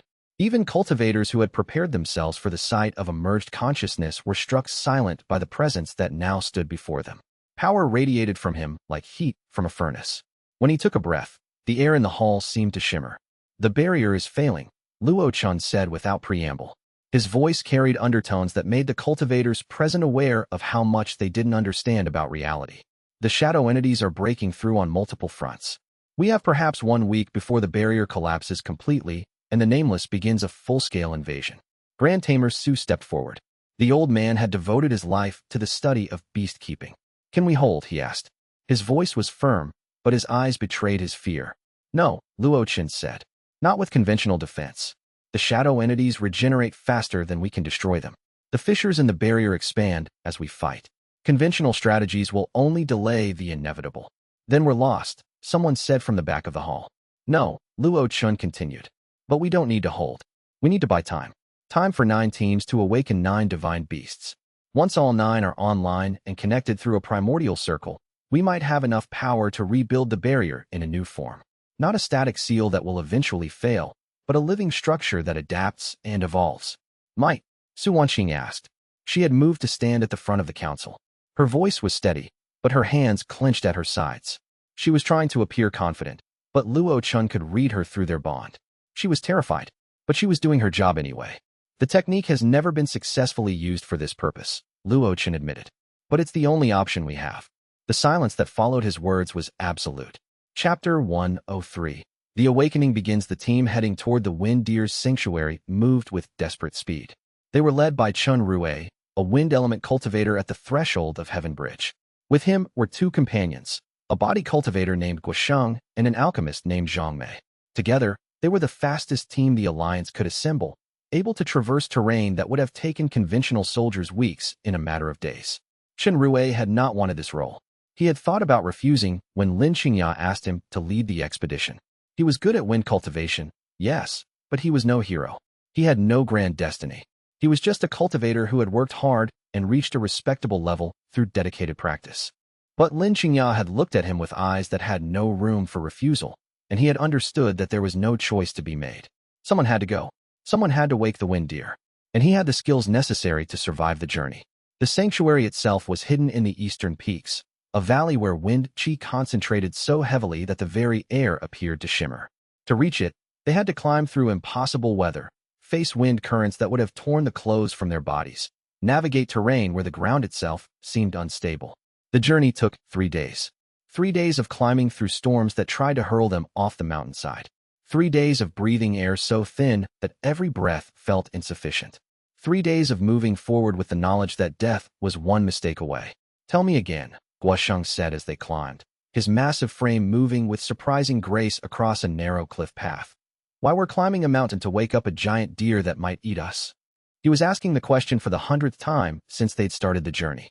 It was a coping mechanism. Humor in the face of danger. Because if we don't, the Nameless will eat the entire world, Zhang Mei replied. She was smaller than Guosheng, built for alchemical work rather than combat, but she moved with methodical precision. Her practical alchemist's mind cut through the drama of the moment. And that seems worse than being eaten by a deer. Fair point, Guosheng admitted. Though I'd prefer an option 3 where neither of those things happen. Option 3 isn't available, Chen Rue called back. His voice was steady, but his legs were trembling from the exertion of the climb. They were near the summit. Just a little further. They reached the sanctuary as storm clouds gathered overhead. The wind was so thick here that it was almost visible, forming patterns that reminded Chen Rui of calligraphy. Ancient calligraphy. Calligraphy that might have been writing for something vast and very old. He could almost read it, almost understand the message written in wind and cloud and light. The trial will test your speed and precision. Luo Chen's voice came to them through the continental network, his merged consciousness able to reach all the awakening teams simultaneously. The communication was clear despite the distance, as if Luo Chen was standing right beside them. The Wind Deer Sanctuary is a test of movement. You must navigate the prescribed paths, moving with the wind instead of against it. The paths are marked by stone circles. Move from circle to circle. Complete all 6 circuits and the sanctuary will open. Fail to move fast enough, and the wind itself will consume you. Chen Rui placed his hand on the first stone circle that marked the beginning of the trial. The stone was warm, as if it contained captured sunlight. The wind exploded outward. It wasn't random violence. It was a test. The wind moved in patterns, according to rules. Chen Rui's cultivation gave him the perception to understand this. The wind flowed in specific directions.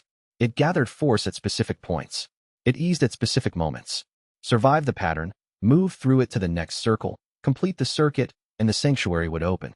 Chen Rui began to move, flowing through the wind like water. His body became almost liquid, adapting to each current, finding the paths of least resistance. He felt the danger. A single mistake would mean being torn to shreds by wind currents that moved faster than thought. His clothes were shredded within the first circuit. His skin was abraded and bleeding by the second. But he also felt the rhythm. The wind was not trying to kill him randomly. It was teaching him. Each current had a lesson. Each gust was an instruction. Understanding came through his body before it came through his mind. The wind was not the enemy. The wind was the teacher.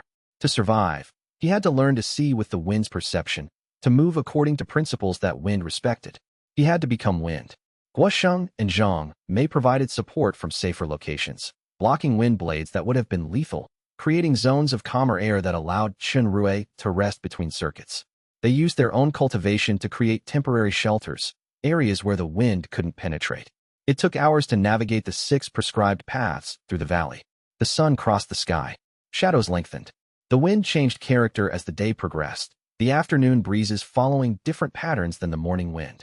By the time they completed the final circuit, Chen Rui was bleeding from a dozen places where the wind had caught him. His fingers were numb. His vision was blurred. Every breath felt like inhaling daggers. But he was alive. And more importantly, he had learned something fundamental about the nature of movement and force. About how opposition created resistance, but cooperation created flow. About how a cultivator could achieve more by working with natural forces rather than against them. The sanctuary opened. The entrance dissolved into pure wind, revealing a path that led downward into the heart of the mountain.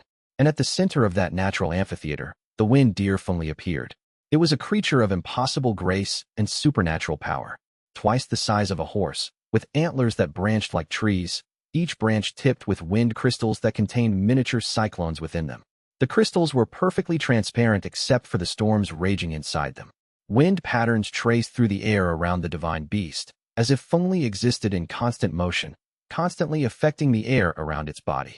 Its eyes were ancient, aware, curious about the human who had proven their worth through the trial. I see your intention, Fengli said, its voice the sound of wind moving through canyons, the sound of storms passing through valleys, the sound of countless whispers joined into unified speech. I see your willingness to face difficulty. I see your acceptance that becoming a bondkeeper is not about domination, but partnership. You came to this place without control, without arrogance. You came as a student. Chen Rui knelt, not from obligation, but from genuine reverence.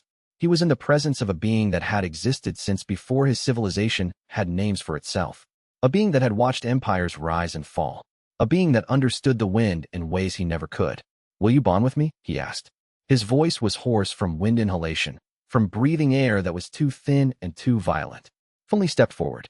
Its antler touched his forehead, and the world exploded into wind. When the vision faded, Chen Rui stood transformed. His cultivation had jumped to the threshold of Heaven Bridge. His meridians were expanded. His dantian was reformed. He could feel the divine beast's presence within his consciousness like a second heartbeat, like another person living inside his mind. But it was not intrusive. It was companionable. It was home. The bond between him and the divine beast was now complete. Not a relationship of master and servant, but partnership between two beings that had chosen each other. Across the continent, other teams experienced similar trials. The ocean turtle Xuanwu emerged from the abyssal sea, having tested the team's willingness to endure the crushing pressure of water and darkness. The divine beast of water and reflection was vast, larger than some islands, but its bond with its bondkeeper was as deep as those between the smaller divine beasts. The ocean itself seemed to recognize the resonance and stilled, creating a zone of perfect calm where the bonding could complete. Zhuke, the divine beast of fire and renewal, emerged from a volcano, having burned away the team's attachment to the idea of permanent identity. The Phoenix understood that transformation required the willingness to let go of what had been. Cultivators who bonded with Zhuke often experienced a complete transformation of personality, of values, of self-understanding. One by one, the divine beasts emerged. Each awakening was different. Each trial tested different values. Each sanctuary revealed different truths about the nature of partnership and power. But all of them succeeded. One by one, the teams completed their resonances and returned to the continental network, bringing their divine beasts with them. But with each awakening came danger. The rituals themselves created disturbances in the barrier. With each divine beast that stood up and stretched its ancient wings for the first time in 1,000 years, the dimensional boundary grew weaker. The act of power asserting itself caused ripples. The resonance between human and beast created disturbances that the barrier could not absorb. And the Nameless pressed harder. It could sense the disturbances. It could feel the places where the barrier weakened. It followed the ripples like a predator following blood in the water, focusing its consumption on the damaged areas, trying to widen the fissures. The teams raced against time. Awaken the divine beasts, connect them through the primordial circle, stabilize the barrier before the Nameless could break through completely. But time was a luxury they didn't have. Chapter 104. The race accelerates. The Hollow King made a decision that would determine the fate of nations. He had been tracking the awakening locations through network intercepted with stolen formation knowledge. He had cultivated sources in the Alliance who fed him information. He had calculated the speed of the Alliance's teams using advanced divination. And he had realized, with the clarity that only desperation could bring, that he could not intercept all the awakening sites. 9 divine beasts would awaken. 9 teams were moving toward 9 sanctuaries. He had only one army, so he decided to intercept the most important one. The divine beast called Qinglong, the green dragon, the divine beast of wood and growth, was being awakened in a sanctuary hidden in the heart of the Whispering Steppes. The steppes were vast, a grassland that stretched for thousands of miles with no protection and no shelter. The open terrain made it ideal for the team to see threats approaching from a distance.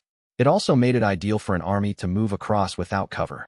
The awakening team, led by a cultivator named Liuhe who had devoted her life to studying the harmony between nature and cultivation, moved across the steppes with a sense of peace that the Hollow King found infuriating. They were 3 people crossing an empty grassland. They believed they were safe out here. They believed that the open space was protection. They were wrong. The Hollow King approached with an army. Not the massive army he had commanded in his days of power, but the remnants of his force. Cultivators whose ambitions had made them turn to darkness. Cultists who had fed on stolen divine beast power, soldiers who served only for the promise of strength. They were not numerous, but they were dangerous. They had tasted power that conventional cultivation could not provide, power stolen from the divine beasts themselves. They came across the steppes like a plague of locusts, moving with killing speed toward the sanctuary. The ground trembled with the force of their passage. Luo Chen felt them approaching through the continental network. The merged consciousness was still adjusting to its new existence, still learning to perceive the world in this expanded way. But there was no mistaking the signature of the Hollow King's power: corrupted, stolen, wrong. It was like a wound in the fabric of reality. The king is moving toward the Qinglong sanctuary, Luo Chen communicated to the continental forces. His voice carried through the network to every cultivator, every beastkeeper, every person connected to the continental system. Send everything you have to intercept him. If he reaches that location before the awakening is complete, he'll try to consume the divine beast's essence for himself. Lin Xianxia was already calculating trajectories and distances. The Hollow King was closer than the relief forces would be. He would reach the sanctuary first. The math was brutal and clear. Unless something changed. Unless the team already there could buy time. The awakening team felt the approach of the Hollow King's force through the trembling of the ground. The vibrations came in waves, each one slightly stronger than the last, like the heartbeat of something vast approaching. Liuhe, who had devoted her entire life to understanding the connection between human and nature, immediately understood what was happening. She could read the steps like other people read books. The vibrations in the earth told her that an army was approaching. A large army. She looked at her two companions. "The Hollow King," she said simply. "Can we run?" one of them asked. "The sanctuary's trial is still in progress," Liuha replied. She was a tall woman, with calloused hands from years of working with plants and soil. Her eyes held the clarity of someone who had made peace with difficult truths. "If we abandon it now, Qinglong won't awaken. The resonance needs completion. A bondkeeper on the verge, but not finished, is useless. Worse than useless. It's dangerous." "Then we can't run," the other companion said. "We can't," Liuha confirmed. "Then we fight?" the first one asked hopefully. Liuha looked at the sanctuary, where the trial was ongoing. Deep underground, the Qinglong sanctuary required the bondkeeper to merge with the forest itself, to understand that human existence and plant existence were not separate things, but part of a continuous spectrum of life. The awakening could not be rushed. It could not be interrupted. If they tried to force it, the divine beast would emerge corrupted, its consciousness damaged by the incomplete resonance. If Qinglong awakened damaged, it might turn on its bondkeeper. It might turn on the alliance. It might be worse than no divine beast at all. Liuha made a choice. "We meditate," she said. Her voice was calm, accepting. "We complete our own part of the resonance while the sanctuary runs its course. Moment by moment, breath by breath. And when the divine beast emerges, we trust that it will be strong enough to deal with the Hollow King." Her companions looked at her like she was insane. "That won't work," one of them said. "Probably not," Liuha agreed. She was already settling into a meditation posture, her legs crossing, her hands folding in her lap. "But it's what we can do, so we do it." They sat down on the grass of the whispering steps, their eyes closed, their consciousness focused inward on their bond with the sanctuary. And they waited. The silence stretched on. The earth trembled with increasing violence as the Hollow King's army approached. Minutes passed. They felt like hours. The Hollow King's forces arrived an hour later. They surged across the grassland, a tide of dark cultivation, and surrounded the three meditating cultivators. The king himself landed at the center of the sanctuary, his stolen divine beast fragments radiating power that warped the ground beneath his feet. Grass withered where his energy touched it. The air became thick and difficult to breathe. The Hollow King was a man who had once been beautiful. Luo Chen had seen his portrait in the sect records. But years of using stolen divine beast power had changed him. His skin was gray as ash. His eyes had lost their depth. He looked like a man who had already begun the process of dying. "Stand," the Hollow King commanded. His voice carried the weight of power, of cultivation far beyond normal limits. "I have come for the Qinglong. Step aside, and I will let you live." The three cultivators didn't respond. They were too deep in their resonance, too committed to the bond they were forming. Their minds existed in a state beyond sound, beyond threat, beyond the physical world. The Hollow King snarled and drew his power inward, a technique that he had devised using his stolen fragments, something he called the Void Blade, coalesced in his hands. It was power that could cut through cultivation, through spirit, through the very bonds that connected beings to reality. The blade was beautiful in a terrible way. It was power made manifest, the kind of power that could reshape the world if wielded by someone with the will to do so. But this power was unbalanced. It was hungry. It consumed the life force of the wielder as much as it consumed everything else. He raised the Void Blade over Liuha's kneeling form. And at that precise moment, the sanctuary completed its trial. Qinglong emerged. The divine beast of wood and growth took a form that was both dragon and tree, a creature of living wood and power that could make forests grow in a single heartbeat. Its body was enormous, easily the size of a large building. Its scales were made of bark. Its eyes glowed with photosynthetic power. Vines trailed from its body like hair, each one capable of wrapping around and crushing a building. It saw the situation immediately and understood what had occurred. It understood that Liuha had been meditating even as danger approached, that she had completed her part of the resonance while facing potential death, that she had trusted completely in the divine beast's arrival. Such commitment was rare. Such trust was precious. And Qinglong took offense. The divine beast's roar was not a sound but a force of nature. It was the cry of growth itself, the voice of life asserting itself. Forests erupted into existence around the sanctuary, trees growing from seeds and saplings into massive ancients in mere moments. The steppes, which had been grassland, suddenly became a forest of towering plants, all of them aligned with Qinglong's will. The Hollow King's Void Blade was overwhelmed by the sheer force of growth, by the fundamental power of life asserting itself against entropy. The blade, which had cut through spirit and cultivation, was helpless against the biological force of a divine beast at full power. The king staggered backward, his power insignificant against a divine beast in its own sanctuary. And that moment of hesitation was enough. The relief forces arrived. Cultivators from 3 different sects, responding to Luo Chen's call, emerged from the grassland and attacked the Hollow King's forces from multiple angles. The king, caught between the divine beast and the incoming relief force, made a desperate decision. He fled. He left his army behind, abandoning soldiers who had followed him into the darkness, who had taken the path of corruption because they believed in him. He used his remaining power to teleport himself away from the battlefield, choosing survival over loyalty. The Hollow King would make more attempts. He would cause more damage. But this time, he had failed. The Qinglong awakened successfully, and Liu He, who had meditated through danger and emerged unscathed, was now bonded with one of the divine beasts of creation. Across the continent, the other teams completed their awakening rituals. One by one, the divine beasts emerged. 6, 7, 8, and the primordial circle that Luo Chen maintained at the center of the continental network grew more complete with each addition. Each new divine beast connected to the network was another node of power, another perspective integrated into the shared consciousness. The barrier, which had been failing so catastrophically just days before, suddenly stabilized. It didn't strengthen, not yet, but it stopped its immediate collapse. The shadow entities, which had been pouring through the cracks in overwhelming numbers, suddenly found themselves facing resistance that was more coordinated, more powerful, more fundamentally opposed to the nature of entropy. For the first time since the Nameless had begun its assault, the Alliance had achieved something like hope. The race between the awakening of divine beasts and the collapse of the barrier had been won. But the real battle was only just beginning. Chapter 105. The Nameless touches down the barrier, though stabilized, was still failing. The cracks that had appeared in the northern mountains did not close. Instead, they widened. And from those widening cracks, something far worse than shadow entities emerged. It happened in the morning, as the sun was rising. The light should have burned it away or damaged it, but the Nameless did not respond to light or heat or conventional cultivation.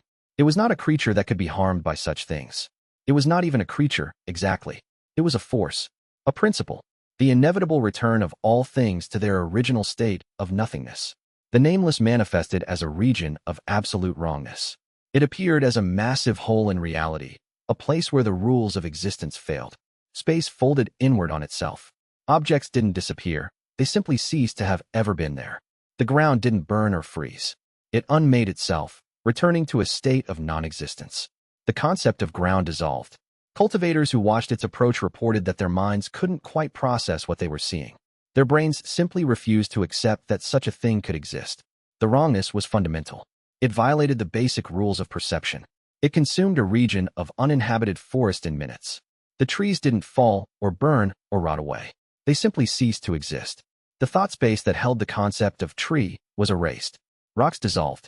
Water evaporated not into steam, but into nothingness. Every atom, every chi strand, every thought that had ever been directed toward that forest simply stopped existing. The very concept of forest was unmade in that region. If someone tried to remember what the forest had looked like, they would find the memory corrupted, the image refusing to solidify in their mind. After it passed, what remained was not destruction. It was absence, a void where there had once been something. The most terrifying emptiness imaginable. Lin Xingyao watched the reports come in through the continental network. Her brilliant analytical mind, which had processed thousands of data points during the earlier crises, suddenly encountered data that made no sense. The manifestation of the Nameless changed everything. It was not another army to fight. It was not an enemy that could be defeated through force. It was entropy itself, made manifest. How do we fight it? Zhang Yufei asked. The body cultivator had taken up a position at one of the regional defense hubs, coordinating with local cultivators. His usual irreverent humor was muted now, replaced with genuine fear. We don't, Luo Chen said through the network. His merged consciousness was learning the nature of this confrontation with every moment that passed. Fighting implies opposition, but the Nameless is not opposed to us. It simply is. It is the inevitable return of all things to nothing. Our task is not to fight it, but to survive it long enough for the divine beasts to mature in their bonds. How long? Lin Xingyao asked. She was already calculating. The manifestation speed of consumption, the direction it was traveling, the locations in its path. Days, perhaps, Luo Chen replied. The new bondkeepers need time to adapt to their new power. Time to understand how to use divine authority properly. Time for the connections between them to strengthen and synchronize. Once they can coordinate perfectly through the primordial circle, they can create structures that can resist the manifestation. But days were a long time when the Nameless was consuming reality at the rate it was. Evacuation orders went out across the continent. Regions in the path of the manifestation were abandoned. Millions of people began to move, carrying what they could, leaving behind homes and lives and memories. The roads became crowded with refugees. Food supplies became strained. Tensions flared as people pushed and competed for resources. Some chose not to flee. Some simply sat in their homes and waited, accepting that they would be unmade. A few cultivators recorded messages, attempting to preserve some record of their existence before they ceased to have ever been. Others spent their final hours with loved ones, trying to pack a lifetime of connection into a few remaining hours. It was, they said, better than living in fear. The shadow entities that had been invading from the fissures suddenly became less aggressive. They seemed to retreat, moving aside to make room for the manifestation of the Nameless itself. Even the servants of destruction, it seemed, recognized that there were things far more terrible than themselves. Things that made even Entropy's avatars seem quaint by comparison. The first major city in the manifestation's path, a trading hub called Thousand Winds, tried to mount a defense. The cultivators there formed defensive formations, poured all their power into barriers designed to block the Nameless. They were not ignorant. They understood that the Nameless could not be defeated, but perhaps it could be delayed. Perhaps the barrier could be reinforced before the manifestation reached their location. The barriers held for hours. Then they didn't. The manifestation passed through them like wind through a paper screen. And in the moment it did, the cultivators maintaining the barriers understood the truth of entropy. The truth that they and their power and their will and their connections were all temporary, all eventually destined for dissolution. 20,000 cultivators were unmade in that moment. The reports of their dissolution came through the continental network as a simple fact. No pain, no fear, no final moments, just the sudden cessation of existence. On the road heading south, a refugee family, 2 adults and 3 children, watched the sky change color as the Nameless approached. The youngest child asked her mother if the light show meant a festival was coming. Her mother didn't answer. The family was still on the road when the manifestation reached them. They were unmade while walking, while thinking, while existing in the middle of their ordinary lives. The next person they passed on the road would not have been able to remember they had ever existed. The manifestation continued its inexorable advance, and the clock was running out. Chapter 106. 3 more divine beasts awakened. The 7th divine beast awakened in the crystalline caverns, deep beneath the earth where light had never existed. The team assigned to the bays of memory faced trials that tested their mental fortitude. Memories they thought were personal were suddenly revealed as part of a larger collective consciousness. The bays taught them that individuality was not isolation, but the unique perspective that each consciousness brought to a shared whole. The bondkeeper who emerged from that sanctuary was forever changed. She understood now that her memories, her history, her knowledge were all part of something larger. The bays wove this understanding into her consciousness like golden thread through silver silk, and she became a living library for the continental network. Knowledge flowed through her from the 8 divine beasts, creating a unified perspective that transcended individual limitation. The 8th divine beast arose from the temple of eternal wind, where the very air itself had been transformed into a medium of consciousness. This divine beast was the white tiger of will, the embodiment of determination and focused intention. The team that awakened it had to overcome their doubts, their fears, their internal conflicts.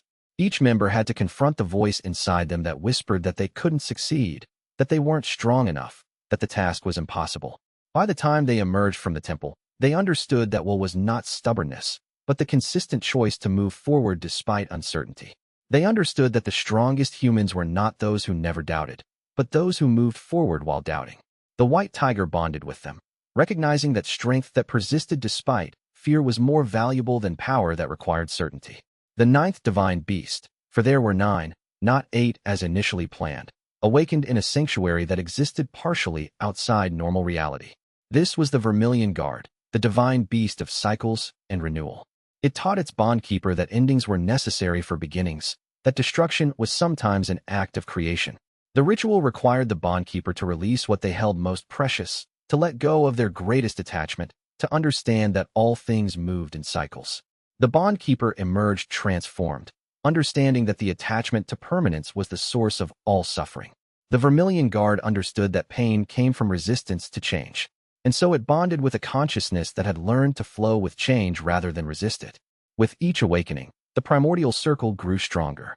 The divine beasts began to communicate through the merged consciousness of Luo Chen. Not words, but understanding flowing between them like water. Each divine beast brought a different perspective. Each one amplified the other's power. The white tiger's determination gave focus to the base's knowledge. The vermilion guard's acceptance of cycles gave wisdom to the phoenix's transformative fire. The Qinglong's growth was balanced by the Xuanwu's patience. The barrier, under this new arrangement, began to transform from a static wall into something alive. It adapted to attacks. It learned from pressure. It evolved to meet challenges. The shadow entities, which had been pouring through the fissures, suddenly found themselves opposed by structures that adapted to their attacks, by defenses that learned and evolved with each incursion. For the first time, hope began to seem possible. The Hollow King's defeat had been a sign that the tide was turning. The barrier was no longer failing. The world had a chance. Chapter 107. The Hollow King makes his final gambit. The Hollow King, understanding that he was running out of options, sat alone in his fortress and made a decision that would define his final moments. He had already lost several times. He had tried to intercept the awakening of Qinglong and failed. He had attempted to ambush awakening teams and been turned back by relief forces. He had tried to gather the remaining regions that still held fragments of divine beast power, hoping to construct his own ritual to become something greater. But Luo Chen, merged with the consciousness of Xiao Hui and connected to 8 other divine beasts, was too powerful. The king's every move was predictable, easily countered. Every strategy he devised was anticipated. Every attempt he made was broken before it could be fully executed. The continental network could read his intentions before he understood them himself. The merged consciousness that was Luo Chen could see the probability clouds of his possible actions and collapse them into certain counters. Centuries of cultivation, countless sacrifices, the stolen power of divine beasts, it was all insufficient. The king had reached the end of his usefulness, the end of his relevance. The Hollow King, in that moment of clarity, understood something profound. He had spent his entire life trying to accumulate power, to hoard it, to control it. But in trying to control power, he had made it unstable, corrupted it, twisted it into something that destroyed rather than created. If he had shared power, if he had partnered with the divine beasts rather than trying to dominate them, if he had chosen partnership over control, but it was too late for such thoughts, too late for redemption, too late for change. Or was it? The Hollow King made a decision that shocked everyone who perceived it through the network. He stopped running. He stopped fighting. He walked directly toward the manifestation of the nameless. The action shocked everyone. What was the king doing? It made no sense. He was walking toward certain death, walking toward absolute dissolution. His remaining cultists, seeing their leader walk toward the void, tried to stop him. They surrounded him, pleaded with him, tried to physically prevent him from moving forward. Some wept. Some cursed his name. Some simply stood in silence, unable to accept what they were witnessing. But the king pushed through them with his remaining power and kept walking. His movements were deliberate. His expression was calm. He had made a decision, and he was following it through to its conclusion. Each step brought him closer to the manifestation. Each breath brought him nearer to his final moment. He walked into the region of absolute wrongness. The nameless consumed him immediately. His body unmade. His consciousness dissolved. All that he was, all that he had been, returned to nothingness. But something unexpected occurred at the moment of his dissolution. In his final instant of existence, the Hollow King achieved something that had eluded him his entire life: understanding. He finally understood what he had been chasing his entire life. He understood the nature of the nameless, not as a destructive force, but as a returning tide. He understood what cultivation really was, not power to be hoarded, but connection to be shared. And most importantly, he understood what he had done wrong. Power was not something to be stolen and controlled. It was not something to accumulate and dominate others with. It was something to be shared, partnered with, allowed to exist independently and with agency. In his final moments, as his consciousness began to dissolve, the Hollow King released his resistance to understanding. And in releasing that resistance, he released everything he had ever tried to control. The divine beast fragments that he had stolen for centuries, that he had bound to himself through cultivation and will and domination, suddenly recognized that they were no longer being held captive. They recognized that they were finally free. The 6 fragments of divine power that he had stolen returned to their source, driven by the king's final act of redemption and understanding. They surged back across the continent in waves of golden energy, seeking the divine beasts they had been torn from. reintegrating into the larger consciousnesses that had been diminished by their loss. The 8 divine beasts suddenly became stronger. The subtle degradation that had marked them for centuries, the constant pressure of trying to exist despite having pieces of themselves scattered and stolen, suddenly eased. The 7 scattered fragments of lesser divine power also returned, seeking their original sources, healing injuries that had existed for centuries. And as the divine beasts grew stronger, the primordial circle completed its final formation. The 9th point, which had been occupied by Luo Chen and Xiao Hui, suddenly resonated with completion. The entire continental network erupted in newfound power. For the first time since the seals had been placed 1,000 years ago, creation had a chance to defend itself with its full strength. Chapter 108. The circle closes with the return of the stolen divine beast fragments. The merged consciousness that was Luo Chen and Xiao Hui achieved something unprecedented. The primordial circle reached perfect resonance. 9 divine beasts, 9 bondkeepers, and at the center, 1 merged consciousness that served as the channel for their collective power. The mathematics of it was beautiful. The structure was elegant, and the power was immense beyond measurement. For the first time since the original covenant had been broken 1,000 years ago, the world was defended by a perfectly aligned divine and human partnership. The barrier, which had been failing and degrading, suddenly began to stabilize. The entropy that had been pressing against the boundaries with overwhelming force suddenly encountered resistance that matched its power. The shadow entities that had been pouring through the fissures suddenly found themselves opposed by structures that adapted to their attacks, by defenses that learned and evolved with each incursion. But Luo Chen understood something crucial through his expanded consciousness. Stabilization was not enough. The nameless continued to advance. The manifestations of entropy grew stronger, not weaker. New fissures appeared. New regions of wrongness began to form. The barrier was holding, but only barely. The price was measured in human lives, in evacuated cities, in futures unmade. The barrier had been designed to keep the nameless out. But the nameless was not an invader. It was not an enemy that could be defeated and removed. It was entropy itself. It could not be kept out because it was inevitable. All things eventually returned to disorder. All power eventually dispersed. All order eventually collapsed. The only way to truly survive was not to deny the nameless, but to understand it, to accept it, to create a new kind of barrier that allowed the nameless to exist without allowing it to consume everything indiscriminately. It was a radical idea. It violated the fundamental principles upon which the original covenant had been built. Yun Shao had attempted to deny entropy itself, to freeze creation in a state of eternal order. That philosophy had created a 1,000-year-old system that was increasingly brittle, increasingly unstable, increasingly likely to shatter when the pressure became too great. But Yun Shao had been wrong 1,000 years ago, and his wrongness had cost the world dearly. Luo Chen made a decision. We are going to rebuild the barrier from the inside, he announced to the Continental Network, his voice reaching every cultivator, every beast keeper, every person connected to the vast web of partnership.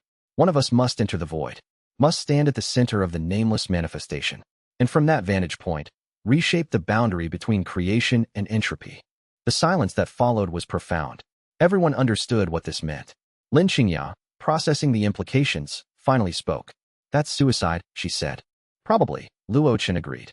His tone was matter-of-fact, accepting of the likely outcome. But it's the only way. The barrier cannot be maintained from this side. The pressure is too great. The infinite tide of entropy cannot be held back forever. We can only redirect it, guide it, create structures that allow it to exist in balance with creation. Su Wanqing's voice came through the network, sharp with intensity. I'll go, she said immediately. No, Luo Chen said. His refusal was absolute. The world needs you. You and the 7,000 volunteers who have joined the network. You need to maintain the continental defense while I work. You need to guide the 8 divine beasts in their continued resistance. The world needs leaders. It needs wisdom. It needs everyone who understands the nature of partnership to teach others. Then you'll die, Su Wanqing said. Perhaps, Luo Chen said. But I'll die trying to save the world. And that matters. Before anyone could argue further, before any of the council could formulate a counter-argument, Luo Chen took his merged form and accelerated toward the nearest manifestation of the nameless. He was going to enter the void, and he wasn't planning to come back. Chapter 109. Into the void, the transition was instantaneous and eternal simultaneously. One moment Luo Chen was standing in the world of creation, surrounded by air and light and the texture of normal reality. The next, he was surrounded by absolute nothing. The void was neither light nor darkness. Darkness was the absence of light, which implied that light existed elsewhere, in other places, in other states. But in the void, there was not just an absence of light, but an absence of the very concept of light. Colors didn't exist here. Direction didn't exist. Up and down were meaningless. Time didn't exist in any meaningful way. Seconds and hours and years all collapsed into a single eternal present. Luo Chen's consciousness, still merged with Xiao Hui, began to unravel. The familiar sense of self started to dissolve. The boundary between Luo Chen and everything else began to blur and fade. It would have been terrifying, except that it wasn't. The dissolution felt natural here. Felt right. It was like coming home, like finally releasing a tension that had been held since birth. But the bond held. The connection between Luo Chen and Xiao Hui was so deep, so fundamental, that even in a space where nothing should be able to exist, it persisted. It was like an anchor in nothingness. It was like a light that could not be extinguished. It was like the single thread of meaning in an existence that had no meaning. Using the bond as an anchor, Luo Chen began to reconstruct himself. He was learning something crucial in this moment. The void was not hostile. It was simply empty. It had no will, no intention, no agency. It was not trying to consume reality. It was simply the natural state of existence. And emptiness, given enough presence, could be shaped. Slowly, carefully, Luo Chen began to reshape the barrier from the inside. He could perceive the created world on one side of the boundary, could feel the billions of minds, billions of connections, billions of small partnerships between human and beast, cultivator and nature, consciousness and consciousness. That side of the boundary was loud with existence. It vibrated with intention. It sang with creation. On the other side was only silence. Only nothingness. Only the patient return to void. But that silence was not hostile. It was simply the ultimate truth. The inevitable dissolution that awaited all things. The barrier that had separated them was not strong enough. It was breaking under the pressure. But the answer was not to make it stronger. The answer was to make it different. The answer was to make it a negotiation rather than a conflict. Luo Chen began to weave new structures. It took eons, or perhaps seconds. Time had no meaning here, so duration was impossible to measure. But during that immeasurable span, Luo Chen did work that had never been done before. He created not a wall, but a membrane. Not a denial of entropy, but an acceptance that was bounded by parameters. When it was done, the new barrier existed not as a wall, but as a threshold. Creation existed on one side, brilliant with intention and partnership and meaning. The void existed on the other, eternal and patient and inevitable. And between them, a boundary maintained not by force, but by understanding. A structure that acknowledged entropy's inevitability while protecting creation's temporary beauty. The barrier was alive now. It would have to be maintained constantly. It could not be a simple seal that lasted 1,000 years. It would require the continuous commitment of billions of beings to maintain it. But that was also what made it strong. It was not the fragile hope of a single civilization trying to deny the inevitable. It was the collective will of countless beings, choosing every moment to create meaning in the face of inevitable dissolution. Chapter 110. The barrier solidifies when Luo Chen emerged from the void. He was changed in ways that words could not describe. He was still recognizably Luo Chen. His form was still human, still merged with Xiao Hui. But his consciousness had been expanded to encompass multiple perspectives simultaneously. He could think like a human and like a divine beast, and like something between and beyond both. The barrier behind him shimmered and solidified. It was not a physical barrier. It was a structure of pure intention, a manifestation of will and understanding. The continental network, all millions of them, suddenly felt it activate. The manifestations of the nameless, which had been advancing inexorably, suddenly slowed. The void, which had been pressing against the boundaries with infinite patience, suddenly encountered the structure that had been created for it. The barrier that Luo Chen had built was not a denial. It was a recognition. It was an acknowledgement. And the nameless, which had no consciousness but which possessed an intelligence that transcended consciousness, understood. The pattern that had been created was acceptable. The boundary that had been established was just. The void was not being denied. The void was being respected. The void was being allowed to exist, as long as it respected its boundaries. The shadow entities, which had been pouring through the fissures, suddenly found themselves unable to cross. But not because they were being repelled. Rather, they understood that crossing would violate the agreement that had been negotiated. The new barrier was not a wall. It was a treaty. The divine beasts, connected through the continental network, felt the change immediately. It worked. One of them communicated through the primordial circle. The barrier is holding. Better than holding. Luo Chen said. His voice was already changing, becoming something other than entirely human. It carried echoes of the void, harmonics of infinity. The barrier is living. The barrier is adaptable. The barrier is something that will persist as long as we maintain it. But the cost was written across his consciousness. The journey into the void had taken something from him, some essential piece of his human experience. He felt less connected to the world of creation now, more connected to the void itself. The merged consciousness that was Luo Chen understood what this meant.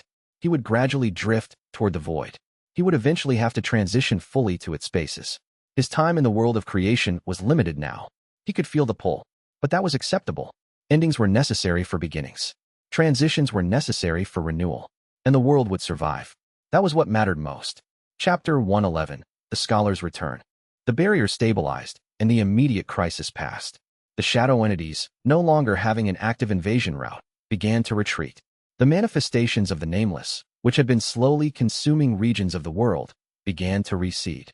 They did not disappear. Entropy was still entropy, and the void was still the void. But they began to exist in balance with creation.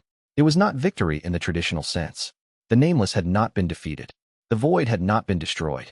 But a new equilibrium had been established. A new covenant had been created, one that acknowledged entropy's inevitability while protecting creation's temporary beauty. And in the void, something unexpected happened. The consciousnesses that had been trapped there for centuries, the shattered minds that had been slowly dissolving into nothingness, suddenly found the process reverse. The barrier that Luo Chen had created was not just a defensive structure. It was also a healing one. It allowed consciousness to flow between the worlds.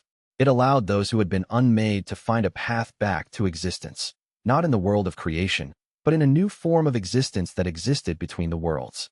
A consciousness reached toward the barrier, testing it, exploring the new structure. It was the scholar who Luo Chen had tried to recover in the void so long ago. The consciousness that had been unmade and lost and mourned. The one who had achieved brief moments of awareness before dissolving again. I can feel the barrier, the scholar communicated, its voice like wind moving through ruins, like water flowing through dried riverbeds. I can feel existence. I'm not completely dissolved. I'm not completely gone. You are not, Luo Chen said through the barrier. His voice was changing more with each moment, becoming something other than human. None of them are. The barrier creates a space where consciousness can persist, even in the void. It is not the world of creation that you remember, but it is existence. It is continuation. It is meaning. The scholar's consciousness stabilized.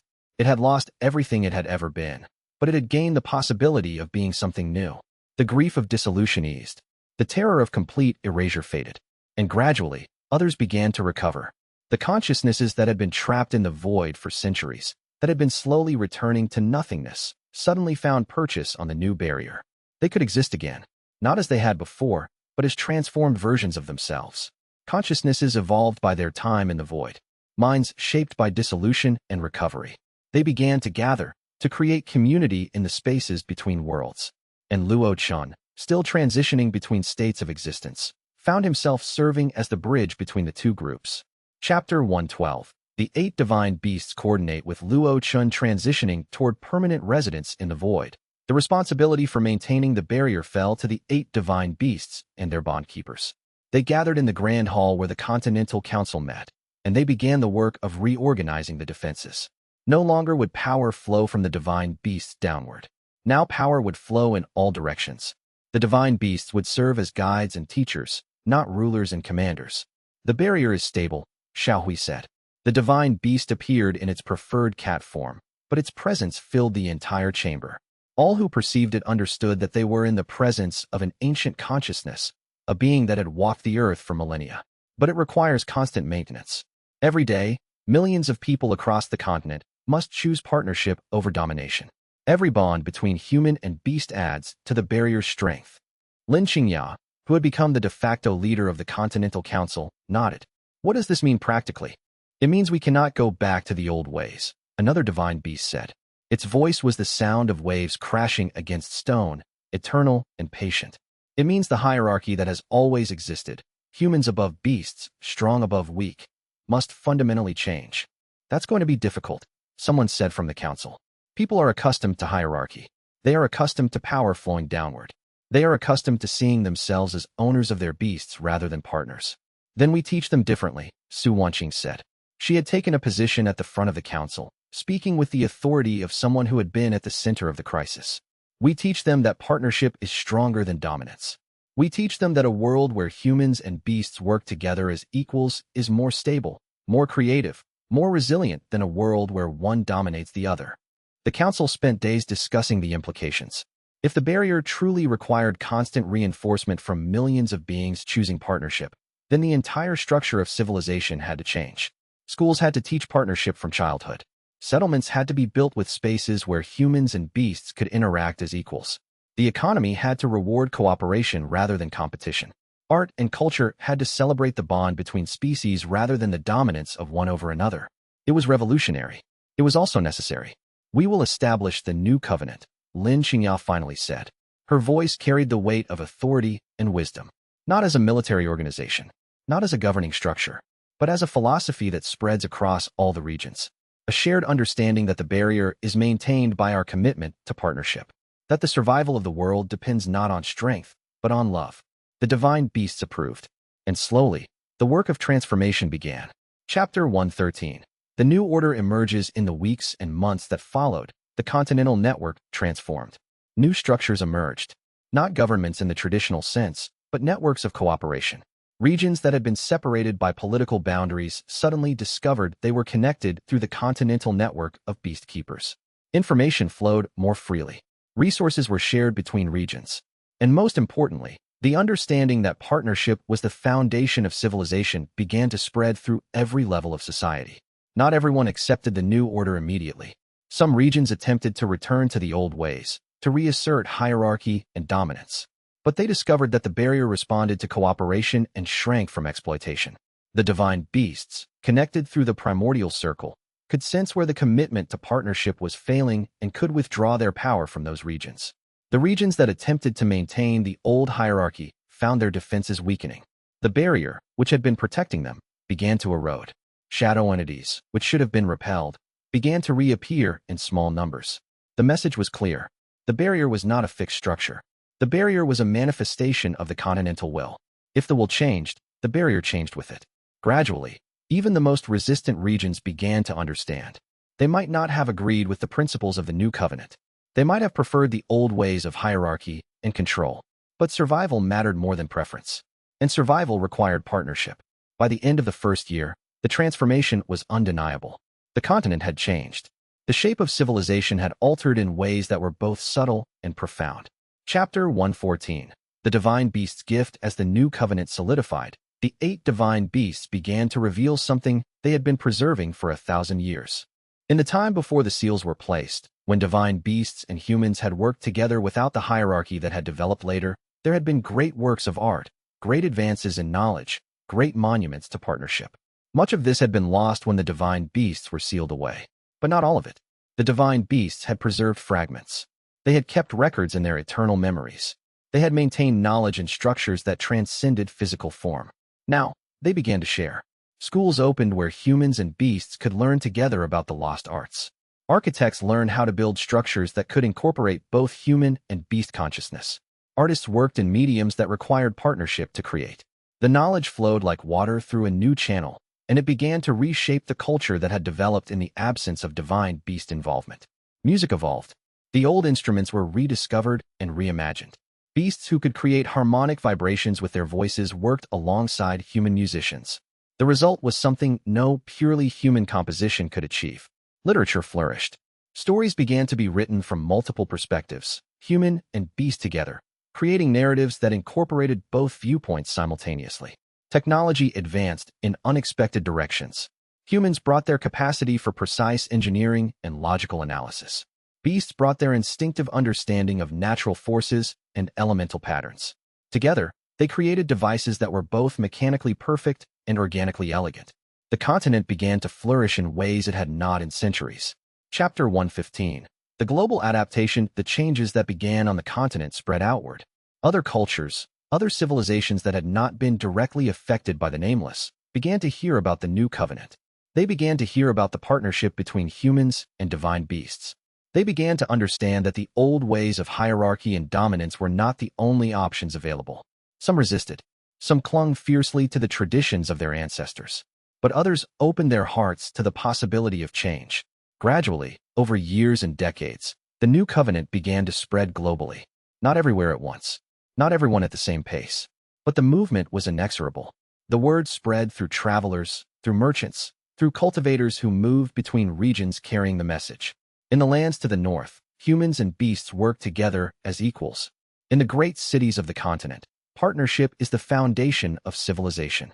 The barrier that holds back the nameless is maintained by millions of bonds, each one as important as the others. The old order, based on hierarchy and control, began to erode globally. Slowly, surely, a new civilization began to emerge across the world. Chapter 116. The first tests, but the new covenant was not without challenges.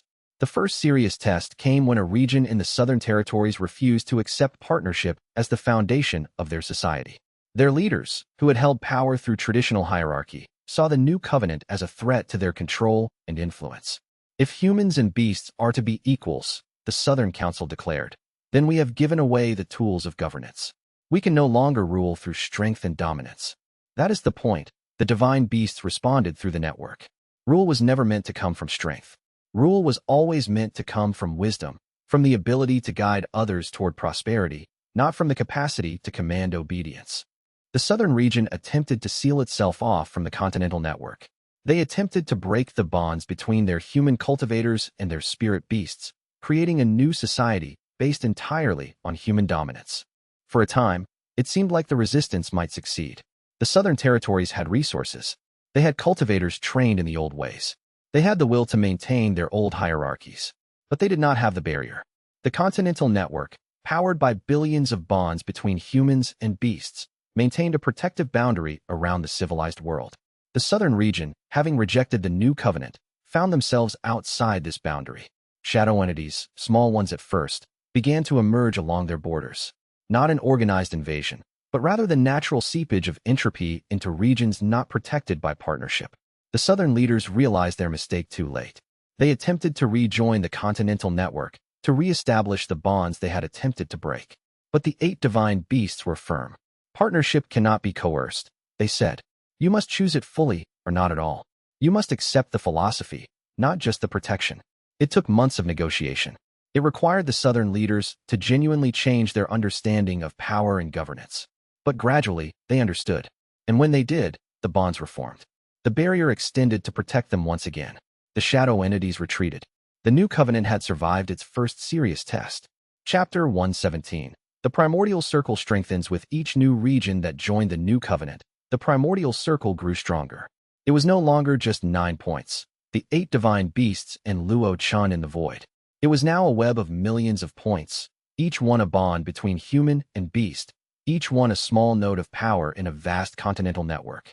And the barrier, fed by this expanding network, became increasingly resilient. The nameless, which had been pressing constantly against the boundary, began to settle into a patient waiting.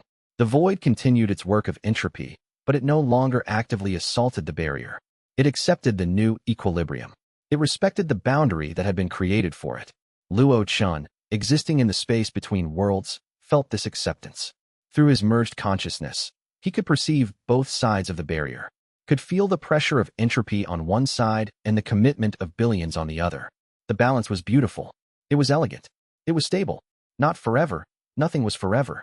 But for as long as the continental commitment to partnership held, the barrier would hold. And the commitment was growing stronger with each generation. Young cultivators were being trained in partnership from childhood before they formed the old patterns of dominance. They bonded with spirit beasts not as masters with tools, but as friends with friends, as partners with partners. This generation would maintain the barrier better than the last, and the next generation would do even better. Chapter 118. Luo Chen's perspective shifts as years passed. Luo Chen felt the final change approaching. His consciousness, which had been slowly drifting toward the void while maintaining a presence in the world of creation, began to shift more completely. He could no longer maintain a physical form on the creation side of the barrier. His body, which had been merged with Xiaohui, began to dissolve back into pure energy and consciousness. But this was not death. This was transformation. What's happening to me? He asked Xiaohui through their eternal bond. You are becoming what you were always meant to become, the divine beast replied. A consciousness that exists between worlds. A bridge between entropy and creation. a being that can perceive both sides and maintain the balance. I won't be able to return, Luo Chen asked. Not in the form you are accustomed to, but you will not be lost. You will be transformed, and you will be necessary. Luo Chen accepted this. He spent his final days in the world of creation in the presence of Su Wanqing and the Continental Council. They shared memories. They shared understanding. They shared the knowledge that what they had built together would persist. Su Wanqing held his hand as his physical form began to fade. Will I see you again? She asked. Not in the way we have known, Luo Chen said. His voice was already becoming something other than human. It carried harmonics of the void, echoes of eternity. But I will be here, in the barrier. I will be part of the structure that protects the world. And in that way, we will always be together. His form dissipated into pure consciousness, into energy that belonged to neither world entirely, but to both in equal measure. And Su Wanqing, feeling the moment of transition, wept. But they were not tears of despair. They were tears of understanding, tears of acceptance, tears of gratitude for the time they had shared and the future they had helped create. Chapter 119. The living barrier. The barrier that Luo Chen had created was now fully realized. It was not maintained by a single being. It was maintained by billions. It was not a wall that excluded entropy. It was a membrane that negotiated with it. And most importantly, it was alive. The barrier grew stronger with each day that commitment to partnership was reinforced. It adapted when new challenges emerged. It evolved with the changing needs of civilization. Cultivators began to understand that maintaining the barrier was not a burden, but a privilege. Every act of genuine partnership, every moment of choosing cooperation over domination, every bond formed in authenticity and respect, added to the barrier's power. Schools taught this philosophy. Parents passed it on to their children. Artists created works celebrating it.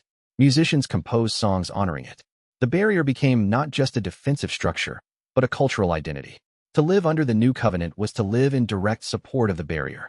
Every citizen was a custodian of the boundary between worlds. And the barrier, in response, protected them. The shadow entities that emerged from the void found themselves unable to penetrate deeply into regions where the commitment to partnership was strong. The manifestations of the nameless that occasionally broke through the boundary were quickly addressed by the coordinated power of billions of bonded pairs. A new stability emerged. It was not the stagnant stability of Yun Zhao's thousand-year seal. It was a dynamic, living stability. It required constant attention and renewal. But it was also more resilient, more adaptable, more likely to persist. Chapter 120. The final shape. 50 years after Luo Chen's transition, the new covenant had fundamentally transformed civilization. Entire cities had been rebuilt with architecture that incorporated both human and beast consciousness. Schools existed everywhere, teaching partnership from childhood. The economy had restructured itself around collaboration rather than competition. And the barrier, maintained by billions, was stronger than it had ever been. The 8 divine beasts, still conscious and still guiding civilization, began to withdraw from direct involvement. Their role was no longer to command or to control, but to teach and to advise. The cultivators and beast keepers who had trained under the new covenant began to take responsibility for the barrier themselves. They did not need the divine beasts to tell them what to do. They understood, in their bones, what was required. They understood that partnership was not a burden to be endured, but a joy to be celebrated. And the barrier adapted to this new reality, shifting from being primarily maintained by divine power to being maintained by the collective will of billions of ordinary people choosing partnership. In the void, Luo Chen and the consciousnesses that had been recovered over centuries maintained their own vigil. They ensured that entropy remained patient. They negotiated the boundary. They helped new consciousnesses adapt to existence in the void when they transitioned from the world of creation. It was quiet work, continuous work, eternal work. But it mattered. The world persisted. Civilization flourished. And the barrier, that miraculous structure that had emerged from one boy's love for a stray cat, held firm. Not forever. Nothing was forever. But for as long as commitment existed, for as long as partnership continued, for as long as beings chose to create meaning in the face of inevitable dissolution, the barrier would stand. And that was enough. The integration period, months 1 to 12 after the barrier stabilization and the period immediately following Luo Chen's transition into the void and the establishment of the new barrier, the continent faced unprecedented challenges and opportunities. The military and governmental structures that had existed for centuries suddenly had to be reconceived entirely. The old hierarchies had operated on simple principle. Orders flowed from the top, obedience flowed from the bottom. The divine beasts had been sealed away. So leadership had fallen to the most powerful human cultivators. Power had been consolidated in the hands of an elite few. The new covenant dismantled this structure not through force, but through revelation. When people understood that the barrier was maintained by billions of individual partnerships, when they felt through the continental network that their own bonds mattered, when they experienced directly that cooperation produced results that domination could not, they began to restructure their societies organically. Some regions changed quickly. The city of Thousand Winds, which had lost so many citizens to the nameless, emerged from the crisis with a fundamentally different understanding. The survivors created governance structures based on representation and cooperation. They built schools where humans and beasts learned together from childhood. They restructured their economy to value partnership. Other regions resisted for longer. The southern territories that had attempted to seal themselves off held their old hierarchies until they felt the barrier weaken and shadow entities return. When they finally accepted partnership, it took time for the cultural shift to truly take root. The role of the divine beasts in the new structure as the new covenant took shape, the 8 divine beasts found themselves in an unexpected position. They were no longer needed as rulers or ultimate authorities. Their raw power, while still immense, was no longer the deciding factor. Instead, they became something more valuable, guides and teachers. The bays of memory served as the keeper of recorded knowledge, helping to preserve not just information but the context and wisdom surrounding that information. When scholars had questions about history or the nature of power, the bays could provide perspective earned through centuries of existence. The white tiger of Will became a teacher of cultivation, helping young cultivators understand that Will was not stubbornness but flexibility, not dominance but persistence. The tiger taught that true strength was found in moving forward even when afraid, in committing even when uncertain. The Qinglong of growth became an ecological guide, working with cultivators to understand how power could be used to create rather than destroy, to grow rather than control. The dragon's wisdom about natural cycles and sustainable transformation became central to how the new civilization approached both agriculture and social development. Each divine beast found ways to contribute that transcended their old roles as rulers. Rather than exercising power over humans, they exercised power alongside them, amplifying human potential rather than replacing it. The economic transformation, perhaps the most visible transformation, was economic. The old system had been based on accumulation and hierarchy. Wealthy individuals and powerful cultivators controlled resources. Workers and lower-class people had little choice but to serve. The new covenant transformed this through the simple principle that cooperation produced more value than exploitation. A team of humans and beasts working together willingly could accomplish more than the same individuals working under coercion. Enterprises that transitioned to partnership-based models found that worker satisfaction increased, productivity increased, and most importantly, resilience increased. When people were treated as partners rather than resources, they cared more about their work, they were more creative, they adapted more quickly to challenges. Some of the wealthiest merchants initially resisted this shift. They saw it as a loss of power. But gradually they came to understand that partnership did not mean giving up success. It meant achieving success in new ways. The merchant who worked with his team as partners found that they generated better ideas, took initiative without being told, and stuck with the business during difficult periods. The merchant who hoarded wealth and ruled through fear found his best workers leaving for competitors, his innovation stagnating, his enterprise slowly declining. The market itself became a teacher, rewarding partnership and punishing domination. The emergence of partnership arts. One of the most beautiful developments in the post-barrier period was the emergence of what scholars called the partnership arts. These were disciplines and practices designed to deepen the bond between humans and beasts. Musical composition evolved to explicitly incorporate voices and instruments that only worked when multiple species collaborated. A musician couldn't play the piece alone. They needed a partner with different capabilities to complete the composition.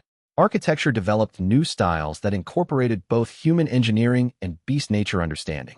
Buildings were designed with spaces where humans and beasts could work together in design and construction.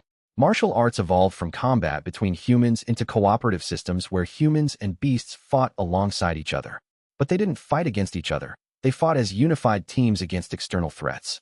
These partnership arts became more than just practical skills. They became spiritual practices, ways of deepening understanding between species, ways of expressing the philosophy of the new covenant through action and creation. Young humans trained in these arts not just to gain power, but to understand how to think like their beast partners. Beast keepers trained to understand human perspective and human creativity. The result was generations of individuals who had been raised with genuine respect and affection for other species, who had experienced partnership not as a military necessity or political imperative, but as a fundamental good, a source of both power and joy. The long view. Building for centuries, the leaders of the New Covenant understood something crucial. Institutional change takes time. It's one thing to shift the philosophy in a moment of crisis. It's another to make that shift permanent across generations. They established educational institutions that would maintain the philosophy even as populations changed. They created cultural traditions and celebrations that would reinforce partnership values. They built monuments and wrote histories that would remind future generations what had been learned. They also understood that the barrier required constant maintenance. It wasn't enough to have strong partnerships now. Future generations would have to understand why partnership mattered, would have to feel the weight of the responsibility they carried. So they structured society to make partnership visible and valued. Every child bonded with a spirit beast early in life. Every school taught the history of Luo Chen and Xiaohui. Every community had spaces where humans and beasts worked and played together. In this way, partnership became not a choice made in a moment of crisis, but the natural, normal, expected way of being. The philosophical foundation of the New Covenant beyond the practical structures of governance and economy. The New Covenant was ultimately built on a philosophical foundation. This philosophy evolved over time, shaped by experience, refined through dialogue between humans and beasts, deepened through generations of practice. On the nature of strength, the old understanding of strength was simple: might makes right. The strongest cultivator, the one with the most power, ruled. Strength was measured in combat ability, in capacity to dominate. The New Covenant redefined strength entirely. Strength was no longer measured by how many one could defeat, but by how deeply one could connect. Not by how much one could control, but by how much one could share. The strongest warrior in the old sense might be defeated by a partnership of seemingly weaker individuals who could work together toward a common goal. The deepest thinker might find themselves limited without collaboration with others who brought different perspectives. This redefinition had profound implications. It meant that power-seeking as a primary motivation was fundamentally misguided.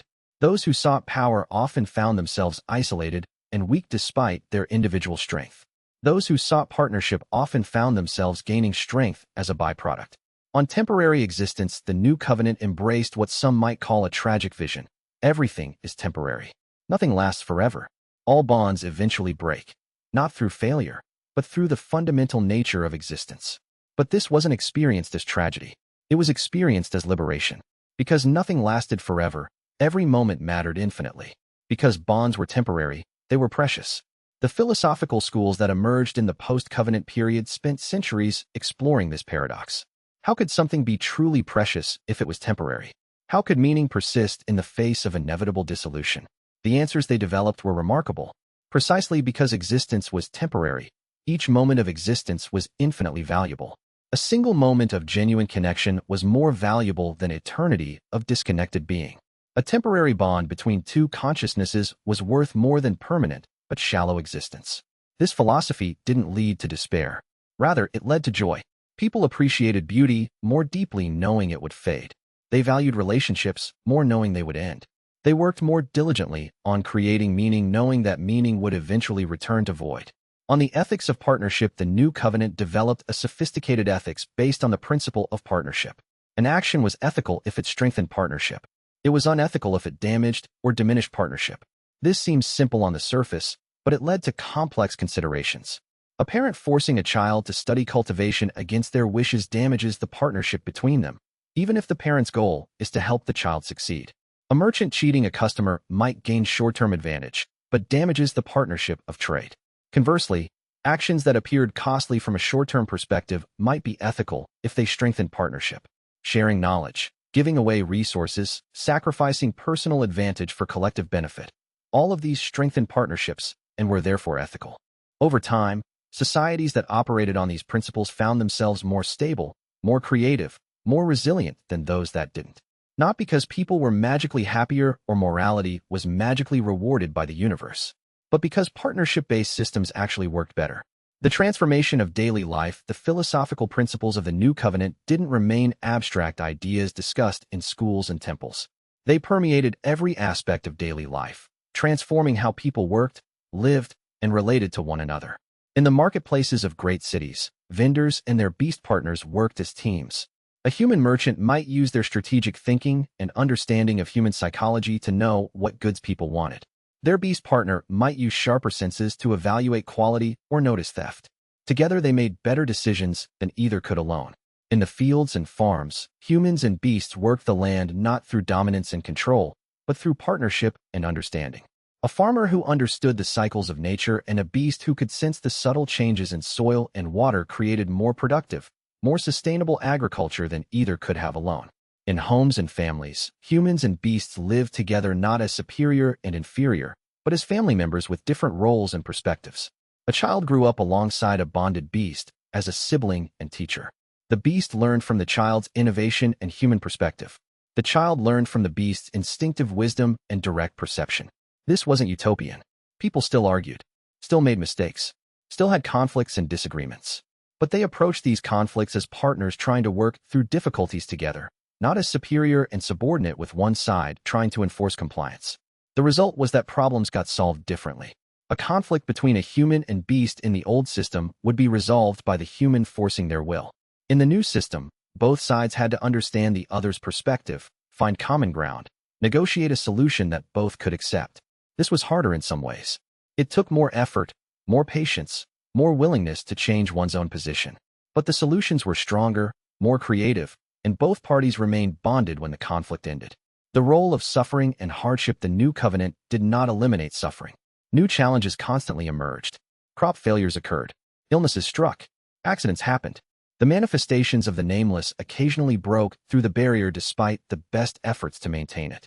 But the new covenant changed how communities responded to suffering. In the old system, suffering was often seen as the fault of individuals. A poor family was poor because of their own weakness.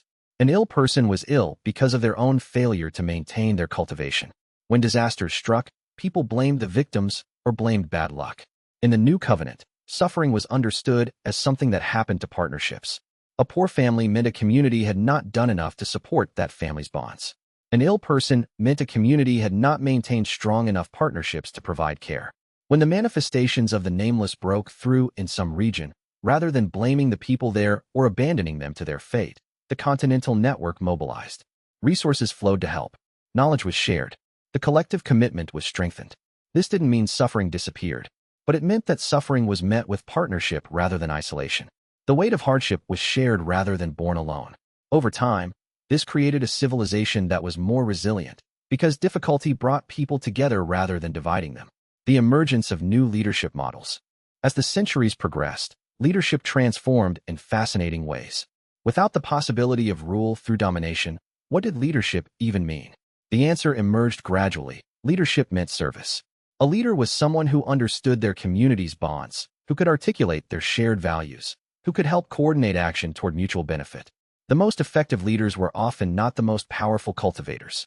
They were people who genuinely cared about others' well-being, who could listen deeply, who could find compromise that respected all perspectives. Communities began to select leaders through consensus rather than might. A leader served for a fixed term and then stepped back, allowing others to take their turn. Power rotated rather than accumulated.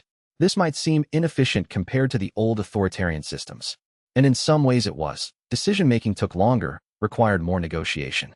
But the decisions made were better informed, more broadly supported, and more likely to be maintained because people had genuinely participated in making them. The sacred and spiritual transformation. The new covenant also transformed spirituality and religion across the civilization. The old faiths had often emphasized submission to divine will or to powerful beings. Humans were supposed to obey their leaders, who supposedly had special access to divine truth. The new spiritual understanding emphasized the divine in partnership itself. The sacred existed in the bond between two beings who chose to support each other. The holy was made manifest whenever commitment persisted despite difficulty. Many of the old temples were transformed into places of learning and meditation, where people came not to receive truth from authorities, but to deepen their understanding of partnership through contemplation and discussion. New rituals emerged, daily practices that reinforced partnership values, ceremonies marking major transitions, festivals celebrating the bonds that held communities together. Rather than diminishing spirituality, this transformation deepened it. People understood their spiritual practice not as obedience to external authority, but as cultivating their own capacity for for genuine connection and commitment. The myth that became reality, the story of Luo Chen finding a stray cat beneath his bed, became, over the centuries, the foundational myth of the New Covenant civilization. But what was fascinating was how the myth evolved while remaining true. Early retellings focused on the personal aspects. A lonely boy, an abandoned kitten, the friendship that bloomed between them. It was a story about love and connection at the individual level. As time passed, and as communities grew further from the events, the myth began to take on broader meanings. Luo Chen came to represent the capacity to recognize value where others saw only worthlessness. The stray cat came to represent the potential that exists in everyone when treated with respect and care. The resonance ritual became a metaphor for the human capacity to transcend limitations through genuine partnership. The barrier that Luo Chen created became a symbol for the protection that comes from commitment to relationship. By the time centuries had passed, artists and storytellers had created thousands of variations on the theme. A child's version that emphasized the friendship. A warrior's version that emphasized the great battles. A philosopher's version that explored the nature of consciousness and partnership. All of these versions were true, even when they contradicted each other in details. Because the truth of the story was not in the historical facts, but in what it demonstrated about the possibility of partnership and transformation. The teaching of partnership across all the schools and meditation centers established in the New Covenant. One lesson was repeated in different ways, but remained fundamentally the same. Partnership is not weakness. Partnership is not compromise of individual strength. Partnership is the highest form of power available to any being. This was taught not as abstract philosophy, but as lived experience. Students learned through practice. They bonded with young beasts and discovered that the beast brought perspectives and capabilities they did not possess. They worked on projects alongside other cultivators and discovered that collaboration produced results none could achieve alone. The teaching was reinforced in countless ways. In martial arts, where two fighters moving in unison could overcome a stronger but isolated fighter. In farming, where different crops grown together produced more than crops grown separately. In music, where two instruments playing together created beauty neither could create alone. This was not about losing oneself in the group. It was about discovering that one's individual strengths were amplified through genuine partnership. A human with creative vision bonded with a beast with keen perception created more than the human's ideas plus the beast's senses. The combination produced something entirely new. The mathematics of partnership were not simple addition. They were multiplication and synergy and emergence of entirely new capabilities that neither party possessed before bonding. This teaching cut against thousands of years of civilization that had emphasized individual achievement and strength. It required patience and humility for students to accept. But once they experienced it directly, once they felt the power that came from genuine partnership, they understood. And understanding that, they understood the barrier. The barrier was not enforced by a few powerful individuals. It was maintained by billions of such partnerships, each one amplifying the others, creating a pattern so strong that even entropy had to respect it. This realization transformed everything. It transformed how people saw themselves and each other. It transformed civilization. The beauty of mundane partnership, while much attention is given to the dramatic moments, the awakening of divine beasts, the establishment of the barrier, the transformation of civilization, there is profound beauty in the mundane reality of partnership as it is lived daily by ordinary beings. A farmer and their beast partner wake before dawn. The human reads the weather and understands what crops need. The beast senses the soil and water levels directly. Together they make decisions about where to plant, when to water, how to tend. Neither could manage the farm alone. Together, they create abundance. A merchant and their beast partner work in the market. The human understands human psychology and knows how to negotiate. The beast has perfect memory and can track every exchange, every price, every customer preference. Together they run a business that is honest, successful, and valued by the community.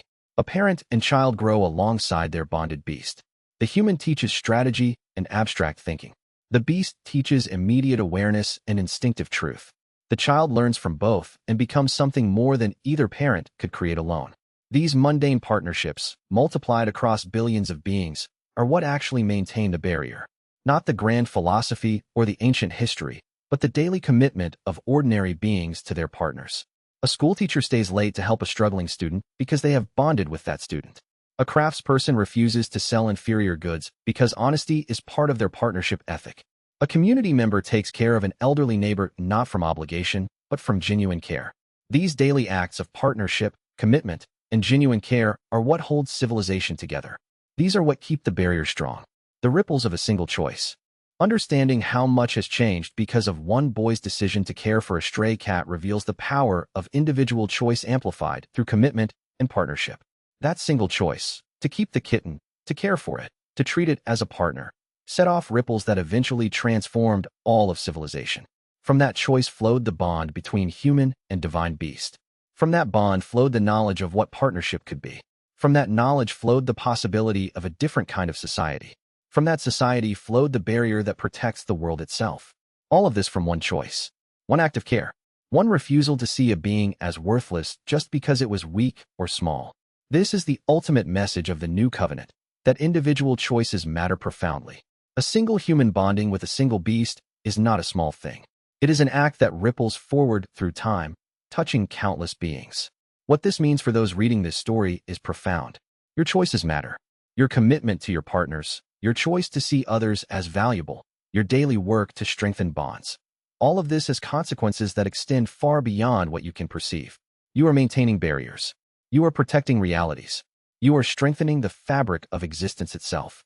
Not through grand heroic actions necessarily, but through daily commitment. Through choosing partnership when isolation would be easier. Through maintaining bonds despite the cost. Every single day, billions of beings make such choices. And in the aggregate, those choices maintain the barrier that prevents entropy from consuming everything. You are part of that. Your life is part of that. Your choices are part of that. The story of the barrier is not a story about distant heroes working in distant times.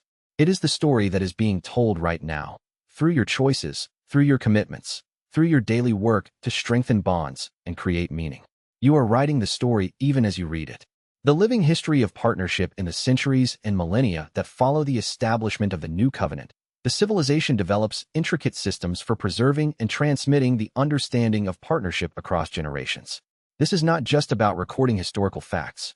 It is about creating living traditions that keep the principle alive in the hearts and minds of each new generation. Stories are told and retold. The tale of the boy and the cat never grows old, because each telling reveals new meanings and new applications. An elder telling the story to children emphasizes different aspects than a warrior telling it to soldiers. A farmer emphasizes the agricultural partnership, while an artist emphasizes the creative collaboration. Rituals and ceremonies mark the major transitions in life, always emphasizing partnership. When a child first bonds with a beast, the entire community celebrates. When an adult takes new responsibility within the network, there are acknowledgments and offerings. When someone transitions to the void, there is celebration of transformation. Art and music continuously explore the theme.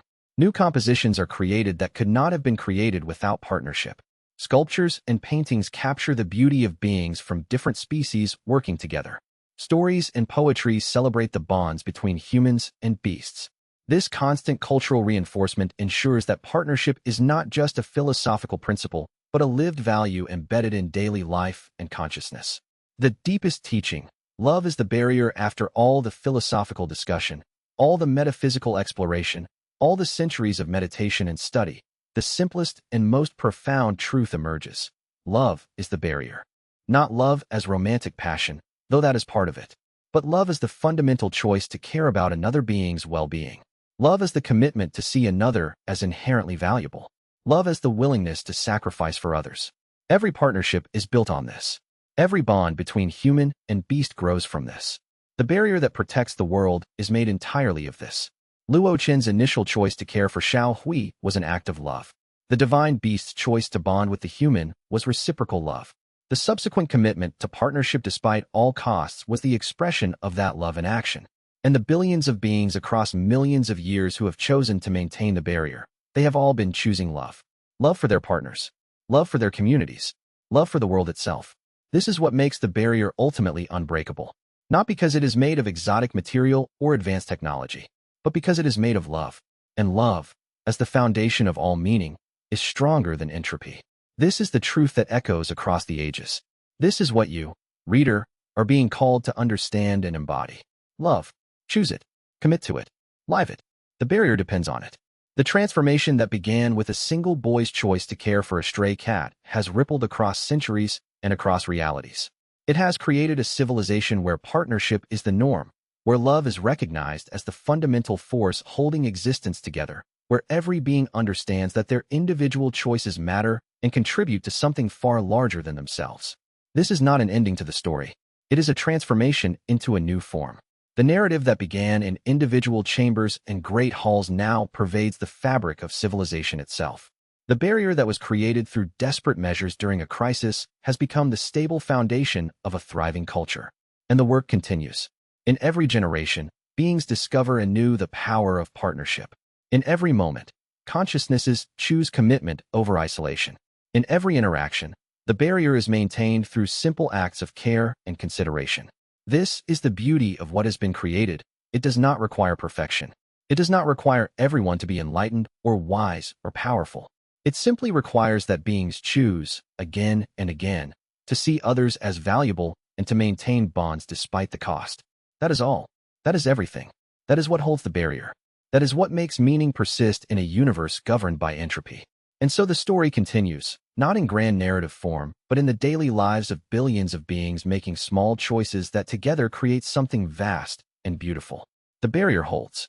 The eternal lesson of partnership. The story of the New Covenant teaches one eternal lesson that transcends time, place, and circumstance. That partnership is always stronger than isolation.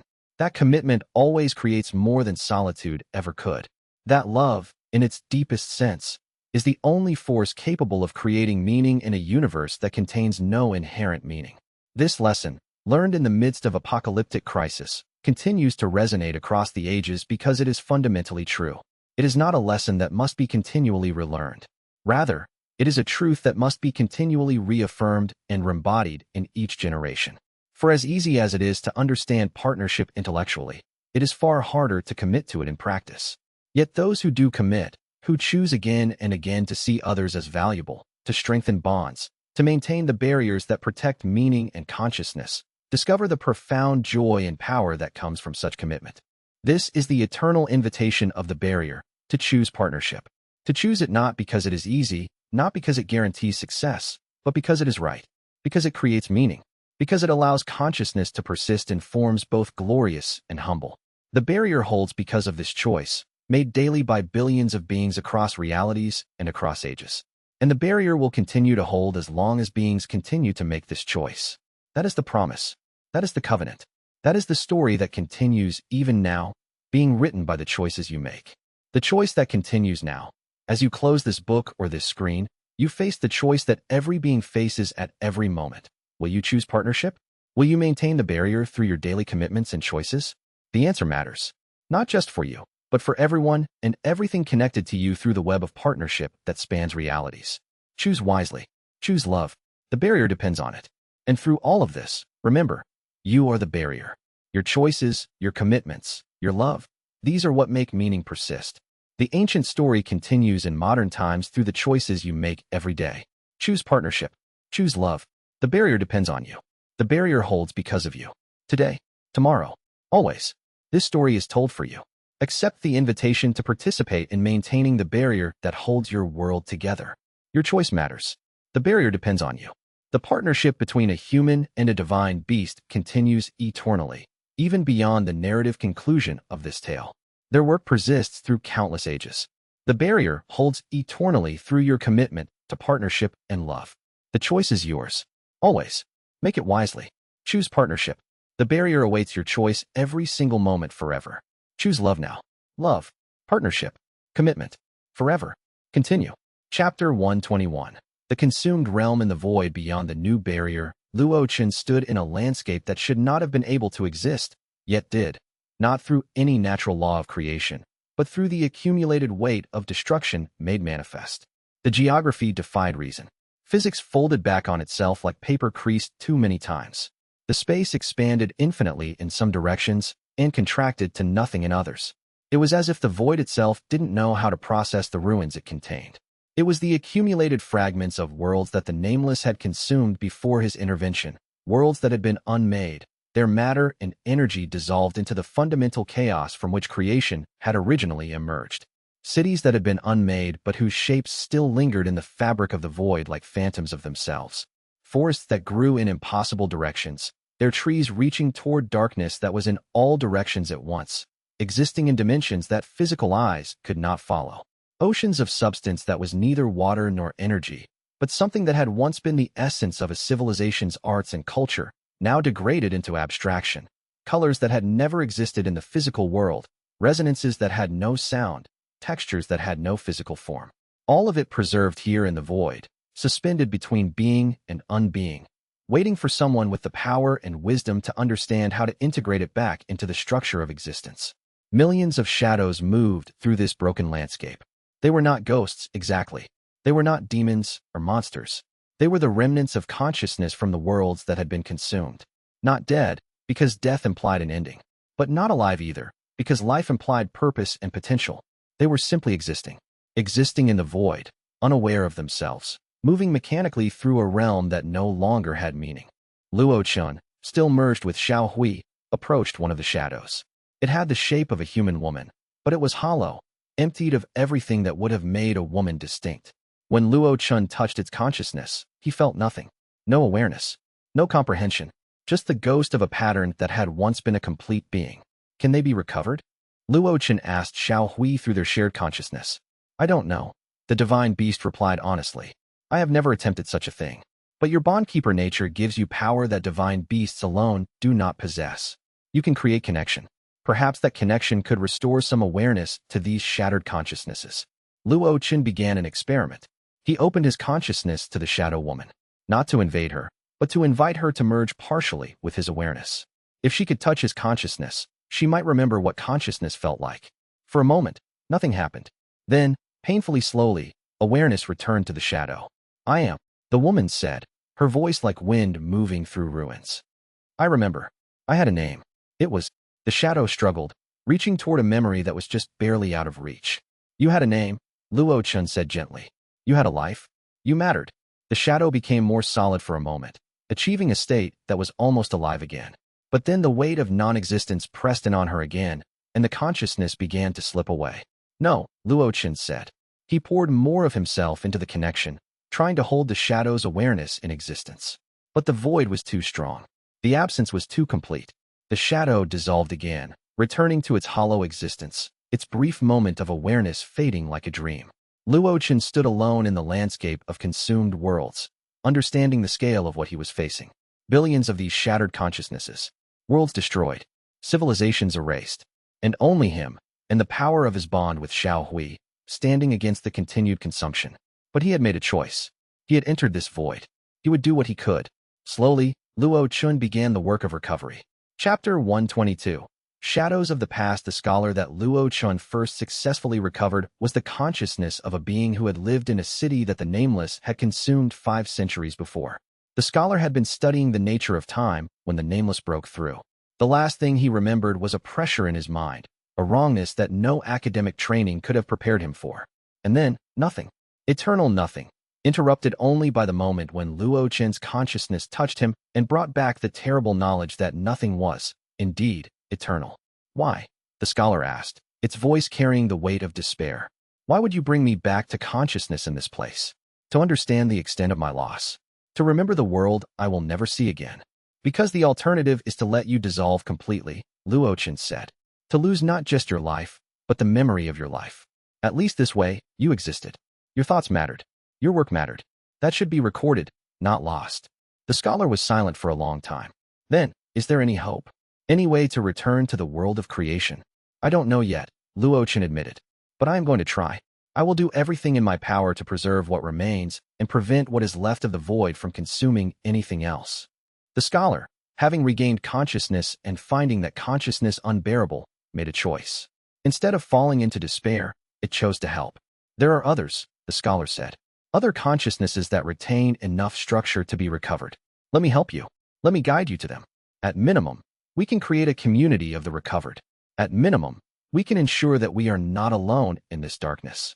Together, the scholar and Luo Chen began the work of recovering other shattered consciousnesses. It was slow work. Each recovery required Luo Chen to form a deep connection with a being that had been unmade. Each connection drained him, stretched his consciousness thin, and for every being he recovered, there were thousands more that remained in their hollow state. But slowly, a community began to form. The recovered consciousnesses, once they achieved stability through Luo Chen's support, began to help each other in ways that revealed the fundamental nature of what consciousness could become when freed from the limitations of physical form.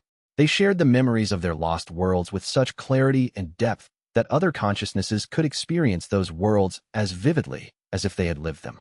They created music from the patterns of their consciousness, sounds that existed only as thought vibrations, but that somehow brought comfort, melodies that expressed emotions too complex for mortal language, harmonies that could only exist in the space beyond physical matter.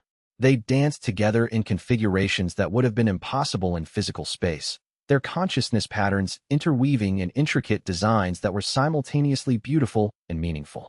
They began to rebuild civilization. Not in the physical sense. The void did not allow for conventional construction, did not permit the creation of permanent structures, but in the sense of culture, of meaning, of shared purpose. They created councils where decisions were made through genuine consensus rather than through hierarchy. They developed systems of knowledge sharing where understanding flowed freely between consciousnesses.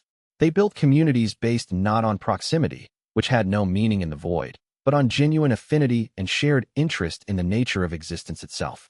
And through it all, Luo Chen maintained the barrier, not through constant struggle, but through the elegant balance he had learned from the unbroken.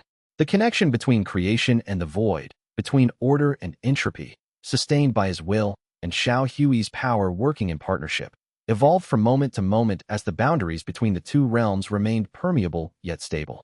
Chapter 123. The first collapse, but maintaining that barrier while simultaneously trying to recover the consumed worlds required Luo Chen to stretch his power thin.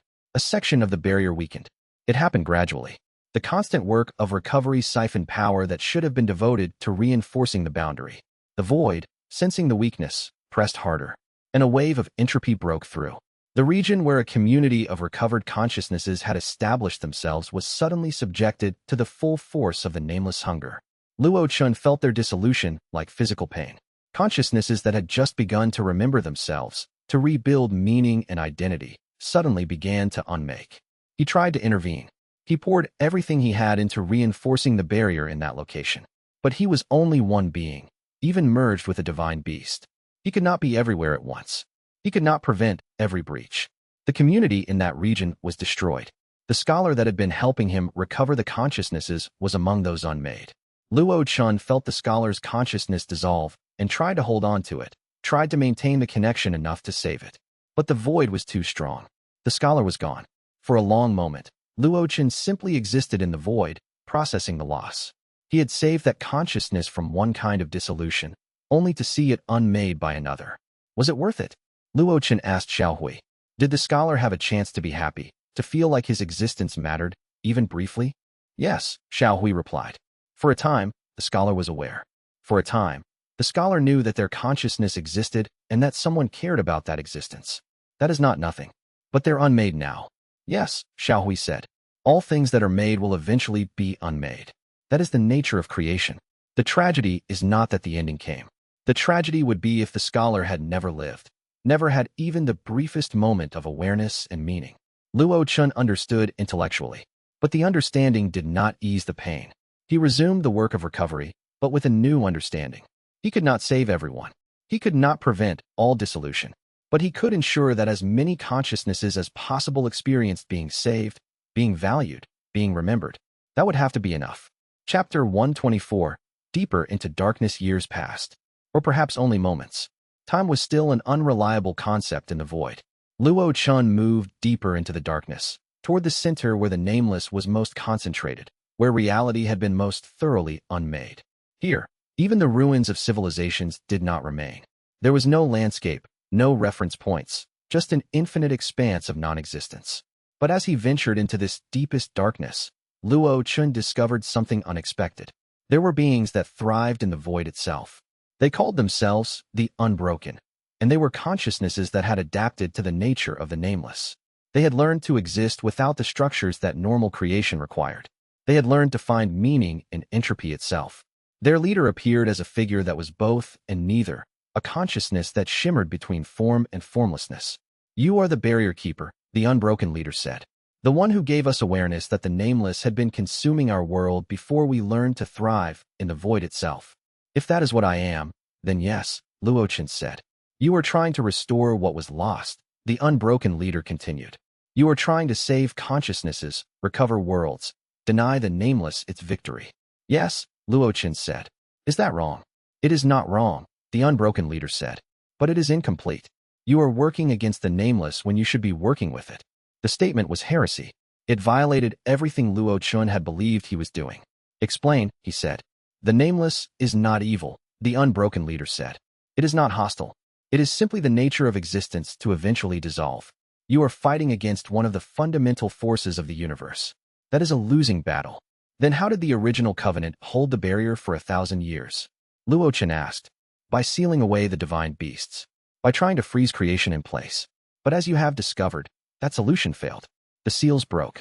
The divine beasts awakened. And the nameless pressed harder because the imbalance became too great. The unbroken leader moved closer. We have learned a different way, it said. We have learned to exist with the nameless without being consumed by it. We have learned to create meaning even in entropy. We have learned that order and chaos are not opposites, but partners in a dance that is far older than creation itself. Luo Chen felt something shift in his understanding. What if the barrier was not meant to deny the nameless? What if it was meant to negotiate with it? To create a space where both creation and entropy could exist, transforming and being transformed by each other? Chapter 125. The Nameless Nature Revealed Through the Unbroken. Luo Chen began to understand the nameless in a way that xianxia had never achieved. The nameless was not a being. It was not even consciousness. It was a fundamental principle. The tendency of all ordered systems to eventually disorder, of all energy to eventually disperse, of all structure to eventually collapse. In a purely physical sense, the nameless would always win. Eventually, all creation would dissolve back into chaos. Heat death was inevitable. Entropy always increased. But that was not, the unbroken taught him, something to fear. Because in a universe where nothing lasted forever, every moment of creation mattered infinitely. Every being that chose to exist, chose to create meaning, chose to bond with others despite knowing the bonding would eventually end. That was an act of defiance that held absolute significance. The divine beasts, Luo Chen realized, had not been created to defeat the nameless. They had been created to give the universe a chance to create meaning in the face of inevitable dissolution. And humans, with their strange capacity to love, to hope, to create beauty despite knowing it would eventually fade, were the essential partner to the divine beasts. That was why the original covenant had worked. Not because divine beasts alone could hold back entropy, but because divine beasts plus human will equals a force that could maintain order and allow meaning to flourish for a time. That time would not be forever, but that was the point. The barrier needs to change, Luo Chen said to Xiaohui. Instead of denying the nameless, it needs to acknowledge it. It needs to create a space where creation and entropy can exist in balance. Such a barrier would be alive, Xiaohui said. It would require constant maintenance. It would require beings to stand at the boundary and actively choose partnership, actively choose to maintain creation even knowing it would eventually fail. Yes, Luo Chen said. It would require the commitment of everyone, every cultivator, every beast, every human who understood that existence itself was precious because it was temporary. It was a radical vision, but it was the only one that Luo Chen could see that might actually work. Chapter 126. The barrier transforms. Luo Chen began the work of rebuilding the barrier from within the void, fundamentally reimagining what a barrier could be. It was not a static structure, like Yun Zhao's 1,000-year-old seal that had relied on dormancy and suppression to hold. It was a living thing, growing and changing with every moment, becoming stronger through the engagement of consciousness rather than through denial of reality. The old barrier had been like a dam holding back water, functional until it broke. The new barrier would be like a river, flowing with purpose, adapting to terrain, never permanent, but continuously renewed. At its core was the primordial circle, the 8 divine beasts and their bondkeepers, 9 nodes of power and consciousness, coordinating through Luo Chen's merged consciousness to maintain the basic structure. They were the spinal cord of the barrier, the foundation upon which everything else was built. But they were not meant to carry the entire weight. They were meant to be the pattern from which all other nodes could develop. But the barrier extended far beyond that ninefold center, rippling outward like concentric circles in a pond. Every cultivator in the world of creation who had bonded with a spirit beast became a node in the network. Millions of them. Billions, eventually, as generations passed, and the practice of bonding became universal. Every person who chose partnership over dominance. Every relationship built on equality and respect rather than dominance and control strengthened the barrier. The barrier was maintained not through external force, but through the aggregate effect of countless individual choices to value connection. And in the void, the recovered consciousnesses and the unbroken contributed from their side, ensuring that the nameless was not hostile to the barrier, but simply recognized it as a natural structure that had emerged from the fundamental principles of reality. The unbroken taught Luo Chen to work with entropy rather than against it, to create structures that entropy itself would maintain rather than resist. The barrier took shape as something entirely new in the cosmos. It was not a wall that kept order and chaos separate, with no interaction or communication. It was not a fortress designed to repel attack. It was not a static seal that had to be maintained through constant external effort. It was a threshold, a boundary where the two fundamental forces of existence could interact without destroying each other. A membrane that was permeable enough to allow consciousness to flow between states, understanding to move in both directions, love to be expressed across the divide. It allowed creation to flourish on one side, while entropy continued its inevitable work on the other, not as enemies engaged in eternal war, but as partners in a dance that required both of them. And as the barrier transformed, as Luo Chen worked with the unbroken and the recovered consciousnesses to reshape it from moment to moment, he made an extraordinary discovery that changed his understanding of everything. The consumed worlds, which had been steadily dissolving into nothing, which Luo Chen had thought were lost forever, suddenly stabilized. Not immediately, but gradually, as the new barrier took form and began to do its work. They would not be restored to what they had been in their original glory. That was impossible. Matter and energy once consumed could not be uncreated. The civilizations could not be brought back. The people could not be resurrected. That was not within the power of any consciousness or force. But they would not be completely unmade either. They would exist in a state between creation and entropy, preserved by the barrier, their fragments, and their consciousness essences able to access memories and meaning even though their physical forms had been lost. They would persist, transformed and transcendent, existing in the void but not being consumed by it. They would become part of the unbroken, adding their perspective and understanding to the collective wisdom of consciousness that had learned to thrive in entropy. It was not victory in the traditional sense. The worlds were not saved in the way that Luo Chen had originally hoped, whole and restored and brought back to continue their existence as they had been. But they were not lost. That was the essential point, the revelation that changed everything. They were not lost. Consciousness was not lost. Even when civilization fell, even when entropy claimed what had been built, something persisted. Something transformed. Something continued. Chapter 127. The new paradigm in the world of creation. Su Wanqing felt the shift. She was maintaining the continental network, connecting millions of consciousnesses through the primordial circle's relay system. When Luo Chen's understanding changed, that change rippled through the entire network. Suddenly, the cultivators understood something new. The barrier was not something to maintain through constant struggle. It was something to maintain through continuous choice. Every moment that a cultivator bonded with a spirit beast was a moment of strengthening the barrier. Every moment that two beings chose partnership over domination was a moment of pushing back against entropy. The barrier has changed, Su Wanqing announced through the network. Luo Chen has remade it from within. It is no longer a static wall. It is a living thing that grows stronger with every act of creation, every moment of partnership. What does that mean practically? Xianxia asked. It means the defensive strategy changes, Su Wanqing said. We are no longer fighting a losing battle against the nameless. We are creating a civilization where partnership with nature, with beasts, with each other, is the foundation. That creation itself is the defense. The implications spread across the continent. Cultivators who had been preparing for a desperate last stand began instead to focus on building, on teaching, on spreading the philosophy of partnership. The new Beast Tamers Covenant was established, not as a military organization, but as a cultural movement. Schools were founded where both humans and beasts learned together. Settlements were rebuilt with the understanding that the strongest defense was a community where partnership was the norm. And as the world transformed, the barrier grew stronger. Chapter 128. The final confrontation, but the nameless did not disappear. It continued to press against the barrier. It continued to claim regions that had been unmade. It continued to advance, simply because that was its nature. The difference was that now, both the world of creation and the world of the void understood what was happening. It was not a battle to be won. It was a dance to be maintained. And the dance required active participation from both sides. Luo Chen stood at the threshold and began to communicate directly with the nameless. Not through words, because the nameless did not have consciousness. but through the fundamental language that existed beneath all communication, through the resonance of will meeting will, through the creation of meaning that the nameless could feel and recognize, even if it could not understand. I acknowledge you, Luo Chen said to the void. I acknowledge that you are inevitable. I acknowledge that everything created will eventually be unmade by your nature.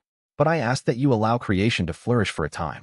Allow the beings of this world to exist, to love, to create meaning, even knowing their works will eventually fall to your power. The nameless, responding in its own way, pressed against the barrier one final time. The pressure was immense. It was the full weight of entropy asserting itself against the thin membrane that Luo Chen had created. But on both sides of the barrier, consciousnesses responded. On the world of creation's side, millions of cultivators and beasts poured their will into the barrier.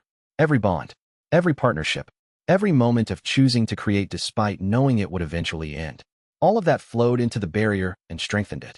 On the void side, the recovered consciousnesses and the unbroken poured their own understanding into it. The acceptance that dissolution was inevitable but not evil. The knowledge that beauty was precious because it was temporary. The barrier held, not static, not unchanging, but flexible, living, capable of adapting to the pressure without breaking. And the nameless, having tested it one final time, seemed to accept it. The void settled into a state of patient waiting. It would continue its work. It would continue to tend toward disorder.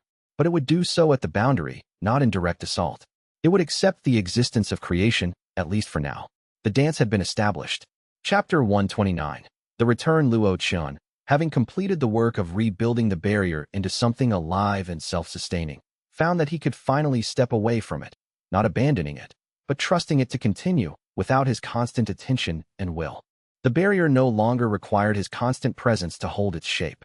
It had been transformed into something far more resilient than a structure maintained by a single being's effort. It was sustained by the millions of partnerships that fed it energy from both sides. From creation where cultivators bonded with spirit beasts, and from the void where recovered consciousnesses worked with the unbroken to honor the boundary between the realms. It was maintained by the commitment of countless beings who understood the nature of the agreement they had made, that existence itself depended on the continuous choice to value creation even knowing it would eventually dissolve. He began the journey back toward the world of creation with the deliberateness of someone moving toward something precious rather than away from something terrible. The void had been his home for longer than any single being's lifetime, yet it had never ceased to feel foreign to the part of him that was still human, still rooted in creation. The path was different now. The void that had been an impenetrable wall between realms now had places where the two worlds could interact, thresholds where consciousness could pass from one state to another, where beings approaching the end of their existence in creation could prepare for transformation into the void. The barrier had become permeable in a controlled and beautiful way, allowing consciousness to flow both ways while maintaining the essential separation that kept chaos and order in balance. It was like learning to see both sides of a mirror simultaneously, understanding that neither side was more real or important than the other. As he walked, though walking was barely the right word for how consciousness moved through void space, Luo Chen felt the weight of years lifting from his consciousness. Or perhaps it was the weight of ages, since time had become something he experienced as a dimension rather than a flow. The burden of holding the barrier, of maintaining the balance between creation and entropy by the sheer force of his will, transformed into something lighter.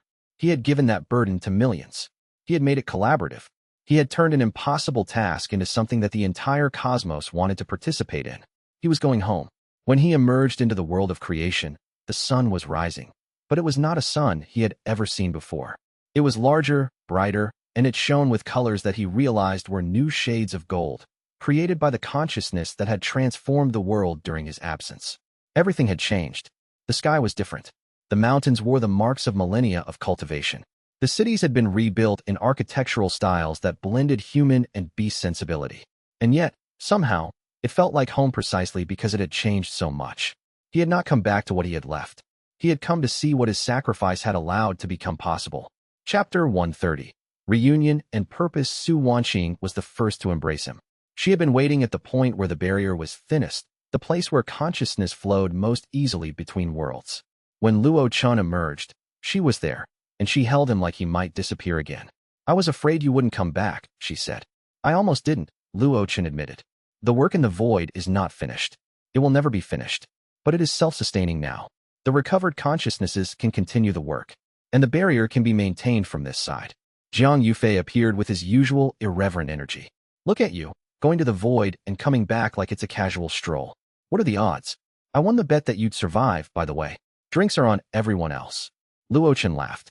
For a moment, just a moment, he could forget about the weight of the void and the endless work that continued there. But he was Luo Chen. He could not forget for long. The work now, he said to Su Wanqing, Lin Xingya, and the assembled leaders of the Continental Network, is to establish what we call the New Covenant, not as a military organization, not as a governing structure, but as a philosophical foundation for how civilization operates. What does that mean? Lin Xingya asked. It means we teach that partnership is stronger than dominance, that a bond between human and beast is not a tool to be wielded, but a relationship to be respected. It means we spread the understanding that even though all things will eventually dissolve, the creation of meaning is infinitely valuable. Across the continent, the work began. Schools were established where cultivators and beasts learned together, not as master and servant, but as partners exploring the nature of power and consciousness. Settlements were rebuilt with common spaces where humans and beasts worked together. Art flourished. Music that celebrated partnership. Literature that told stories of bonds between beings. Philosophy that grappled with the question of meaning in a universe where everything was temporary. And the barrier, maintained by the continuous choice of millions to value creation and partnership, grew stronger with each passing day. Chapter 131. The New Covenant established a year after Luo Chen's return. The first Grand Council of the New Covenant was established in a location that had been chosen with care by representatives from across the continent. It was not a place of power or fortress-like strength. It was a sacred valley where the barrier between creation and void was thin enough that consciousness could move between the realms with greater ease, yet stable enough that both sides remained separate and distinct. Representatives came from every region of the continent. The 8 bondkeepers brought their divine beasts, cosmic entities whose presence filled the space with ancient power and awareness. Thousands of beast tamers brought their spirit beasts, creatures of pure cultivation energy, wise in their own ways, eager to be part of something larger than themselves. Cultivators without bonds came to witness the establishment of a new way of civilization, some hopeful that they might find partners, others simply wanting to understand what the future held. The assembly gathered in a structure that had been built cooperatively, humans and beasts working together, each contributing what their nature allowed. It was architecture that reflected the new principles, beautiful because it honored both human and beast aesthetics, strong because both species understood load-bearing differently and had created structures that worked with those complementary understandings, open because there was nothing to hide and everything to celebrate. Luo Chen stood at the center of the gathering, still merged with Xiao Hui in a form that was neither fully human nor fully divine beast, but something that transcended both categories. His body was human in basic structure, but his eyes held the eternal awareness of a divine beast.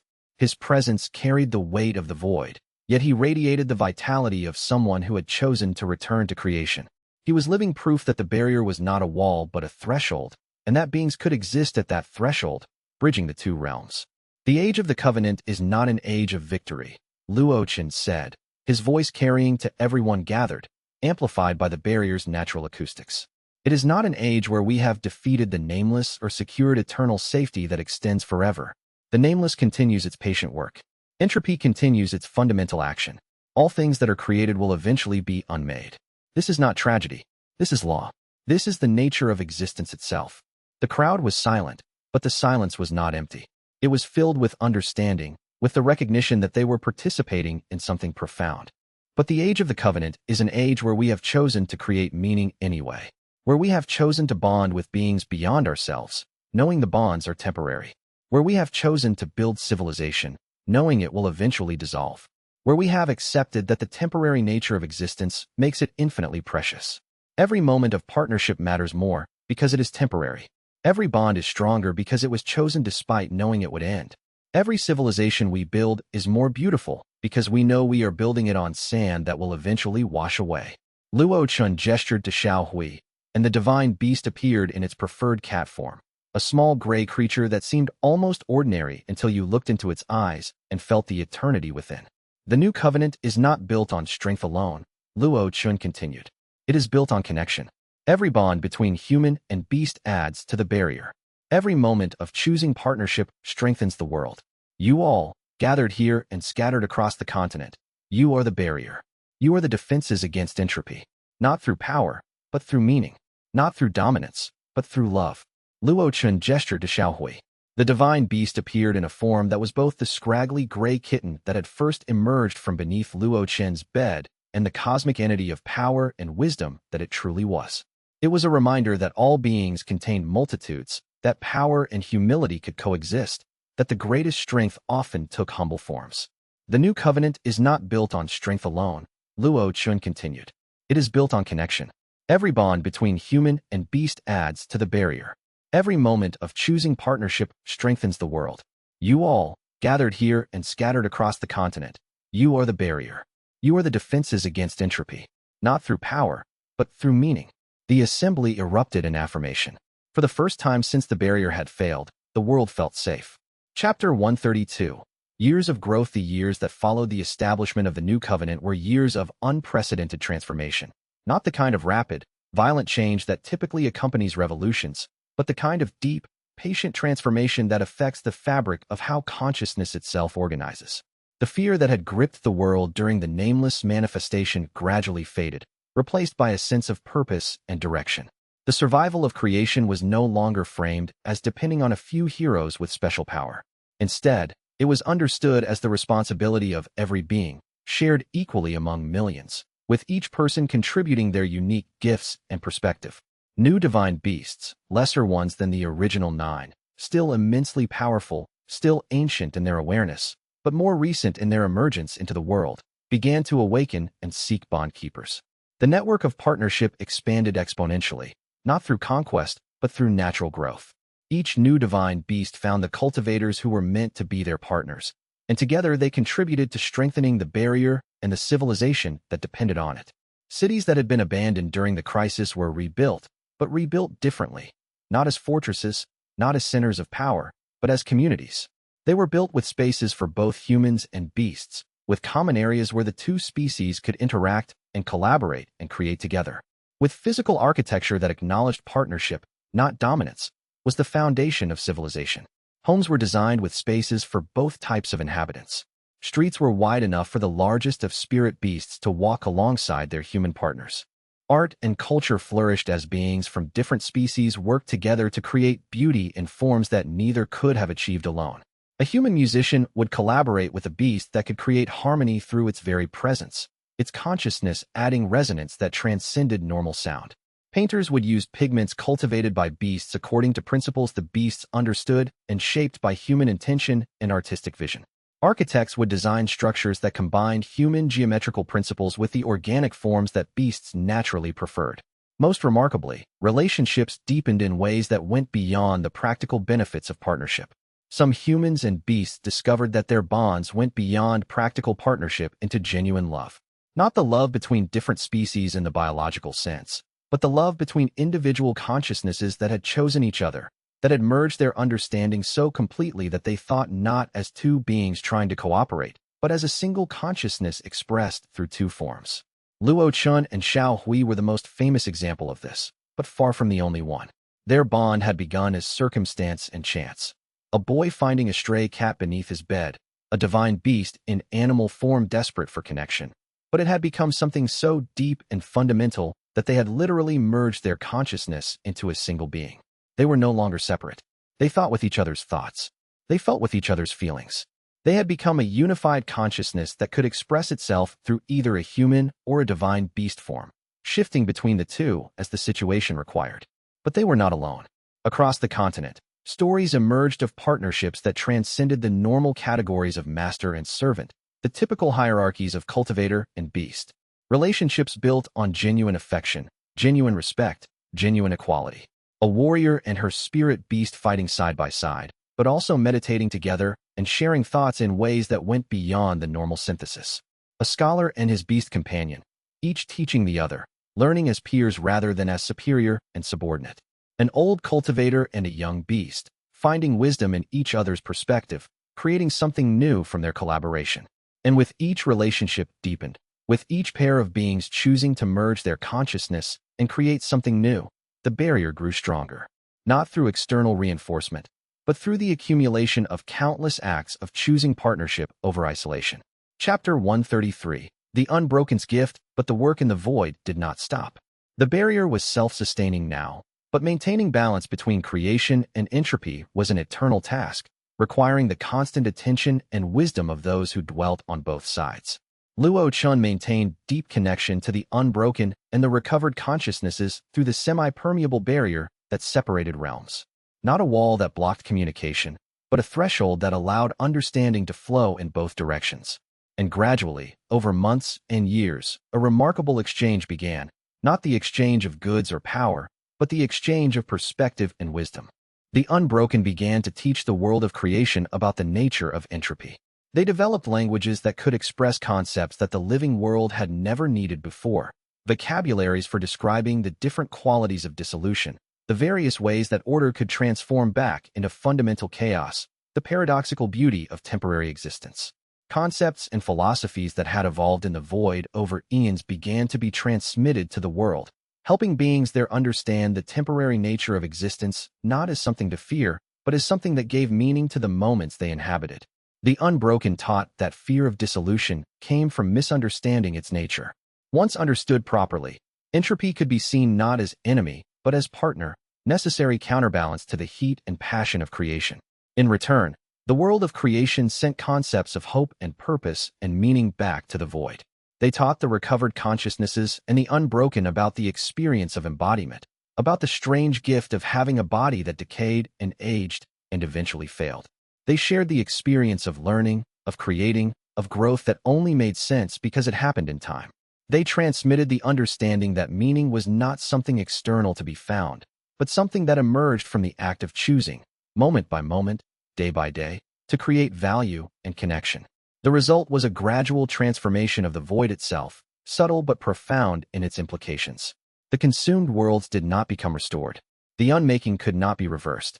The matter and energy that had been consumed could never return to their original form, but they became integrated into a new structure, a place where consciousnesses could exist and find meaning, even in entropy, even in the realm of dissolution. The fragments of destroyed civilizations became not a wasteland of loss, but a museum of beauty, places where consciousness could come to understand all the forms that intelligence and creativity had taken. The Unbroken learned to see value in the remains of destroyed worlds, understanding that each fragment told a story about what could be created, what could be thought, what could be felt. Gradually, the void became less a place of pure destruction and more a place of transformation. A realm where being and unbeing danced together in eternal partnership. A place where beings could go when they reached the end of their existence in the world of creation and find continuation in a different form, in a different mode of being. Not death, not ending, but transformation into something equally valid, equally real, equally conscious. Death, in the new covenant's understanding, was not an ending to be feared. It was a transformation, a transition from the world of creation to the world of entropy, where consciousness could continue in forms that the living world could not comprehend, but that held their own validity and meaning. It was evolution into something new, carried out by consciousnesses that had learned to think and feel in ways that transcended physical form. Those who made the transition learned to appreciate beauty in ways that the living could never experience. The geometry of dissolution, the music of entropy, the strange comfort of letting go of attachment while maintaining awareness. Chapter 134. The peaceful years. 10 years after Luo Chen's return, a new generation of cultivators came of age, young people who had been children during the crisis, who had grown up in the world reshaped by the new covenant. They had not experienced the terror of the nameless manifestation. They had not known the world before the new covenant, before the barrier had been transformed from a desperate seal into a living structure maintained by billions of conscious choices.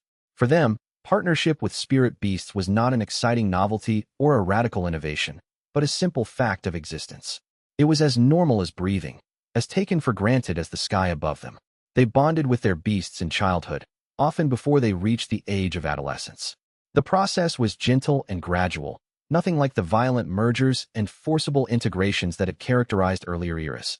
Instead, they grew up together, learning and transforming together. The young cultivators developed their personal power while learning the wisdom of their beast partners. The spirit beasts learned human consciousness while teaching their partners about the primal instincts and direct awareness that beasts naturally possessed. The result was a generation of bondkeepers who were far more skilled, far more naturally aligned with their beasts than any previous generation. They understood each other so completely that they often didn't need to speak. A thought from the cultivator would be felt by the beast. An instinct from the beast would be understood by the human. They moved together with a grace that came from having no separation between intention and action. And yet, they were also more humble, paradoxically more powerful precisely because they didn't cling to power. They understood, in a way that earlier generations had had to learn through struggle and failure, that power was not about control over others. That strength came from partnership and cooperation, not from domination and hierarchy. They had never known a world where the alternative was offered, so they had no nostalgia for the old ways, no temptation to return to structures based on dominance. They were free to innovate entirely new forms of social organization, unencumbered by the weight of tradition. Luo Chen watched this new generation move through the world with a mixture of satisfaction and something deeper, something that the void had taught him to recognize as contentment without attachment. These young people represented the future. The barrier they would maintain would be even stronger than what he had created because they had never known a time when it didn't exist. The future was secure. Not forever. Nothing was forever. The barrier would eventually fail, as all things eventually failed. But for a time that extended as far as any being could see, the barrier would hold. For centuries, perhaps. For millennia, possibly. The prophecy of the unbroken had said that with perfect maintenance and genuine commitment, the barrier could persist for as long as the civilization of creation chose to make it persist. And this new generation, filled with the ideals of the new covenant, showed no signs of losing that commitment. He spent more time simply being with Su Wanqing and their circle of friends. Jiang Yufei had settled in the capital city of the continent and opened a tavern that served both humans and beasts. Lin Xianxia had established the Continental Information Network that allowed all the regions to stay connected and coordinated. Elder Mo Bai had become the spiritual center of the new covenant, teaching the philosophy that underlay the new civilization. And Xiao Hui, the divine beast that had begun as a stray cat, spent most of its time in cat form, purring contentedly and occasionally surprising people by transforming into its full cosmic form when the mood struck. The barrier maintained itself, not through Luo Chen's constant effort, but through the millions of choices that millions of beings made every day to value partnership and create meaning. Chapter 135, The First Death. The first major challenge to the new covenant came not through assault from the nameless or through resistance from old power structures, but through something far more intimate and unavoidable. Elder Mo Bai, having lived a long and full life rich with meaning and accomplishment, reached the natural end of his existence. He was, by the standards of normal humans, ancient beyond measure. His cultivation had kept him alive long past the natural human lifespan, extending his years into centuries. But even cultivation had limits. Even the power to refine and enhance the body could not hold back the inevitable dissolution of an aging form. His meridians, while stronger than any normal humans, had begun to show the accumulated wear of ages. His cultivation base, once as bright as a star, had begun to dim not through weakness but through the natural entropy that affected all created things. Do not mourn, Mo Bai said to Luo Chen, Su Wanqing, and the others who had gathered at his bedside. His voice was still strong, though his body had grown thin as paper. I have lived longer than I had any right to live. I have seen the transformation of civilization from rigidity into fluidity. I have seen the new covenant established not through force but through demonstration. I have trained thousands of young cultivators, watched them grow into their power, watched them bond with beasts, and create partnerships that will outlast my own lifetime. If I had to choose a moment to end my existence in this form, I could not have chosen better than this. I am ready. What happens to you? A younger cultivator asked, her voice shaking slightly. When you die, where does your consciousness go? Mo Bai smiled, an expression of serenity that seemed to illuminate his aging face. To the void, I imagine. To the world of entropy, where my consciousness will join the unbroken and the recovered consciousnesses in a mode of existence I cannot fully comprehend from this side of the barrier. The unbroken have described it. A state where consciousness is not bound to the limitations of physical form, where thought can expand to explore the nature of dissolution itself. But I believe with absolute certainty, that my life has mattered, that my choices have had consequence, that the work I did in this form contributed to something larger than myself. And perhaps, in the void, that knowledge will be enough. That knowledge might be everything. Mo Bai died peacefully in the evening, as the sun set over the mountains, his hand held by Luo Chen and Su Wanqing. surrounded by the others who had been transformed by his teaching and his example. And when his consciousness departed, that moment when the light left his eyes and his body became merely matter once more, something unexpected and beautiful happened. The barrier shimmered, not with instability, but with intention. For a moment, it became translucent enough that the living could perceive the void beyond. It was as if the barrier itself was bidding farewell to one of its steadfast maintainers. Mo Bai's consciousness moved through that transparent moment, slowly at first, and then, with increasing clarity, transitioning from the world of creation to the world of entropy. His form seemed to unfold as it passed through, becoming less defined, less bound by the geometry of physical space. By the time he fully entered the void, he existed in a state that living eyes couldn't properly perceive, neither human nor beast, neither matter nor energy, but something transcending all those categories.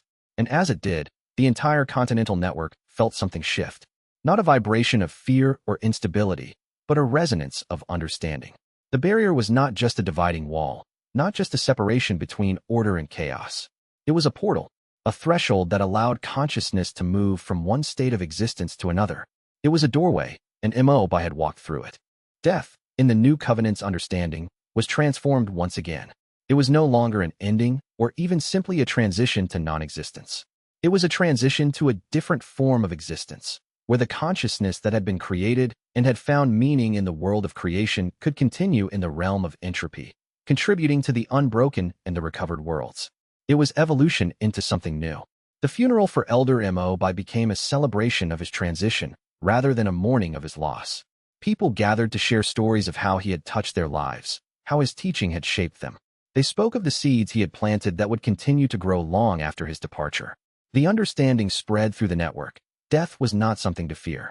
Death was something to prepare for, to understand, to eventually welcome as the natural completion of a cycle. And the next time a cultivator reached the end of their life, having lived a full existence and made their peace with the inevitable, there was no fear. There was only acceptance and the knowledge that they would continue, just in a different form. The barrier would be there to guide them. The unbroken would be there to welcome them. And the work they had done in creation would live on through those they had taught, and those who carried forward the principles they had lived by. Chapter 136. The eternal dance years continued to pass. Seasons turned to decades, turned to centuries, as the new covenant took root in the consciousness of creation itself. Luo Chen and Su Wanqing aged, slowly and gracefully, their cultivation extending their lives, but not indefinitely, into immortal eternity. They had made the deliberate choice not to pursue immortality, not to extend themselves beyond the natural span of a human life.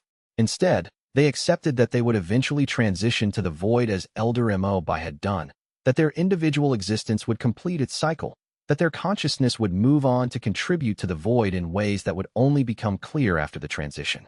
Their acceptance of impermanence became a teaching in itself. The most powerful leaders were those who were willing to let go. New leaders emerged from the generation they had trained, individuals who had learned the principles of the new covenant so thoroughly that they embodied them naturally. The next generation of bondkeepers took over the maintenance of the continental network, not as a burden taken on reluctantly, but as a joy, the privilege of serving something larger than themselves. The divine beasts, who would live for far longer than any human lifespan, served as living anchors of stability and continuity, reminding the ever-changing populations of humans that some things persisted even as individuals came and went. The beasts represented the eternal perspective. They had seen kingdoms rise and fall, had watched civilizations transform, and they remained committed to the barrier through it all. The barrier adapted and evolved with each passing year, becoming more sophisticated, more resilient, more integrated into the fundamental nature of creation itself. It remained strong and stable, but it was no longer the sole concern of civilization, no longer the anxious focus of beings afraid that their world might collapse. The new covenant had become so thoroughly integrated into daily life that maintaining the barrier had become as natural as breathing, as unconscious as the beating of one's heart. Parents taught their children the principles of partnership without needing to explain why. The principles were simply part of the shared culture.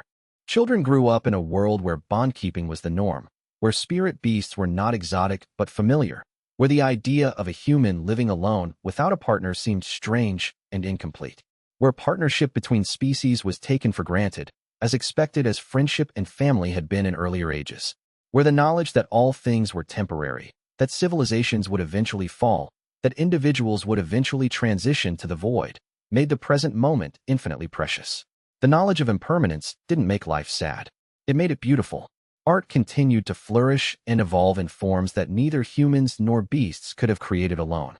Music that celebrated the temporary nature of beauty, creating compositions of heartbreaking poignancy precisely because they were ephemeral. Stories that grappled with the meaning of existence in a universe where everything dissolved, finding deep joy and meaning in the creative act itself. Philosophy that asked not, how do we become immortal, but how do we create meaning in our temporary existence? The philosophers found countless answers, each one beautiful, each one true in its own way. The barrier continued its eternal dance with the nameless, not a battle, not a struggle, but a dance. A rhythm that had been established at the moment of the barrier's creation and would continue until the day it finally weakened. Order and entropy, creation and dissolution, human will and divine power, all balanced in a dynamic equilibrium that could never be static or unchanging, never arrive at permanent rest, but could be maintained indefinitely through the continuous choice of billions of conscious beings to value partnership and creation. The balance was not fragile. It was supported by too many consciousnesses, maintained by too many commitments, but it was not permanent. Nothing was permanent. And that was not a tragedy but a truth that gave everything meaning. Chapter 137.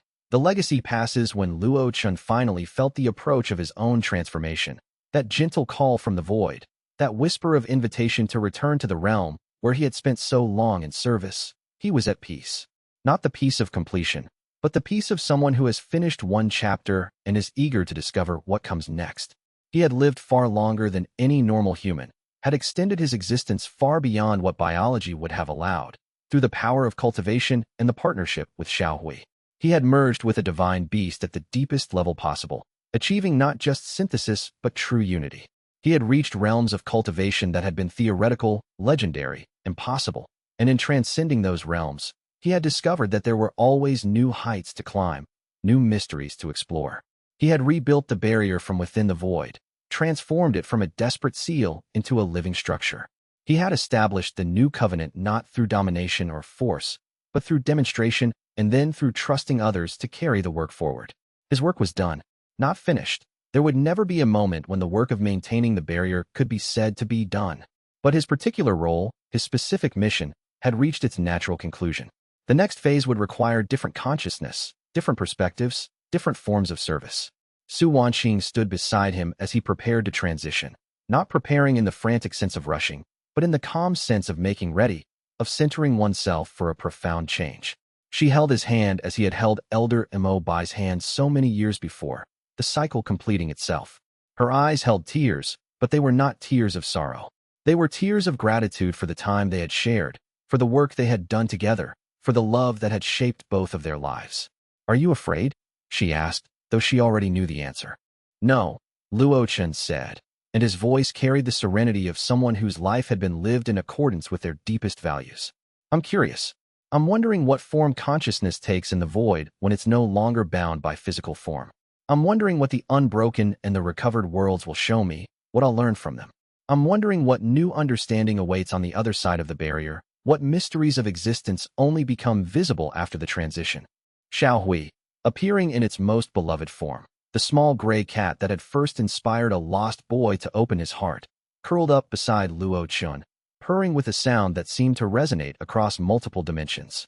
"We have done well," the divine beast said through their eternal bond, speaking with the voice of a consciousness that had existed in multiple forms and states, and was about to return to states beyond form. "We have created something beautiful. We have built something that will outlast both of us individually. And we have done it knowing it would not last forever, knowing that someday the barrier itself would weaken, knowing that the commitment can only persist if each generation chooses to maintain it. That knowledge, that our creation is temporary, makes it more precious, not less. It makes every moment of its existence a gift. Will you come with me?" Luo Chen asked, the thought carrying memories of their bond, their partnership, their years together. "Not yet," Xiaohui said, and the divine beast's voice held both sadness and the deeper understanding that came from infinite perspective. "I still have a role here in creation. Others have become strong enough to work without my direct guidance, but not yet strong enough to lead with full wisdom. I will remain a while longer, watching over the civilization we have helped build, appearing to young cultivators about to form their first bonds, reminding them of the principles that will hold the barrier together. But eventually, I too will transition, and we will be reunited in the void, where time works differently and space has no meaning, where we can explore the nature of consciousness without the limitations of physical form. Our separation will be temporary, even though it extends for what seems like lifetimes to those still bound to creation.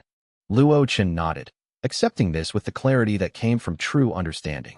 He had known it would be this way, had known from the moment he had bonded with Xiao Hui that even their profound merger, even their status as one consciousness expressed through two forms, could not create permanence. Everything changed. Everything transformed. Everything eventually dissolved back into the void from which it had emerged. This was not tragedy.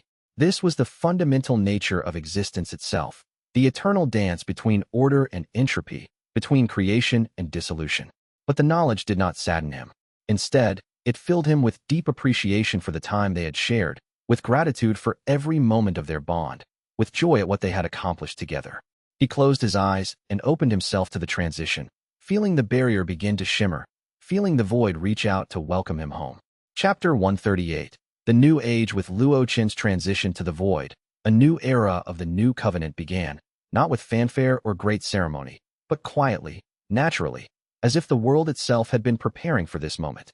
He had not been a ruler or a dictator in the traditional sense, had never claimed power through force or inheritance. Yet he had been a center point, a figure around which everything was organized. His consciousness had been the rallying point for cultivators confused about their path. His wisdom had been the standard against which decisions were measured. With his departure, with his consciousness withdrawn from the immediate world of creation, power devolved fully to the millions of bondkeepers and cultivators who had been trained in the philosophy of the new covenant. The weight of decision-making, which had rested partly on his shoulders, returned entirely to the network. For a moment, a period that lasted only a few days, but felt longer to those who lived through it, there was fear. The fear that had lurked beneath the surface ever since Luo Chen's return. Could the civilization he had helped create continue without him? Without his merged consciousness that seemed to understand everything? Without the figure who had served as the final arbiter when conflicts arose? Would the continental network hold together? Would it splinter back into the old power structures? Would the new covenant collapse into chaos? But it did not. It held. Better than anyone had expected, the system functioned not despite Luo Chen's absence, but partly because of it. His departure forced people to trust their own judgment, to develop their own wisdom, to take responsibility for the civilization they were building. Because the truth that slowly revealed itself was that Luo Chen's greatest gift had not been his immense power, his ability to reshape regions with a thought, his capacity to maintain the barriers single-handedly if necessary. His greatest gift had been his belief that power should be shared, that leadership should be distributed among many rather than concentrated in few, that the strongest civilization was one where no individual was indispensable. His departure proved the truth of that belief. The 8 divine beasts, still alive and conscious, their minds still sharp with the awareness of ages, stepped forward into more prominent roles, but as guides rather than rulers. They provided wisdom earned through centuries of existence, through observation of countless cycles of civilization. But they did not command. They suggested. They advised. They shared their perspective, and then they trusted others to make their own choices based on that perspective. They modeled the principle that power comes not from the ability to force others to obey, but from the respect that develops when you genuinely help others become wiser. The bondkeepers, now numbering in the hundreds of thousands as a new generation came of age and formed partnerships, made the actual decisions about how the civilization would develop. A complex system of councils emerged, regional councils that handled local issues, continental councils that addressed broader concerns, specialized councils focused on particular areas of cultivation, philosophy, or civilization development. The network allowed millions of voices to have genuine input into continental decisions. It was slow sometimes, inefficient at moments, but it was legitimate. People knew that their voice mattered, that their perspective was valued, that the decisions affecting their lives were made with their participation rather than imposed upon them from above. And astonishingly, it worked. Better than anyone had expected, and certainly far better than critics who had feared chaos had predicted. Decisions made through genuine deliberation proved more durable, more widely accepted, more likely to succeed because everyone who would be affected had a say in making them. Innovation accelerated. New discoveries emerged. Technologies developed through partnership between human innovation and beast nature created possibilities that neither species could have generated alone. art that reached heights that purely human or purely beast creativity could not have achieved alone. Music that combined human melody with beast harmony, visual art that merged human perspective with beast color perception, literature that wove together human language with beast wisdom. The barrier, maintained by this distributed network of millions of conscious choices, of billions of acts of partnership and commitment, was stronger than it had ever been. It no longer depended on a single being's will. It had become woven into the fabric of civilization itself, maintained not through external enforcement, but through the desires and choices of all the people and beasts who inhabited creation. And in the void, Luo Chen's consciousness joined the unbroken and the recovered consciousnesses in work that was sacred and profound. He continued the eternal work of maintaining balance between creation and entropy from the other side of the barrier.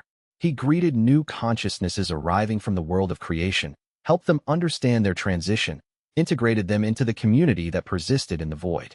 And he marveled at what civilization had become in the time since his departure. More beautiful, more resilient, more genuinely alive than anything he could have created or imagined. Chapter 139, Xiao Hui's Vigil. Xiao Hui, the divine beast that had begun as a stray kitten hiding beneath a boy's bed, remained in the world of creation for many long years after Luo Chen's transition, not out of obligation, but out of love and the desire to serve the civilization they had built together. The great-great-grandchildren of the humans who had known Luo Chen in his first life grew up, while Xiao Hui still walked the earth, a living connection to that legendary age when the barrier was being born. The cat form was Xiao Hui's preference now, the shape that carried the most memories, the most affection, the most intimate connection to its bondmate. Though when necessary, when the continental network faced a threat that required divine intervention, when the barrier needed stabilization from the side of creation, it would shift to its cosmic form, the body of pure celestial power that had existed before time and would persist after everything else had dissolved. Aging worked differently for divine beasts than for mortals. A normal cat might deteriorate over years. Xiao Hui's gray fur, which had been solid gray when Luo Chen first found the kitten cowering under the bed so many years ago, gradually became streaked with silver, not from decay, but from the accumulation of eons of experience manifesting in its form. But the ancient divine beast did not seem to diminish in any way.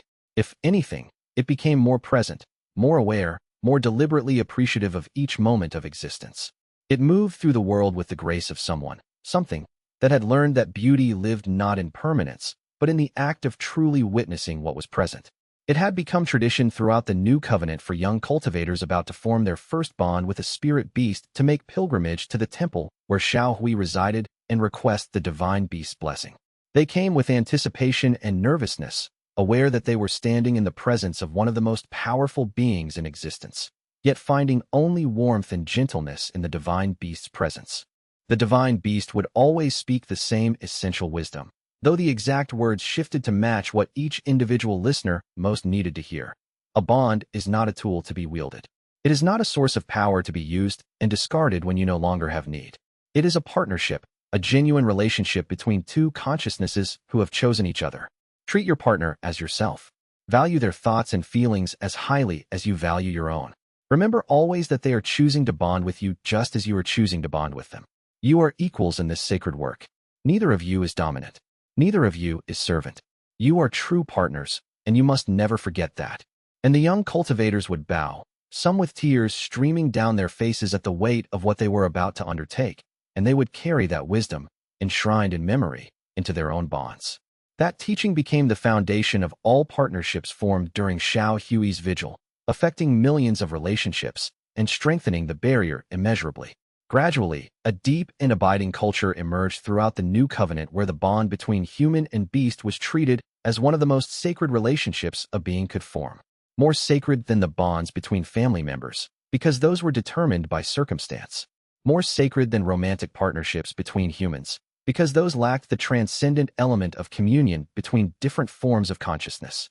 The human-beast bond was understood as a direct expression of the principles that held the barrier together, the choice of two beings to see each other as inherently valuable, to commit to each other's well-being, to merge their consciousness without losing their individuality. When Xiao Hui finally felt the gentle approach of its own transition, not sudden or violent, but a slow increasing pull from the void, an invitation that grew warmer with each passing season, the entire continent sensed it. as if the barrier itself was preparing to release one of its most beloved guardians. The divine beast that had been the center of all this transformation, the kitten whose decision to bond with a lost boy had set in motion the events that had reshaped civilization itself, was preparing to move on to the next phase of existence. "I see Luo Chen," Xiao Hui said, its consciousness extending toward the void as the moment of transition approached. "I see him clearly now, and he is calling to me with a love that spans the distance between realms. He is waiting. It is time." Xiao Hui took its true form one final time, not dimming or fading, but blazing with power and clarity. A cosmic entity with 9 magnificent tails that trailed starlight and the memory of creation, eyes that held the accumulated wisdom of ages, a presence so vast and profound that it seemed to fill existence itself. For a moment, every person on the continent who was bonded with a spirit beast could perceive the divine beast's true nature, could feel the power that had sustained their world, could understand the magnitude of the gift they had been given. And then, with infinite grace, Xiao Hui turned toward the barrier and stepped through it. The barrier shimmered, not with distress or instability, but with honor. It was as if the barrier itself was bowing, acknowledging the passage of one of its most valiant defenders. Xiao Hui's form seemed to dissolve and reform as it transitioned from the world of creation to the world of entropy, becoming less physical, less bound by space and geometry, more purely consciousness. And when the shimmering faded, Xiao Hui was gone from the world of creation. But it was not a loss. It was a completion, a perfect closure to a cycle. The circle had closed. The divine beast that had been the first to awaken and bond with a human in this new age had now completed its role and transitioned to the void, where it could continue its work in a different form. In the void, it would join Luo Chen. In the void, it would greet new consciousnesses arriving from creation. In the void, it would continue to teach the principles of partnership and commitment to all who dwelt in that transcendent realm. Chapter 140. The Eternal Covenant. Centuries after Luo Chen's original transition into the void, after Xiao Hui's more recent departure had completed one great cycle and begun another, the continental network of partnership and synthesis had become so thoroughly integrated into the very fabric of civilization that most young people, those born after the transformation had already occurred, scarcely realized they were participating in a barrier maintenance system at all. The barrier had become as natural as gravity, as obvious as the sky, as essential as breath. Those who studied it academically knew the principles and mechanisms. Those who maintained it understood the philosophy and commitment.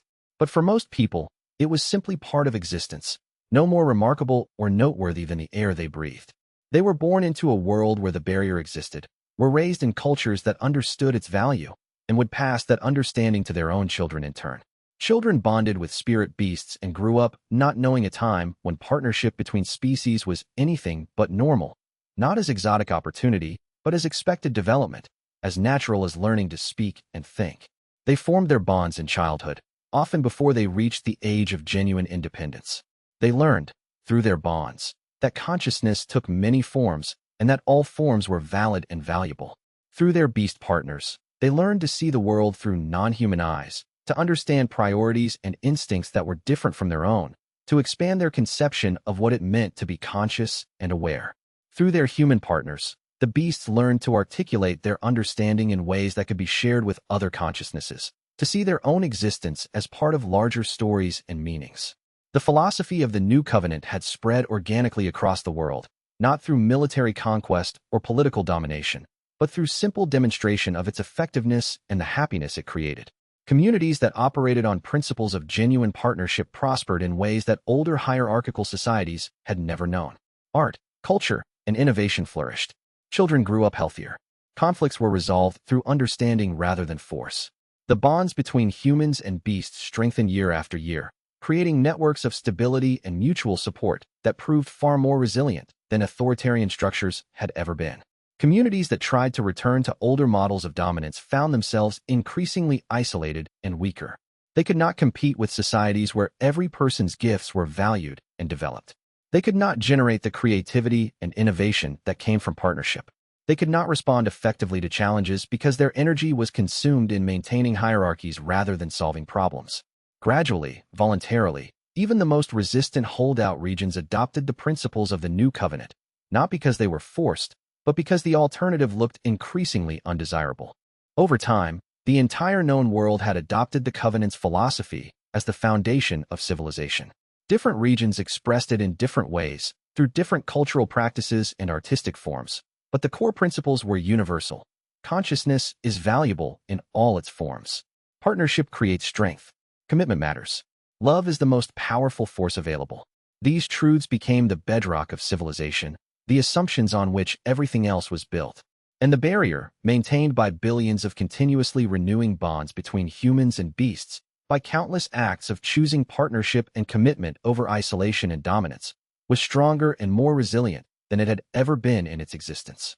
It was no longer held together by the will of heroes or the power of divine beasts. It was held together by the collective will of a civilization that understood its importance and was willing to dedicate themselves to maintaining it.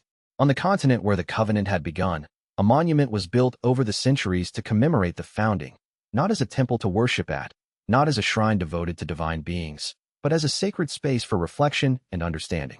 It was a sculpture of a boy and a cat, carved from stone of extraordinary quality, but infused with cultivation so that it would last indefinitely, persisting through ages even as civilizations transformed around it and empires rose and fell.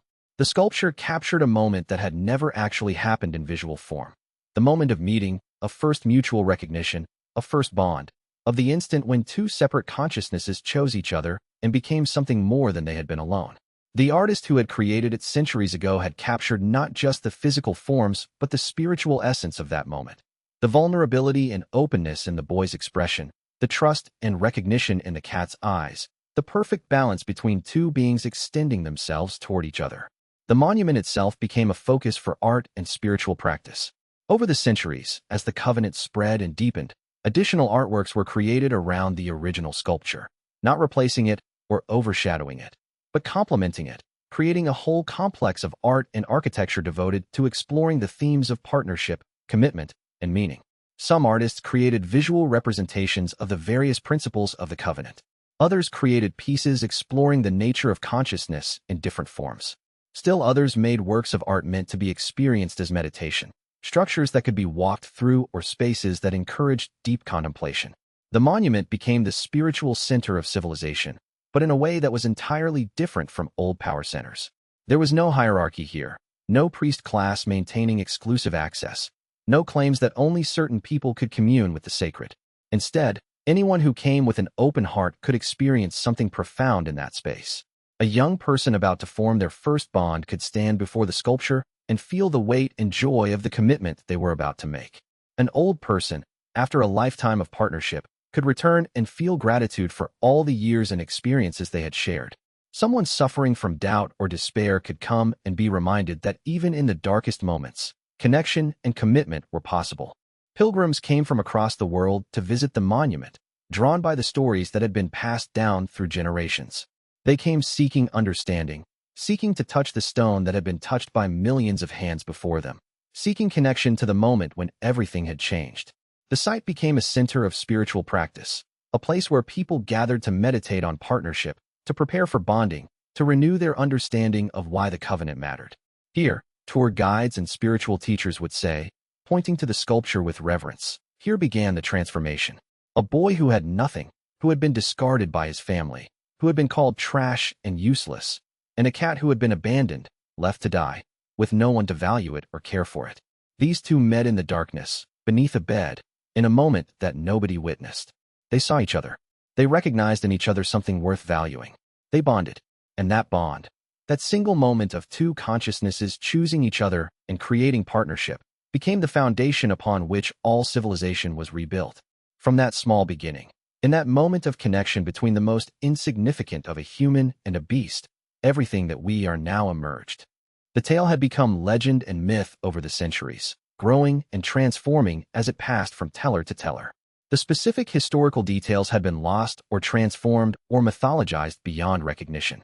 Some versions said the boy had been a prince in hiding. Others said the cat had been a divine beast testing humanity. Still others said the entire story was metaphorical, that the boy and the cat represented different aspects of consciousness learning to cooperate with each other. But the essential truth remained unchanged through all the variations. Two beings had chosen partnership, and that choice had transformed the world. The barrier held, not through the might of a single hero, not through the power of divine beasts alone, but through the choices of billions of beings to value partnership, to create meaning, to maintain bonds even knowing they would eventually dissolve. And in the void, Luo Chen and Xiao Hui stood together once more, their reunion a moment of profound joy and completion that transcended the limitations of language or conventional description. For centuries they had been separated, not by distance, for distance had no meaning in the void, but by the difference between existing in creation and existing in entropy. Now, finally, they were together again, their consciousness bond stronger than ever, enriched by all they had learned and experienced in their separation. Luo Chen moved among the unbroken and the recovered consciousnesses that populated the void, helping each new arrival understand that their suffering in creation, their struggle with the nameless, their losses, none of it had been meaningless. Every experience they had endured had taught them something, had shaped them into beings capable of understanding dissolution itself. He taught them to find peace in the process of entropy, not as an enemy to be resisted, but as a natural force that could be understood and even appreciated. He showed them the beauty of the void, a realm without physical form, without the limitations of space and time, where consciousness could explore itself in ways that creation never permitted.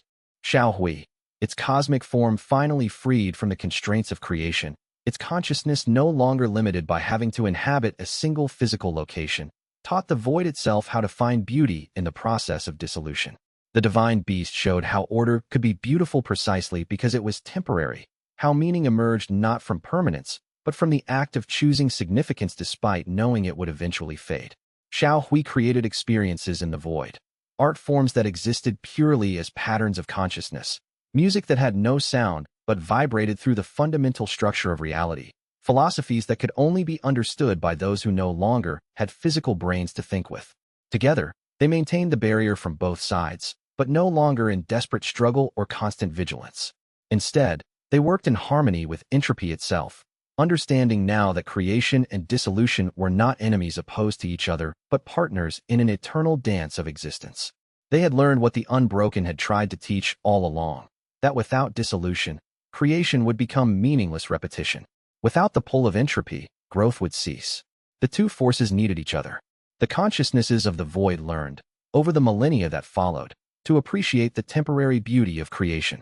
They understood now that the rapid changes in the world of creation, the births and deaths, the rise and fall of civilizations, the constant transformation, these were not defects.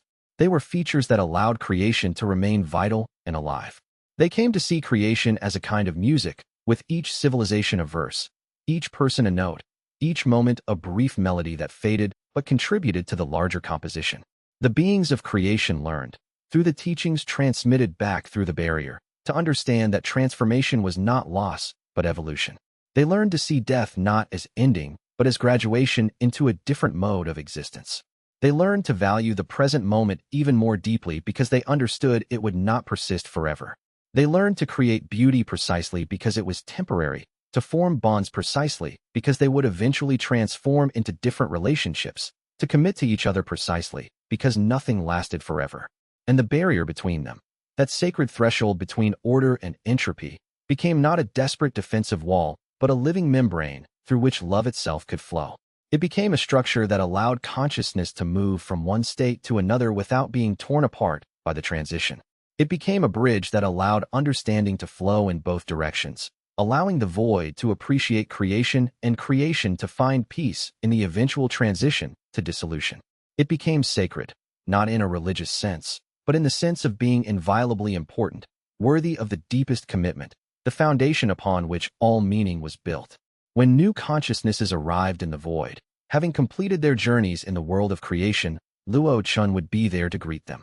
He would help them understand that their lives had mattered, that every moment of partnership they had maintained was woven into the eternal structure that held both worlds together. He would show them the beauty of the void from the perspective of those who had learned to thrive there. The story of Luo Chen and Xiao Hui became eternal not because they remained unchanged, but because their choice to create meaning in the face of entropy inspired countless others to make the same choice. Every cultivator who bonded with a spirit beast was continuing their story. Every partnership formed was another thread in the tapestry they had begun. Every moment of choosing love over isolation was honoring the sacrifice and the joy that had established the new covenant. In creation, the monuments stood as permanent reminders. not of the power of heroes, but of the power of connection. Young cultivators would stand before the sculpture of a boy and a cat and feel something stir in their hearts, a recognition of their own capacity to create meaning, to form bonds, to become part of something larger than themselves. And billions of miles away, in the depths of the void, Luo Chen and Xiao Hui felt each bond form. They sensed each new partnership established. And in that awareness, they understood that their work would never be finished. The barrier required eternal maintenance.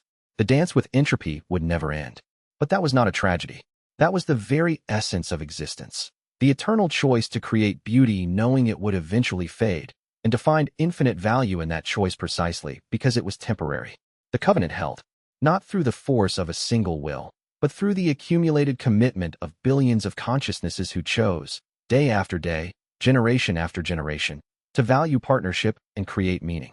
It would hold for eons beyond counting, for spans of time so vast that thinking about them hurt the mind.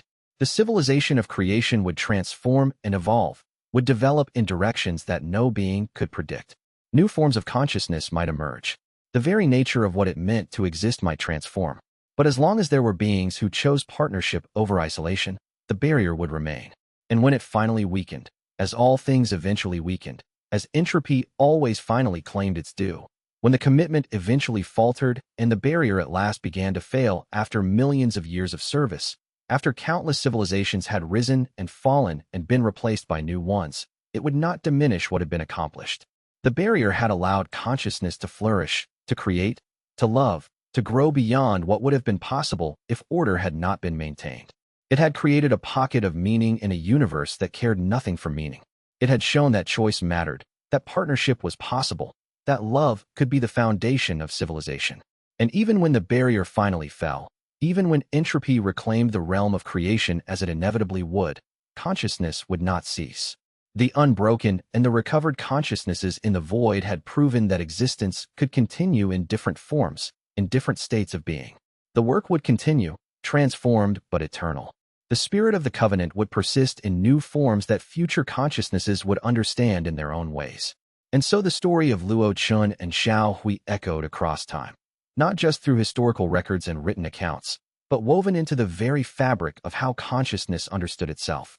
Their tale resonated in the structures of civilization, in the bonds between humans and beasts, in the commitment that billions of consciousnesses made every day to value partnership. It was not a tale of ultimate victory or final triumph, but something far more profound and real, a tale of the power of choosing partnership in the face of inevitable dissolution. A reminder that in a universe governed by entropy and indifferent to the existence of meaning, the act of creating meaning is itself the greatest power. That love, expressed through commitment to others despite knowing that commitment is temporary and will eventually transform, is the fundamental force that holds reality together. The stray cat and the divine beast became archetypal figures, not gods to be worshipped, but examples to be followed. Their story appeared in countless artistic forms, in paintings and sculptures, in music and dance, in literature and philosophy.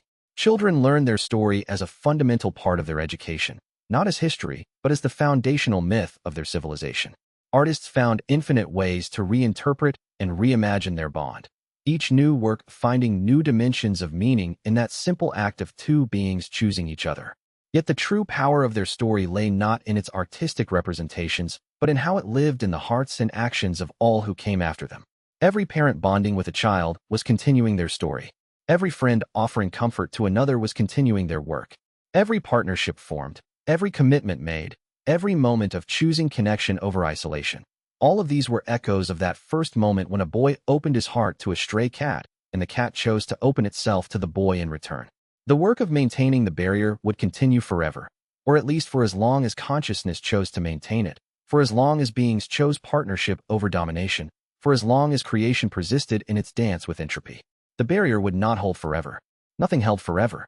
But as long as there were conscious beings willing to commit to the maintenance of meaning and connection, it would hold. And that was eternal enough. In the void and in creation, in the realm of eternal dissolution and in the realm of finite temporary existence, in the space between what was and what would be, the commitment continued. The covenant held. The barrier stood. The dance went on. It was a dance that had been choreographed not by any single being or consciousness, but by billions of consciousnesses choosing, moment by moment, to participate.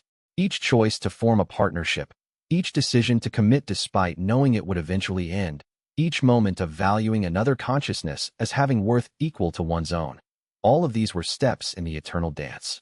The principles of the covenant became woven so deeply into the fabric of civilization that most people no longer thought of them as principles.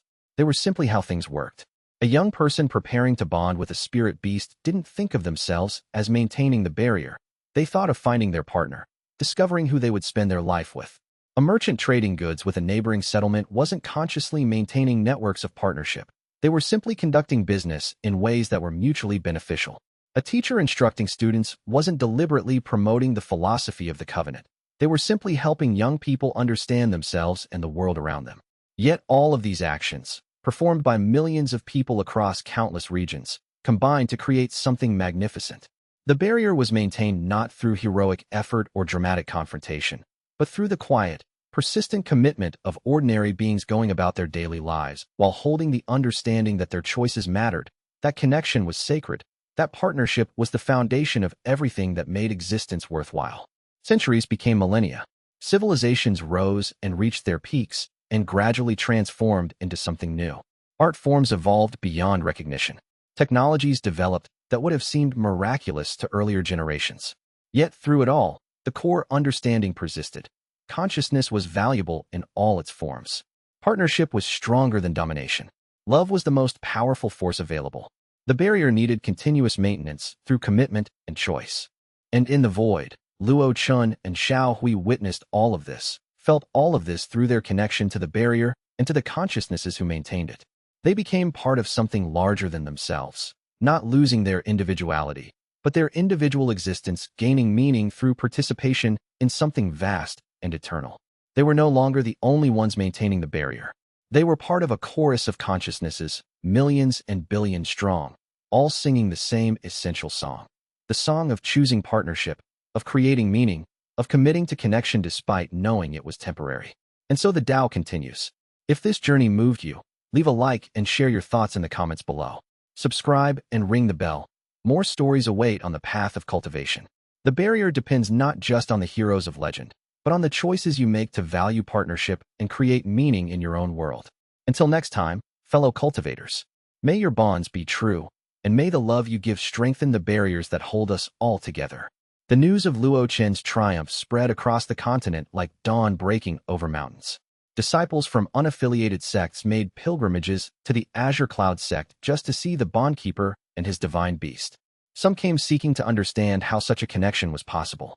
Others came hoping to learn if they too might form bonds with lesser beasts. And still others came out of simple curiosity, to witness the living proof that the age of divine beasts was not entirely past. The cult's defeat had not eliminated the threat. Factions remained active in remote regions, clinging to captured divine beast fragments. But the Hollow King's fall had broken something essential in their organization. The belief that they were unstoppable. The conviction that all divine beasts were merely objects to be harvested. The certainty that power accumulated through consumption was the highest form of cultivation. Luo Chen spent his days not in celebration, but in work. Su Wanxing devoted herself to developing medicines that could heal the territories wounded by cult activity. Zhang Yufei trained the younger disciples, passing on the lessons that had saved lives during the conflict. Elder Mo Bai emerged from his exile and began formally rebuilding the beast-taming traditions that had been nearly lost to history. And through all of this, Xiao Hui was no longer a hidden secret. The divine beast walked openly in the sect, no longer the scraggly, overlooked stray cat, but a creature of obvious power and grace. Yet the cat remained fundamentally unchanged. It still napped in sunny courtyards. It still demanded attention in a way that would be demanding if it were not so endearing. It still carried with it the spirit of that first encounter, a small being found in the rain, brought inside, offered food and shelter. That paradox, that a creature of such immense power could also be capable of such gentleness, became the central teaching that Luo Chen shared with the next generation of beast tamers. It was not enough to gain power. The goal was to use that power in service of protecting what you loved. It was not enough to form a bond. The goal was to create a relationship so genuine and mutual that transformation flowed both directions, the tamer becoming more wise, the beast becoming more conscious. The true significance of the bondkeeper, Luo Chen came to understand, was not that it could defeat enemy cultivators or master divine beasts. The significance was that it proved an alternative was possible. In a world that had been built on domination and accumulation, a world where power was taken and held by force, the Bondkeeper demonstrated that the deepest power came from mutual transformation, from genuine connection, from the willingness to change because someone else's growth mattered more than your own ascendance. Months after the final battle, Luo Chen stood in the memorial garden that the sect had created. Each stone carried a name of those who had fallen. Each tree had been planted by hand as an act of remembrance. And here, in the presence of death acknowledged and honored, life was returning in abundance. Flowers bloomed where mourning had deepened into acceptance. Birds nested in trees that had been seedlings during the conflict. Su Wanqing found him there, as she often did in the quiet hours before dawn. "Do you ever regret it?" she asked. "Finding that cat? Bonding with Xiaohui? It brought so much danger to all of us." Luo Chen looked at her, this woman whose quiet strength had held the sect together when everything was fracturing, and he smiled. "Every single moment before I found Xiaohui was a moment I was incomplete," he said. "Even though I didn't know I was incomplete. Even though I was surviving, cultivating, advancing in rank. I was missing something essential, and the only way to find it was to be willing to risk everything for it." He took her hand, and together they stood in the memorial garden, watching the sun rise over the Azure Cloud Sect.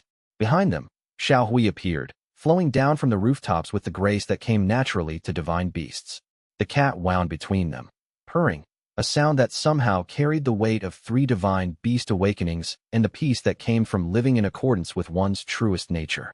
This was the covenant that had been forged, human and divine beast, together. Not master and servant, but partners. Not hunter and prey, but companions. Not separate beings struggling against each other, but unified consciousnesses moving forward with the same purpose. And in that unity, something new had been born. Not a new power, but a new possibility. A new way of being in the world. A new hope for all the cultivators who might come after, showing them that the path of connection was worth walking, no matter the cost.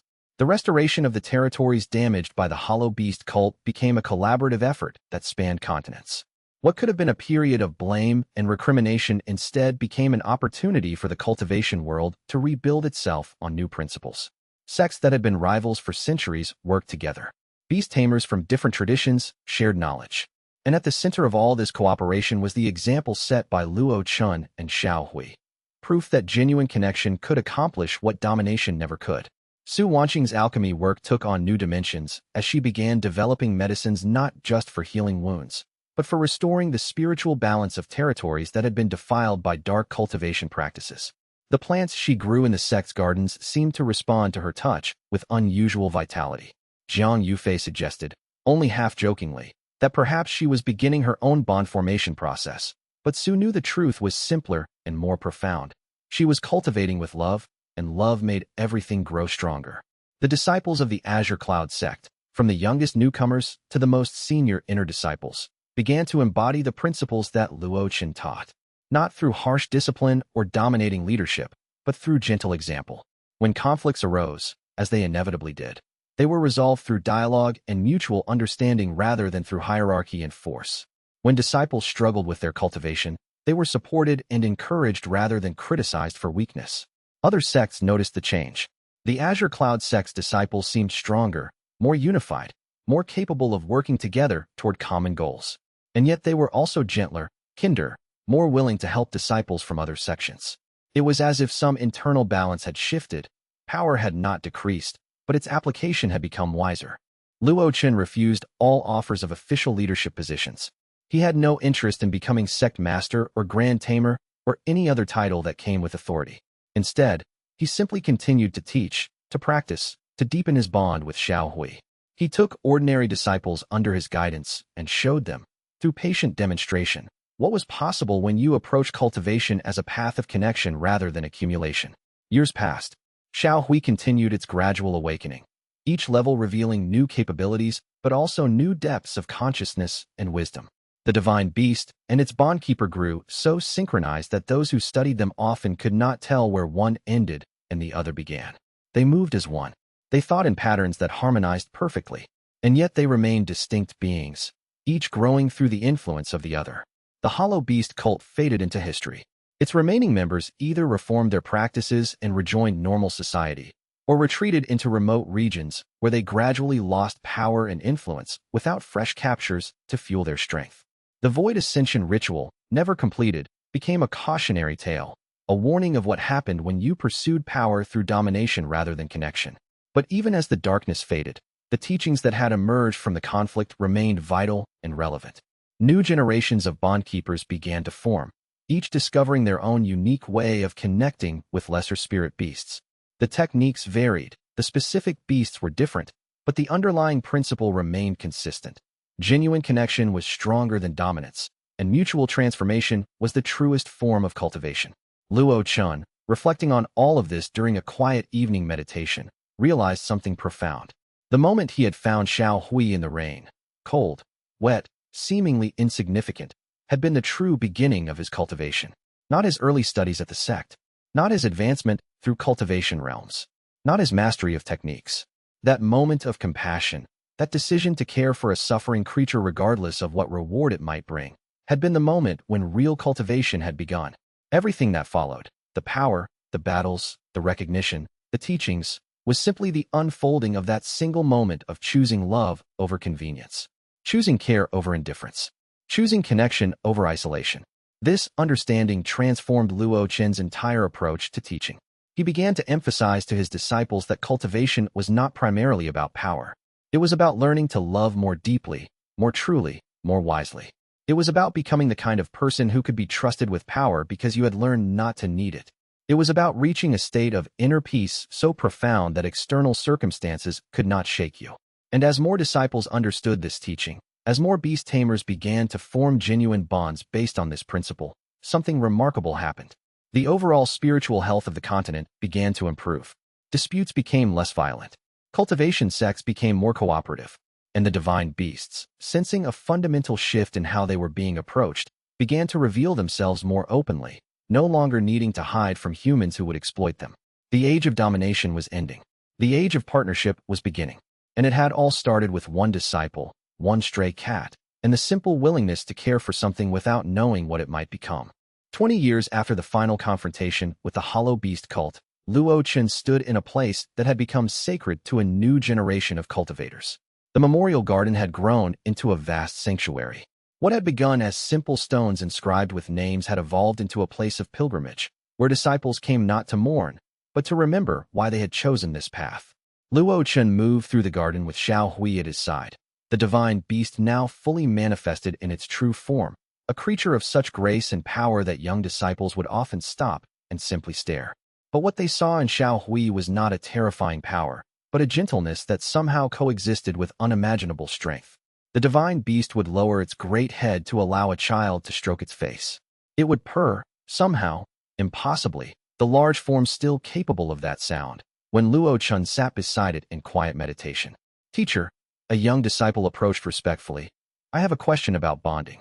I've found a spirit beast, and it's willing to form a connection with me, but I'm afraid I'll fail. That I'll let the beast down or ruin the bond through my mistakes." Luo Chen smiled. This was a question he received often, and it never grew old. "Tell me, do you love this beast?" I think so," the disciple said. "I only just met it, but there's something about it that calls to me." "Then you won't fail," Luo Chen said with certainty. "Bonds don't fail because of mistakes in technique or occasional moments of weakness. Bonds fail only when one partner stops trying, when the love runs dry, when one being decides the other is no longer worth the effort. If you love this beast, and you're willing to keep loving it even when it's difficult, then your bond will endure. The rest will be learned along the way." As the disciple walked away, seeming lighter and more confident, Luo Chen felt the familiar warmth that came from knowing he was healing something in the cultivation world. Not through force or decree, but through simple example. Through showing that the life of a bondkeeper was not a burden, but a gift. That forming a genuine connection with another being, whether human or divine beast, was the truest form of cultivation. Su Wanqing found him later, as she often did, at the heart of the memorial garden where the oldest monument stood. Her hair had streaks of silver now, and her face held the wisdom that came from decades of teaching and helping others heal. But her eyes still held the same quiet joy that had first attracted Luo Chen to her all those years ago. "Thinking about the past?" she asked, taking his hand. "Thinking about how much has changed," Luo Chen replied. "About how one small act of compassion, finding a stray cat in the rain, opened a door that transformed everything. Not just for us, but for countless others. Because you were willing to walk through that door, xianxia said. Not everyone would have been. Not everyone would have had the courage to pursue a path that made them vulnerable. To admit that they needed connection more than power. They stood together in the garden, watching the sun set over territories that were being restored, cultivators who were being transformed, in a world that was slowly remembering how to love. In the distance, they could hear the younger disciples laughing and practicing together, not competing for dominance, but supporting each other's growth. They could hear the sound of teaching, of sharing, of cooperation. And beneath it all, they could feel the presence of Xiaohui and the other divine beasts who were gradually emerging from the shadows where they had hidden for centuries. The age of partnership was not just beginning, it was flourishing. In the end, what made Luo Chen's legacy immortal was not his power or his achievements, but his willingness to be completely vulnerable in pursuit of genuine connection. He showed future generations that the highest path was not the path of conquest, but the path of love. That true strength lay in the capacity to open one's heart without fear of rejection. That the greatest victory was not over enemies, but over the isolation within oneself. This is the gift that lives on. And so, finally and forever, the covenant holds true. If Luo Chen and Xiaohui's journey moved you, leave a like and share your thoughts below. Subscribe and ring the bell. More stories await on the path of cultivation. Until next time, fellow cultivators. The true measure of success was not in the dramatic moments of battle or the recognition Luo Chen received. It was in the quiet work of transformation. It was in watching a struggling disciple find confidence through forming a genuine bond with a lesser spirit beast. It was in seeing a hardened elder, trained in the ways of domination, learn to soften and open their heart to genuine connection. It was in the festivals that sprang up throughout the continent celebrating the renewed harmony between human and divine beast. Years after the events that had shaken the cultivation world, Luo Chen was approached by representatives from the Continental Beast Taming Association with an unprecedented request. They wanted to establish a new academy, one dedicated entirely to teaching the Bondkeeper path. They asked if Luo Chen would serve as its first headmaster. He refused the position, but offered instead to serve as an eternal guest teacher. He would visit regularly, teach whenever asked, and help shape the curriculum. But he would not take on administrative responsibility. Administration, he explained, was a form of power and control, and he had spent too much of his life learning to release those desires. Instead, he suggested that the academy select headmasters based on merit and consensus of the student body, a radical notion in a world where leadership had always been determined by cultivation strength or political appointment. But the suggestion took root. The academy that was eventually built became a model of democratic governance combined with skilled teaching. And it produced generation after generation of bondkeepers who understood that their role was not to rule others, but to help them discover the strength that came from genuine connection. Luo Chen divided his time between the academy, the Azure Cloud Sect, the memorial garden, and the private study where he continued to deepen his own understanding alongside Xiaohui. The divine beast had become so integrated with his consciousness that sometimes Luo Chen could not remember where his own thoughts ended and Xiaohui's began. It was not a loss of identity, but an expansion of it. His individual self still existed, but it existed as part of something larger. In those final paragraphs of his greatest teachings, recorded by devoted disciples, Luo Chen would return again and again to the core truth that had transformed his life and the lives of countless others. The beginning of wisdom is the recognition that you do not need to dominate anything or anyone to have value. Your value comes from your willingness to be vulnerable. Your strength comes from your capacity to love without requiring that love to be returned on your terms. Your power comes not from the number of enemies you can defeat, but from the number of genuine connections you can nurture. And the highest cultivation stage is not a realm of power, but a state of consciousness where you have learned that connecting with another being, truly connecting, not controlling, is the greatest gift existence has to offer. This is what xianxia taught me. This is what every divine beast has been trying to teach humanity for millennia. And this is what I pass on to you, hoping that you will carry it forward and teach it to the generation that comes after you. Not because I say so, but because you have tested it in your own life and found it to be true. Decades after the events that had transformed the cultivation world, Luo Chen found himself approaching the end of his natural lifespan. But unlike many cultivators who pursued immortality desperately, trying to extend their existence indefinitely, Luo Chen had come to accept aging as part of the natural cycle of existence. He prepared his disciples carefully for his eventual transition. He ensured that his teachings were recorded in multiple formats. And most importantly, He made peace with the fact that his individual consciousness would eventually end, even as the teachings and the bond with Xiao Hui would continue to transform the world long after his body had returned to Earth. "Is it not strange," he asked Su Wanqing one evening, "that I am more at peace with my approaching death than I ever was when I was fighting to survive?" Su smiled. She too had aged, though the bond she maintained with her own spirit beast, a lesser divine being that had appeared to her years ago, kept her vital and strong. "Because you finally understand the truth that took me years to learn. Death is not the opposite of life. It is part of the great cycle. By accepting it, you actually deepen your life. You become more fully alive in each moment." Luo Chen nodded. This was perhaps the greatest gift that his bond with Xiao Hui had given him. Not power, not longevity, but perspective.